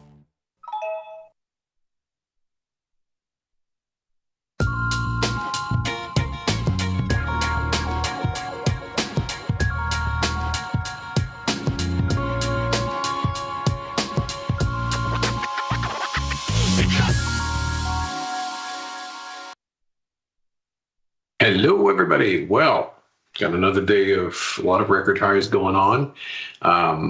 As with the case lately, it's pretty good to be a bear, believe it or not, if one dares to, because, the ES is up almost 50, the NQ is up about 300 plus, and most of my bearish positions are down. That is to say, up. Which is good. So that's kind of exciting. I feel more and more this is a stock picker's market, which is what I've been all my life, a stock picker. So that's pretty cool. What is cooking out there? Let's see any general themes. I yacked on too much yesterday, ate into my charting time, so I don't think I'll do that today. Let's just jump right into the charts. Here's the spider. And when you know it, a lifetime high. As I mentioned yesterday, all these semicircles have been largely ruined, and we have just gone ever since January 13, when it looked like things were breaking down. It was a massive fake out, and we've been just blasting higher ever since. So we are above the peak of December 6th, and Kailum est fini, I don't know where it's going to stop. I really dodged a bullet yesterday, and I was yammering on so much yesterday I didn't get time to talk about Netflix at all. But I came into yesterday morning with Netflix puts. And then it dawned on me, hey, they've got earnings this afternoon. Maybe take another look at the chart. And let's just kind of dial back today's activity. I'll get rid of that little line up there. And what struck me, thank goodness, was this was a topping pattern that yielded nothing. This was a topping pattern that yielded nothing. So they did start to fall at first, but it was just a fake out each time. So fell, and nope, I'm not falling anymore. Fell, same deal. And I looked at this like, this looks awfully lot like these other fellas. And I said, I am so out of here. I could not hit the sell button fast enough. So this was pretty early yesterday, before earnings, obviously. And I got out at a little loss. The loss that I held on would be like 60%, 60. So I'm glad not to be suffering from that, because indeed, not only was it similar to the last two patterns, it was a giant jump. The other interesting thing is, this sucker was trading for the first time in history in the quadruple digits. Netflix was $1,005, and it's pretty much been falling all day long. It's still having a great day. It's up almost 10%. It's up over $85, but it's been falling all day long. What does that mean? I don't know. I'm just glad not to have anything to do with it. But if there was any intrepid souls out there who got out instantly this morning, good for you, because clearly, kind of hard to sustain that kind of valuation. But yeah, big day for Netflix, but not so big if you got in at the open. And this really did remind me of the likes of Costco, because it too seems to have this cute little habit of tricking the bears. So this and this and this and this are all perfectly legitimate looking reversal patterns, and not any of them meant a thing. There will come a day, maybe in the year 2076 or something, that Costco actually falls and a top really does stick. But as it is now, I've said all my life, stocks are like people. They have personalities. They express themselves. Some stocks top out, and it's like they always fall. It's almost like this is, you get scared because is this obvious? Is it this easy? That you would just sort of give me the answer key like this. But it is true. They tend to repeat themselves based on their personality. And so that's why, shame on me for getting into Netflix at all. That pattern really meant nothing. Whereas with other charts, it would have meant plenty. So yeah, Costco is just another example of that kind of fake out going on. But in general, the Mag 7 or whatever you want to call them, they just keep on keeping on. The big tech has a very warm relationship with the new administration. And as you've seen, and these giants just keep getting gianter, multi-trillions, company after company, Amazon here, lifetime high, Meta, very close to a lifetime high, just pennies away, it seems. There's just a lot of strength out there. And one company which is very big in tech, but is actually a fraction of the size of some of these other juggernauts, is Oracle. Oracle's been around a lot longer than Meta or, Netflix, etc. But they've been a tried and true winner for decades. And it seems really old school, but they continue to be a sensation because, just back in, say, 2002 on a split adjusted basis, this was a $5 stock. It's approaching $200 now. And they had big news yesterday because one of the earliest things the new administration did was announce this Stargate joint venture. And the beneficiaries apparently are Oracle. And they had Larry Ellison do a little talk there. And SoftBank doing the funding. I don't know if it's all of it, but a portion of it. And, of course, Sam Altman, OpenAI. I must say, it's a little odd to me. I don't know what the backstory is. Why is Elon not there? What's going on here? Because I had assumed that since Elon was effectively co-president, that anything with AI, he would be front and center. And he was nowhere to be seen. In fact, sort of his arch nemesis, Sam Altman, was next to Trump. So very interesting. Very interesting what's going on. One day, I guess we'll have the full story, but very odd to me. But Stargate, big news, talking about $500 billion investment ostensibly over a few years. And so there's definitely some big winners going on there, Oracle being one of them. Semiconductors in general having another good day, up over 2%. Although I would quietly point out this trend line, it ain't nothing. Here and here and here and maybe here, it seems to be a resistance level. So Actually, I've got two. I was going to say the only position. I've got two semiconductor positions. One of them is AMD, and the other one is ON. But yeah, the whole Stargate thing, even of course going into energy, because with these gargantuan data centers, they need lots and lots and lots of power, and therefore, again, Sam Altman, his nuclear energy company is at lifetime highs, like so. And this has been incredible because it was only September, just 4 months ago, that this also was a $5 stock, and now it's about $35 stock. So, and another fake out here too.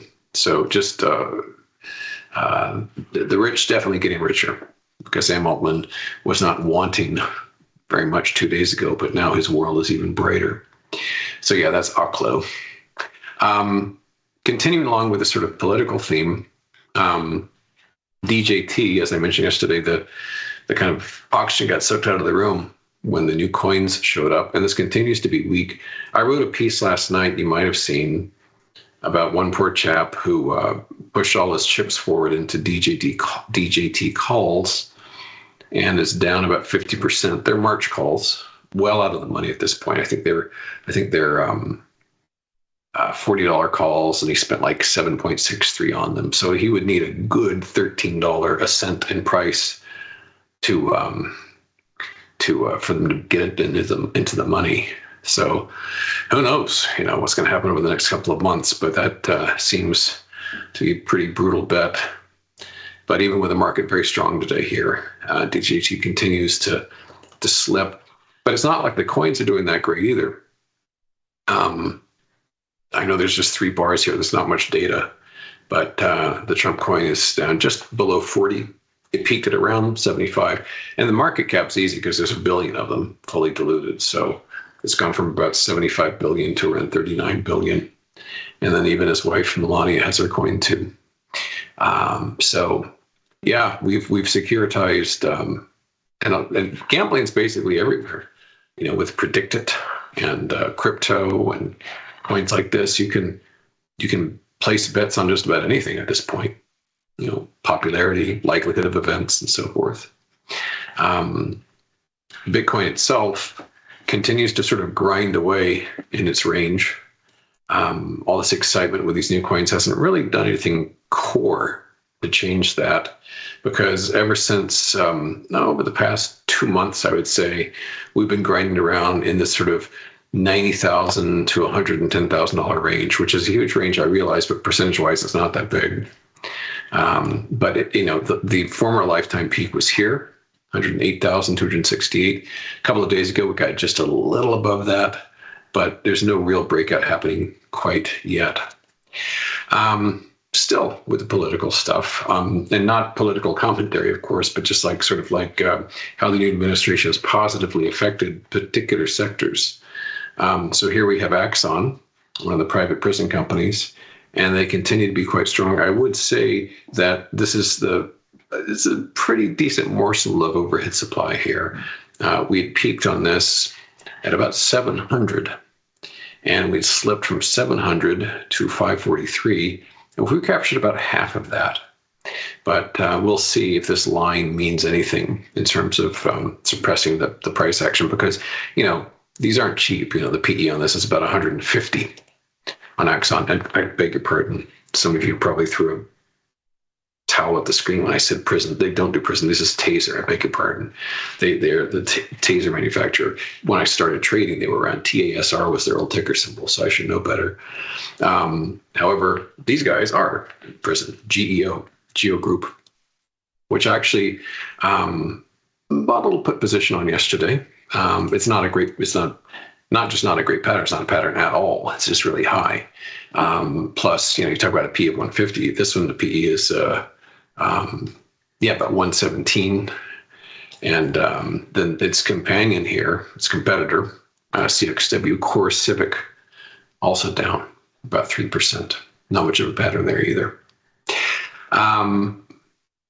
Continuing on with political news, yesterday I made mention about the electric vehicle mandate being struck, rendered neutral, moot. That continues to be felt in the EV space. Rivian continues to slip. We're down 4.5% on RIVN. Lucid down even more, over 6%. And as far as Tesla itself, I think they were down as well. So yeah, that whole sector is continuing to be pretty weak. Few short positions. Just wanted to make mention of this one, Next Era, NEE.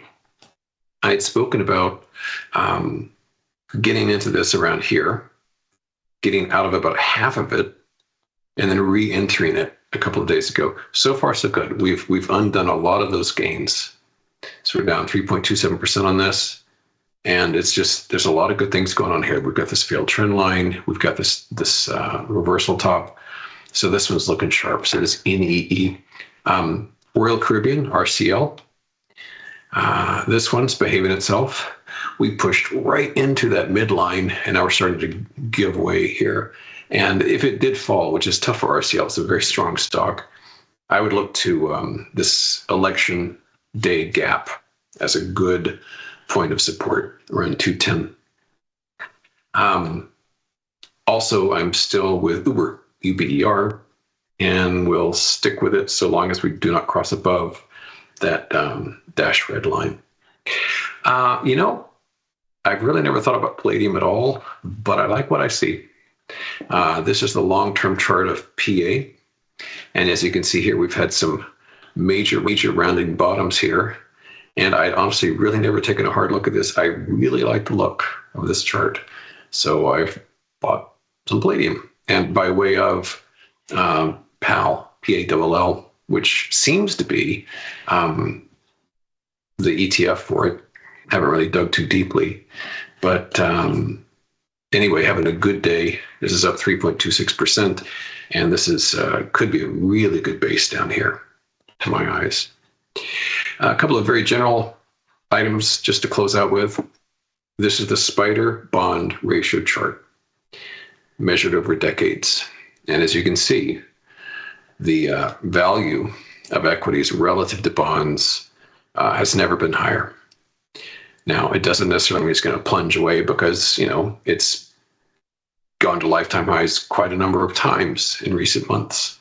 But this wedge is getting tighter and tighter and tighter. And it doesn't seem, it's not sustainable until the end of eternity. At some point, this is going to break down. So this relative value is very important. You could take this as being bullish on bonds or bearish on equities or both. Last chart is this fella, this crazy thing right here, which I show from time to time. This is the percentage of stocks above the 200-day moving average.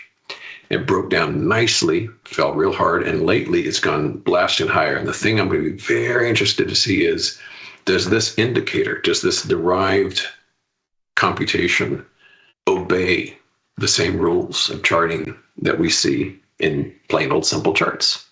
Be very interesting to see that, because this is some mathematical calculation of a bunch of stocks' relationship to their own moving average. Looks that way to me. If it turns south from there, that'll be pretty cool. All right. Well, I shall say farewell to you and see you at the same time tomorrow. Thanks for coming by.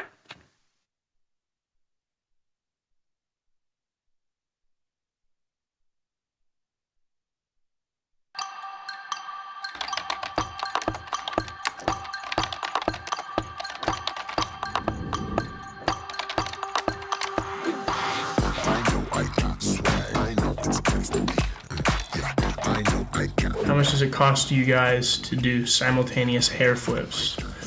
Years of practice. Everybody wanna be like me, yeah.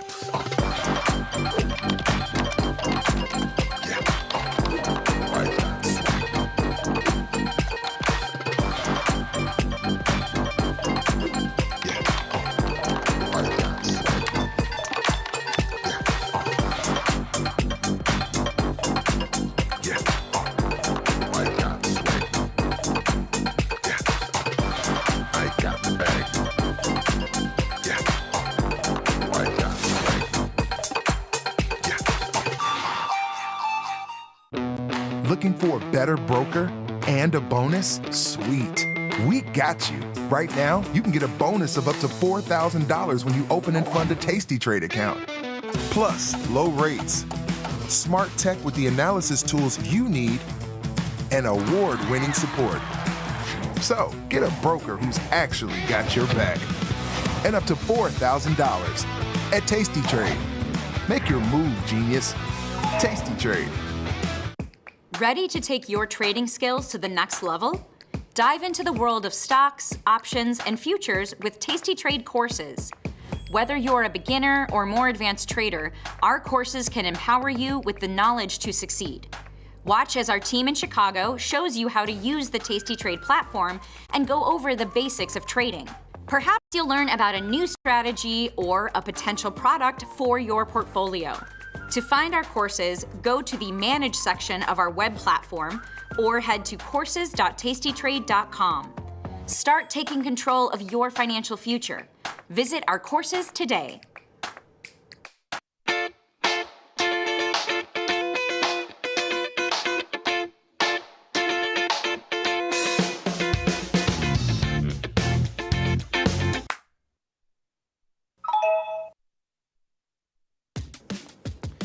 Look who's back testing. Tasty Trade now has options back testing for free. Test your trades with over 10 years of data for the most popular symbols. See how your trades would have performed in the past. Look back at profit and loss and take the guess out of guesswork. Oh, did we mention that it's free? Get back testing at Tasty Trade. Got the need for speed? No problem! At Tasty Trade, you can turn smart ideas into real trades with just a few clicks. Wow, that's fast. Tasty Trade, make your move. Ring the alarm, hey, ring the alarm, boys! Turn up the charm, listen up, y'all, get out the damn stall. It's the last call, hey, the last call, the last call, the last call. Tomas, we are back, my friend. You know what that means. Time for a little bit more Tasty Live. Well, with the last call, Sadnov. And as foretold, Sadnov, where were you when the SPX made its new all-time high? That's right. You and I were together here on the show. SPX makes a new intraday trading high above 6,100, 6,181 cents. America, even the S&P is up 45.50. NASDAQ up 315. And the way it should be, the Russell is down $14. The Dow up 146, and volatility up 30 cents. Why do you think volatility is up? I think we got some economic numbers coming out this week. I think on Thursday, you got jobless claims. Tomorrow, you got jobless claims. So I think that's why it's keeping volatility up a little bit. But it's odd with new highs. I'll tell you something else that's odd with new highs. I mean, yeah, Apple's up 76 cents right now, but new highs, Apple not anywhere near new highs. Market leader only up 76 cents. Little odd there, but plenty of movers to the upside side enough. Netflix for earnings. I never think I would say this for premium sellers, but $84 is a lot better than $115 or $120. $84, you can see volatility coming down here significantly. Ivy ranked down to 14. ARM up $23. This is an AI play here, Sadnov. Microsoft up 14 and change. Meta up almost 9 or 10. Nvidia up almost 6 and change. SMH, which you traded earlier today, up 5. Dell up 4 and change. And some of the buckers to the downside, FSLR down 10. MicroStrategies, which has been down for most of the day, although it did get up to 390 earlier today, is down 10. Tesla down 7, trading near the lows of its day also. That's all I got for you, Sadnov. UNH bringing the Dow down 560.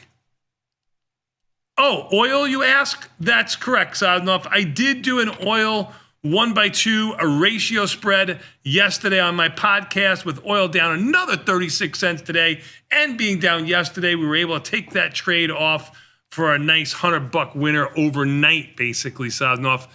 Some would say I'm gifted. You would not be one of them. That's for sure. Yeah, I didn't. You didn't copy that trade. You know, you could just copy it right from the follow page. You know, if you need an idea. I think the biggest story of the day is actually Netflix, because when you get a stock that pre-market opens up almost 100 and let's call it $130. I mean, pre-market's trading at like 1,000, right? Trade over 1,000. Yeah, it's high today. Intraday was 999. It didn't trade 1,000, but it was over 1,000 intraday. Yeah, for the open. Yeah. But I watched the stock from when the number came out yesterday afternoon. I didn't trade it. I watched the stock, and it traded like, all the way up to about 990 after hours. It's trading 990, 994. Yep. It's sitting there all night. It didn't move. Trade over 1,000 this morning. I had sold some calls, nothing else. And so I was watching it. Coming into the day, you sold calls, nothing else. That's correct. Yeah, I mean, the day before. Yeah. But I'm watching the stock, and I'm thinking to myself, okay. And they open it like, let's call it a little bit lower than I thought, like mid-90s or something like that, high 80s. And I have never seen that kind of a gap up opening that opens at its high and never trades up there again. Yeah, you're right. It opened 997, it changed, traded up to 999, and then it was a little bit of a march down. Never but still, traded up there again. Immediately, it's up almost 10%. I mean. No, I understand, but I'm saying, by the end of the day, by the end of the first 15 minutes, it was trading about, 980-ish, and it ticked down all day. They crushed premium right out of the chute. Mm-hmm. It's just really rare when you get that kind of a gap opening not to make a couple of attempts at the high. I find that was the strangest thing. Mm-hmm. UAL did nothing. I think it did nothing too. I looked at it earlier. UAL, I didn't have a position, but down $2 and change. UAL. Yeah, it opened up it was up like 5 pre-market. Yeah, but it only opened up $1. Yeah. So I look at UAL up 5 pre-market, and then I look at the, Netflix. So I'm thinking, okay, those are a little heavy, because usually when earnings are great, these things keep going. Sure. It's rare. Sure. Right.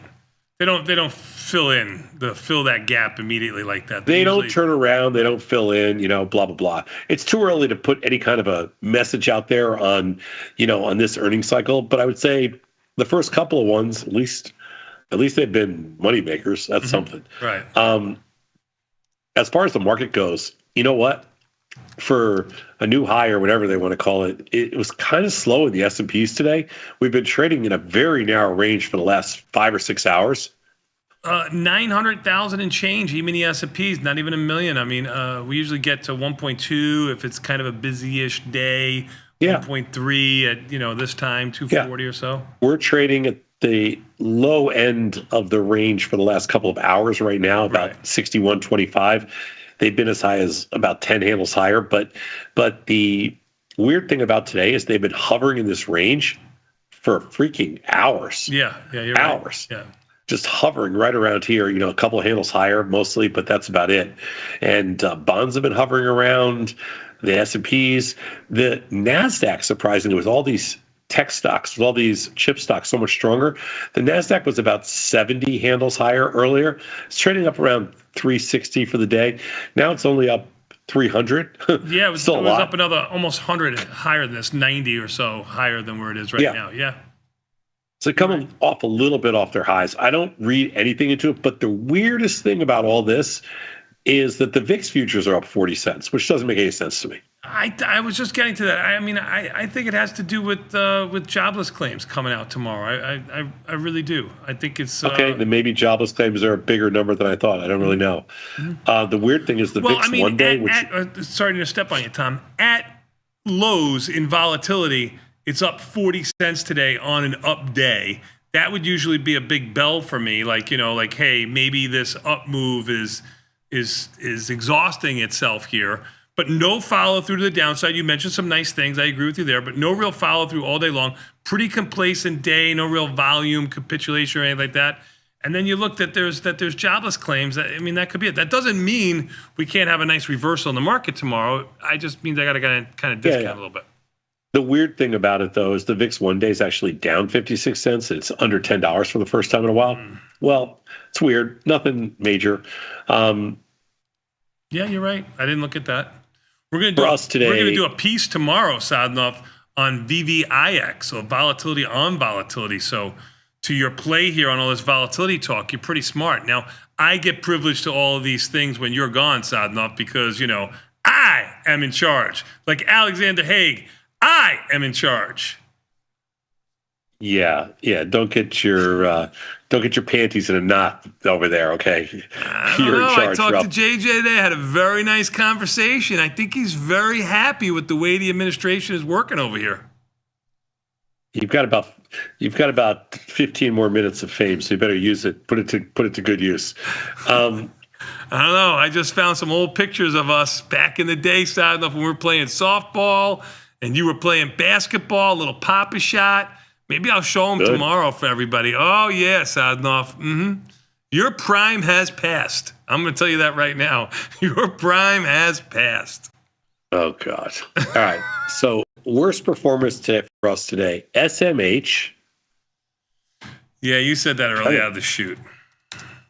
Yeah, kind of SMH. Best performers for me, at least, were Coinbase. SMH, Ivy rank of 15, Sadnov. What do you know what that means?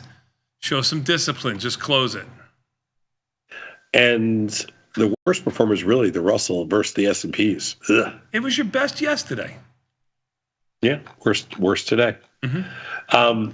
So my Taiwanese sources want to know, you're rationalizing being short Netflix, although you have no position in Netflix now, right? You're flat it? I have no position. You closed it. You made a small couple of bucks because you sold those puts. Yeah. I made money. I'm not so you're not complaining short about Netflix right now, because my No. Taiwanese sources they were getting a little upset with you that you were rationalizing being short Netflix up 10% by saying it's off its highs. I'm not short Netflix. Okay. I got no position on it there. I had one on the opening. I took it off, made some money. I was happy to make money. Ivy rank is low, 14 in there, by the way. Ooh, and Tesla, I don't know if you have a position on there. Tesla down around 7 and change.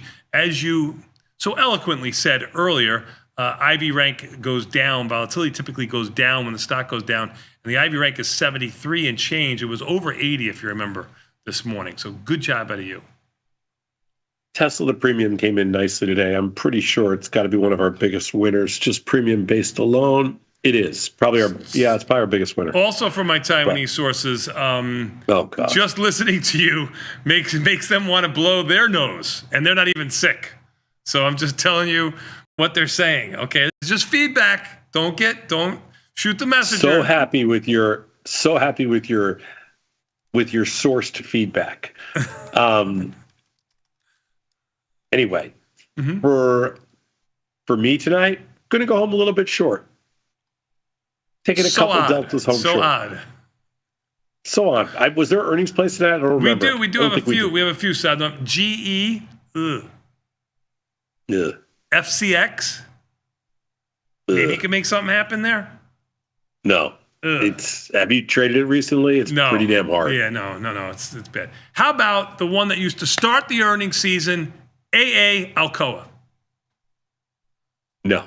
Yeah, I didn't think so. So then I guess the answer is yes, there are earnings, and there are a few more, even more obscure than the three I just mentioned. We have a tiny GE position, and that's it. Tiny. I'm not even going to count it. Okie dokie. I think we put it on today. Yeah. And I think it is actually a nice little loser already. It must have pumped. They did. They pumped a lot of vol into GE today. Huh, that's interesting. Okay, so you look at something here? Well, surprisingly, from where I did something this morning.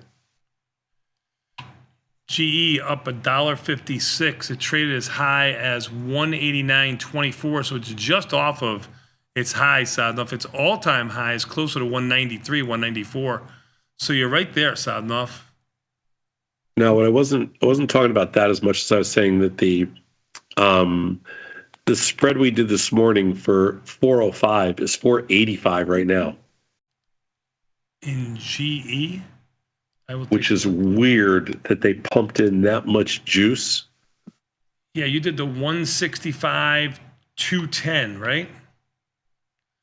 Now you're doing the 170, 210. Yeah. Yes, sir, Senator.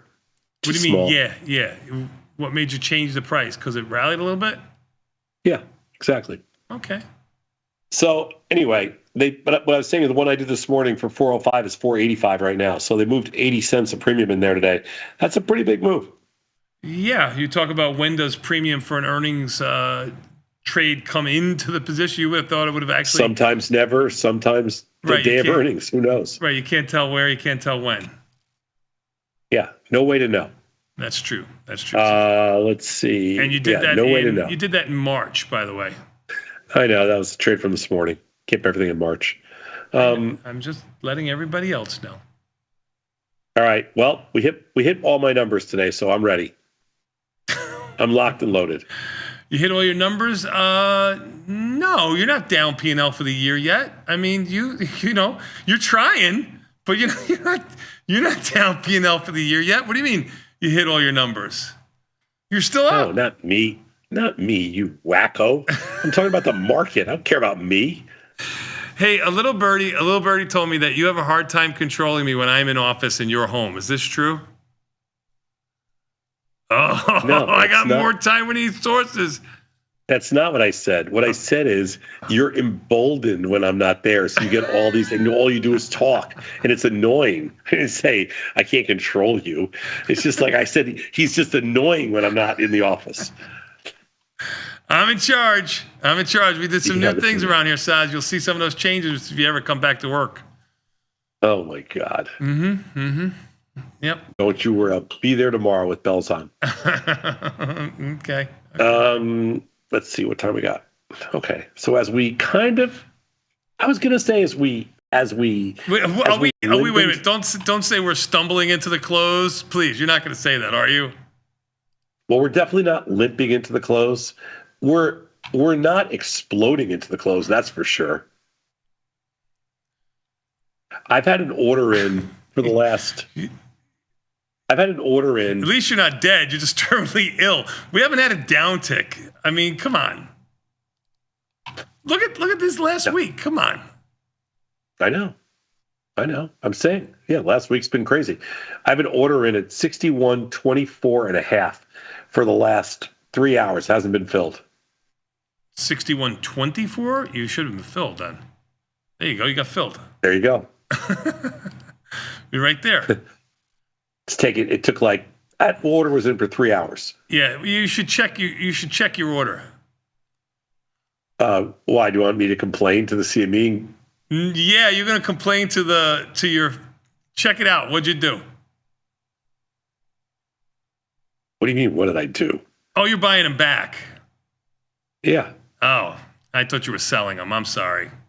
No. I thought you fat fingered it. No. Oh. So anyway, yeah. If people don't know this, like when you trade on the futures, when you trade futures, futures or futures options, it's 100% all electronic. There is no customer there's preference or anybody get in front of you or behind you. You go into the same line with everybody else on the electronic system, and there is no preference. There's no nothing. First come, first serve is what it comes down to. That's the preference. It's an electronic order book, only on one exchange. When you do an option, it could be sitting on one exchange. It doesn't trade on the other exchange. You can have, as a customer, you have preference over professionals. There's all these different rules. So different rules for different products. Yep. Got it.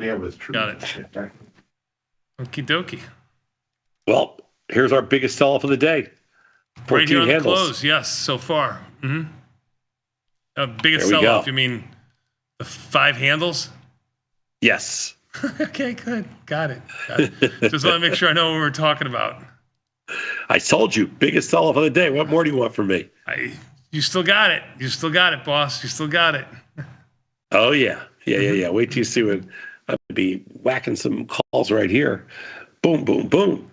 All right. Let's bring in the boys. They're ready to go. Okay, let's do it. We got Chris. We got Ilya. We got Dylan. Hello, gentlemen. How goes it? It goes well. Hello. Say something profound, somebody. Oil, by the way, down 38 cents. I was able to close my 1/2 ratio spread. Made a quick little $1 on you guys. You already so thank you. said that. To stop repeating yourself, Grandpa. Maybe they weren't on, and they didn't hear the accolades. I know I threw Chris under the bus earlier today, so I wanted to give him a little bit of props today, trying to make amends. I was just trying to give people free money, letting them know the news ahead of time. The S&P was going to hit a new all-time high in the cash market. And then it happened 20 minutes later. So sorry, Tony. You're right. You're right, Chris. I wish I could read properly. I apologize. You're forgiven. Crude's progress on the downside does not fully help me cope with what's going on with these S&P and NASDAQ futures. I can tell you that much, but I'm not scared off yet. I wouldn't be scared off at all. I think you needed a little bit of a kind of a more of a blow off top, and you might have just got that. Maybe. Okay. Maybe. We'll see. I mean, at this point, to get out of a short when you're basically sitting at the high and you're back to scratch feels like terrible risk reward. Like, would you go long here if you had no position? I wouldn't. Yeah, well, Tom and I formed a new organization earlier today called USA Tech, which is a big merger of all of the big seven as one company. And I like we're it. just curious, USA Tech, right? And so the question is, would you rather own a share of USA Tech or not? Sosnoff, would the Amazon subdivision of USA Tech, he said he wouldn't buy it with my money, with a tone of disgust and disdain. But I don't see how you can not like USA Tech, considering that. So those are the people that are in the 6 chairs at the president's dinner table, or these gentlemen and their lady friends, as we all famously witnessed. You know, why wouldn't you buy stock in USA Tech? You know, my lady friend eventually became my wife, Dylan. I do. Well, that if you're Jeff Bezos, we'll see. Right now. I remember the first time I called her that. She was quite happy. Refer to her as my ex-girlfriend, which is technically true, but it does not go over well. But I mean, just sometimes, you know, that these big. I'm just saying why Tom said he's a skeptic because he says USA Tech is derivative of the vicissitudes of a Godfather culture rather than the vicissitudes of a marketplace. That it's a market distortion. Like a gravitational force field on the surface area that's distorting it to lower productivity levels. But that doesn't mean that the stock won't keep going higher. And as today shows. I mean, my main qualm is not with the prospects of these companies, which I think is that their prospects are excellent. It's with the level of the price relative to what we know of those prospects and what we don't know right now. We know what there is to know, and we'll see. Maybe you don't know. Maybe you don't know how good it is to be at the president's table. $500 billion here, $500 billion there. Bigger numbers. The price action today is saying exactly that actually I don't know, because I'm sitting here in these put verticals, looking at them at record highs, going, maybe I don't know. The greatest thing about the market, has always been that nobody knows. Like, that is the greatest thing. But that's the piece that most people miss. Man. It wouldn't be any fun if anyone actually knew. I know, but people always think that somebody knows. Like, you know, that's just the way it is. That's the number one belief. That's the driving fun. That's the first principle of Wall Street. Yeah. Somebody knows. I mean, if everybody knew that nobody knows anything, then how is anybody ever going to manage anybody else's money? The whole racket falls apart. That's another gravitational force field, is the belief that someone knows, organizing millions of people into a system of behavior. Well, I mean, the biggest confusion is that you have to know in order to participate. You don't have to know. You just need to have. You just need to have a way of managing risk such that you lose less in aggregate than you make. You don't have to know things. But the perception of knowing is a marketing bonanza. Trust Tom Sosnoff, he knows. E.F. Hutton, J.P. Morgan. I mean, these are famous people who know. So what happened to E.F. They're You saw what happened to icons. E.F. Hutton when E.F. Hutton speaks. E.F. Hutton goes out of business. Listen, it's but the marketing is someone who knows. Oh, gotcha. Someone with a sailboat knows. That's the premise. Sure. Where are the customer yachts? That's the issue. That's the issue. Yes. If you haven't read it, I'd say the customer yachts are with those who kiss the ring. the customer yachts. Where the customer yachts is actually a really good book. It's old, but it's really good. Really good. And this is where you and Warren Buffett converge. This is like a political spectrum around the back where right wing and left wing converge. And this is where Tom Sosnoff and Warren Buffett converge. Different ways to get there, but same basic principle, which is where are the customer yachts? So that so as we close out, well, actually, I shouldn't say close out. It's only Wednesday. Why am I so off on days? Is it just because you're not used to the pace of creativity of the Trump administration? There's so much legislative action. You're not used to this level. You're used to its president dementia. Preach, Dylan, preach. Preach. Oh my God. You know what? That you're right about that. The one thing that Trump does is productive. You broke Sosnoff's brain. Do you see how much fun he had yesterday with all those executive orders and that huge signature? He gets all the reporters out. He was opening each executive order like it was Christmas. He's like, "What's this one?" He's like, "Oh, pull it out of the." He's like, "This is a good one. I've been waiting for this one." The one thing I've never seen a guy have so like, much fun. 2 days of this already, and I feel like it's been a month. Like it should be like we should be in February. It's been 2 or 3 days already, and women's rights haven't been taken away. I mean, they've done nothing yet. Okay, let them get going, Sosnoff. Okay, right now they're just signing signatures. Let them get going. I'm waiting In In fairness, they did just repeal Executive Order 11246, which mandated the federal government's contractors to have an employee work base that was representative of the population. So you can't get federal contract money up until yesterday unless you had like women and minorities in your company, and now that's no longer a rule. So it's been a really important tool in reshaping the workforce over the past 4 decades. It's certainly an interesting can of worms that we've just opened. We're trying to have a good time, Becky. We're trying to have I'm trying to make money. We're trying to keep it light. We just had the closing bell, bring in the Vecchio. Citations is bumming me out, man. You got to come with facts and figures to ruin a good story here. Always, I mean, every time. You got to deal with this on overtime, Dylan. Is that what you got to deal with? It was a good like you got the number down, everything, the whole. No, I call him Mr. Citation. You got to be careful.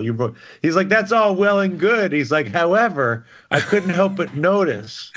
He must come with only the true facts on overtime on his show. He throws out bad facts to me during the day when I'm talking to Sosnoff. That fake news was ultimately true, Mr. Batista. You are correct, sir. You are correct. Don't be questioning the citation. He's like the citationator. He's like a superhero. All right, my friends. He's been honest for over a decade. This is another top. I'm going to let him. I want to be president just so I can ask Vecchio to make all the decisions for me. I want you to be president. I think we should do it. And we get Vecchio to be the ghost in the machine. Then we'll be the ones eating at the trough, Tom, right? That was who's at dinner. That's right. I want to sit in the front row. That's what the real issue is. Vecchio, be honest here for a minute. If you were ever to get to any place of power, the last person you're going to have in the front row is Tom Sosnoff. Be honest. Truth or fact or fiction? Both of you guys will be there. On a six top? Yeah, I'll be wheeling Sosnoff in. That's why I'll be there for a seat at the end. Oh. That's nice, by the way, that you think Tom's going to still employ you all these years later. Well played, Mr. Vecchio. I'll give you the last word. Good job out of you. We're going to take a quick 90-second break. We got more overtime after this. Stay tuned. Good job out of you.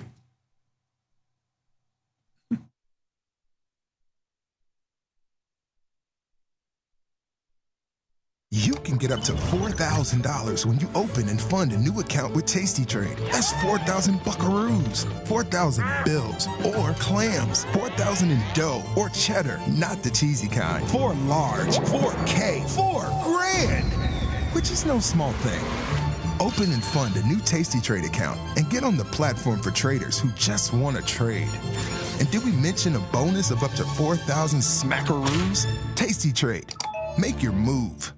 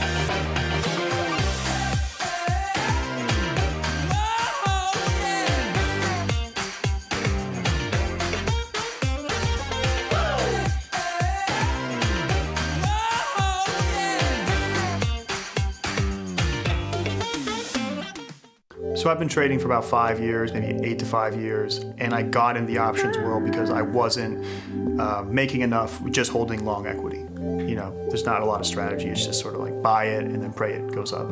I found tastylive from my friend, and I started looking at the YouTube videos. My favorite part about it was just that there was math, there was probability, it was something you could consistently rely on.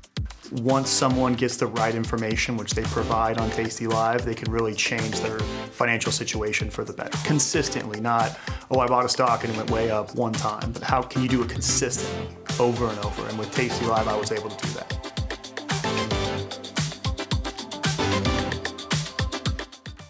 Calling all traders. Are you using tastylive mechanics and enjoying awesome results? Are you an up-and-coming options savant? We're looking for you. For over a decade, tastylive has shared the most inspiring stories of traders teaching themselves a new skill, using probabilities and experiencing new levels of success. If you think your trading journey should be shared with Tasty Nation, we'd love to hear from you. We are always on the lookout for the next class of rising stars. Email us at risingstars@tastylive.com if you'd like a chance to share your trading journey and inspire others. Ready to take your trading skills to the next level? Dive into the world of stocks, options, and futures with Tasty Trade courses. Whether you're a beginner or more advanced trader, our courses can empower you with the knowledge to succeed. Watch as our team in Chicago shows you how to use the Tasty Trade platform and go over the basics of trading. Perhaps you'll learn about a new strategy or a potential product for your portfolio. To find our courses, go to the Manage section of our web platform or head to courses.tastytrade.com. Start taking control of your financial future. Visit our courses today. Beat the opening bell. Get trade ideas and market insights before the open. From the creator, Tom Sosnoff, and our chief market strategist, Tom Preston. Every weekday. Sign up at tastylive.com/newsletters.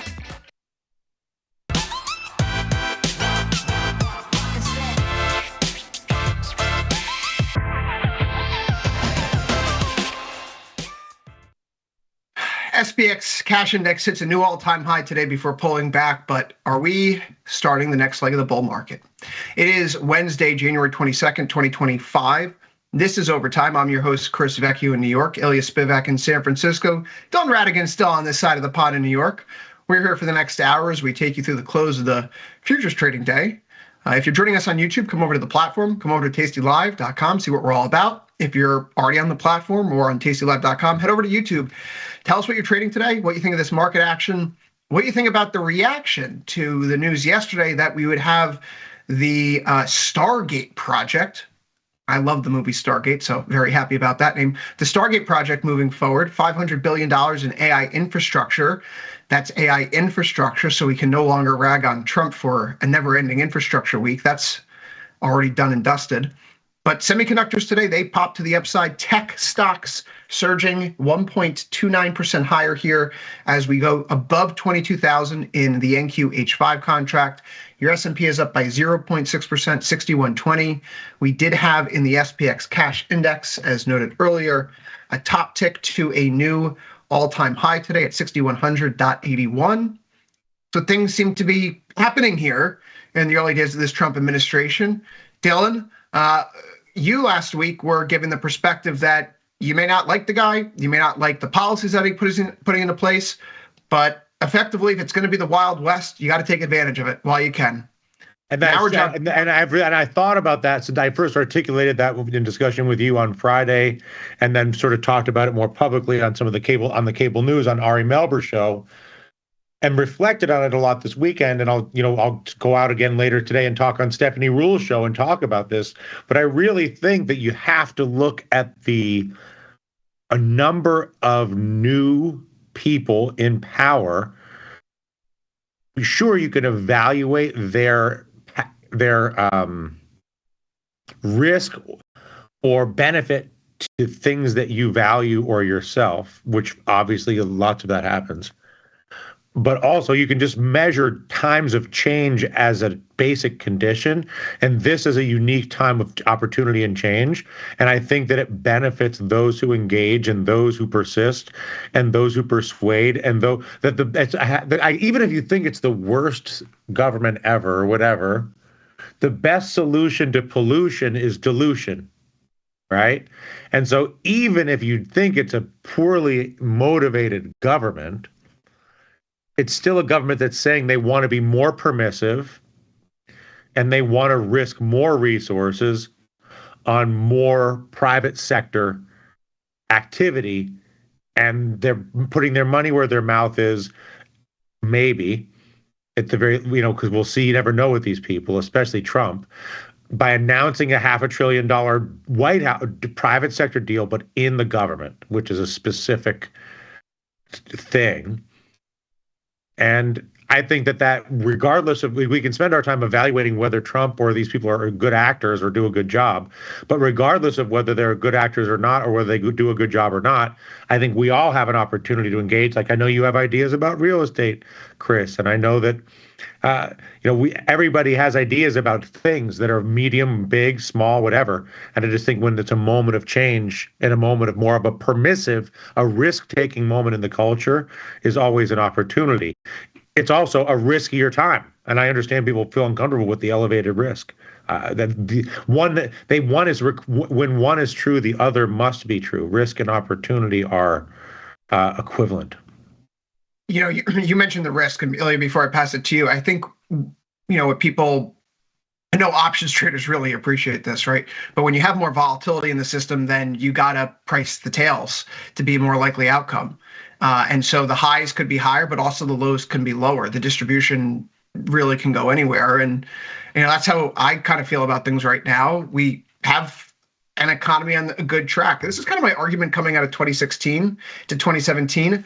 I thought the Obama economy was pretty good. The stock market was up. The unemployment rate was low. Inflation was under control. From a macro level, those check the boxes. Who cares who's in the White House? And as long as Trump didn't derail that, why wouldn't stocks keep going up in 2017? Ilya, you and I have enough publicly written words over the years that I'm sure someone can go out and cite that and find that to be true for me making that claim. And that's kind of how I feel right now early on. 4% handle on unemployment rate, 2 handle on inflation, an economy that's growing between 2 and 3% in real terms, with a backdrop that may be positive, may be ultimately, more of the same from last year.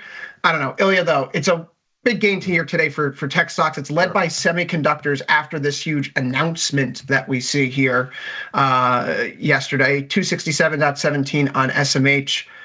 What's your take after the news with Netflix earnings, which was a big beat, plus the semi stuff today? Are you looking at the stock market a little bit differently than you have in recent days? I don't think there is any arguing with the price action. I mean, you can't. The market is very plainly telling you where its head is at, that it's doing this without really a lot of macro data. could be more encouraging to sort of extrapolating from this price action follow through, because you say, well, this is the market sort of revealing its tendency without really any sort of episodic risk to worry about. This is sort of the market being given rein to do its default and to find its path of least resistance. I think from a pricing perspective, if I were not already short from the highs that are being tested right here, I would not be a buyer unless those highs were broken just on pure risk reward grounds. We stopped short. And if we were to take out these highs, NASDAQ obviously not at the highs, S&P is, but let's take the S&P as a kind of generalized catch-all that includes tech and this and that, as a kind of barometer of overall equity market sentiment, as we often do. It's at the highs. It didn't break the highs. It stopped at the highs. Is it going to break the highs tomorrow? Very possible. And that, by the way, is notwithstanding the fact that this SoftBank deal was pre-announced weeks before. This is not novel. Maybe some of the numbers are more novel, but this idea was out there in the ether already. The idea that this episodically moved the market as though it was some sort of bombshell seems very suspect to me. More like the market wanted to go higher. It found its reason. Here we go. The market wasn't looking for a catalyst. It was looking for an excuse. And ostensibly, we got one. The question for me here now is, if it breaks the high, I'm going to flip the other way. And if it doesn't break the high, I'm not. But I think if you don't have capital deployed on the short side here, you don't do that. If you don't have capital deployed on the long side, you likewise don't do that. You wait for confirmation so that risk reward is in your favor. And if you do have capital deployed, you don't have much of anything to do. If you're long, you stay long. And if you're short, obviously it depends what your risk management is, but I'm staying short because I'm going to see what this does now. This is decision time, as it were. Feels like the decision's been made already, Dylan. Maybe. I feel like the market is telling you we're good with this. We're good. That the priority is, that the really important issues are secondary, that the easy issues, meaning the things that can be executive ordered, are priority. Rhetorically, we're not on China, we're not on Russia or Israel. Rhetorically, we're on like Greenland and Panama and Canada, which is a total realignment of the sort of just gaze of attention. All of which is relevant insofar as the market continues to believe that basically nothing changes, and to the degree to which something changes, it changes in favor of less barriers to transactions. XLK today, not quite the closing high in the tech sector ETF. That comes on December 16th at 241.44. We're at 241.39 here today, so it's pretty darn close. Pretty darn close, right? Banks rotate out a little bit today, which, we're seeing semis take the leadership baton. Generally speaking, it's been semis or tech. Discretionary banks that have been leading the way higher here in recent sessions. Discretionary down a little bit as well. Ilya, the bond market today wasn't exactly helpful. I wouldn't call it hurting things, but we had a pretty good 20-year auction. Bid to cover ratio was a bit higher than we had seen previously. Just across the board, even though yields were up compared to previous auctions, the demand was there. Some of the interest rate sensitive stuff actually ends up above water when all is said and done. ITB, the home builder ETF, is able to recover by the end of the day and finishes in positive territory. But I couldn't help but notice that Fed rate cut odds are coming back on the board. The CME FedWatch tool now has 2 cuts priced in for December 2025. Ilya, is that really the most important story for stocks right now? Like, quietly behind the scenes while we've all been watching what's been happening in DC on the fiscal side of things. The real story of this market the last week and a half has been that Fed cut odds have gone from effectively nothing to, hey, we're actually going to get 2 this year. Of course. And that was the perfect tee up, because I very strongly suspect you knew what I was about to say just now. This whole theater with the inauguration and these executive orders is meaningless, because it does not change the narrative one bit. Nothing is occurring here that actually alters the fiscal policy landscape that we did not know based on pronouncements a month ago and 2 months ago. There's nothing here that's happening that you can point and say, this fundamentally changes the trajectory of fiscal policy. All we know, and we have a little pop in the dollar to show for it, maybe if you want to ascribe it to this, is that the tariffs didn't happen by the stroke of the pen on day one. Instead, the authorities were instructed to go think about them.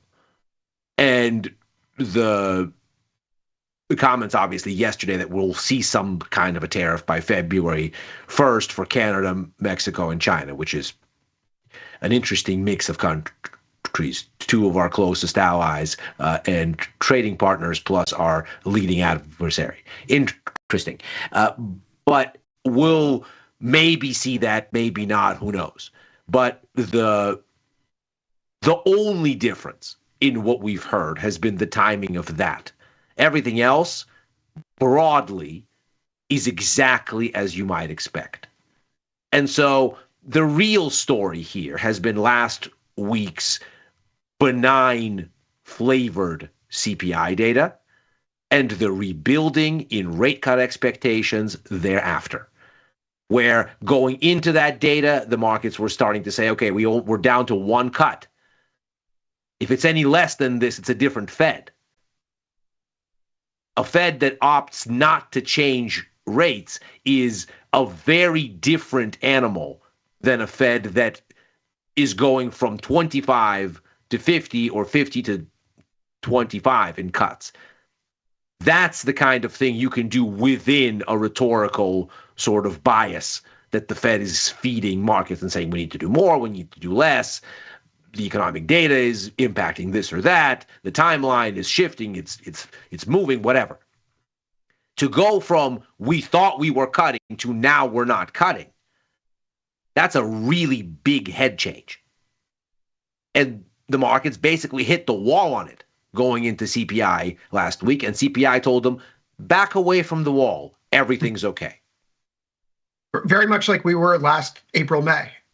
Yes. When the market was pricing in a potential hike, again, only 0.3% chance, but it was still there in the pricing structure. And when the Fed came out and said, no, you don't need to worry about that. We may not cut as much as you want, but like hikes, get out of here. The market said, oh, okay, we're all right. It kind of feels like that too at the post-CPI now, where the market says, okay, yeah, we may not get the cuts that we want, but heck, the Fed isn't going to have to turn the car around, which is the most important thing. Exactly. It can't be a policy mistake. You got to have 2 hands on the wheel, eyes on the road. It doesn't matter what's happening. If there's a storm coming, if you have confidence that the driver can get through it, you're just going to buckle up and bear down. You're not going to try to roll out of the car like we did in 2022 when the Fed was barreling into a hurricane and there was no way to do anything but sell all assets and get out because they were going to drive us straight into the heart of the storm. So that, to me, is one of the big shifts here. I couldn't help but notice, though, today, guys, did you see the sector breakdowns when we said everything was all undone?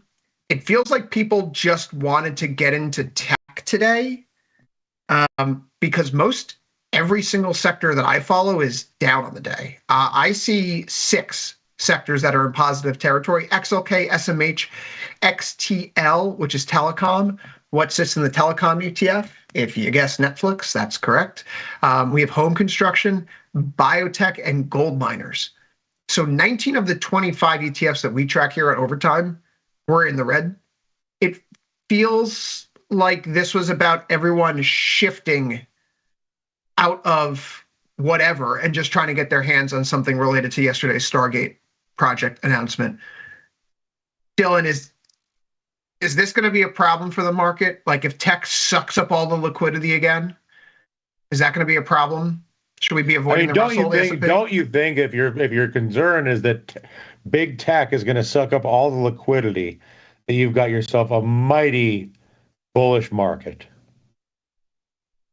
I mean, if your concern is that there's, I mean, I guess what I'm getting at, you're talking about, it's another version of concentration of wealth, but I don't think that that's the case. I think the risk is one we can't foresee. I mean, not to go all, philosophical, but I think the knowable risks are by definition less risky because of their knowability. But the question is, when you have this much resource around this much tech, I think you have this sort of the future risk of technology risk. Murder robots, that's a risk.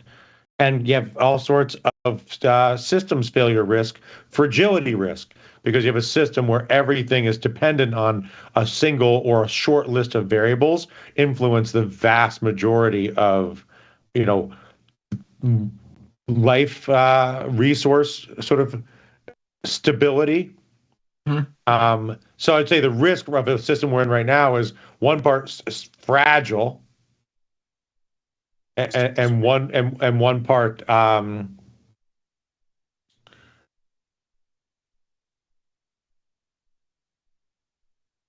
it's like a system designed to solve the wrong problem. Because to the degree to which the problem is the general resources and time of people, I don't know that putting the tech robber barons with the president of the United States, who's Donald Trump, is the best way to create the most broad pool of opportunities and resources. Well, and interestingly, even the robber barons don't agree among themselves. Chris, you pointed out something that I know you're very much positioned to expound on, because you brought this to my attention earlier today. Sam Altman and the Elon of Musk, they're apparently sniping at each other, despite the fact that everybody is apparently in agreement that the kissing of the ring must commence. So how long before these personalities turn into biting at each other's throat and this whole thing unravels because everyone, including the president, are of this personality type? I find this interaction here to be very fascinating. Why is this interaction fascinating today? We keep talking about the Stargate project. It clearly impacts the distribution of assets and capital flow today. Everyone's buying tech names and nothing else. Let's move you over here. On the left, the announcement from OpenAI yesterday, a response from Elon Musk, one of the president's advisors. He has an office in the Eisenhower Executive Office building now. First buddy. He says that the announcement that Sam Altman made alongside Masayoshi Son from SoftBank and Larry Ellison from Oracle and the president of the United States, Donald Trump, that was all bullshit. Yeah. SoftBank doesn't have the money, and Elon Musk says he has that on good authority. Sam Altman comes in today and says, wrong, want to come visit the site first, blah, blah, blah. But I present to you the market on the right. Will Elon Musk leave the Doge? Dylan, maybe, I don't know, but what was the book, The 48 Laws of Power? Rule number 1 is, don't outshine thy master. Yep. I can't imagine Donald Trump is feeling pretty happy that his chief advisor, Elon Musk, is out here literally, talking smack about his signature infrastructure week achievement and, project now that clearly has catalyzed big stocks camera to tire. Opportunity. Yeah, and you know what, this is one of those things, Dylan, we always say, he talks a big talk, it's a lot of bark, but there was no bite in 2017. This time around, because of the lame duck aspect of this and only potentially having majority, a mandate for 2 years, if you want to call it that, because of the trifecta, then they're going to do a lot early up front this time around, right? They know what to do. They know what they didn't do last time. They're going to have an agenda. They're going to act on it. And so this is something that undercuts the agenda.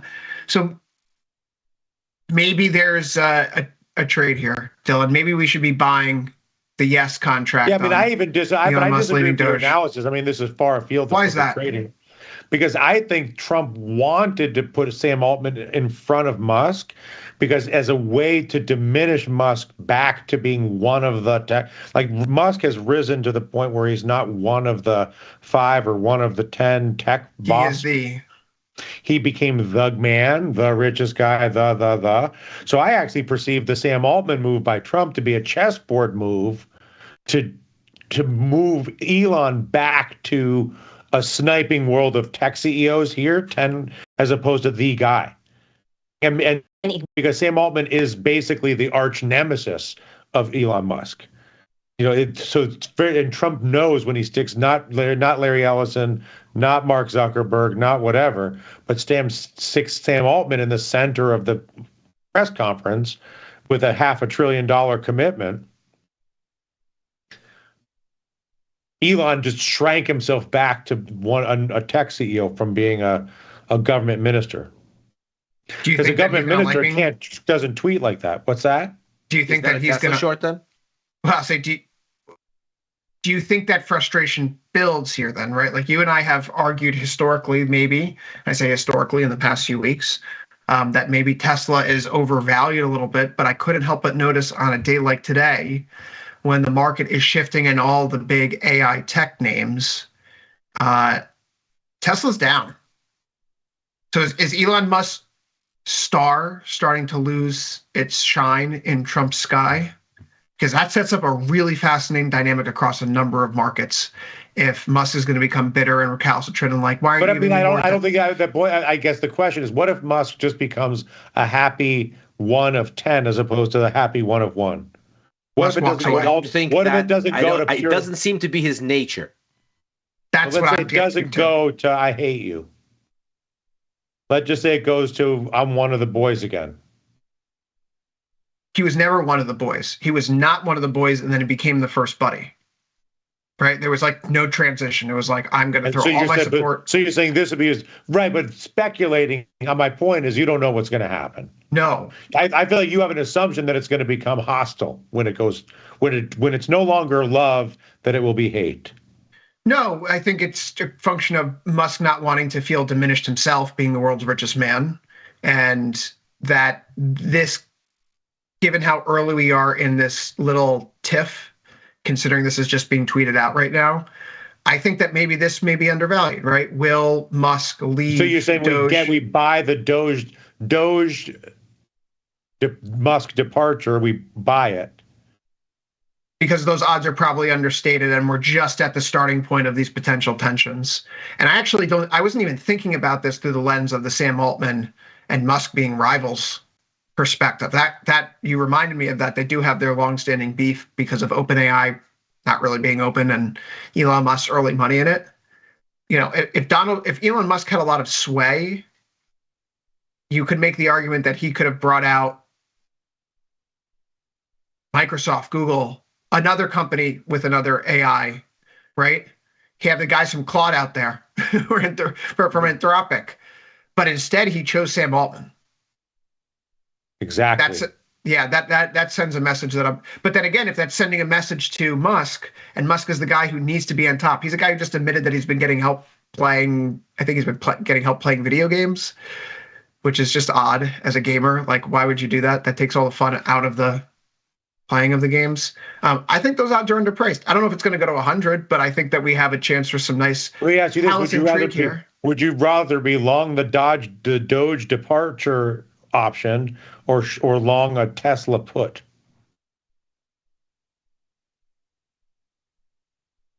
I mean, it's a Tesla put for me if I have to make the call, but it's more like a NASDAQ put for me.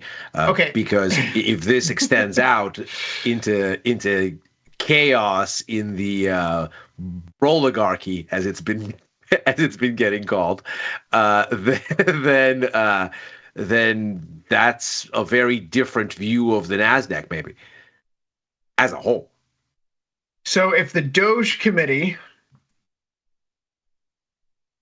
sorry, the former U.S. Digital Services Office, is going to expire at the end of July 5th, 2026. Tesla, the closest dated option expiry is 512 days out at June 18th, 2026. So I guess we'd have to go to December 18th right now. But if we were looking for Tesla to return to its pre-election levels because Musk gets his clock cleaned, I mean, like, you could buy a put spread here, and it's not really, I mean, if you got $1,400 sitting around in buying power, but it's not really that expensive a way because it's so far out of the money.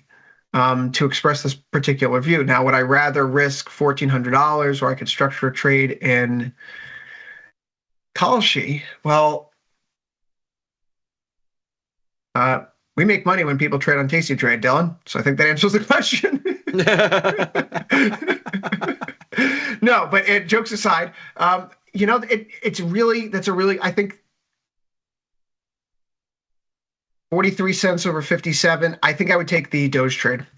I think that the odds, you could have a situation where Musk has a falling out from Doge, but Trump doesn't necessarily want to get Musk and his money against the Republican establishment, so they have some sort of ramp off, kind of like with Vivek Ramaswamy, where Vivek is now getting ready to run for Ohio governor with Trump's support. So Vivek kind of get pushed out of the picture after the H-1B visa fiasco, but he's still going to have Trump world's backing, if you will. And so there's not really a need for Vivek to be openly confrontational with Trump, despite being sidelined after, being one of his biggest advocates in the news for the last several months during the election cycle. So I would rather play the end of Doge play here, Dylan. I think that's more likely than seeing Tesla decline unless Musk and Trump have a real significant falling out. Just because the end of Doge is a pure play on the broligarchy and the degradation thereof, whereas Tesla is a multivariable equation of car sales and global glory. Yeah, and it's nice that as a head of a department within the White House that Elon Musk gets access to classified information. That's a very fascinating feedback loop where a defense contractor also has access to all the classified information that would potentially go into decisions relating to those defense contracts. But I want to refocus away from the Musk drama because that's bullshit and boring, and focus more on the important thing, which is the actual AI super story here. What was notable about yesterday's announcement when it comes to this particular Stargate project is that the $500 billion that's being invested is for OpenAI. It's not to create like some super AI infrastructure that serves every single company in the country. It's just for OpenAI. So if OpenAI is saying that we need $500 billion of infrastructure build out to get this done, then we're talking about probably trillions of dollars if we want to have Microsoft and Google and Meta and all these other companies build out their own AI projects as well. And that means that we're going to need to see a lot of demand for power and electricity moving forward. This morning, Nick and I were talking about what kind of companies would benefit as a knock-on effect moving forward from AI adjacent stocks besides the NVIDIAs and the semiconductors of the world, which, these are working out well.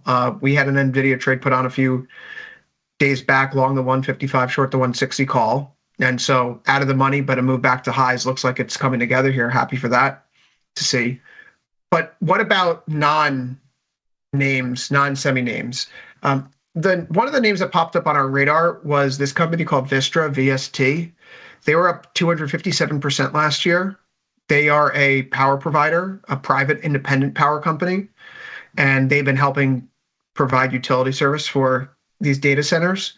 So I used our TastyBot to find a list of companies that are similar to this VST, that have similar profiles, companies that would be used to help bootstrap the AI data center revolution. Just a few of them out here, just for some food for thought as people think about some of these names. Chegg, Constellation Energy, CEG, that's closing in at an all-time high today.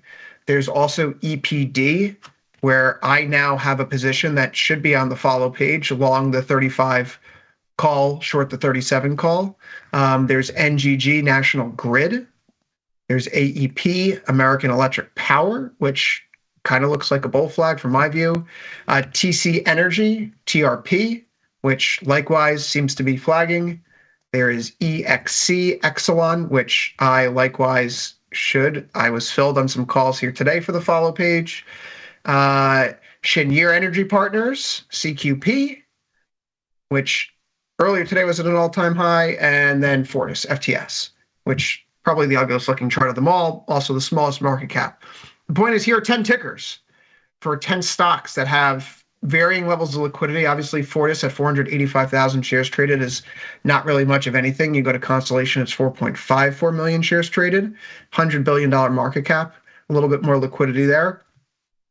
But I really think that the next leg here, the bottleneck, as I've been reading more and studying more about this AI build out over the last few weeks, something I was spending a good deal of time over Christmas doing, was that we don't really have a problem on the chip side. Like, we can make the chips. The problem that we're going to run into now is, where are we going to get the electricity to power these data centers? A lot of these names I thought Elon Musk said you could do all the electricity for the world in with solar panels, just with not very much. Yeah, if we become a Karstev type 1 civilization, we harness all of the power in the solar system, with our Dyson spheres, that'd be awesome. I played enough of those games, but that's not happening anytime soon, right? So we run into that very real bottleneck. So what about hydro? Then it's a boom of hydroelectric, the St. Lawrence River Valley, Northwestern North America, all that hydropower in the north. With the permitting reform, with the small modular nuclear reactors, I know, I think Oklo has been, on fire. I think this is another new all-time high here today for the stock, right? This is nuclear reactors. So it feels like the play this year may be energy, but not like the traditional oil and gas energy names. And granted, the play last year was also energy to a certain extent. Vistra outperformed NVIDIA. But I think we're still there right now. And when you look at the scope and scale of this private-public partnership, Trump administration, OpenAI, SoftBank, and Oracle, if this is going to be replicated at scale or some scale similar to it, the demand on the U.S. electrical grid is just going to increase dramatically more and more and more. And I'm going to place a bet that we're not like a country like South Africa. We're not going to have rolling blackouts across the United States to keep the AI data centers on. We're just going to build the power supply that we ultimately need. And I think the market's sniffing that out too here. So I have some exposure now across the board in a few of these names. I think EXC, ET, and EPD are now on the board as names that I've added positions into today on the long side. So that's my little spiel here. Dylan. No, I totally. I love it. I love it. The only question is pricing, right? But even when you saw the Starlink routine, I did. It's obviously whatever they're going to do is going to take a ton of electricity, and I love when you dig back in. That's what the reason the stock market is so fun is because these things happen, and you can dig around and find these little electricity adjacent publicly traded stocks. Who knows? I guess the only question I would ask you is, would you put a marginal dollar in? That looks to me like it's like, I'm late to the party from looking at that chart, if I'm me.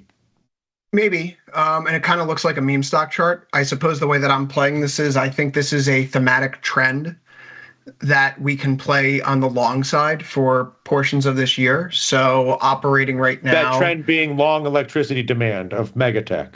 Yeah. And so I see the market that's just pulling off of the highs here, move up through 35. It doesn't seem like it's out of the question short term. EXC, I kind of just like the trade setup where are we here? Sorry. There was ET, right? I kind of like this trade setup. Positions, EXC, there we are.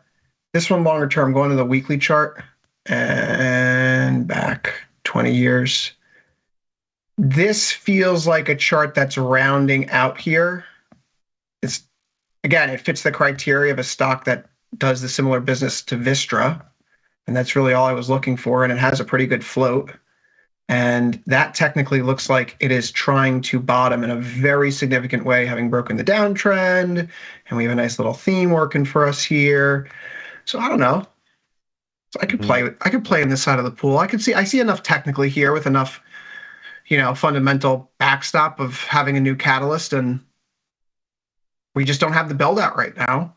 I think it's a really important signal that literally before the end of the second night of the Trump presidency, he addresses the infrastructure weak stuff right off the bat for AI. Like that's the hallmark thing so far. That's been the. If you want to see the flip side, take a look at ICLN, which is the clean energy ETF. We've been talking about how that broke down from a big range, basically at the onset of the Trump victory, and this was a short that I've been talking about basically since then.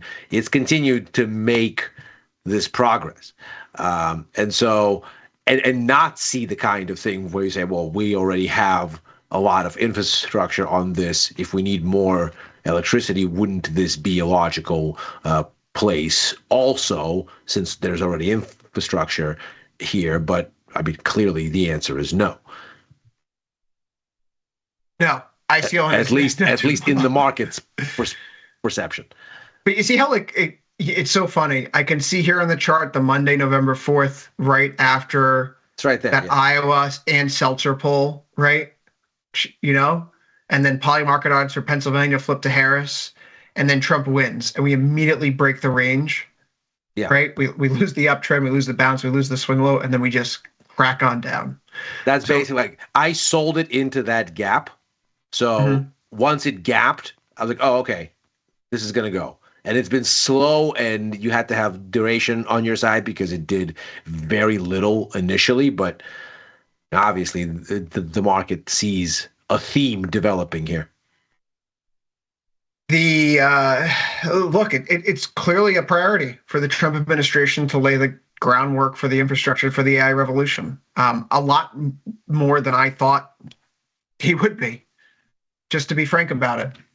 Which means I obviously didn't have enough exposure in semis, although, SMH continues to work. This is somewhere where we've had a position on for a little while now, the long 260, short 270 call spread.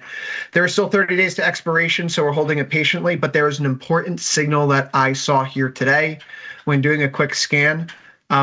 Today we set a new 3-month high in SMH. Likewise, we also set a new 3-month low in volatility for IVR.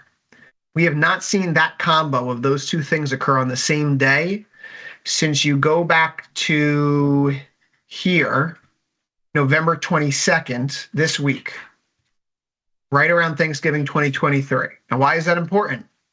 Because we break out to new highs here after doing a multi-month consolidation in SMH, and November 23 was historically a pretty good time to get long semiconductor stocks.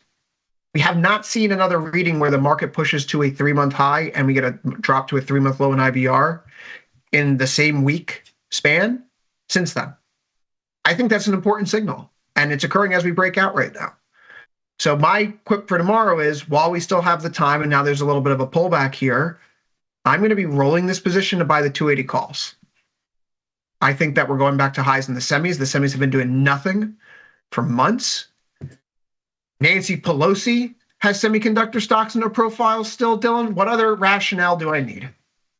I mean, you really don't. I mean, if Nancy Pelosi's in there, you really can stop thinking about it. The real question is Nancy Pelosi in there for a 45 DTE cycle?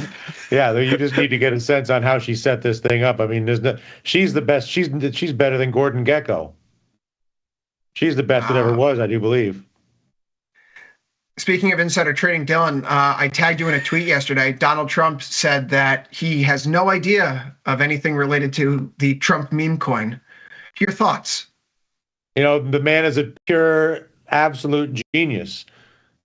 First you rake 50 billion and then pretend you're finding out about it in the press conference and then be like, how could I know? Who could know these things? Who would when know? 80% of the float is owned by your family. How could you know? Who could possibly know? Who could these whiz bang, these computer things? I can't keep up with them. Who would know? Somebody ask Jared. I mean, the brilliance is, I really do think that's why I'm actually optimistic, is because I believe that it is a cultural moment where there's going to be risk taking, even at a moment where there's also a tremendous amount of risk because of the nature of the way decisions are made in terms of power is compromised, basically. But at least it's compromised by a conflict of interest, but it's a conflict of interest that's apparent. Well, and this is, I think, why, to bring Which it makes full it less circle, dangerous. to bring it all the way full circle, I think this is exactly why the cost of money is such a point of consternation for the markets, and why they get so up in arms about plus or minus 25 basis points, as we've seen over the past 2.5, 3 weeks. The market was already much more hawkish in its pricing versus the Fed's September kind of dovish capitulation, if you will, to market pressure. By the beginning of November, the market had already made all of the repricing essentially done. The yield curve, as it's implied in Fed funds futures, has barely moved, in fact, since the November FOMC. Even though the official change in the forecast was December, we've obviously had a bunch of data since then. Things have barely moved. They've kind of wiggled around 25 basis points or 50 basis points. Because if you go less than 25, as we talked about before, then the Fed hasn't just taken its foot off the gas, to use Chris's metaphor, it's flipped the car around. And that's a whole other thing. So when you look at then the environment that you're painting here, Dylan, you have to say, okay, well, high risk, high reward is how you would describe this environment.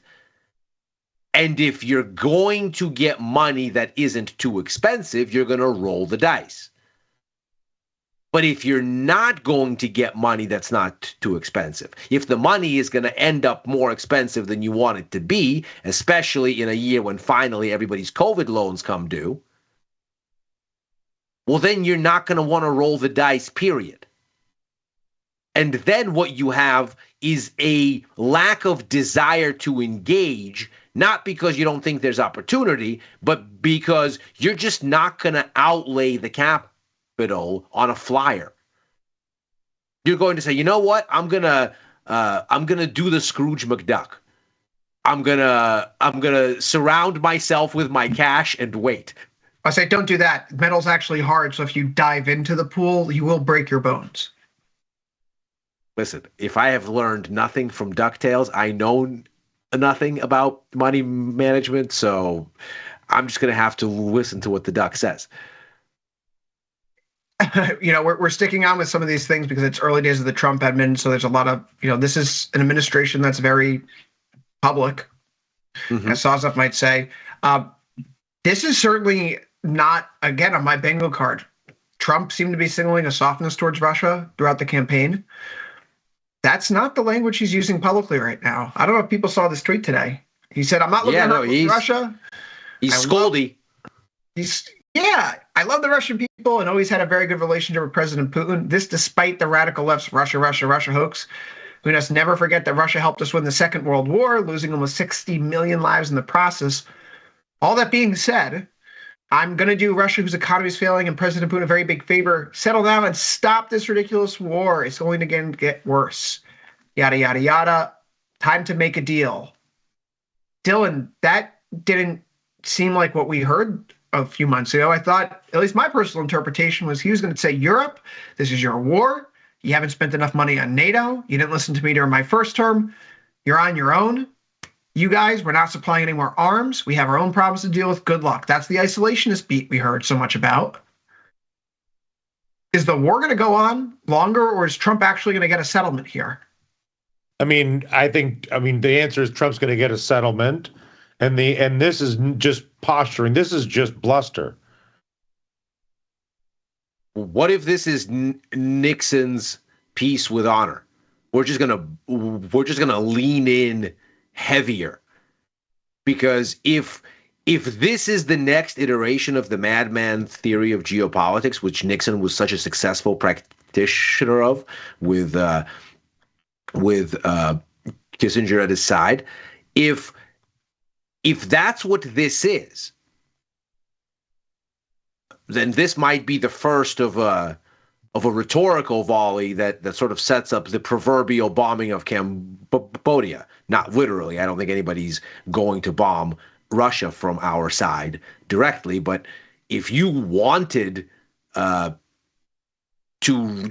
say sort of on the campaign trail, look, I have a great relationship with Putin, we're cool, as soon as I'm in, I'm going to call my guy, and it's all going to be good, and then it turns out his guy is like, well, no, that's not what we're doing. Now you're going to say, well, now I look stupid. No, that's not, you misunderstand. I said we're going to have a deal, and then you lean in. I wouldn't be surprised if this turns into escalation before it turns into de-escalation eventually.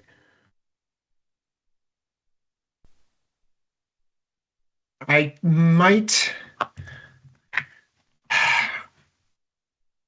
I don't have this on the follow page because this just doesn't fit the criteria, but the India UAE trade still seems to be going, right? I know Trump has his posturing here, but if our thesis is that the war is going to end, we're going to see this capital that's been locked up in Europe, it's going to go somewhere. Where is it going to go? Probably a financial intermediary that's been neutral. Will those reserves go into fiat currencies or go into hard assets? Probably hard assets. Will Russia, China, India have their little jig where they're selling oil under the table, undercutting the actual float price on global markets? Probably not. I don't know if that's falling apart yet. So I see Trump's posturing here today, and it certainly seems different and sounds different and feels different. But UAE, Dylan, how long have we been talking about this as part of the war? We're ready for this. It's another high today, and very much looking like that Russell 2000 chart from a few years ago, breaking out to the upside here. India, on the other hand, that head and shoulders pattern continues to break down, and Indian stocks were down today. So in terms of that narrative being tested, it certainly seems like it's being tested right now.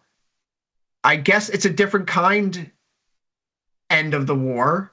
The war's still ending. The sanctions may be lifted, right? Donald Trump says he wants to throw Russia's economy a bone. That means removing the sanctions, but maybe not on the terms that we thought it would.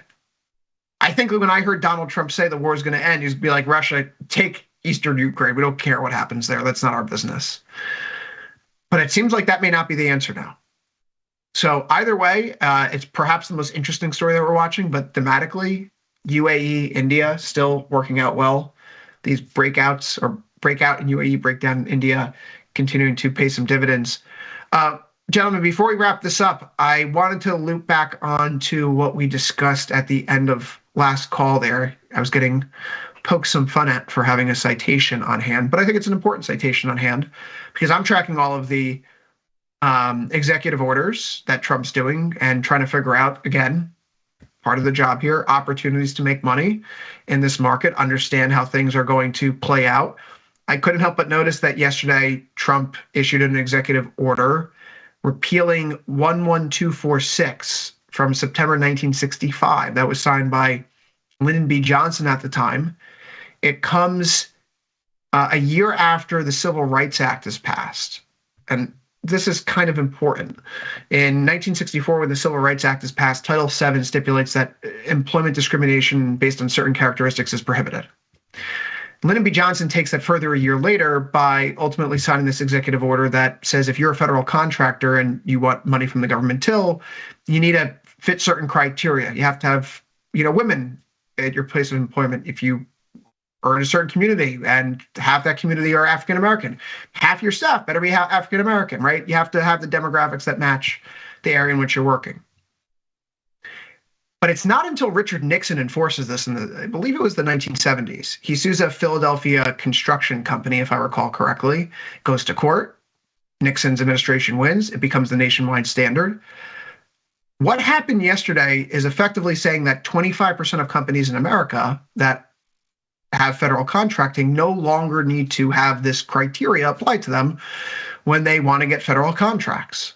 So just working backwards from this, if you want to have a federal contract, you're going to structure your company in a certain way with a certain HR department, certain policies and provisions for time off and inclusivity and diversity, and yada, yada, yada, because you want to check these boxes.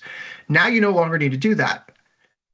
What does this ultimately mean for the American workforce and productivity? Who knows? I certainly don't have an answer. I'm trying to figure this out. But there are some things that are happening on the administrative level that are really, truly going to fundamentally change the economy. For better or for worse, I think these are good policies. So I suppose I think they might change the economy for the worse. But who knows? Maybe I'm missing a beat here. Someone correct me. In any event, these executive orders are coming fast and furious. And we're seeing with the announcements and the pace of the announcements that a lot of capital is moving around very, very fast these days. Tech obviously being the beneficiary today.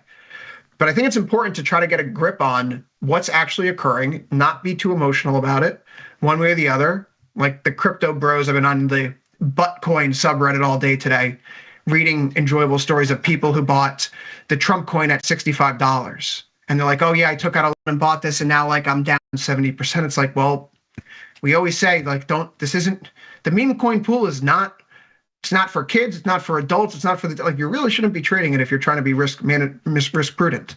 But there's a lot of opportunities, good and bad, coming out there out of the woodwork right now. So just try to keep your head on a swivel, right? Don't get too excited, don't get too discouraged. I know a lot of people in the chat, I've seen the tweets and the DMs at me. Chris, I think you're too optimistic about this. Chris, you're too pessimistic about this. Apparently I'm a Democrat to some people, Republican to others, libertarian, socialist. I don't know. I'm just the guy here who's trying to have this conversation with you all and help point all of us in the right direction. But the executive orders are Vecchio, man. You're just trying to do the best a man can. But you're an optimist, Vecchio, and I like it about you. I like it. Got to have something to believe in, Dylan. And but that's why it's good that San Francisco has such bad weather. See, we need Ilya to stay in a foggy and cloudy environment because somebody has to be around to be like, I don't know about this, buddy. Well, I just got a beautiful velvet sofa delivered here to the couch today, so I'm going to go lay down on that before I see Victor Jones and The Price of Truth at 6 p.m. Eastern. But before we get there, overtime's out of time, and you have Ilya Spivak coming up next with Macro Money, so be sure to head there first. For Dylan and Ilya, I've been Chris. See you tomorrow. See you there, everybody.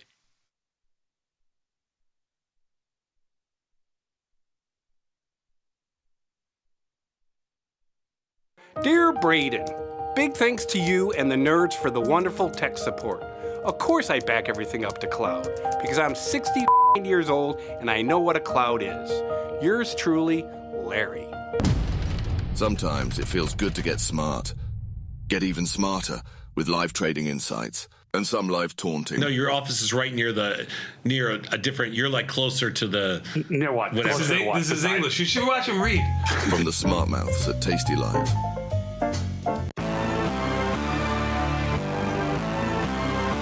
Twitter versus Facebook. A rap battle. First up, Facebook. Twitter, I'll snuff you out like I did to MySpace. I'ma have to erase your little Twitter face. Warm it up, Facebook, I'm about to. Did they make an Oscar-nominated movie about you? Check my school out, I'm at the top of my class. My main interest is listed as kicking your ass. I help dictators get thrown over. You help the cast of Jersey Shore get overexposure, I'm too Titanic for you Twitter and twist. You bird-ass tweets, stick to the branches. I'm root deep, universal expansive. Twitter better get lost before you get poked. What? What? Yeah, this is Twitter. Check it. At Facebook, can I attack you? Yes, and I could do it in 140 characters or less. Brevity's the soul of wit. I'll make this quick. Hash mark. Facebook is a dick. Retweet. Yeah, I'm backing that ass, and I'm young and I'm brash, and I'm packing that cash. Stick with the kid, I'm an early adapter. Your old Facebook played out like Napster. I make it real easy for family to talk. I make ex-girlfriends real easy to stalk. I show you life in real time that's completely amazing. I show you which Celebrities are totally crazy. From Blitzer to Sheen to Kanye to Rom. I run with stars. Facebook is a place for your mom. What's the matter, Zuckerberg? Don't like how that sounds? I got a million customizable backgrounds. You're so totally boring. My card's on the table. Hash mark. Facebook is disabled.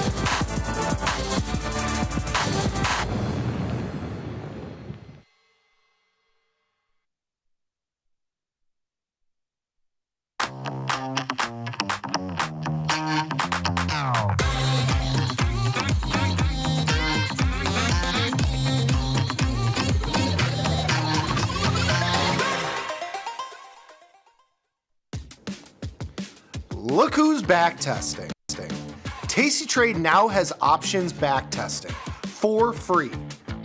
Test your trades with over 10 years of data for the most popular symbols. See how your trades would have performed in the past.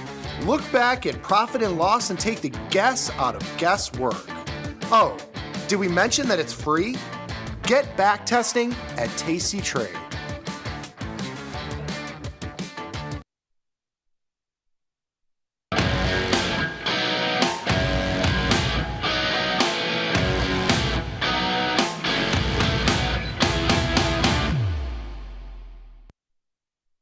Stock markets are back at their December highs, and the markets still seem to be basking in the afterglow of positive economic news out of the new Trump administration. They announcing a big splash deal for AI infrastructure alongside OpenAI and SoftBank.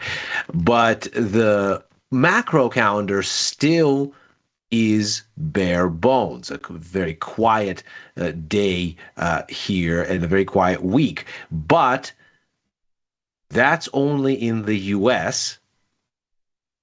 And if we look a bit outside, the situation gets far more interesting. And what we're going to do here today on Macro Money is focus on Japan. Because what we have coming up this week is something that not only gives us a different place to look where event risk might inspire macro-driven volatility, but a window into what the world's or one of the world's leading central banks is, first of all, doing differently from every other central bank. Secondly, what that may tell us about where the Fed is believed to go next. That, of course, has been a crucial part of the calculus for stocks, for bonds, for currencies, and for assets writ large.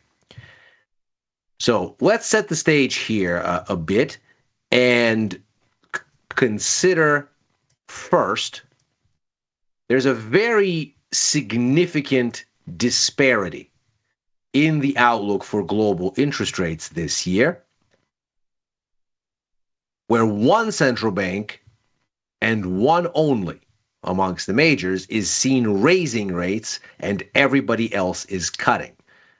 This right here is the priced-in policy change for 6 of the major global central banks. You can see them all right here. And what you find is this right here is the zero line, which would be no change in policy this year. Notice only the Bank of Japan is slated for rate hikes, and very helpfully, they're priced almost perfectly to 50 basis points. So we are expecting to see a pair of standard-sized rate hikes from the Bank of Japan this year. Note that almost everybody else is somewhere on a range of between 100 basis points and 50 basis points in cuts. The Fed is a little bit light here at about 38 basis points. That essentially gives us a one rate cut plus a 50-50 shot at a second one kind of outlook. But That Fed view is the second most hawkish of the bunch. No one other than the Bank of Japan is expected to raise or even stand still on rates. And the first of these rate hikes appear to be on the menu for this week. This right here is the futures implied yield curve. And we can see here on the bottom the spread between the rates implied by that yield curve and the current policy rate to give us a sense of how much change we've priced in. So we can see here that relative to the current policy rate of 0.25% or 25 basis points, we have over here a move approaching 50 basis points by February, a month where we don't have a policy meeting. Indeed, we have one this week, suggesting that we already have at this stage 20 out of 25 basis points basically baked in for a policy change by then, implying, of course, that this week is overwhelmingly likely to see a 25 basis point increase. In fact, the probability of one boils down to 76% when we look at what is currently in the markets. The second, recall, we have here 50 basis points, so that's 2 standard hikes. The second one starts to appear overwhelmingly likely over by October. So we can see that by August, the probability, once we get to about a 40 basis point pricing here on the delta, we can already see that we're north of 50-50 for that second hike by August. By the time we get to October, the likelihood is close to 80%. By the time we get to the end of the year, it's a near certainty. 73 basis points out of 75 priced in by year end. So we're clearly seeing a path forward. Now, we had speeches from Governor Ueda last week, as well as Deputy Governor Ryozo Himino, and both of them flagged that they were likely to discuss and to bring up hiking rates at this first meeting of the year. And so that seems to be the kind of wink and nudge that suggests they're getting ready to move. We're almost certainly going to have this opening hike of the year occur this week. And indeed, with how much the markets have already discounted it, it would be very unusual for the Bank of Japan to let the markets down at 76% probability. It is almost the case that the central bank's credibility would be in question were they to have signaled so overtly that this is coming, for the markets to have taken them at face value and then to be let down. Leading into this, helpfully, will be the CPI report. It is expected to show that headline inflation rose to 3.2% year on year, that the core measure, which in the case of Japan excludes food, fresh food, but keeps energy, that's expected to go up to 2.9%. Both of those would be the highest readings since October of 2023. So it would make sense, ostensibly, that we would have a central bank that's biased to hike under these circumstances. Note, however, where all of this inflation is coming from. Overwhelmingly, the largest component of headline inflation is, in fact, food. And the second largest is fuel. If we look at the breakdown for the November numbers, the last ones that we have already reported, of the 2.9% that we saw at the headline, and again, we're expected to go up to 3.2 for December, but in November, we were at 2.9.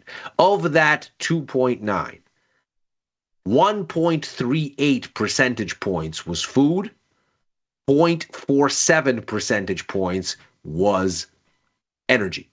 To put this another way, 64% of headline inflation was food and energy.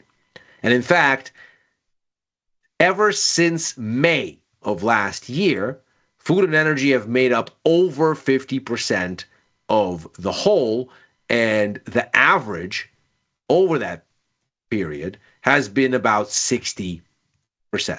So this is a story about imported inflation. Japan imports almost all of its energy, imports the lion's share of its food, close to 60%. So this is very much a story about inflation being imported rather than a story about the economy growing hot in a structural way. In fact, if we take a look at the latest purchasing managers indexes, we can see that Japan's economy seems to be basically pinned to standstill. We have minor growth in the service sector, minor contraction in manufacturing, and both of them are sort of hugging near the 50 line. In the logic of PMIs, of course, 50 is neutral. Above 50 is growth. Below 50 is contraction. The further you go above 50, the faster the growth. The further you go below 50, the faster the contraction. So we can see that the situation in manufacturing has been anemic but tending toward contraction basically since the middle of last year. On the service side, things have been more volatile, but we've slowed in the second half of last year to something that's approaching standstill. And moreover, if we look at the way that Japanese economic data has performed relative to expectations, we can see that this Citigroup Economic Surprise Index is basically hovering at 0. Now, what this means is that economic data outcomes are expected to register relatively in line with expectations. So the markets have benchmarked where Japan's economy is fairly closely to what reality has actually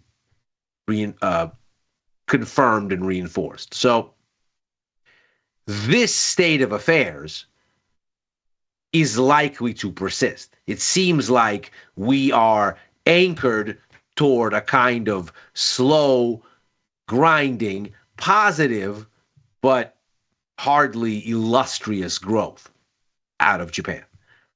And with that, you once again get reinforcement that this inflation story is really about how much it will cost Japan to import energy and to import food, because the building of any kind of meaningful domestic inflationary pressure under these circumstances looks unlikely. So what's going on with importing food and energy? Well, this obviously comes down to two things. First, it's the price of food and energy, and second, it's the value of the yen, that is, the purchasing power of Japan's currency on global markets, and the interplay there. How much do things cost on global markets, and how many yen do I need to spend to buy those things? So let's look at the cost structure first. We take a look here at Japanese CPI in the red, the price of food from the UN's FAO Food Price Index in the green, and the Brent crude benchmark for the price of crude oil as a stand-in for energy prices. We use Brent here, the global benchmark, not WTI, the U.S. benchmark, because, of course, the U.S. is uniquely a major consumer, but also at this point the largest producer, where the U.S. ships more petroleum, produces more petroleum than Russia and Saudi combined, for example. So the price of oil in the U.S. naturally skewing lower because domestic output is so very prodigious. Instead, we need a cost structure that's a little bit closer to Japan's. Now, the actual price here is the JCC, which is the Japanese crude cocktail. It's a mix of grades and prices. But the Brent is a good kind of liquid benchmark for the kind of trends that Japan is likely to see cost structure-wise. And really, it's the trends rather than levels that are of greatest interest. Now, we can see that if we lag CPI by 7 months, these things start to line up fairly closely, implying that it takes about 7 months, give or take, for trends in global food and energy prices to work their way into inflation numbers. What we find is that basically since the middle of last year, a little bit earlier, maybe around April, May of last year, these things have been moving in opposite directions. So food prices have been inching up a bit after a long post-COVID slide. Energy prices were sliding in tandem. This obviously helps to explain this great relief in Japanese inflation. Things have stalled since these relationships became somewhat inverted and pulling things in opposite directions. Now, we can see that the most recent bounce has come where both energy and food were going up at the same time. But now we're entering into a space where we're going to have to start to price in last year's April to September or so sell-off in crude oil and the impact of that on energy costs more generally.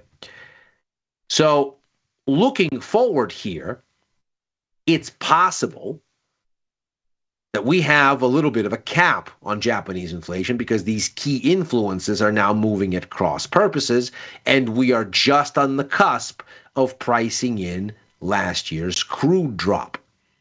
Perhaps from now, about 5 months forward into about the middle of the year is the drag there. So as we look at then the decision-making matrix for the BOJ, we think, well, maybe the BOJ might have already talked their way into this hike this week.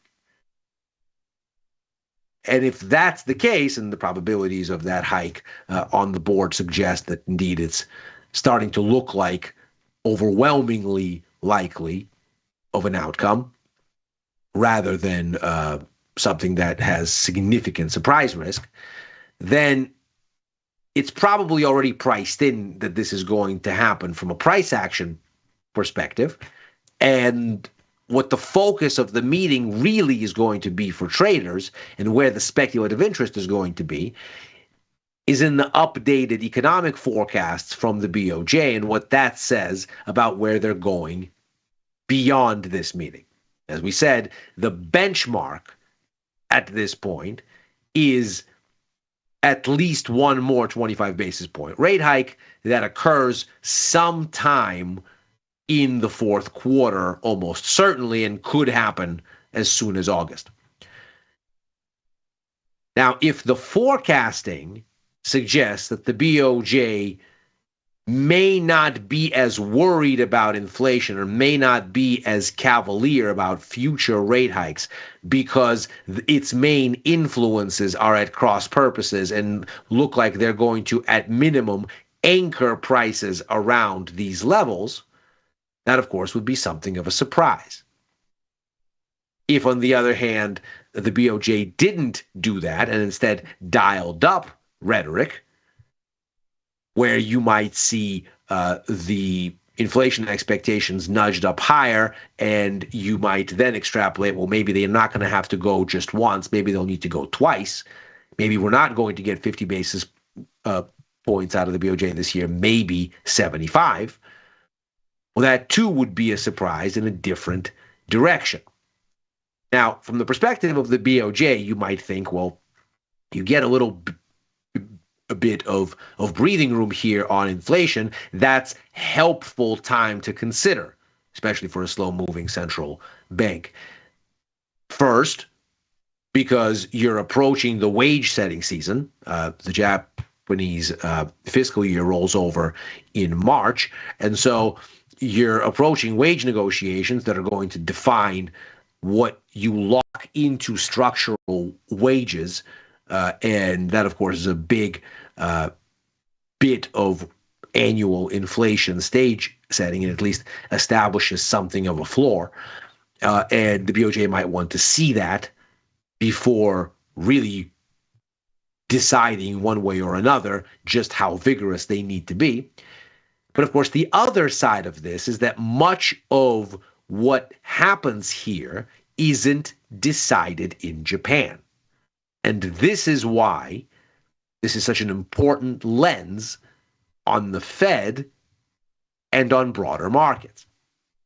Now consider here, in the red is the average value of the yen against its major counterparts, the dollar, the euro, the pound, and the Australian dollar, the world's top 4 most traded currencies, according to the latest data from the Bank of International Settlements.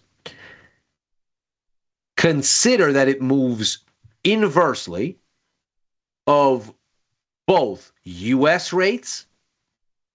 This is the 10-year rate for the U.S. in the green, as well as the average of global interest rates more generally. Germany, the UK, Australia, and Japan is what we have in the blue line here. Now, why is this occurring? We might think, okay, we have a very different mix of monetary policies, but everybody is cutting. If everybody is cutting, what's going on here with yields? Well, first and foremost, of course, this is a weekly chart, so this is some years here. But even most recently, this is the tail end of last year, we can see global yields are on the rise. And the Japanese yen has come off its highs as a consequence.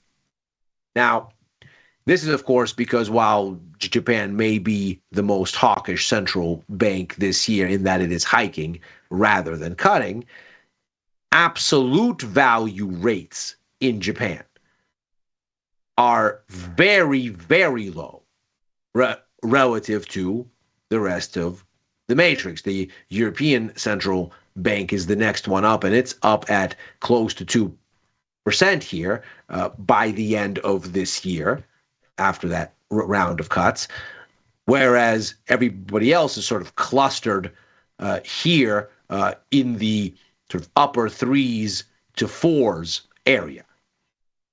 And so what you then see, Bank of Canada, of course, somewhat in the middle, what you see then is how it is that the yen is so sensitive to global rates. This is that carry trade that we heard so much about last year when it seemed to go haywire. The Fed, as we know, is the bellwether for global interest rates writ large. This is because those same Bank of International Settlements numbers tell us that 88 or so % of global monetary transactions are settled in the US dollar. So it's not even close as far as transactional currencies, and that's because the dollar is, of course, so liquid. In fact, its liquidity is so abundant that it is sometimes cheaper, oftentimes cheaper, to trade one currency into the dollar and then into a third currency rather than just a bilateral transaction from the first into the last, because the two are independently less liquid, and so the transaction cost is higher. So as you get changes in Fed monetary policy, you have the change in the cost of borrowing dollars, But because the dollar is so ubiquitous as a unit of transaction for global economic activity as a whole, the cost of borrowing dollars is also the cost of borrowing, period. And so you see that as you've seen the Fed respond, sort of start talking about responding, that in the beginning of 2022 actually responding to inflation and hiking rates, you've seen interest rates go up elsewhere in tandem. And although we've seen here since about mid-September, U.S. rates shoot up, even while other central banks were sounding more dovish, especially in Europe, their rates went up anyway, because it is the Fed that's setting the pace.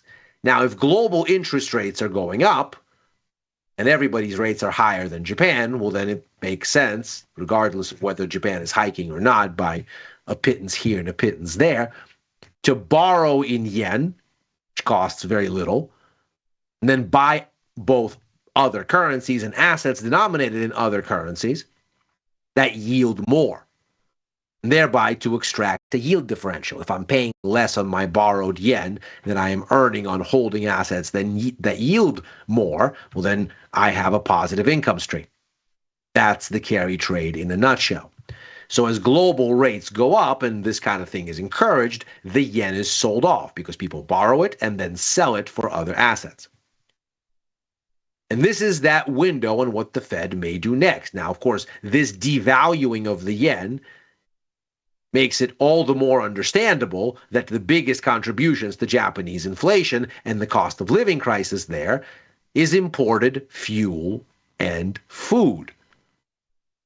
Because if the yen is losing purchasing power relative to other currencies on global markets, well, then it can buy less with each incremental yen of food and fuel. And so, of course, prices in yen terms are going to go up, even if the price of the goods isn't moving. And as we just saw, at least for the food side of the equation, moving it is. Right here.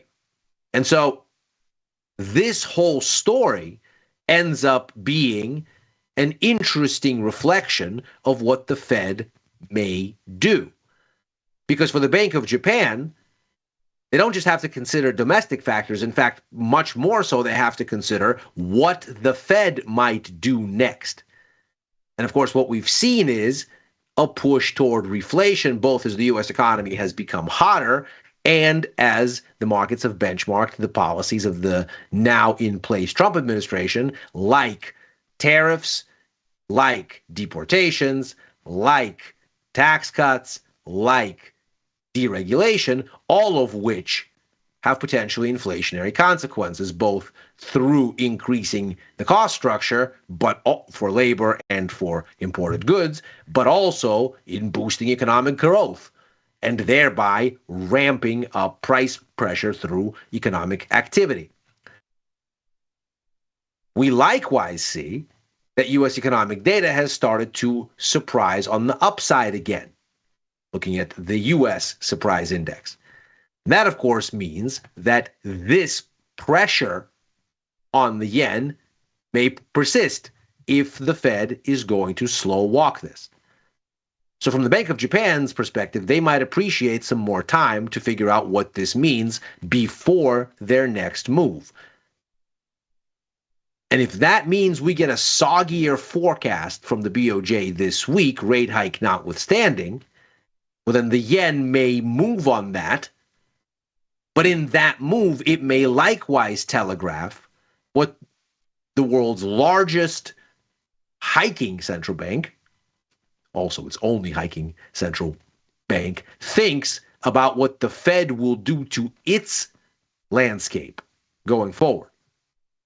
And tell us a bit more about the overall cost of money globally, which of course has implications for the whole asset universe. And that is Macro Money for today. As ever, we are here right after overtime, Monday through Thursday each week. I'm also on Futures Power Hour this Friday with Chris, back with Victor Jones and Tom Sosnoff for First Call Sundays. writing for the news and insights portion of tastylive.com, and commenting on Twitter or the platform formerly known as, and on Blue Sky at Ilias Pivak. Thanks very much for joining. Macro Money's back tomorrow. Happy trading.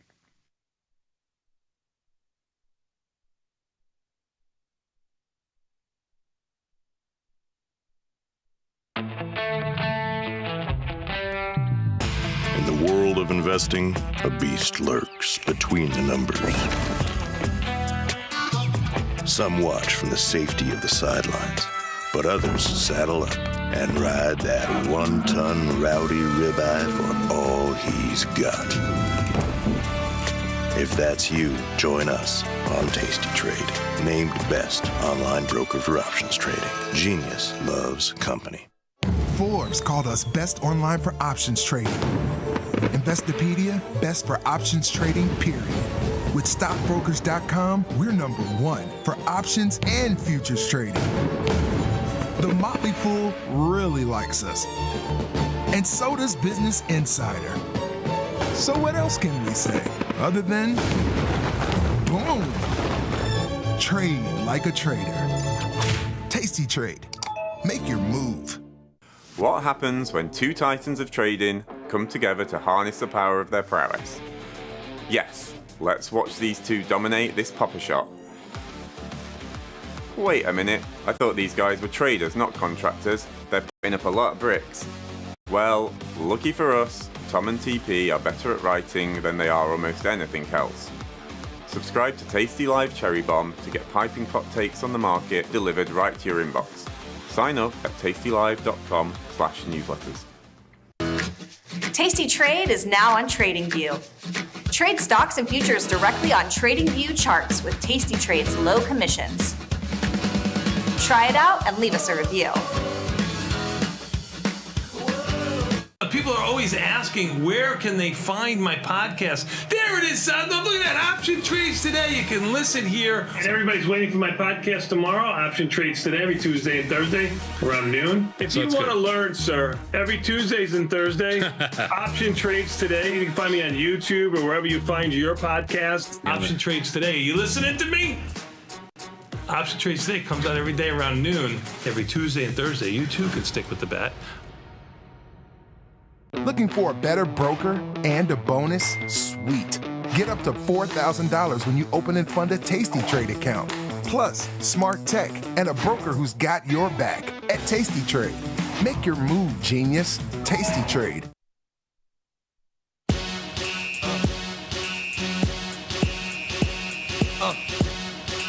All right, we're back. Tasty Crypto Show.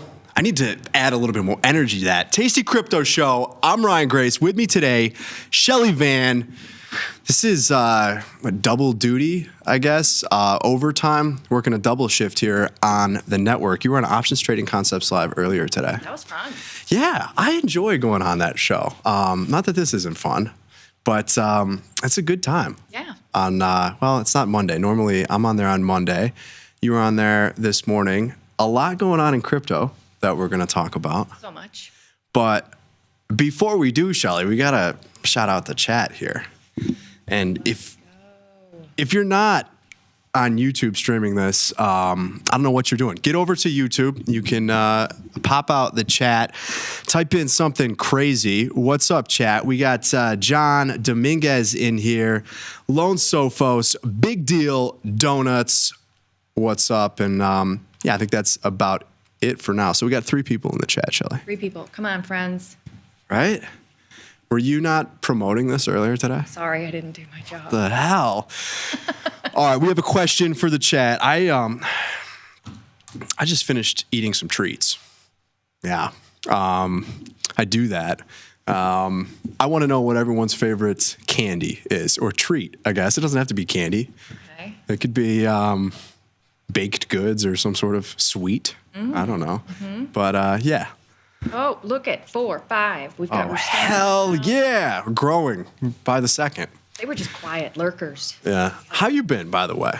Me, I'm doing all right. I'm recovering from a very long crypto weekend. Okay. I was deep in the trenches. It was fun. It was intense. Yeah. Yeah. Do you think this persists? For my own sanity's sake, I hope not. Yeah. But I mean, I think we're all human, right? We can't stay this intense for this long without like a breaking point. Yeah, but we got, a new environment to participate within, I suppose. It's noticeable, I suppose. You go from, let's just call it for what it is. You didn't see much of Joe Biden. You're going to see Trump every second. We're going from one end of the spectrum to the other extreme. Yeah. And trading this during his prior term, it wasn't quite 24/7, but yeah, you had to be ready for a 5 a.m. tweet about tariffs on China that could send the S&P futures a lot lower at times, typically when the market wasn't open. Now, clearly Trump is fixated on crypto. We're going to talk about that quite a bit. 24/7 market. He's back on X. I think you're going to see more volatility. It will keep you on your toes. But I don't necessarily think it's a bad thing. It's just somewhat exhausting. Somewhat, yeah. So let's... some ice cream lovers. Oh, hell yeah. That's a good treat. That is a good treat. Yeah. What's your favorite ice cream? Ooh. You like ice cream? Okay. Yeah. I don't think I've ever had pistachio. What? No. Oh my gosh. You got to get like a good, like Haagen-Dazs, like the small, good quality pint. Okay. Game changer. To me, it seems like peanut ice cream, No. I like chocolate peanut butter cup, whatever, but peanut ice cream with little chunks of peanuts in it, it's not like that? No. Okay. I'll give it a shot. You got to. We need like a full report by Monday. All right, fair enough. I'll have some pistachio ice cream this weekend. Shelley, let's just get into it. You said you were up all weekend. I'm assuming it's because of some of the volatility that we've seen in the market. We can cover performance here, though. You look at the screen, you're down. I've got Bitcoin down about $2,000, $1,782 right now, a little bit under 2%. Doesn't really feel like it's been moving very much, given how much it has moved over the past couple of days. So let's talk about it. You're in Trump. What's going on? I'm not currently in Okay. Trump. You made some money, though. I did. Beautiful. Thankfully, very grateful. I earned every penny by staring at that chart. And some of the friends in chat were with me on this journey. Rustan, Dino. Okay. A few. I think Dr. Drip might be around, but my DGen friends are here. Thank you for your moral support always. Yeah, on Friday, we were just sitting around kind of spitballing on like, what's the move? The inauguration's happening on Monday. What are we doing? And then that tweet goes out. And we were all trying to get in Trump at launch. So you were already looking out for this. You're a real trader. Kinda, sometimes. Because to be fair, I think it was Dino who was like, hey, you should pay attention. And I was like, do I have to? I'm so tired. I just want to tap out. But it was like, nope, sucked back in. And so I got in around $8, out at 13, back in at 16. And so it was just one of those nights where you were like, what are we doing? What's happening? There were moments where it was like, is this a scam? Is this real? Oh, of course. I mean, And Trump launched a token on the Solana network. I think that's the first question a lot of people are asking, right? Yeah. Is it real? is this real life? And we're watching it just go up and up and up. And how does one sleep Yeah. when you've got money in now and it's just, and then the little dip, your heart drops. Okay, I'm out. And then you're like, oh God, it's going back up. I'm back in. So I'm trying to find a chart that'll give us enough data because you've recently had this token listed on some centralized exchanges. I know it's on Coinbase now. It's on Binance. Looks like there's some perps that you can trade as well. Just trying to get a price. Okay, here we go. This is going to give us a little bit of a sense of where we started at because you can see we traded all the way up to about $80 or so. Currently at 38. Started in the single digits. It was obviously lower than this.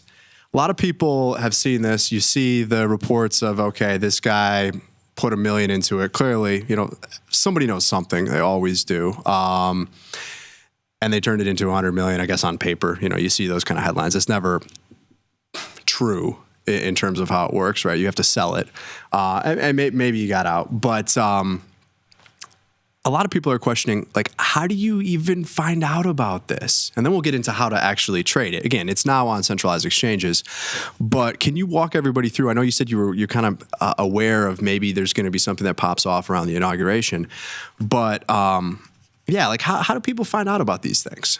I mean, in this case, I think it really was Twitter. Okay. So still, that's the source. Yeah, and of truth. And he tweeted it. So that was what really, because we were watching. So this came initially from the official account. Yeah, and Okay. if we were looking at things on Dex Tools and just sort of keeping our eye on what was moving, and there have been Trump tokens. You know, this is the one thing about crypto that you have to be careful. Yeah, you've had like the MAGA token. I've seen that there's a Trump token on Ethereum. That's not the same one that we're talking about here. Correct. Like know the contract address, the specific, this is like GIPN off memory, if I think the last four. So if you're looking at a program like Dex Tools or where you can see the contract address, make sure it's the right one because the tickers are not unique always.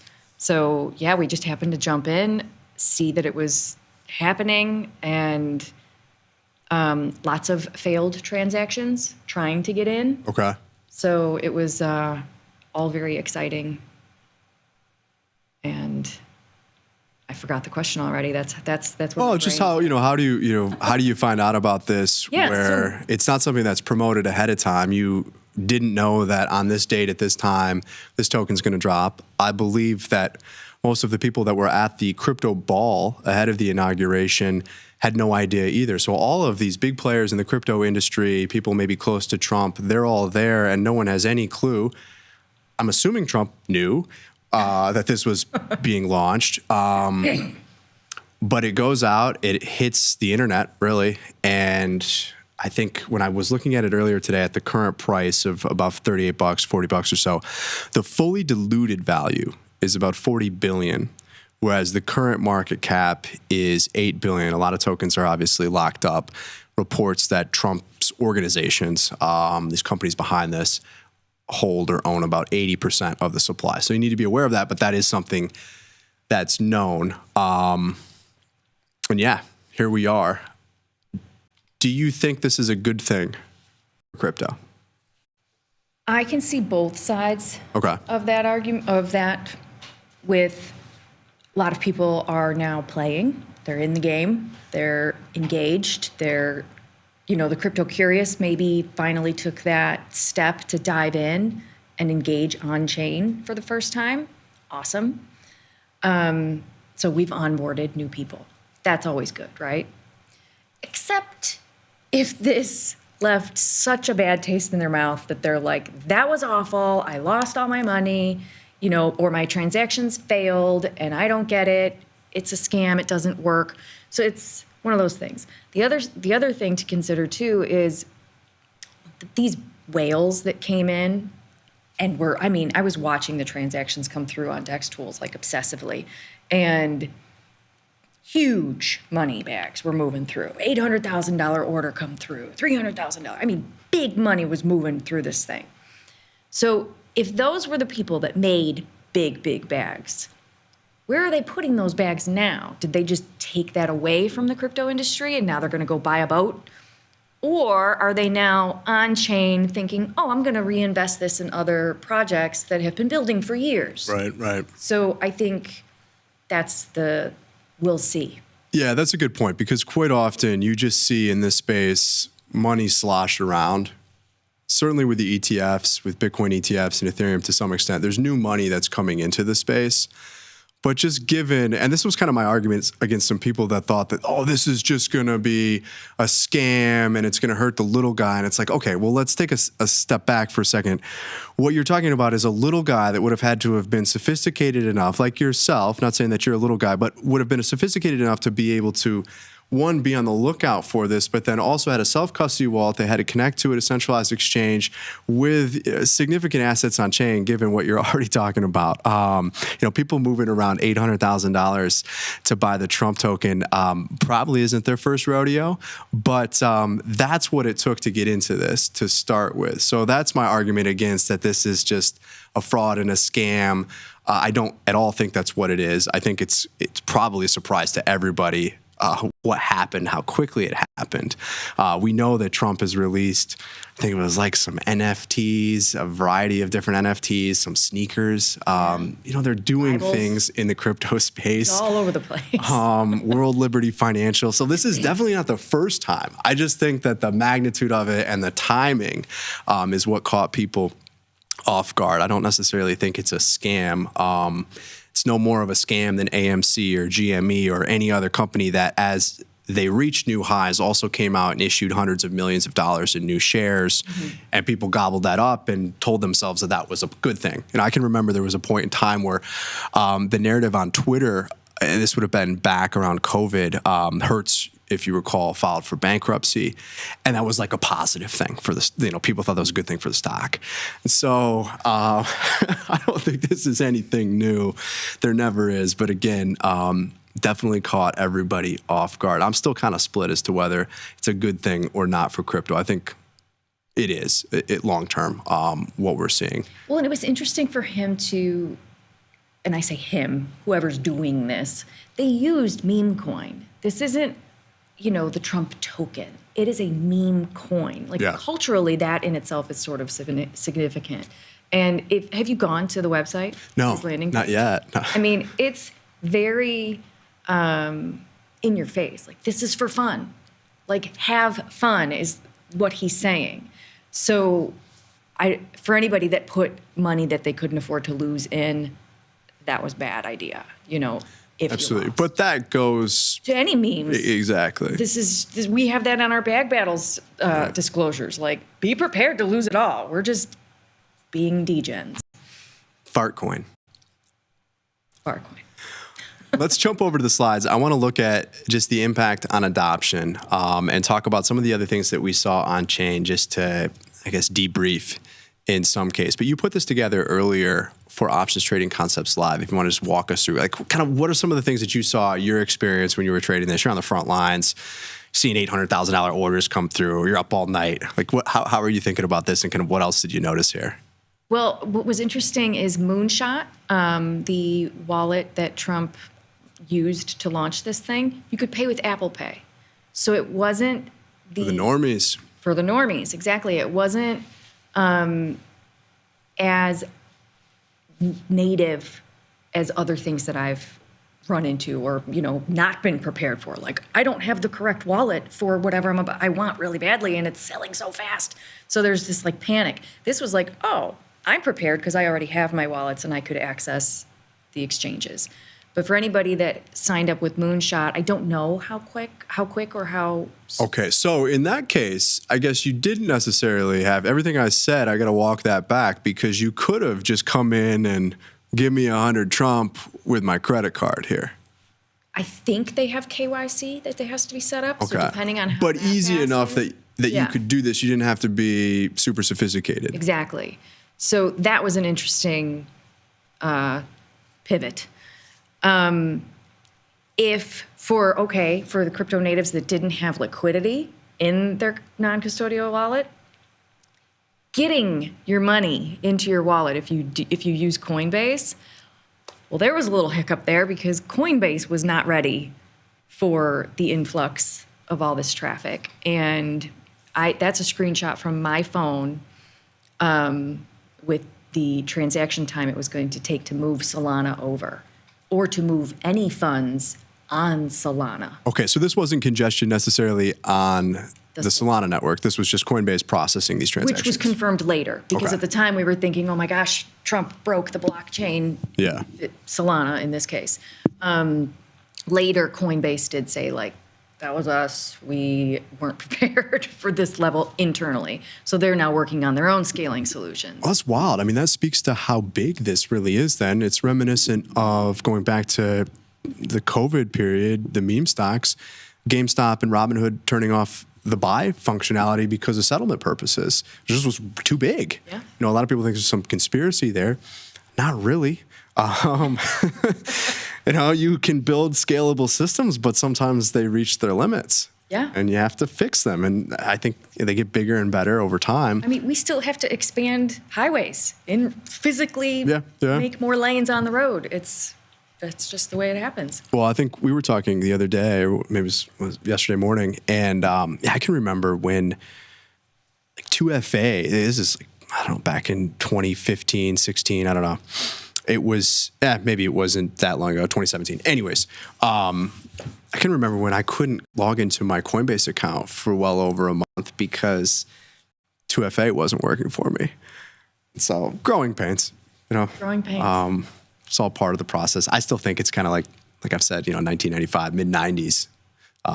If you compare this to the internet, a lot of people have, in terms of where we are. So it'll get better. But this is not like the final state. Right.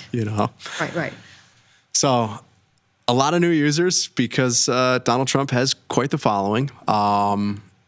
Solana, if we jump over to the next slide here, you can see the network, in some ways, I suppose, benefited from this. I mean, the price of Solana just ripped higher. We got up to maybe 280 or so, if I recall correctly. Close to that, if not. Yeah, pretty much. And then we've dipped all the way back down to 228 and recovered back up to 262. So a lot of volatility around. But yeah, I tend to think that, because for a lot of people, right, you even talk to people around the office who are like, oh, I'm going to go launch my own token. Well, yeah, actually, you can. Mm-hmm. That's what this technology allows for. This is a use case. Talked about meme tokens, or meme coins, on the show quite a bit. And there are, I think, hundreds of thousands, right? But there's only a few that people actually care about. Sure. And so, again, I don't think it's a scam, and I don't think you can look at this as like, oh, anybody can do this, and he's just going to rug people. That would be bizarre. I mean, again, like it's not out of the realm of possibilities, but it would be bizarre. Yeah. If that was like the purpose of this token is to defraud people, maybe. I just think, again, that this is quite unexpected. And, we've been in this space for a long time. We know that insane shit can happen and it doesn't always stay there. So yeah, it can go to 100 billion fully diluted and back to 10. Yeah. Right? Buy the ticket, take the ride, I suppose. But yeah, I don't think it's a bad thing. I know it's probably rubs a lot of people the wrong way. It was very quick. Again, I think we're going to have to get used to the news flow is going to pick up here a bit. But it just speaks to what's happening on chain, where you have, in this case, I don't necessarily think that this was launched for the purpose of capital formation, but that's a use case of this technology. I think that's a use case of meme coins. And I believe that you're going to see not just celebrities, not just people like Donald Trump, but brands and, let's say, sports teams. Obviously there's communities and there's projects that have tokens as well, or meme coins that have launched. I just think you're going to continue to see that. Let the market sort it out. Right. I mean, a lot of celebrities have launched their tokens. And I think, and I don't speak for crypto at large, but from my experience, I think the sentiment in this industry, we're not impressed by celebrity all the time. It's right. kind of like, that's what we're trying to, stick it to the man, ape strong together. Like the little guy revolution is going to come up and have more of a voice. So when it comes to like, a celebrity's launching a token, it's like, crypto wants to make money, so they'll ride it. But overall, it's like, that's not the end all be all of like, this is what's going to make crypto big. Exactly. So I think, yeah, we'll see what happens. But I mean, as a degen, I will absolutely be playing the game. But my real investments, my long-term holds, are legitimate crypto projects that are building really cool stuff on chain. Absolutely. Well, and I think that's the way that you've got to look at it. I suppose from my perspective, and maybe, obviously you've been building in this space for a long time as well, but in the more regulated areas, you think about brokerages, centralized exchanges, just the difficulty everybody's had with the SEC. Objectively speaking, and we've talked about this, but love him or hate him, the President of the United States launched a token on the Solana blockchain. Changes everything. Mm-hmm. And I think that's exciting. To to me signals that as a country, we're going to embrace this technology. We're going in a completely different direction than we were in before as it relates to this. Also, you're seeing the SEC and a complete 180 as well with the task force that's recently been established. I know you talked about that this morning as well. Any quick thoughts there? I'm just so excited. It's happening quickly. Yeah, I'm thrilled that, I don't know Hester Pierce personally, but just from a quick scan of what she's done in life, I'm like, oh, cool, a reasonable person. Yeah, she's pro-crypto, sensible. Yeah, like, hey, we want rules, we want regulation, tell us what we can and can't do, and then let's go do it. She's very pro-innovation, but also, like, pro-guidelines, too. Like, let's just set the boundaries and let's go. Yeah, it's only January 22nd. We're only, 2 days in to this new term. But I'm excited in terms of, certainly what's happening in the crypto space and the support of the U.S. government is, I think, is, certainly welcomed, to put it that way. Shelly, really quickly before we wrap up, just want to take a quick look at where we are. A little bit of a bounce from probably this time last week when we sent out our email on the market update. But no real change when I look at volatility. The expected moves, while the ranges are higher, so a series of higher highs, higher lows, the magnitude of these moves that is being priced in terms of implied volatility is still about where it's been. Implied vols, and you can see realized vols here for Bitcoin as well. Bitcoin's realized vol on a 30-day basis, if you analyze that, is 46% implied in terms of what the market or the options market is pricing in. 62% hasn't really changed very much.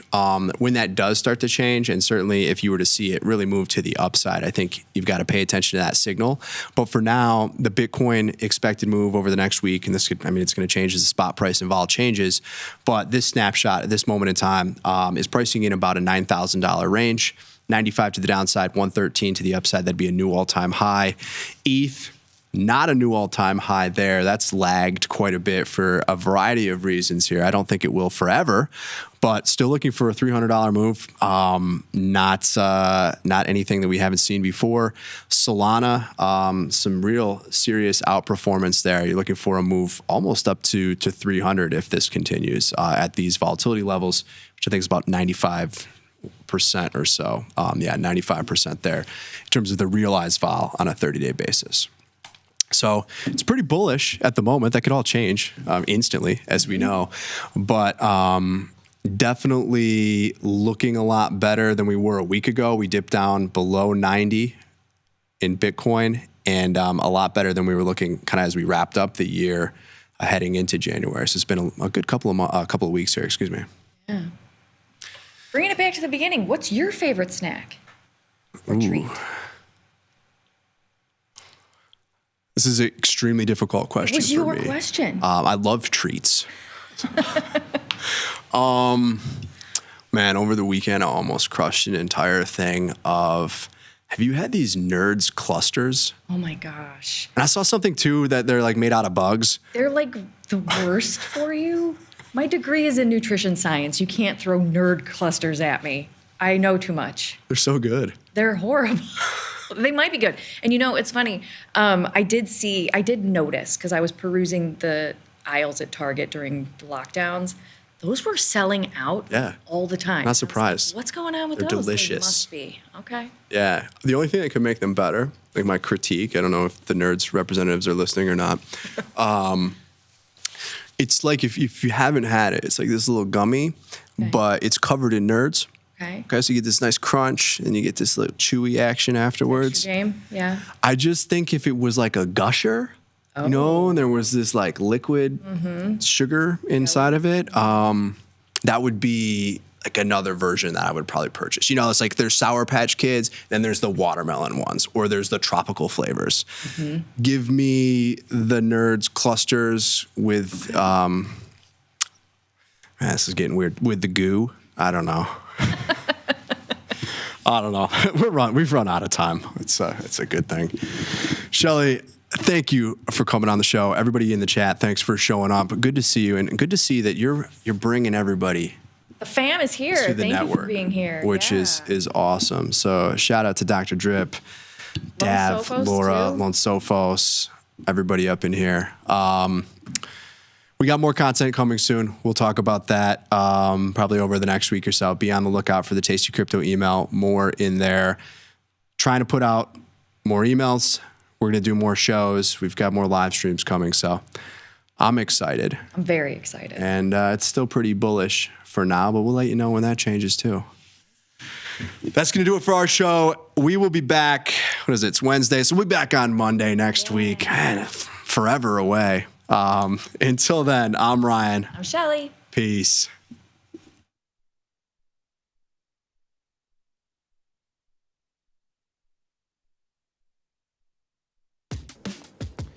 Look who's back testing. Tasty Trade now has options back testing for free. Test your trades with over 10 years of data for the most popular symbols. See how your trades would have performed in the past. Look back at profit and loss and take the guess out of guesswork. Oh, did we mention that it's free? Get back testing at Tasty Trade. Looking for a better broker and a bonus? Sweet. We got you. Right now, you can get a bonus of up to $4,000 when you open and fund a Tasty Trade account. Plus, low rates, smart tech with the analysis tools you need, and award-winning support. So, get a broker who's actually got your back. And up to $4,000 at Tasty Trade. Make your move, genius. Tasty Trade.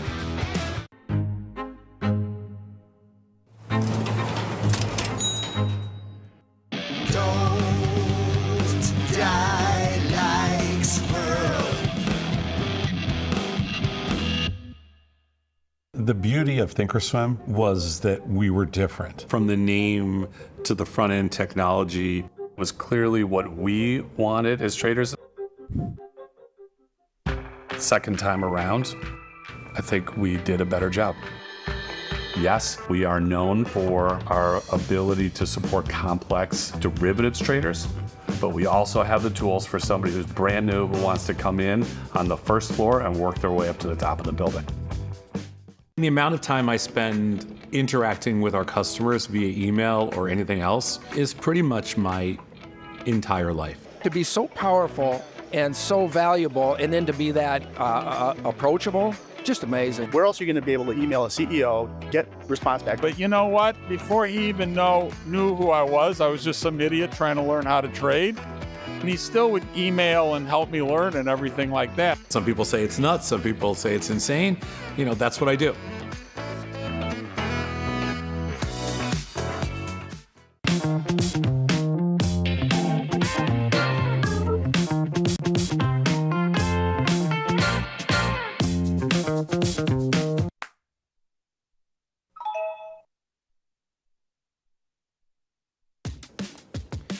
Look who's back testing.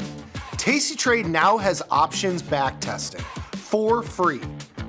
Test your trades with over 10 years of data for the most popular symbols. See how your trades would have performed in the past. Look back at profit and loss and take the guess out of guesswork. Oh, did we mention that it's free? Get back testing at Tasty Trade.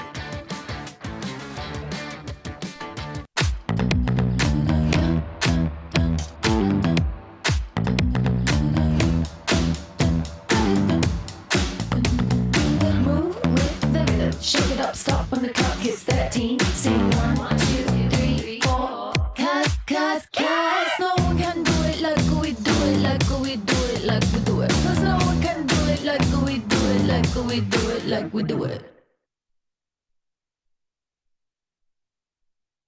People are always asking, where can they find my podcast? There it is, son. Look at that. Option Trades Today. You can listen here. And everybody's waiting for my podcast tomorrow. Option Trades Today, every Tuesday and Thursday around noon. If you want to learn, sir, every Tuesdays and Thursday, Option Trades Today. You can find me on YouTube or wherever you find your podcast. Option Trades Today. You listening to me?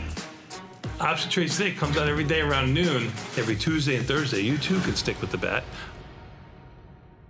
You can get up to $4,000 when you open and fund a new account with Tasty Trade. That's 4,000 buckaroos, 4,000 bills, 4 large, 4K, 4 grand. Get on the platform for traders who just want to trade. Tasty Trade. Make your move. Looking for a better broker and a bonus? Sweet. We got you. Right now, you can get a bonus of up to $4,000 when you open and fund a Tasty Trade account. Plus, low rates, smart tech with the analysis tools you need, and award-winning support. So, get a broker who's actually got your back. And up to $4,000 at Tasty Trade. Make your move, genius. Tasty Trade. The beauty of Thinkorswim was that we were different. From the name to the front end technology was clearly what we wanted as traders. Second time around, I think we did a better job. Yes, we are known for our ability to support complex derivatives traders, but we also have the tools for somebody who's brand new who wants to come in on the first floor and work their way up to the top of the building. In the money. It seems pretty easy to understand. If I'm in the money, I must be profitable, right? Not quite. In the money is in reference to the option's strike price relative to the current price of the stock. An in the money option is an option which has intrinsic value. For a call option, that represents an option with a strike lower than the current stock price. For a put option, that represents an option with a strike higher than the current stock price. Being in the money is a good thing for long options. It's not so good for short options.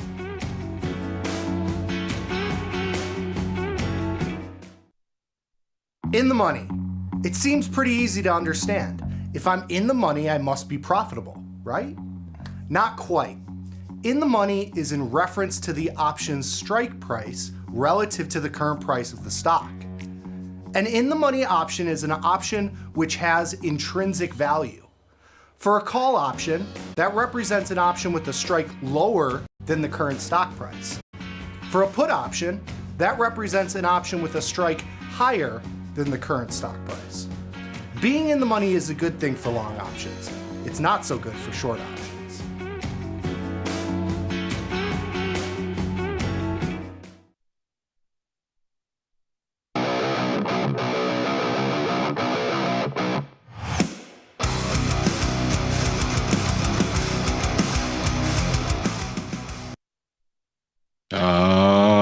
Yeah, it is Wednesday, January 22nd, or so they say in the Gregorian calendar, a little bit after 5 p.m. Central Time, the best time. You know what that means? It's time for Tasty Live's evening show, a little podcast, a little podcast called The Price of Truth, a show where we like to explore the incentives that govern our world. It is Wacky Wednesday, folks, and you know what that means for all of 2025. God willing, it means we'll be joined by Chris Vecchio. Chris, how are you, my friend? I am doing well. It's a good day, Victor. Come on, stocks are up. What can you complain about? It is a good day. We were just sort of exchanging our rap sheets in the green room before we came on air. I told you some of my dirty secrets, but you didn't tell me any of yours. So tell me, what's the worst crime you've ever gotten away with? Well, after those stories of human trafficking and animal torture, I don't have any story that stacks up, Victor. They didn't know that, though. So you're comparing this on a relative basis to something the audience never heard. Shout out. Somehow that's the cold open, starting with bestiality. Shout out to everybody watching on tastylive.com. Shout out to everybody. Start again. Hello, welcome, everybody. Shout out to everybody watching on Tasty Trade desktop and mobile application. Everyone's like, what were they talking about? Tasty Trade desktop and mobile applications. By the way, Chris, do you have a New Year's resolution? I didn't ask you this before. Exercise 5 to 6 days a week, as opposed to my 1 to 2. You strike me as a limber guy. Would you say you're a limber? Would you self-describe yourself as limber? I was a rower, so having a wide range of motion was important. Our coach put us through Bikram yoga once every 2 weeks to make sure that we were, loose. So I retained that flexibility. I pegged Ilya you know, when I said I could kind of guess what you do when you go work out. I was like, I don't think you touch the weights. I don't think you touch a free weight, a bench, a squat. I see you as a guy in sort of a full matching sweatsuit or velour tracksuit in the corner of a weight room with a medicine ball doing like pure calisthenics, and I nailed it. With you, I see you, if I walk into a gym, I see you perhaps I see you folding yourself up into a pretzel on sort of the mats off to the side. You know, there's like the treadmill area, then there's the workout area, there's the machines, and then there's usually like a mat. And I see you in a human pretzel off on the side on the mat. How close am I? 1 to 10, 10 being nailed it. 0. You'll find me on like a 60-minute Peloton interval section or with lifting weights, but not. Unfortunately, I'm not Chris Pretzel Vecchio around these parts. That's gonna stick. You shouldn't have said that. The reason I ask is if any of you out there are new year, new me type people, you owe it to yourself to treat yourself with the Tasty Trade desktop and mobile application as you build yourself a newer and better you. If you don't have it, go get it. That is my, I suppose it's semi-paid advertising to start off the show. So let's get into that it. or more nicotine, but we don't have any nicotine sponsors, so we'll just. We should just start doing ads for nicotine companies, unpaid nicotine spots, and then it's kind of like if you build it. Yeah, if you build it, they will come. I feel like if every day we just start doing nicotine ads, somebody's going to pay us eventually. So, all right, here's the plan.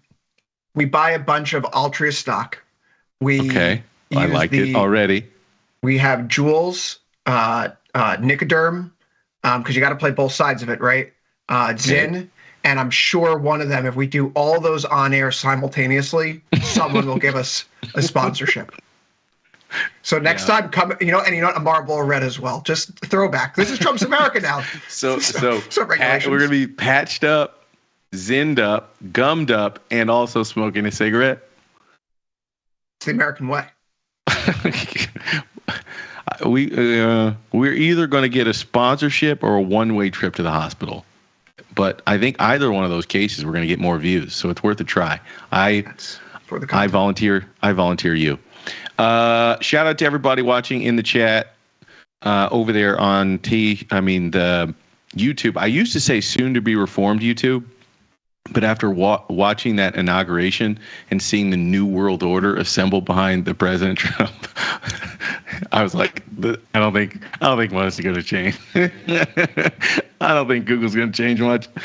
But anyways, shout out to everybody watching in the chat. I would shout you all out. I'll just do a few. Victoria, Lone, Rezo, Big Deal, Steve, Grumpy Mike, and all the rest of you crazy lunatics in here who happen to, stop in. Lone, VW. I see all you guys. Great to see all of you. Thank you for spending an hour to 90 minutes with us every single day. All right, Chris Vecchio, we'll start off with price action because that's what we're mandated. We'll go into more spicy topics here in just a bit. S&P 500 for the second day in a row, up about 60 basis points, which is about what they did yesterday. NASDAQ, not the laggard, the leader today. They liked large cap growth as a style factor preference today. The NASDAQ was up 1.3%. The Dow Jones up 30 basis points. And the Russell, I'm talking cash, my babies, not futures, down about 2/3 of 1 basis point, reversing yesterday's outperformance. And it is the laggard here today. I am curious, my good friend, what say you about not just today's price action, but what we've seen for really this week, and whether this is an emphatic movement outside of sort of the sideways chop that you had envisioned, or whether you just think this is a movement towards the upside and we'll likely continue to see two-way sloppy action going forward. What say you, Chris Vecchio? It feels like the market's trying to press a breakout right now. This catalyst that we have with the Stargate project seems materially important because it's a lot more spending than we thought would be taking place over the next few years. And I think if we look at the performance of the semiconductor stocks, that it's pretty clear that people are excited about this. NVIDIA is quickly moving back up towards all-time highs. SMH is at the highest levels that we've seen in several months, at a three-month high going back to July as well. So everything's kind of coming together on that front. And, I think there's something more psychologically important about this AI investment, which is that it was touted yesterday that, was going to be infrastructure day for the Trump administration. And, my first reaction, as I saw many people on Twitter, not just Democrats or center-left people, but people across the spectrum go, oh, it's infrastructure week again already. Mm-hmm. But then later that afternoon, there was actually a significant infrastructure announcement. It may not be like the bridges and roads kind of infrastructure that we think of, but for markets, come on.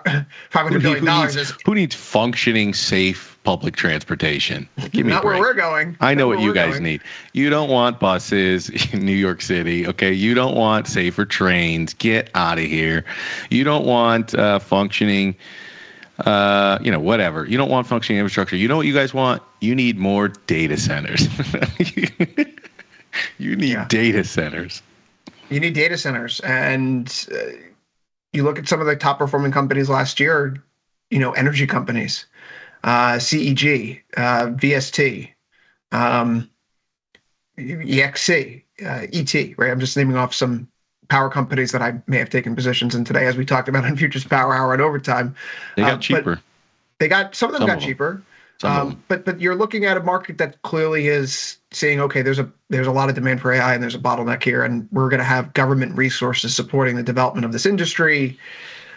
Maybe we're underpriced. And I would point out that this investment is really for OpenAI. It's not an investment that's going to help Meta's AI infrastructure. So if Meta wants to keep up, that's a lot of money that needs to be deployed into the space. So a lot of demand, both in the picks and shovels part of this, getting the actual GPUs in place, the hardware in place, that has new life.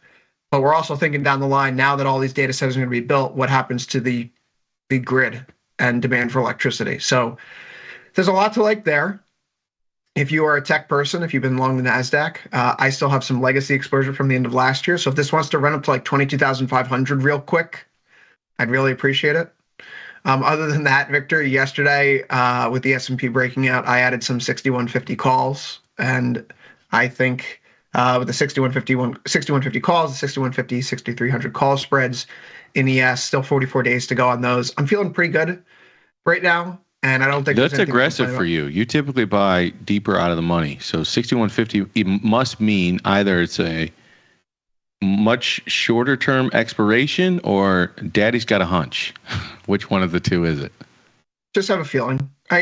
Last week when we were talking, I believe we had a discussion about the sector rotation. I know I've been mentioning it a lot, so perhaps it wasn't here on air. But you looked at the banks, you looked at semis, you looked at discretionary, all breaking out technically speaking. And those are the kind of things that lead bull markets. So feeling like the sector rotation is in the right place right now. The leader group is leading as it should. I never like when healthcare is the leader group. That doesn't make sense to me. That's a defensive name. So when you see those names leading, you kind of feel good about things. And, the fact of the matter is, like, let's be real, this isn't Trump's economy right now. This is still Biden's economy. In 2017, Trump doesn't get his first bill passed, right? And it's different this time around because they're doing so many executive orders. But Trump doesn't get his first bill passed that really impacts fiscal trajectory until the fall that year. And so the 2017 economy that you have is largely remnants of whatever policies that Obama had in place, because the fiscal policy hadn't changed at that point in time. There may have been someone different in the White House, but where the money was being allocated by Congress, that was still on that spending path. And we're still on that spending path right now. So Trump's doing these executive orders. A lot of them are unpopular. Some of them drill baby drill, or the AI related, or the reclassification of the U.S. digital service into Doge, for example. These things related to the market, I think, point to a near-term path higher. And we still have a 4 handle on the unemployment rate, a 2 handle on inflation, an economy growing to between 2 and 3% real terms, and double-digit earnings growth. That's a Goldilocks type of market for stocks. Volatility is what, nothing right now? 15 handle on the VIX. Mm-hmm. So, yeah, it feels right. The market can squeeze a little bit up here in the short term. SPX cash hit a new all-time high today. ES futures did not, NASDAQ futures did not, but you're starting to see the turn. So might as well ride the wave, Victor. I can't argue. I can't argue much with that, other than the price and valuation point of view. But I think I think that's why you search for areas that have already been beaten down, or where you'll have some sort of like valuation cushion. So I think coming into the year, and I think you agreed with this, coming into the year, I had said at the end of the year, I did a show at the end of the year, my most loved themes coming into this year were energy, healthcare. I want to say the others, but those were two. And the reason for that is they had been beaten up significantly already, mostly because of sort of policy anticipation on additional oil and energy supply for U.S. energy companies. And so you saw depressed energy stocks, and same thing for healthcare companies, given the potential confirmation appointment of RFK Jr. at the Secretary of HHS and the likely sort of impact of future earnings to a lot of these healthcare companies. That had already been priced in. So I thought, if you're going to buy something here at these levels, why not buy something that's probably been beaten up over the last couple of months? I'm just talking price, not necessarily valuation. So I see the world through the same lens. I think it's hard to go outright short deltas here. I think we're stretched. We're not like crazy stretched. But yeah, I think, to me, do I want to put an incremental dollar towards NVIDIA? Maybe not. But then I look crazy on days like today where they're up 3 or 4% in a day, right? So it is what it is. Yeah, a few weeks ago, it's in the tastylive follow page. Well, a few weeks ago, I guess it was a week ago. Got long the NVIDIA 155 call, short the 160. So there's 30 days to expiration on that right now. Likewise, my exposure in SMH is for the long 260, short 270 call spread. That's also 30 days to expiration. I think these are still going up, right? I was asked the question earlier, would you close those out today now that you have some, change in your pocket? SMH is, I could close that out for basically $208. And nice small win for a week of trading. Happy to do that position by position as a retail trader. But no, it looks like it's going higher, and we have a new tailwind. So who's to say that this is going to be the top? And I know that's an argument I've made for a year plus now. But with SMH in particular, something happened this week that we haven't seen for a long time. We hit a new 3-month high in SMH while we hit a new 3-month low in IVR. The last time that both of those things occurred in the same 5-day trading window was November 2023. And so I think, if I recall correctly, November 2023 was a pretty darn good time to get long semiconductors. So if the near-term impulse right now is for a market that's gearing up and showing the sector rotation that's early stage bull market, I'm going to want to stay long the high beta stuff, at least right now. Early stage bull market. If that's true, good God, where's this thing going? But at the same time, where are interest rates going? You know what I mean? If we're early stage bull market and nobody's pulling the reins on the long end of the curve, and the more growth we have, and the Fed's just going to let inflation run at 2.5%, as they said in their last summary of economic projections here. Good God, where's this thing going? And where's the long end going? We're not getting the tariffs to the degree that people fear, then maybe the long end's just going to be stuck and go nowhere for the foreseeable future. Why do you say that? I think that we had so let me just work backwards from my worldview. Trump's a lame duck insofar as he's not going to run for a third term. Okay, I know there's talk where they do it. No, you're not going to get the ratification by the states by then. So just ignore that noise. Let's talk about the reality. He has a 2-year window. He has a 2-year window with a GOP trifecta. Having that GOP trifecta in the second half of this term is by no means guaranteed. It's also a very thin GOP trifecta. So if Trump's going to do things and he wants to effectuate change, he's going to do it early. He's going to do it quickly. That's why we've had all these executive orders come into play since Monday, right? He's trying to get this stuff done, use his power as quickly as possible. All this stuff was queued up, and now he's acting on it. Whether or not Congress is able to deliver him the tax plan that he wants, because I know, like, for example, my congressman, Mike Lawler here, a Republican, is adamant about getting the state and local tax deduction restored, which I would happen to agree with as someone living in a very high tax blue state, right? So if you have one Republican in New York, which there are more than one Republican, particularly those Republicans on Long Island who also feel this way, that SALT should be restored, then you can't get the tax plan passed in the manner that it has to be done. You can't simply get an extension. So if Trump's going to do things, he's going to do it via EO. He's going to do it very, very, very quickly. And if he doesn't do it quickly, then there's clearly a desire to not effectuate change per se, but to get to somewhere through negotiation. So the tariffs having like, oh, we made you this on February 1st. Well, it's not instantaneous. It's buying you some time. It's clearly a negotiating tool. Will they go into effect? Probably. But we know they're going into effect under the framework of there's gaps being given to try to reshape a trade agreement, if you will. And so the market sees it as more deliberate rather than ham-fisted. He's not throwing the baby out with the bathwater right away.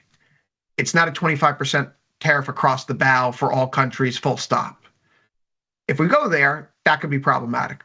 But right now, the signaling, at least the writing on the wall, isn't that we are heading there in the short term. And if we're not going there in the short term, no wonder those Fed cut odds have bumped back up. I don't know if you noticed this, Victor, 2 weeks ago, pre-CPI, talking about maybe one cut over the next 2 years. And that was like priced to a 45% chance. We're now back to 2 cuts priced in for 2025. Yep. So the market sees a lower likelihood of disruptive tariffs moving forward. And even Jamie Dimon's out today saying that they may be a little inflationary, but people should get over it, which I don't know if that's the right in the best interest of net. I think it is. I don't think the bond market is as scared as of tariffs as people think. Because it looks less unwieldy now. What's that? Right? It looks less unwieldy now. It looks like it's being done with precision. I mean, Grace. maybe, but I think it's weird. It's being done in a weird way. Well, okay. Why do you think it's weird? Because it's Canada, Mexico, China, and no one else, right? Isn't that it? Canada, So Mexico, far. China, and no one else. He said So the it's European sort of Union's like, getting theirs. yeah, it's like. I think that's a direct quote. Is it really? So I it's sort of an interesting. If you told me what are the groups you're going to go after first with tariffs, I don't know that I would have said those are the groups. But I get that a lot of those have strategic importance to the promises made to the constituency, to the base, with drugs, crime, and immigration. But it's, like long-term strategically sort of a bit of an oddball bunch. That's number one. And the second thing is, you mentioned the EOs. I sort of like, starting with the Obama administration, it seems like we started to govern by executive order more and more and more. For good reason, right? Things were locked up. How do you get stuff done? But maybe in a certain way, that's why things are constructed the way that they're constructed. And I wonder if what we're seeing over the last 3 administrations really is going to be more volatile society, more volatile governance, because all of the things that are getting passed aren't getting passed through legislation. They're getting done through EOs, which then just get reversed on the next president, and a new set of EOs get implemented. And so there's like, that whole idea of, Congress and especially the Senate sort of being what do they call it? The cooling, I don't know what they call it, but sort of like the long-term thinkers, and implementing things for the long term and not necessarily for short-term political gain. It seems like that's been thrown out of the window, and we're governing 2 to 4 years at a time. That and feels true. It's also not true. What do you mean? Joe Biden had 115 executive orders. Donald Trump had 220. Obama had 276. George W. Bush had 291. Bill Clinton had 364. Ronald Reagan had 381. Nixon had 346. Eisenhower had 44. Truman had 907. FDR had 3,721. Herbert Hoover had 968. Calvin Coolidge, who was a do-nothing president, as people point out, he had 1,203. executive orders actually have become less popular as time has gone on. During the late 19th century, early 20th century, they were really, really popular. FDR is a unique occurrence, of course, because of the Great Depression and World War II. And then ultimately, people saw him as having such unchecked power in the office that they passed a constitutional amendment such that you can't run for a third term, because he would have kept running had he not died. But the point is, it feels like that we have a lot of gridlock these days and that everything is being done by executive fiat, when in reality, that's not the case. It almost feels like we're not getting the significant issues addressed. And so we're trying to do them through executive orders now, as opposed to congressional mandate, right? A bunch of these executive orders for things like, they're mostly historically lots of nothings, small things about the federal bureaucracy that don't impact everyday people's lives. Now we have executive orders about the border, right? Now we have executive orders about what genders are being recognized, and Title VII and Title IX, and the Lyndon B. Johnson executive order that we talked about on the last call in overtime, 11246, which addresses, the federal distribution of funding for companies depending upon whether or not they discriminate within their own labor force. So you're seeing things that are now like happening that almost haven't been addressed in decades because we've checked every other single box through congressional acts. I don't know. The point I'm getting at is we have a lot of gridlock right now. Because we're not seeing legislative achievements, the executive orders come under greater focus. But the reality is that executive orders have been used less now than they were 50 years ago. I don't know if that's a good thing or a bad thing, but those are just the numbers. I stand corrected. I appreciate that, my friend. I only know that because I had a discussion with someone earlier today, and so I was like, oh, I just need to open this Word document and pull this back up because I would have never had this up. Was it on air? No, okay. Unfortunately not. But all right, let's do this. Let's go quickly through some of the bigger gainers and losers for today, and then I'm curious to get your take once we get to sort of like crude oil and some of those instruments. I'm curious to get your take some of the geopolitical things that have occurred, Trump's quasi-threat to Russia, what he said today about additional sanctions. We haven't really got to talk about the presidential meme coin launch. I'm curious about the pardon of Ross Ulbricht. It's going to be impossible to make that market related, but it's an offshoot of Bitcoin and cryptocurrency, I suppose. It is. I know you're passionate about what's been occurring in Doge, so I'm going to give you a little bit of a platform to talk about that. And then who knows, maybe we'll get to pardons or something like that, crimes against humanity towards the end of the show. For now, let's start with the gainers and losers. And Netflix is on a tear today, up nearly 10% off of their earnings report. Anything in here you find particularly interesting, whether it's from their earnings report or price action? Would you be participating in this thing after jumping from 850 to 1,000? Would you be fading it? I don't think that's something you do very often. I'm just curious, because this is a big mover of the last two sessions, how you're thinking about Netflix, either narrative-wise or price-wise. I have no idea who is buying Netflix subscriptions. I have seen. I don't either. They have thousands of shows that are 1 or 2 seasons. It's very frustrating. Although I suppose today's Wednesday, so the Night Agent season 2 comes out tomorrow night, which is great. Maybe it gets a 3rd season, but that will be fun. They also have 50% of the streaming market, which is, I think, the bigger deal, right? You think about the total customer base of Warner Brothers Discovery. We can go to Disney Plus. Choose another Apple TV, right? Those 3 have the same number of customers as Netflix. People right now are comfortable with their spending. Netflix today's bumping up the price per plan. I know they got a lot of crap from consumers for saying that, hey, you're not letting us share at home now. Well, guess what? They're making a lot more money, so shareholders are pretty happy about that. I don't have any trades on before the earnings, after the earnings. I'm very happy about the subscriber numbers, though, and what it means for consumers generally. They're affording the price increases, and people are taking note that you can still pass on those price increases to consumers, and consumers are not really changing their spending habits. That's good for companies' margins. It's part of the reason why we've seen this double-digit earnings growth, as it were, because incomes, despite all of the noise we've heard, they are going up, and incomes are up in real terms. And just because the White House changed colors doesn't mean that that's going to change. So for all the people who said it wasn't true for the last 2 years, you are now welcome to say the truth. Real incomes are higher. There's positive real wage growth right now. And that's why Netflix can do what it's doing. And that's why the stock market's doing what it's doing. So unpeeling all of that, would I chase this to the upside? I don't know. 50% of a market share seems a lot. I spend most of my time on Amazon Prime, HBO Max, although it's just Max now.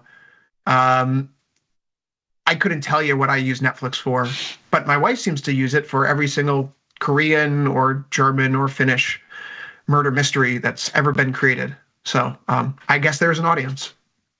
I don't have any of these things. I don't think I own a single streaming platform. I think Prime Video comes with your Prime subscription. I think I canceled Prime when I moved. I don't really order stuff here. I don't really order stuff.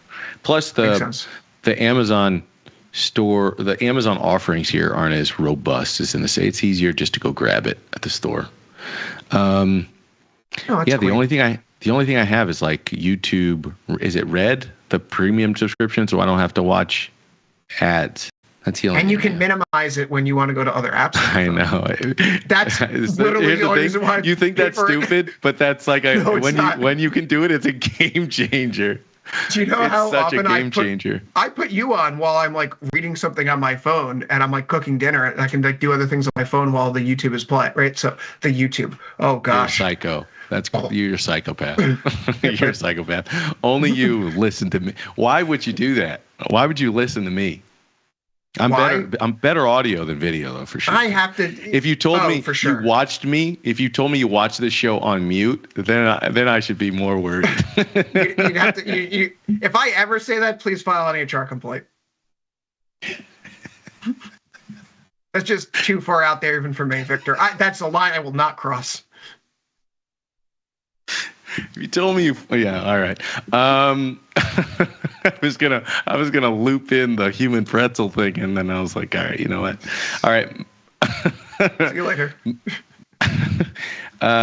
Speaking of the themes, I think you and I both loved, or supported coming into the year, just on the fact that a lot of this stuff had been brutalized. I don't love being like a Pfizer shareholder all of a sudden, but I think at some point the price got too attractive. Same thing with, mRNA. I definitely don't want to be an owner of that stuff, but it's super cheap, man. It's super, super cheap. And Moderna was up, 7-something% here today.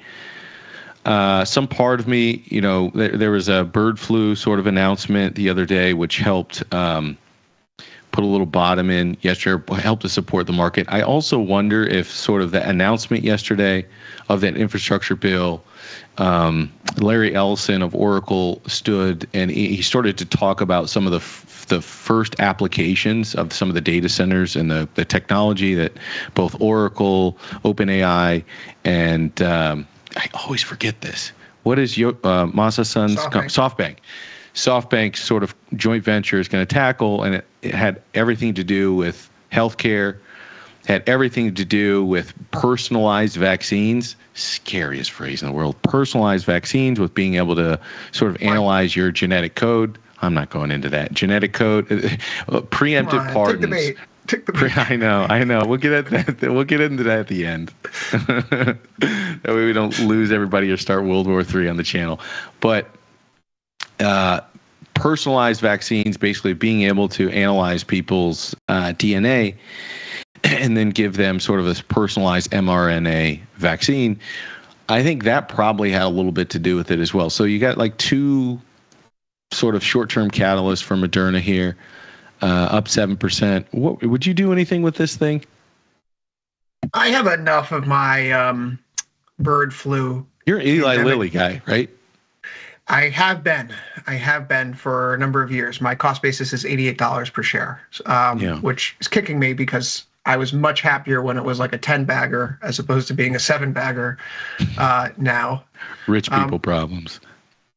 Yeah, one of the better. I think I mentioned this before. Like the investing thesis was like, oh, his name checked on Mr. Robot as being a bunch of greedy jerks. Like that's probably a company that makes a lot of money, does not care about anything other than shareholder value. They wake up, the daughter's name is shareholder, the son's name is value, right? Like that's the family that runs the company. And so it's a dumb thesis, but I've had dumber ones, right? Like people on Reddit saying, I want to get short copper, so I go long copper, and it ends up making a bunch of money. I don't doubt the process at this time, Victor. But yeah, look, Eli Lilly, and I think some of these companies here, one of the executive orders that was just passed relates to Medicare drug pricing. Again, this is the problem with executive fiat. You can do these things as president, tell your DOJ to enforce this or not enforce that, but then the next guy can just come in and wipe it away. And so now the drugs that were supposed to be repriced and negotiated under the pen stroke of the Biden administration, Trump has undone that. So will we see those guaranteed lower prices? Maybe, but not definitely now. So that's going to keep these drug companies feeling fat long term. The RFK overhang is still the bigger issue, right? What is HHS going to do? There was a separate executive order that just came out regarding the dissemination of information from health administrations to the American public, broadly speaking. So if there's a bird flu going around, we will now not hear about it, effective immediately. Like that data is not going to be reported publicly speaking anymore. I think that's an issue, but that probably means that if something were to occur, it's going to hit us like a brick wall. And then these are going to moon overnight when they do. So having a small allocation of some, like, what if things hit the fan for a health emergency? I don't think that's a bad play to keep around, even if you fundamentally disagree with the companies that and what they do. You mentioned mRNA, and we could talk about CRISPR or what have you, but that CRISPR technology and company that RFK supports for his holdings, what have you, mind you, personalized health, if you will, from the new HHS secretary. But I digress. These companies will do very well in that world if things continue to go off the rails. So once you get rid of, look, just to pull this back in, Trump just cozied up with all the big tech guys, right? How much of this is different? How much of this is going to be different? It's just swapping out different elites. I agree. We're just swapping out different elites. But I think that's always the case. I think this is the part where a lot of those strong campaign promises gets walked back. And so I think the fact that Vivek is no longer a part of Doge, I think the fact that I'm getting old. What is her name? Tulsi. The fact that Tulsi had to sort of change her stance on FISA and spying on domestic citizens for national security reasons. I think that the fact that she had to flip her stance on that, likely to aid in her own confirmation. I think, probably RFK Jr. is going to, I just think all of this stuff is going to end up getting negotiated down and away from, all these campaign promises. If you don't see that coming, I think you're probably living in a fantasy land, because politics is negotiation. First is getting elected, and then it's finding what can you actually get done. And I personally think the expectation of damage is probably going to be worse than the reality of damage to healthcare companies. That would be my guess. And so I like the price discount. I don't know if it pays in 6 months. I don't know if it pays in 2 years. But I think I'm probably getting a decent risk reward payoff. I don't necessarily want these companies to win. So in a weird way, this is a reverse emotional hedge. So when I bought Palantir, I figured to myself, if this thing moons, we're in a tech dystopia, and I'm not happy. So I probably want to get paid off for that unhappiness. This is the exact opposite. If these things moon, no, it's probably true. It's probably the same. If these things moon, I'm probably not happy. I probably want to get paid for that unhappiness. And if it doesn't do well, I will be happy, which will offset the financial pain. So I think, to me, this is another emotional hedge bet. You don't want it to win, but if it does, you probably want to get paid off for the misery. That's my story. I'm sticking to it. Yeah. The last one, since I did bring up Palantir real quick, and then we'll move on to some meatier, less objective topics, is Palantir. We talked about this on the stream when it was down to 65, and we were talking about like the strategy for legging into long deltas, and we just happened. I don't know if it was 65, maybe it was the day before. We were pretty close to bottom taking this, and some person in the chat pointed out that the 46 puts were trading pretty juicy, like $1 or something like that. So we looked at that, and that was interesting enough to catch me. I'm guessing a few people copycatted into that trade, and then a couple days later, those things were trading at nothing, 20 cents, and I'm sure they've collapsed. I'm not in them anymore. But at 77, 5% rally here today. You have any thoughts about Palantir? This is one I don't want to short. If it gets cheap, I want to buy. But if it gets expensive, I don't want to short this thing. Some of my short calls I let expire in the money, so my position is much smaller. But anyways, what are your thoughts on Palantir? Narrative or price? Why not both? P ratio is 389. The forward PE is 162. The price to earnings growth ratio, which many long-term fundamental investors say you don't buy when it's over 1, sitting at 14.13, price to sales ratio of 66, price to book ratio of 39, price to free cash flow of 178.63. The valuations look like they're off the charts, Victor, but maybe it's because this is actually a really positive growth story. EPS this year, growth of 52.46%. EPS growth for the next 5 years projected compound annual growth rate of about 27%. Sales for the past 5 years of up 32%. EPS quarter over quarter, 89% growth. And then you go through their fundamentals here, their quick ratio, 5.67, current ratio, 5.67, their long-term debt to equity ratio, 0.05. The company's balance sheet is in really good shape.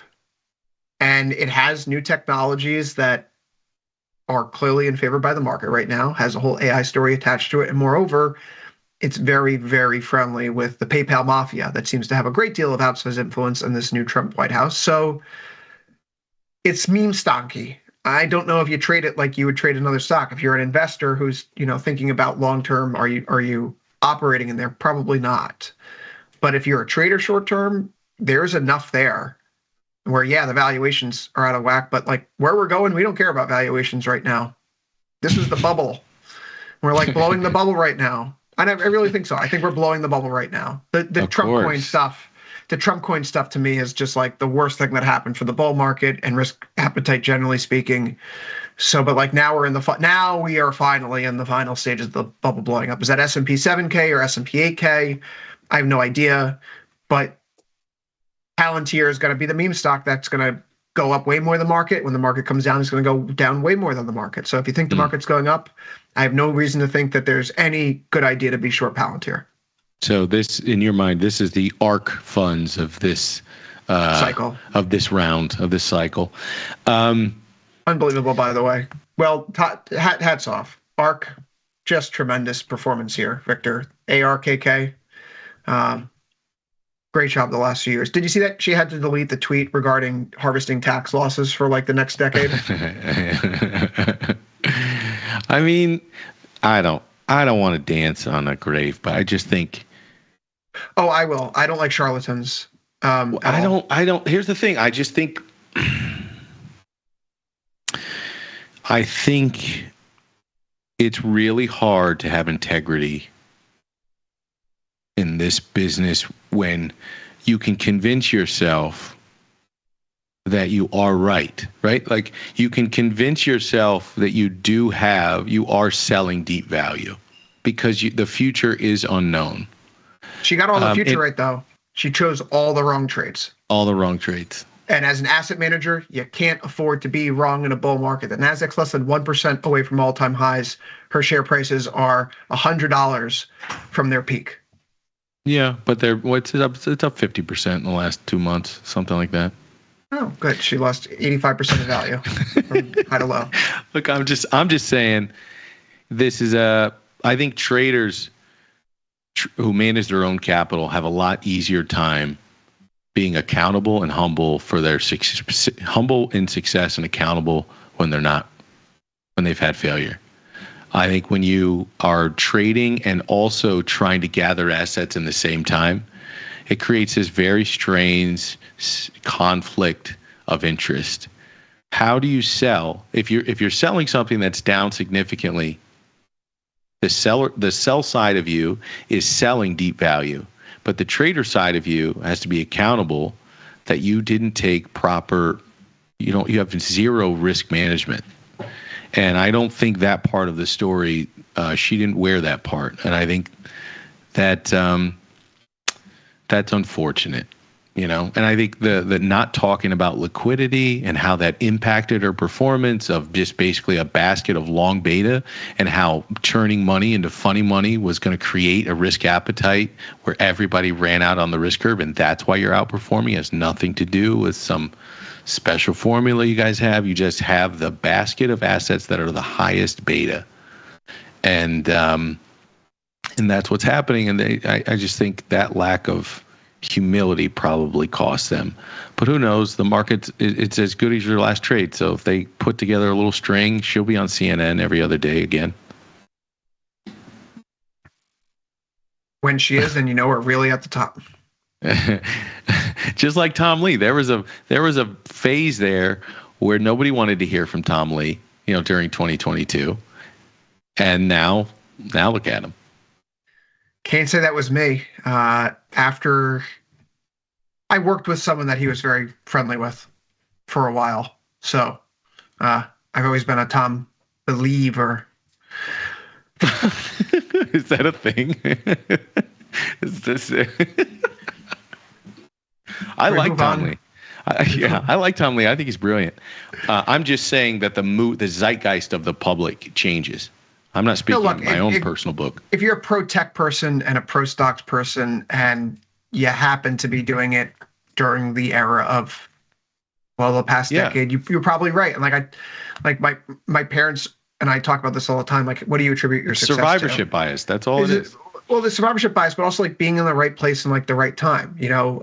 My mom will often say she attributes her success being a trust and estates attorney in the New York City metro area where all these hedge funds are popping up, and all of a sudden all these people have newfound wealth after a 1990s economic boom. Well, they got to have someone to figure out what they're going to do with their money. And so being that type of lawyer in this type of area, right place, right time.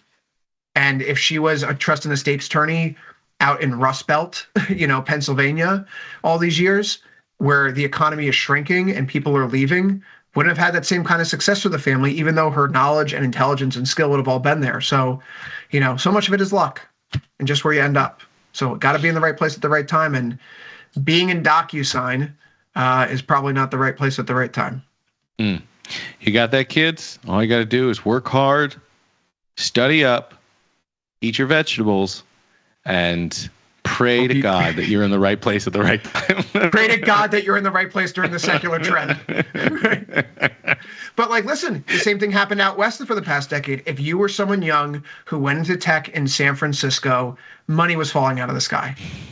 And that's just, you didn't need to be smart. You didn't need to be successful. If you were in San Francisco post-global financial crisis, odds are that you did pretty well for yourself, and you're looking back at the last 15 years and go, wow, that was crazy that I went to that startup that had no funding and did XYZ, but you know what? It was bought by this and spun off into that, and now I'm 38 and I can retire or do angel investing or blah, blah, blah.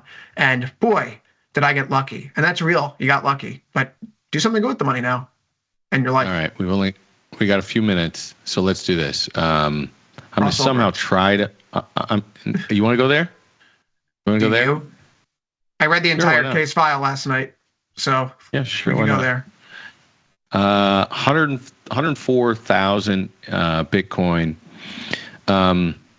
One of the first, I think the first letter I saw was Rand Paul. Rand Paul earlier this week wrote a letter to President Trump, effectively calling for this. Was it? I think so. Maybe it's a different one. Maybe I'm confused. So let me not say this.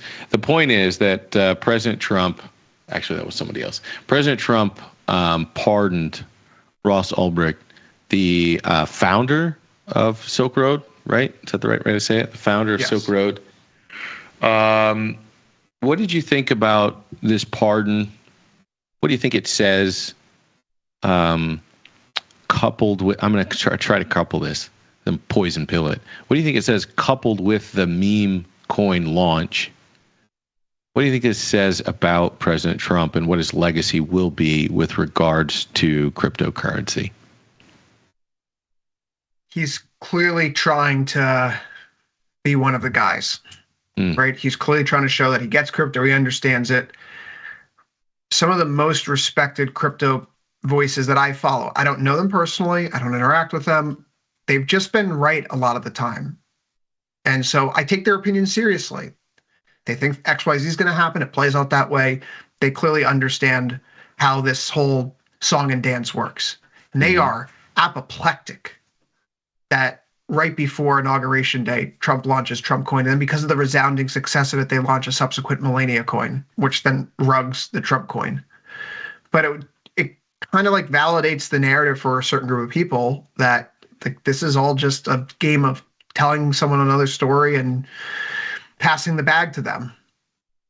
I don't think that's good for the industry long term. It's now going to look like anything he does on the crypto front isn't that he's doing it to give back to his base. It's not because he believes that there's been overregulation, but it's purely something that may line his pockets. And that undercuts the legitimacy of the office. It undercuts the legitimacy of the crypto sphere altogether. So if you thought that, Trump's going to come in and say, oh, Gary Gensler's gone, wild, wild west, everything's fine. What do you think is going to happen in 4 years if a Democrat's back in power? It's going to come down to the industry super duper hard. If only because you're going to have all these financial excesses that get out of control and scams and rugs and yada, yada, yada that go just basically are happening unbounded for years. So I saw a really fascinating tweet. I think it had like 13 or 14,000 likes yesterday. It's like, long-term fighting another Biden-Kamala administration for the next 4 years may have been better for crypto long-term than having the incoming president make his own meme coin on pump.fun right before he's inaugurated to circumvent the emoluments clause. Now, with respect to crypto itself and the Ross Ulbricht case, this has been a thing for the crypto community for a number of years. I think this is a really complicated case that a number of people who have been commenting on it and saying free Ross or don't free Ross, they really haven't looked into some of the specifics, which is why I spent about an hour last night reading through the entire case file, in part because I was arguing with Ilya and Westwater about it, so I needed to make sure I had my facts straight. But there's clearly a bunch of things that this guy did that are wrong, illegal, bad. Which side of the fence was Ilya on? Just I'm curious. Well, see, I think that he did bad things that are illegal against the law. Whether or not the government got that evidence correctly because of the IP pen trap raises some questions. You have to then bring up the fruit of the poisonous tree doctrine, because if that evidence was obtained illegally or unconstitutionally, then any other evidence found from crimes committed relating from that, should be thrown away as well, which is true, but also not true, because if I'm committing a crime and I get a stop for that crime and they find that I've been doing all these other bad things too, I can be charged independently of them. I point out that the sentencing guidelines are for cases like this 20 to 30 years, maybe 40 years on the high end. So to receive 2 life sentences plus an additional 40 seem punitive. I also understand that there are issues in the case where 2 of the arresting officers were tried for tampering with evidence and stealing Bitcoin from Silk Road and Silk Road employees themselves. That said, though, like the alleged murder charges that were never proved in court, it's interesting that they were never proved in court because murder for hire, because the government had him like dead to rights on it. They have the text messages and voice memos between him and this user called Red and White. He wanted to get this guy nicknamed Friendly Chemist knocked off. And like this guy was just taking money from him and being like, yep, here's the body. And the FBI found no proof of, Friendly Chemist or being killed or Red and White actually doing anything. And so Like the idea there is like, I think that these guys were in cahoots to scam him out of the money, right? And they kind of ran off with it. But just because you solicit someone for murder and don't ultimately commit the murder doesn't mean you're not guilty for attempted murder or solicitation murder. Those are still real crimes. The government chose not to charge him with them because they felt they had enough otherwise. But I do understand the frustration that a lot of people have when they say, well, then why did they bring it up in sentencing? You know, you allege these things during sentencing, and then the judge uses those things as a basis for the sentencing, but you never prove them in court. That's frustrating, but that's also how the law works. It may not be a law system that we like, but I can say like, hey, I know that you've done XYZ things bad. I don't really need this to put it over the top. I don't know if a jury's going to buy it beyond a reasonable doubt, but we have the proof. We have it in writing. We have it in the voice memo. So we're going to throw it out there like this guy's a risk. I thought it was punitive. The sentence probably should have been reduced. Should he still be in jail? Perhaps. I think so. But this is also like, you know, why is Trump doing all these blanket pardons for all these people? He's simply just checking the boxes of all the various constituencies that got him into power to pat them on the back. Like, why are we pardoning people who are violently rioting on January 6th, attacking police officers? J.D. Vance last week said that there was a line drawn. You know, the people who have been held for things like entering the building illegally and they've been rotting in prison for years, we're going to get them out. But the people who assaulted police officers, you know, we back the blue, and yet those people are out too. So I'm not sure what the strategy is here. It seems like it's all part of the early days of just dump everything out right away, kind of like a Friday night press release from a company that wants to get something done before the weekend, but after markets are closed. It kind of feels like he's just doing everything right now, as unsavory as it may be. But again, I'm not a congressman from or senator from Kentucky, so maybe there's some information that Rand Paul is aware of that isn't in this. People want to read about the case. Thomson Reuters runs a website called casetext.com where you can look this up. It's United States v. Ulbricht 10, and you can read through it yourself. It's a very, very interesting case. There's podcasts on it, but I don't need someone else's telling me what to think about the words in the file. I can read through it all myself and come up with my own conclusions. But yeah, that's where I stand on it. Not a great dude, obviously. Let's be clear. Was it punitive? The punishment probably as well. But the world's not black and white, and the truth can exist somewhere in between government overreach and this guy being a murderer. My only thought on this particular topic is, one, I think normally the pardon is used at the end of a presidency, and it still usually goes towards the base for political purposes, right? Usually, you're commuting somebody's sentence, or you're pardoning somebody that's got some life sentence, that's been sitting in jail that you feel has been reformed in some way. They've used up their appeal process, and the only opportunity for them to ever see the light of a functioning society and civil society again is through presidential pardon. That's their only means. And I'm a big fan of Abraham Lincoln, and I used to love to read about how he would stay up and read these letters, and contemplate sort of fair ways to resolve disputes or to issue pardons. And I think regardless of how you feel about the case or the evidence of this particular case, I feel like this is the way we should be using pardons. And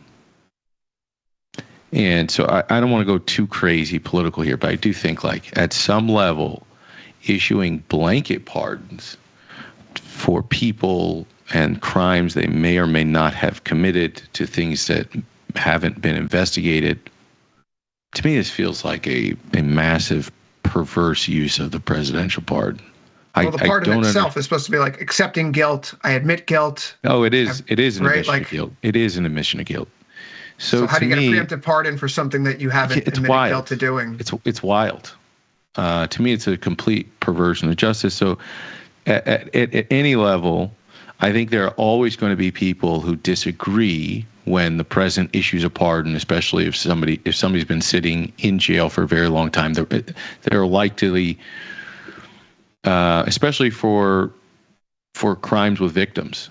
There's going to be somebody out there that likely disagrees, or families of people who likely disagree with those decisions. But that's the president's discretion. In this case, like whether I agree or disagree, I just feel like this is probably an appropriate use of the pardon. I don't love the direction we're going with these things. And I think President Biden was right in 2019, 2020, when he said about Trump, because there was whisperings that he might issue preemptive pardons, and Joe Biden said, and this is on CNN somewhere, that it would be bad precedent. It was. And I think he was right. I think he was right then. And it's unfortunate that we've sort of crossed that barrier and we've set this new precedent. I think that's unfortunate. Look, some of the blanket pardons are done for really, really good reasons. I know that others have said, "Oh, how come Biden pardoned so many more people than others?" Like, he gave blanket pardons. I don't care about that. Well, but like, I don't care about that. No, but I think it's good for the audience to know this, because I feel like part of the audience doesn't get this information all the time.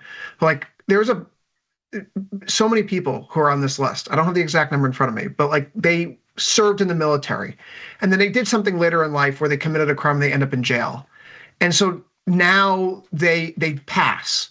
And because they're a felon, they don't have access to things like pensions for their families. Their families lose their military pension because someone committed a crime, and now, guess what? That's it. It's gone. So when you're pardoning people that have already died, so their families can get some restoration of dignity, so that they can get the pensions and then the access to the college grants, because now they're officially recognized members of the family of a service member, that's a really good thing. I'm for that, whoever's president, right? But like, preemptively pardoning people for crimes that they haven't admitted to over a very specific window of time. It's wild. Are you? It's so wild. My daughter's in earshot because she's in the house. Are you kidding me? I know, bro. What an egregious, gross thing to do. I'm not glad Trump's president, but I can't say that I'm not unhappy that Joe Biden isn't. And that's so gosh, gross, screw you, man. And by the way, kudos to you. We don't always see the world through the same lens politically. We're not that far apart, but we don't always see have the same view. But I think it's always. I think you can call me out on things that happen, and I think I'm not one of these people that are going to plant a flag and defend the home team. I'll say you're 100% right. It's insane, and I'll call out crazy stuff. I think you do the same thing.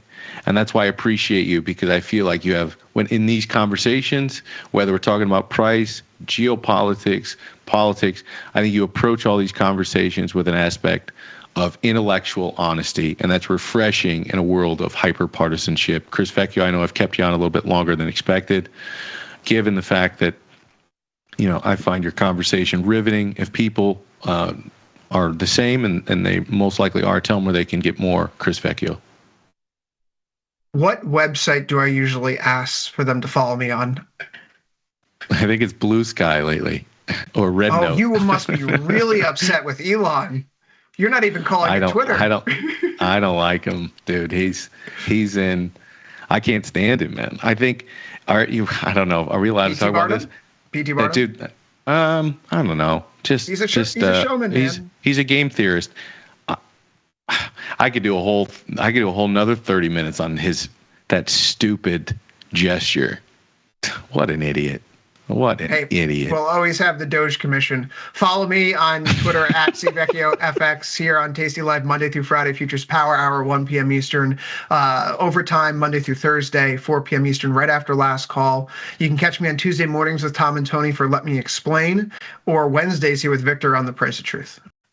Oh, man. All right. Take it easy, Chris Vecchio. Appreciate it.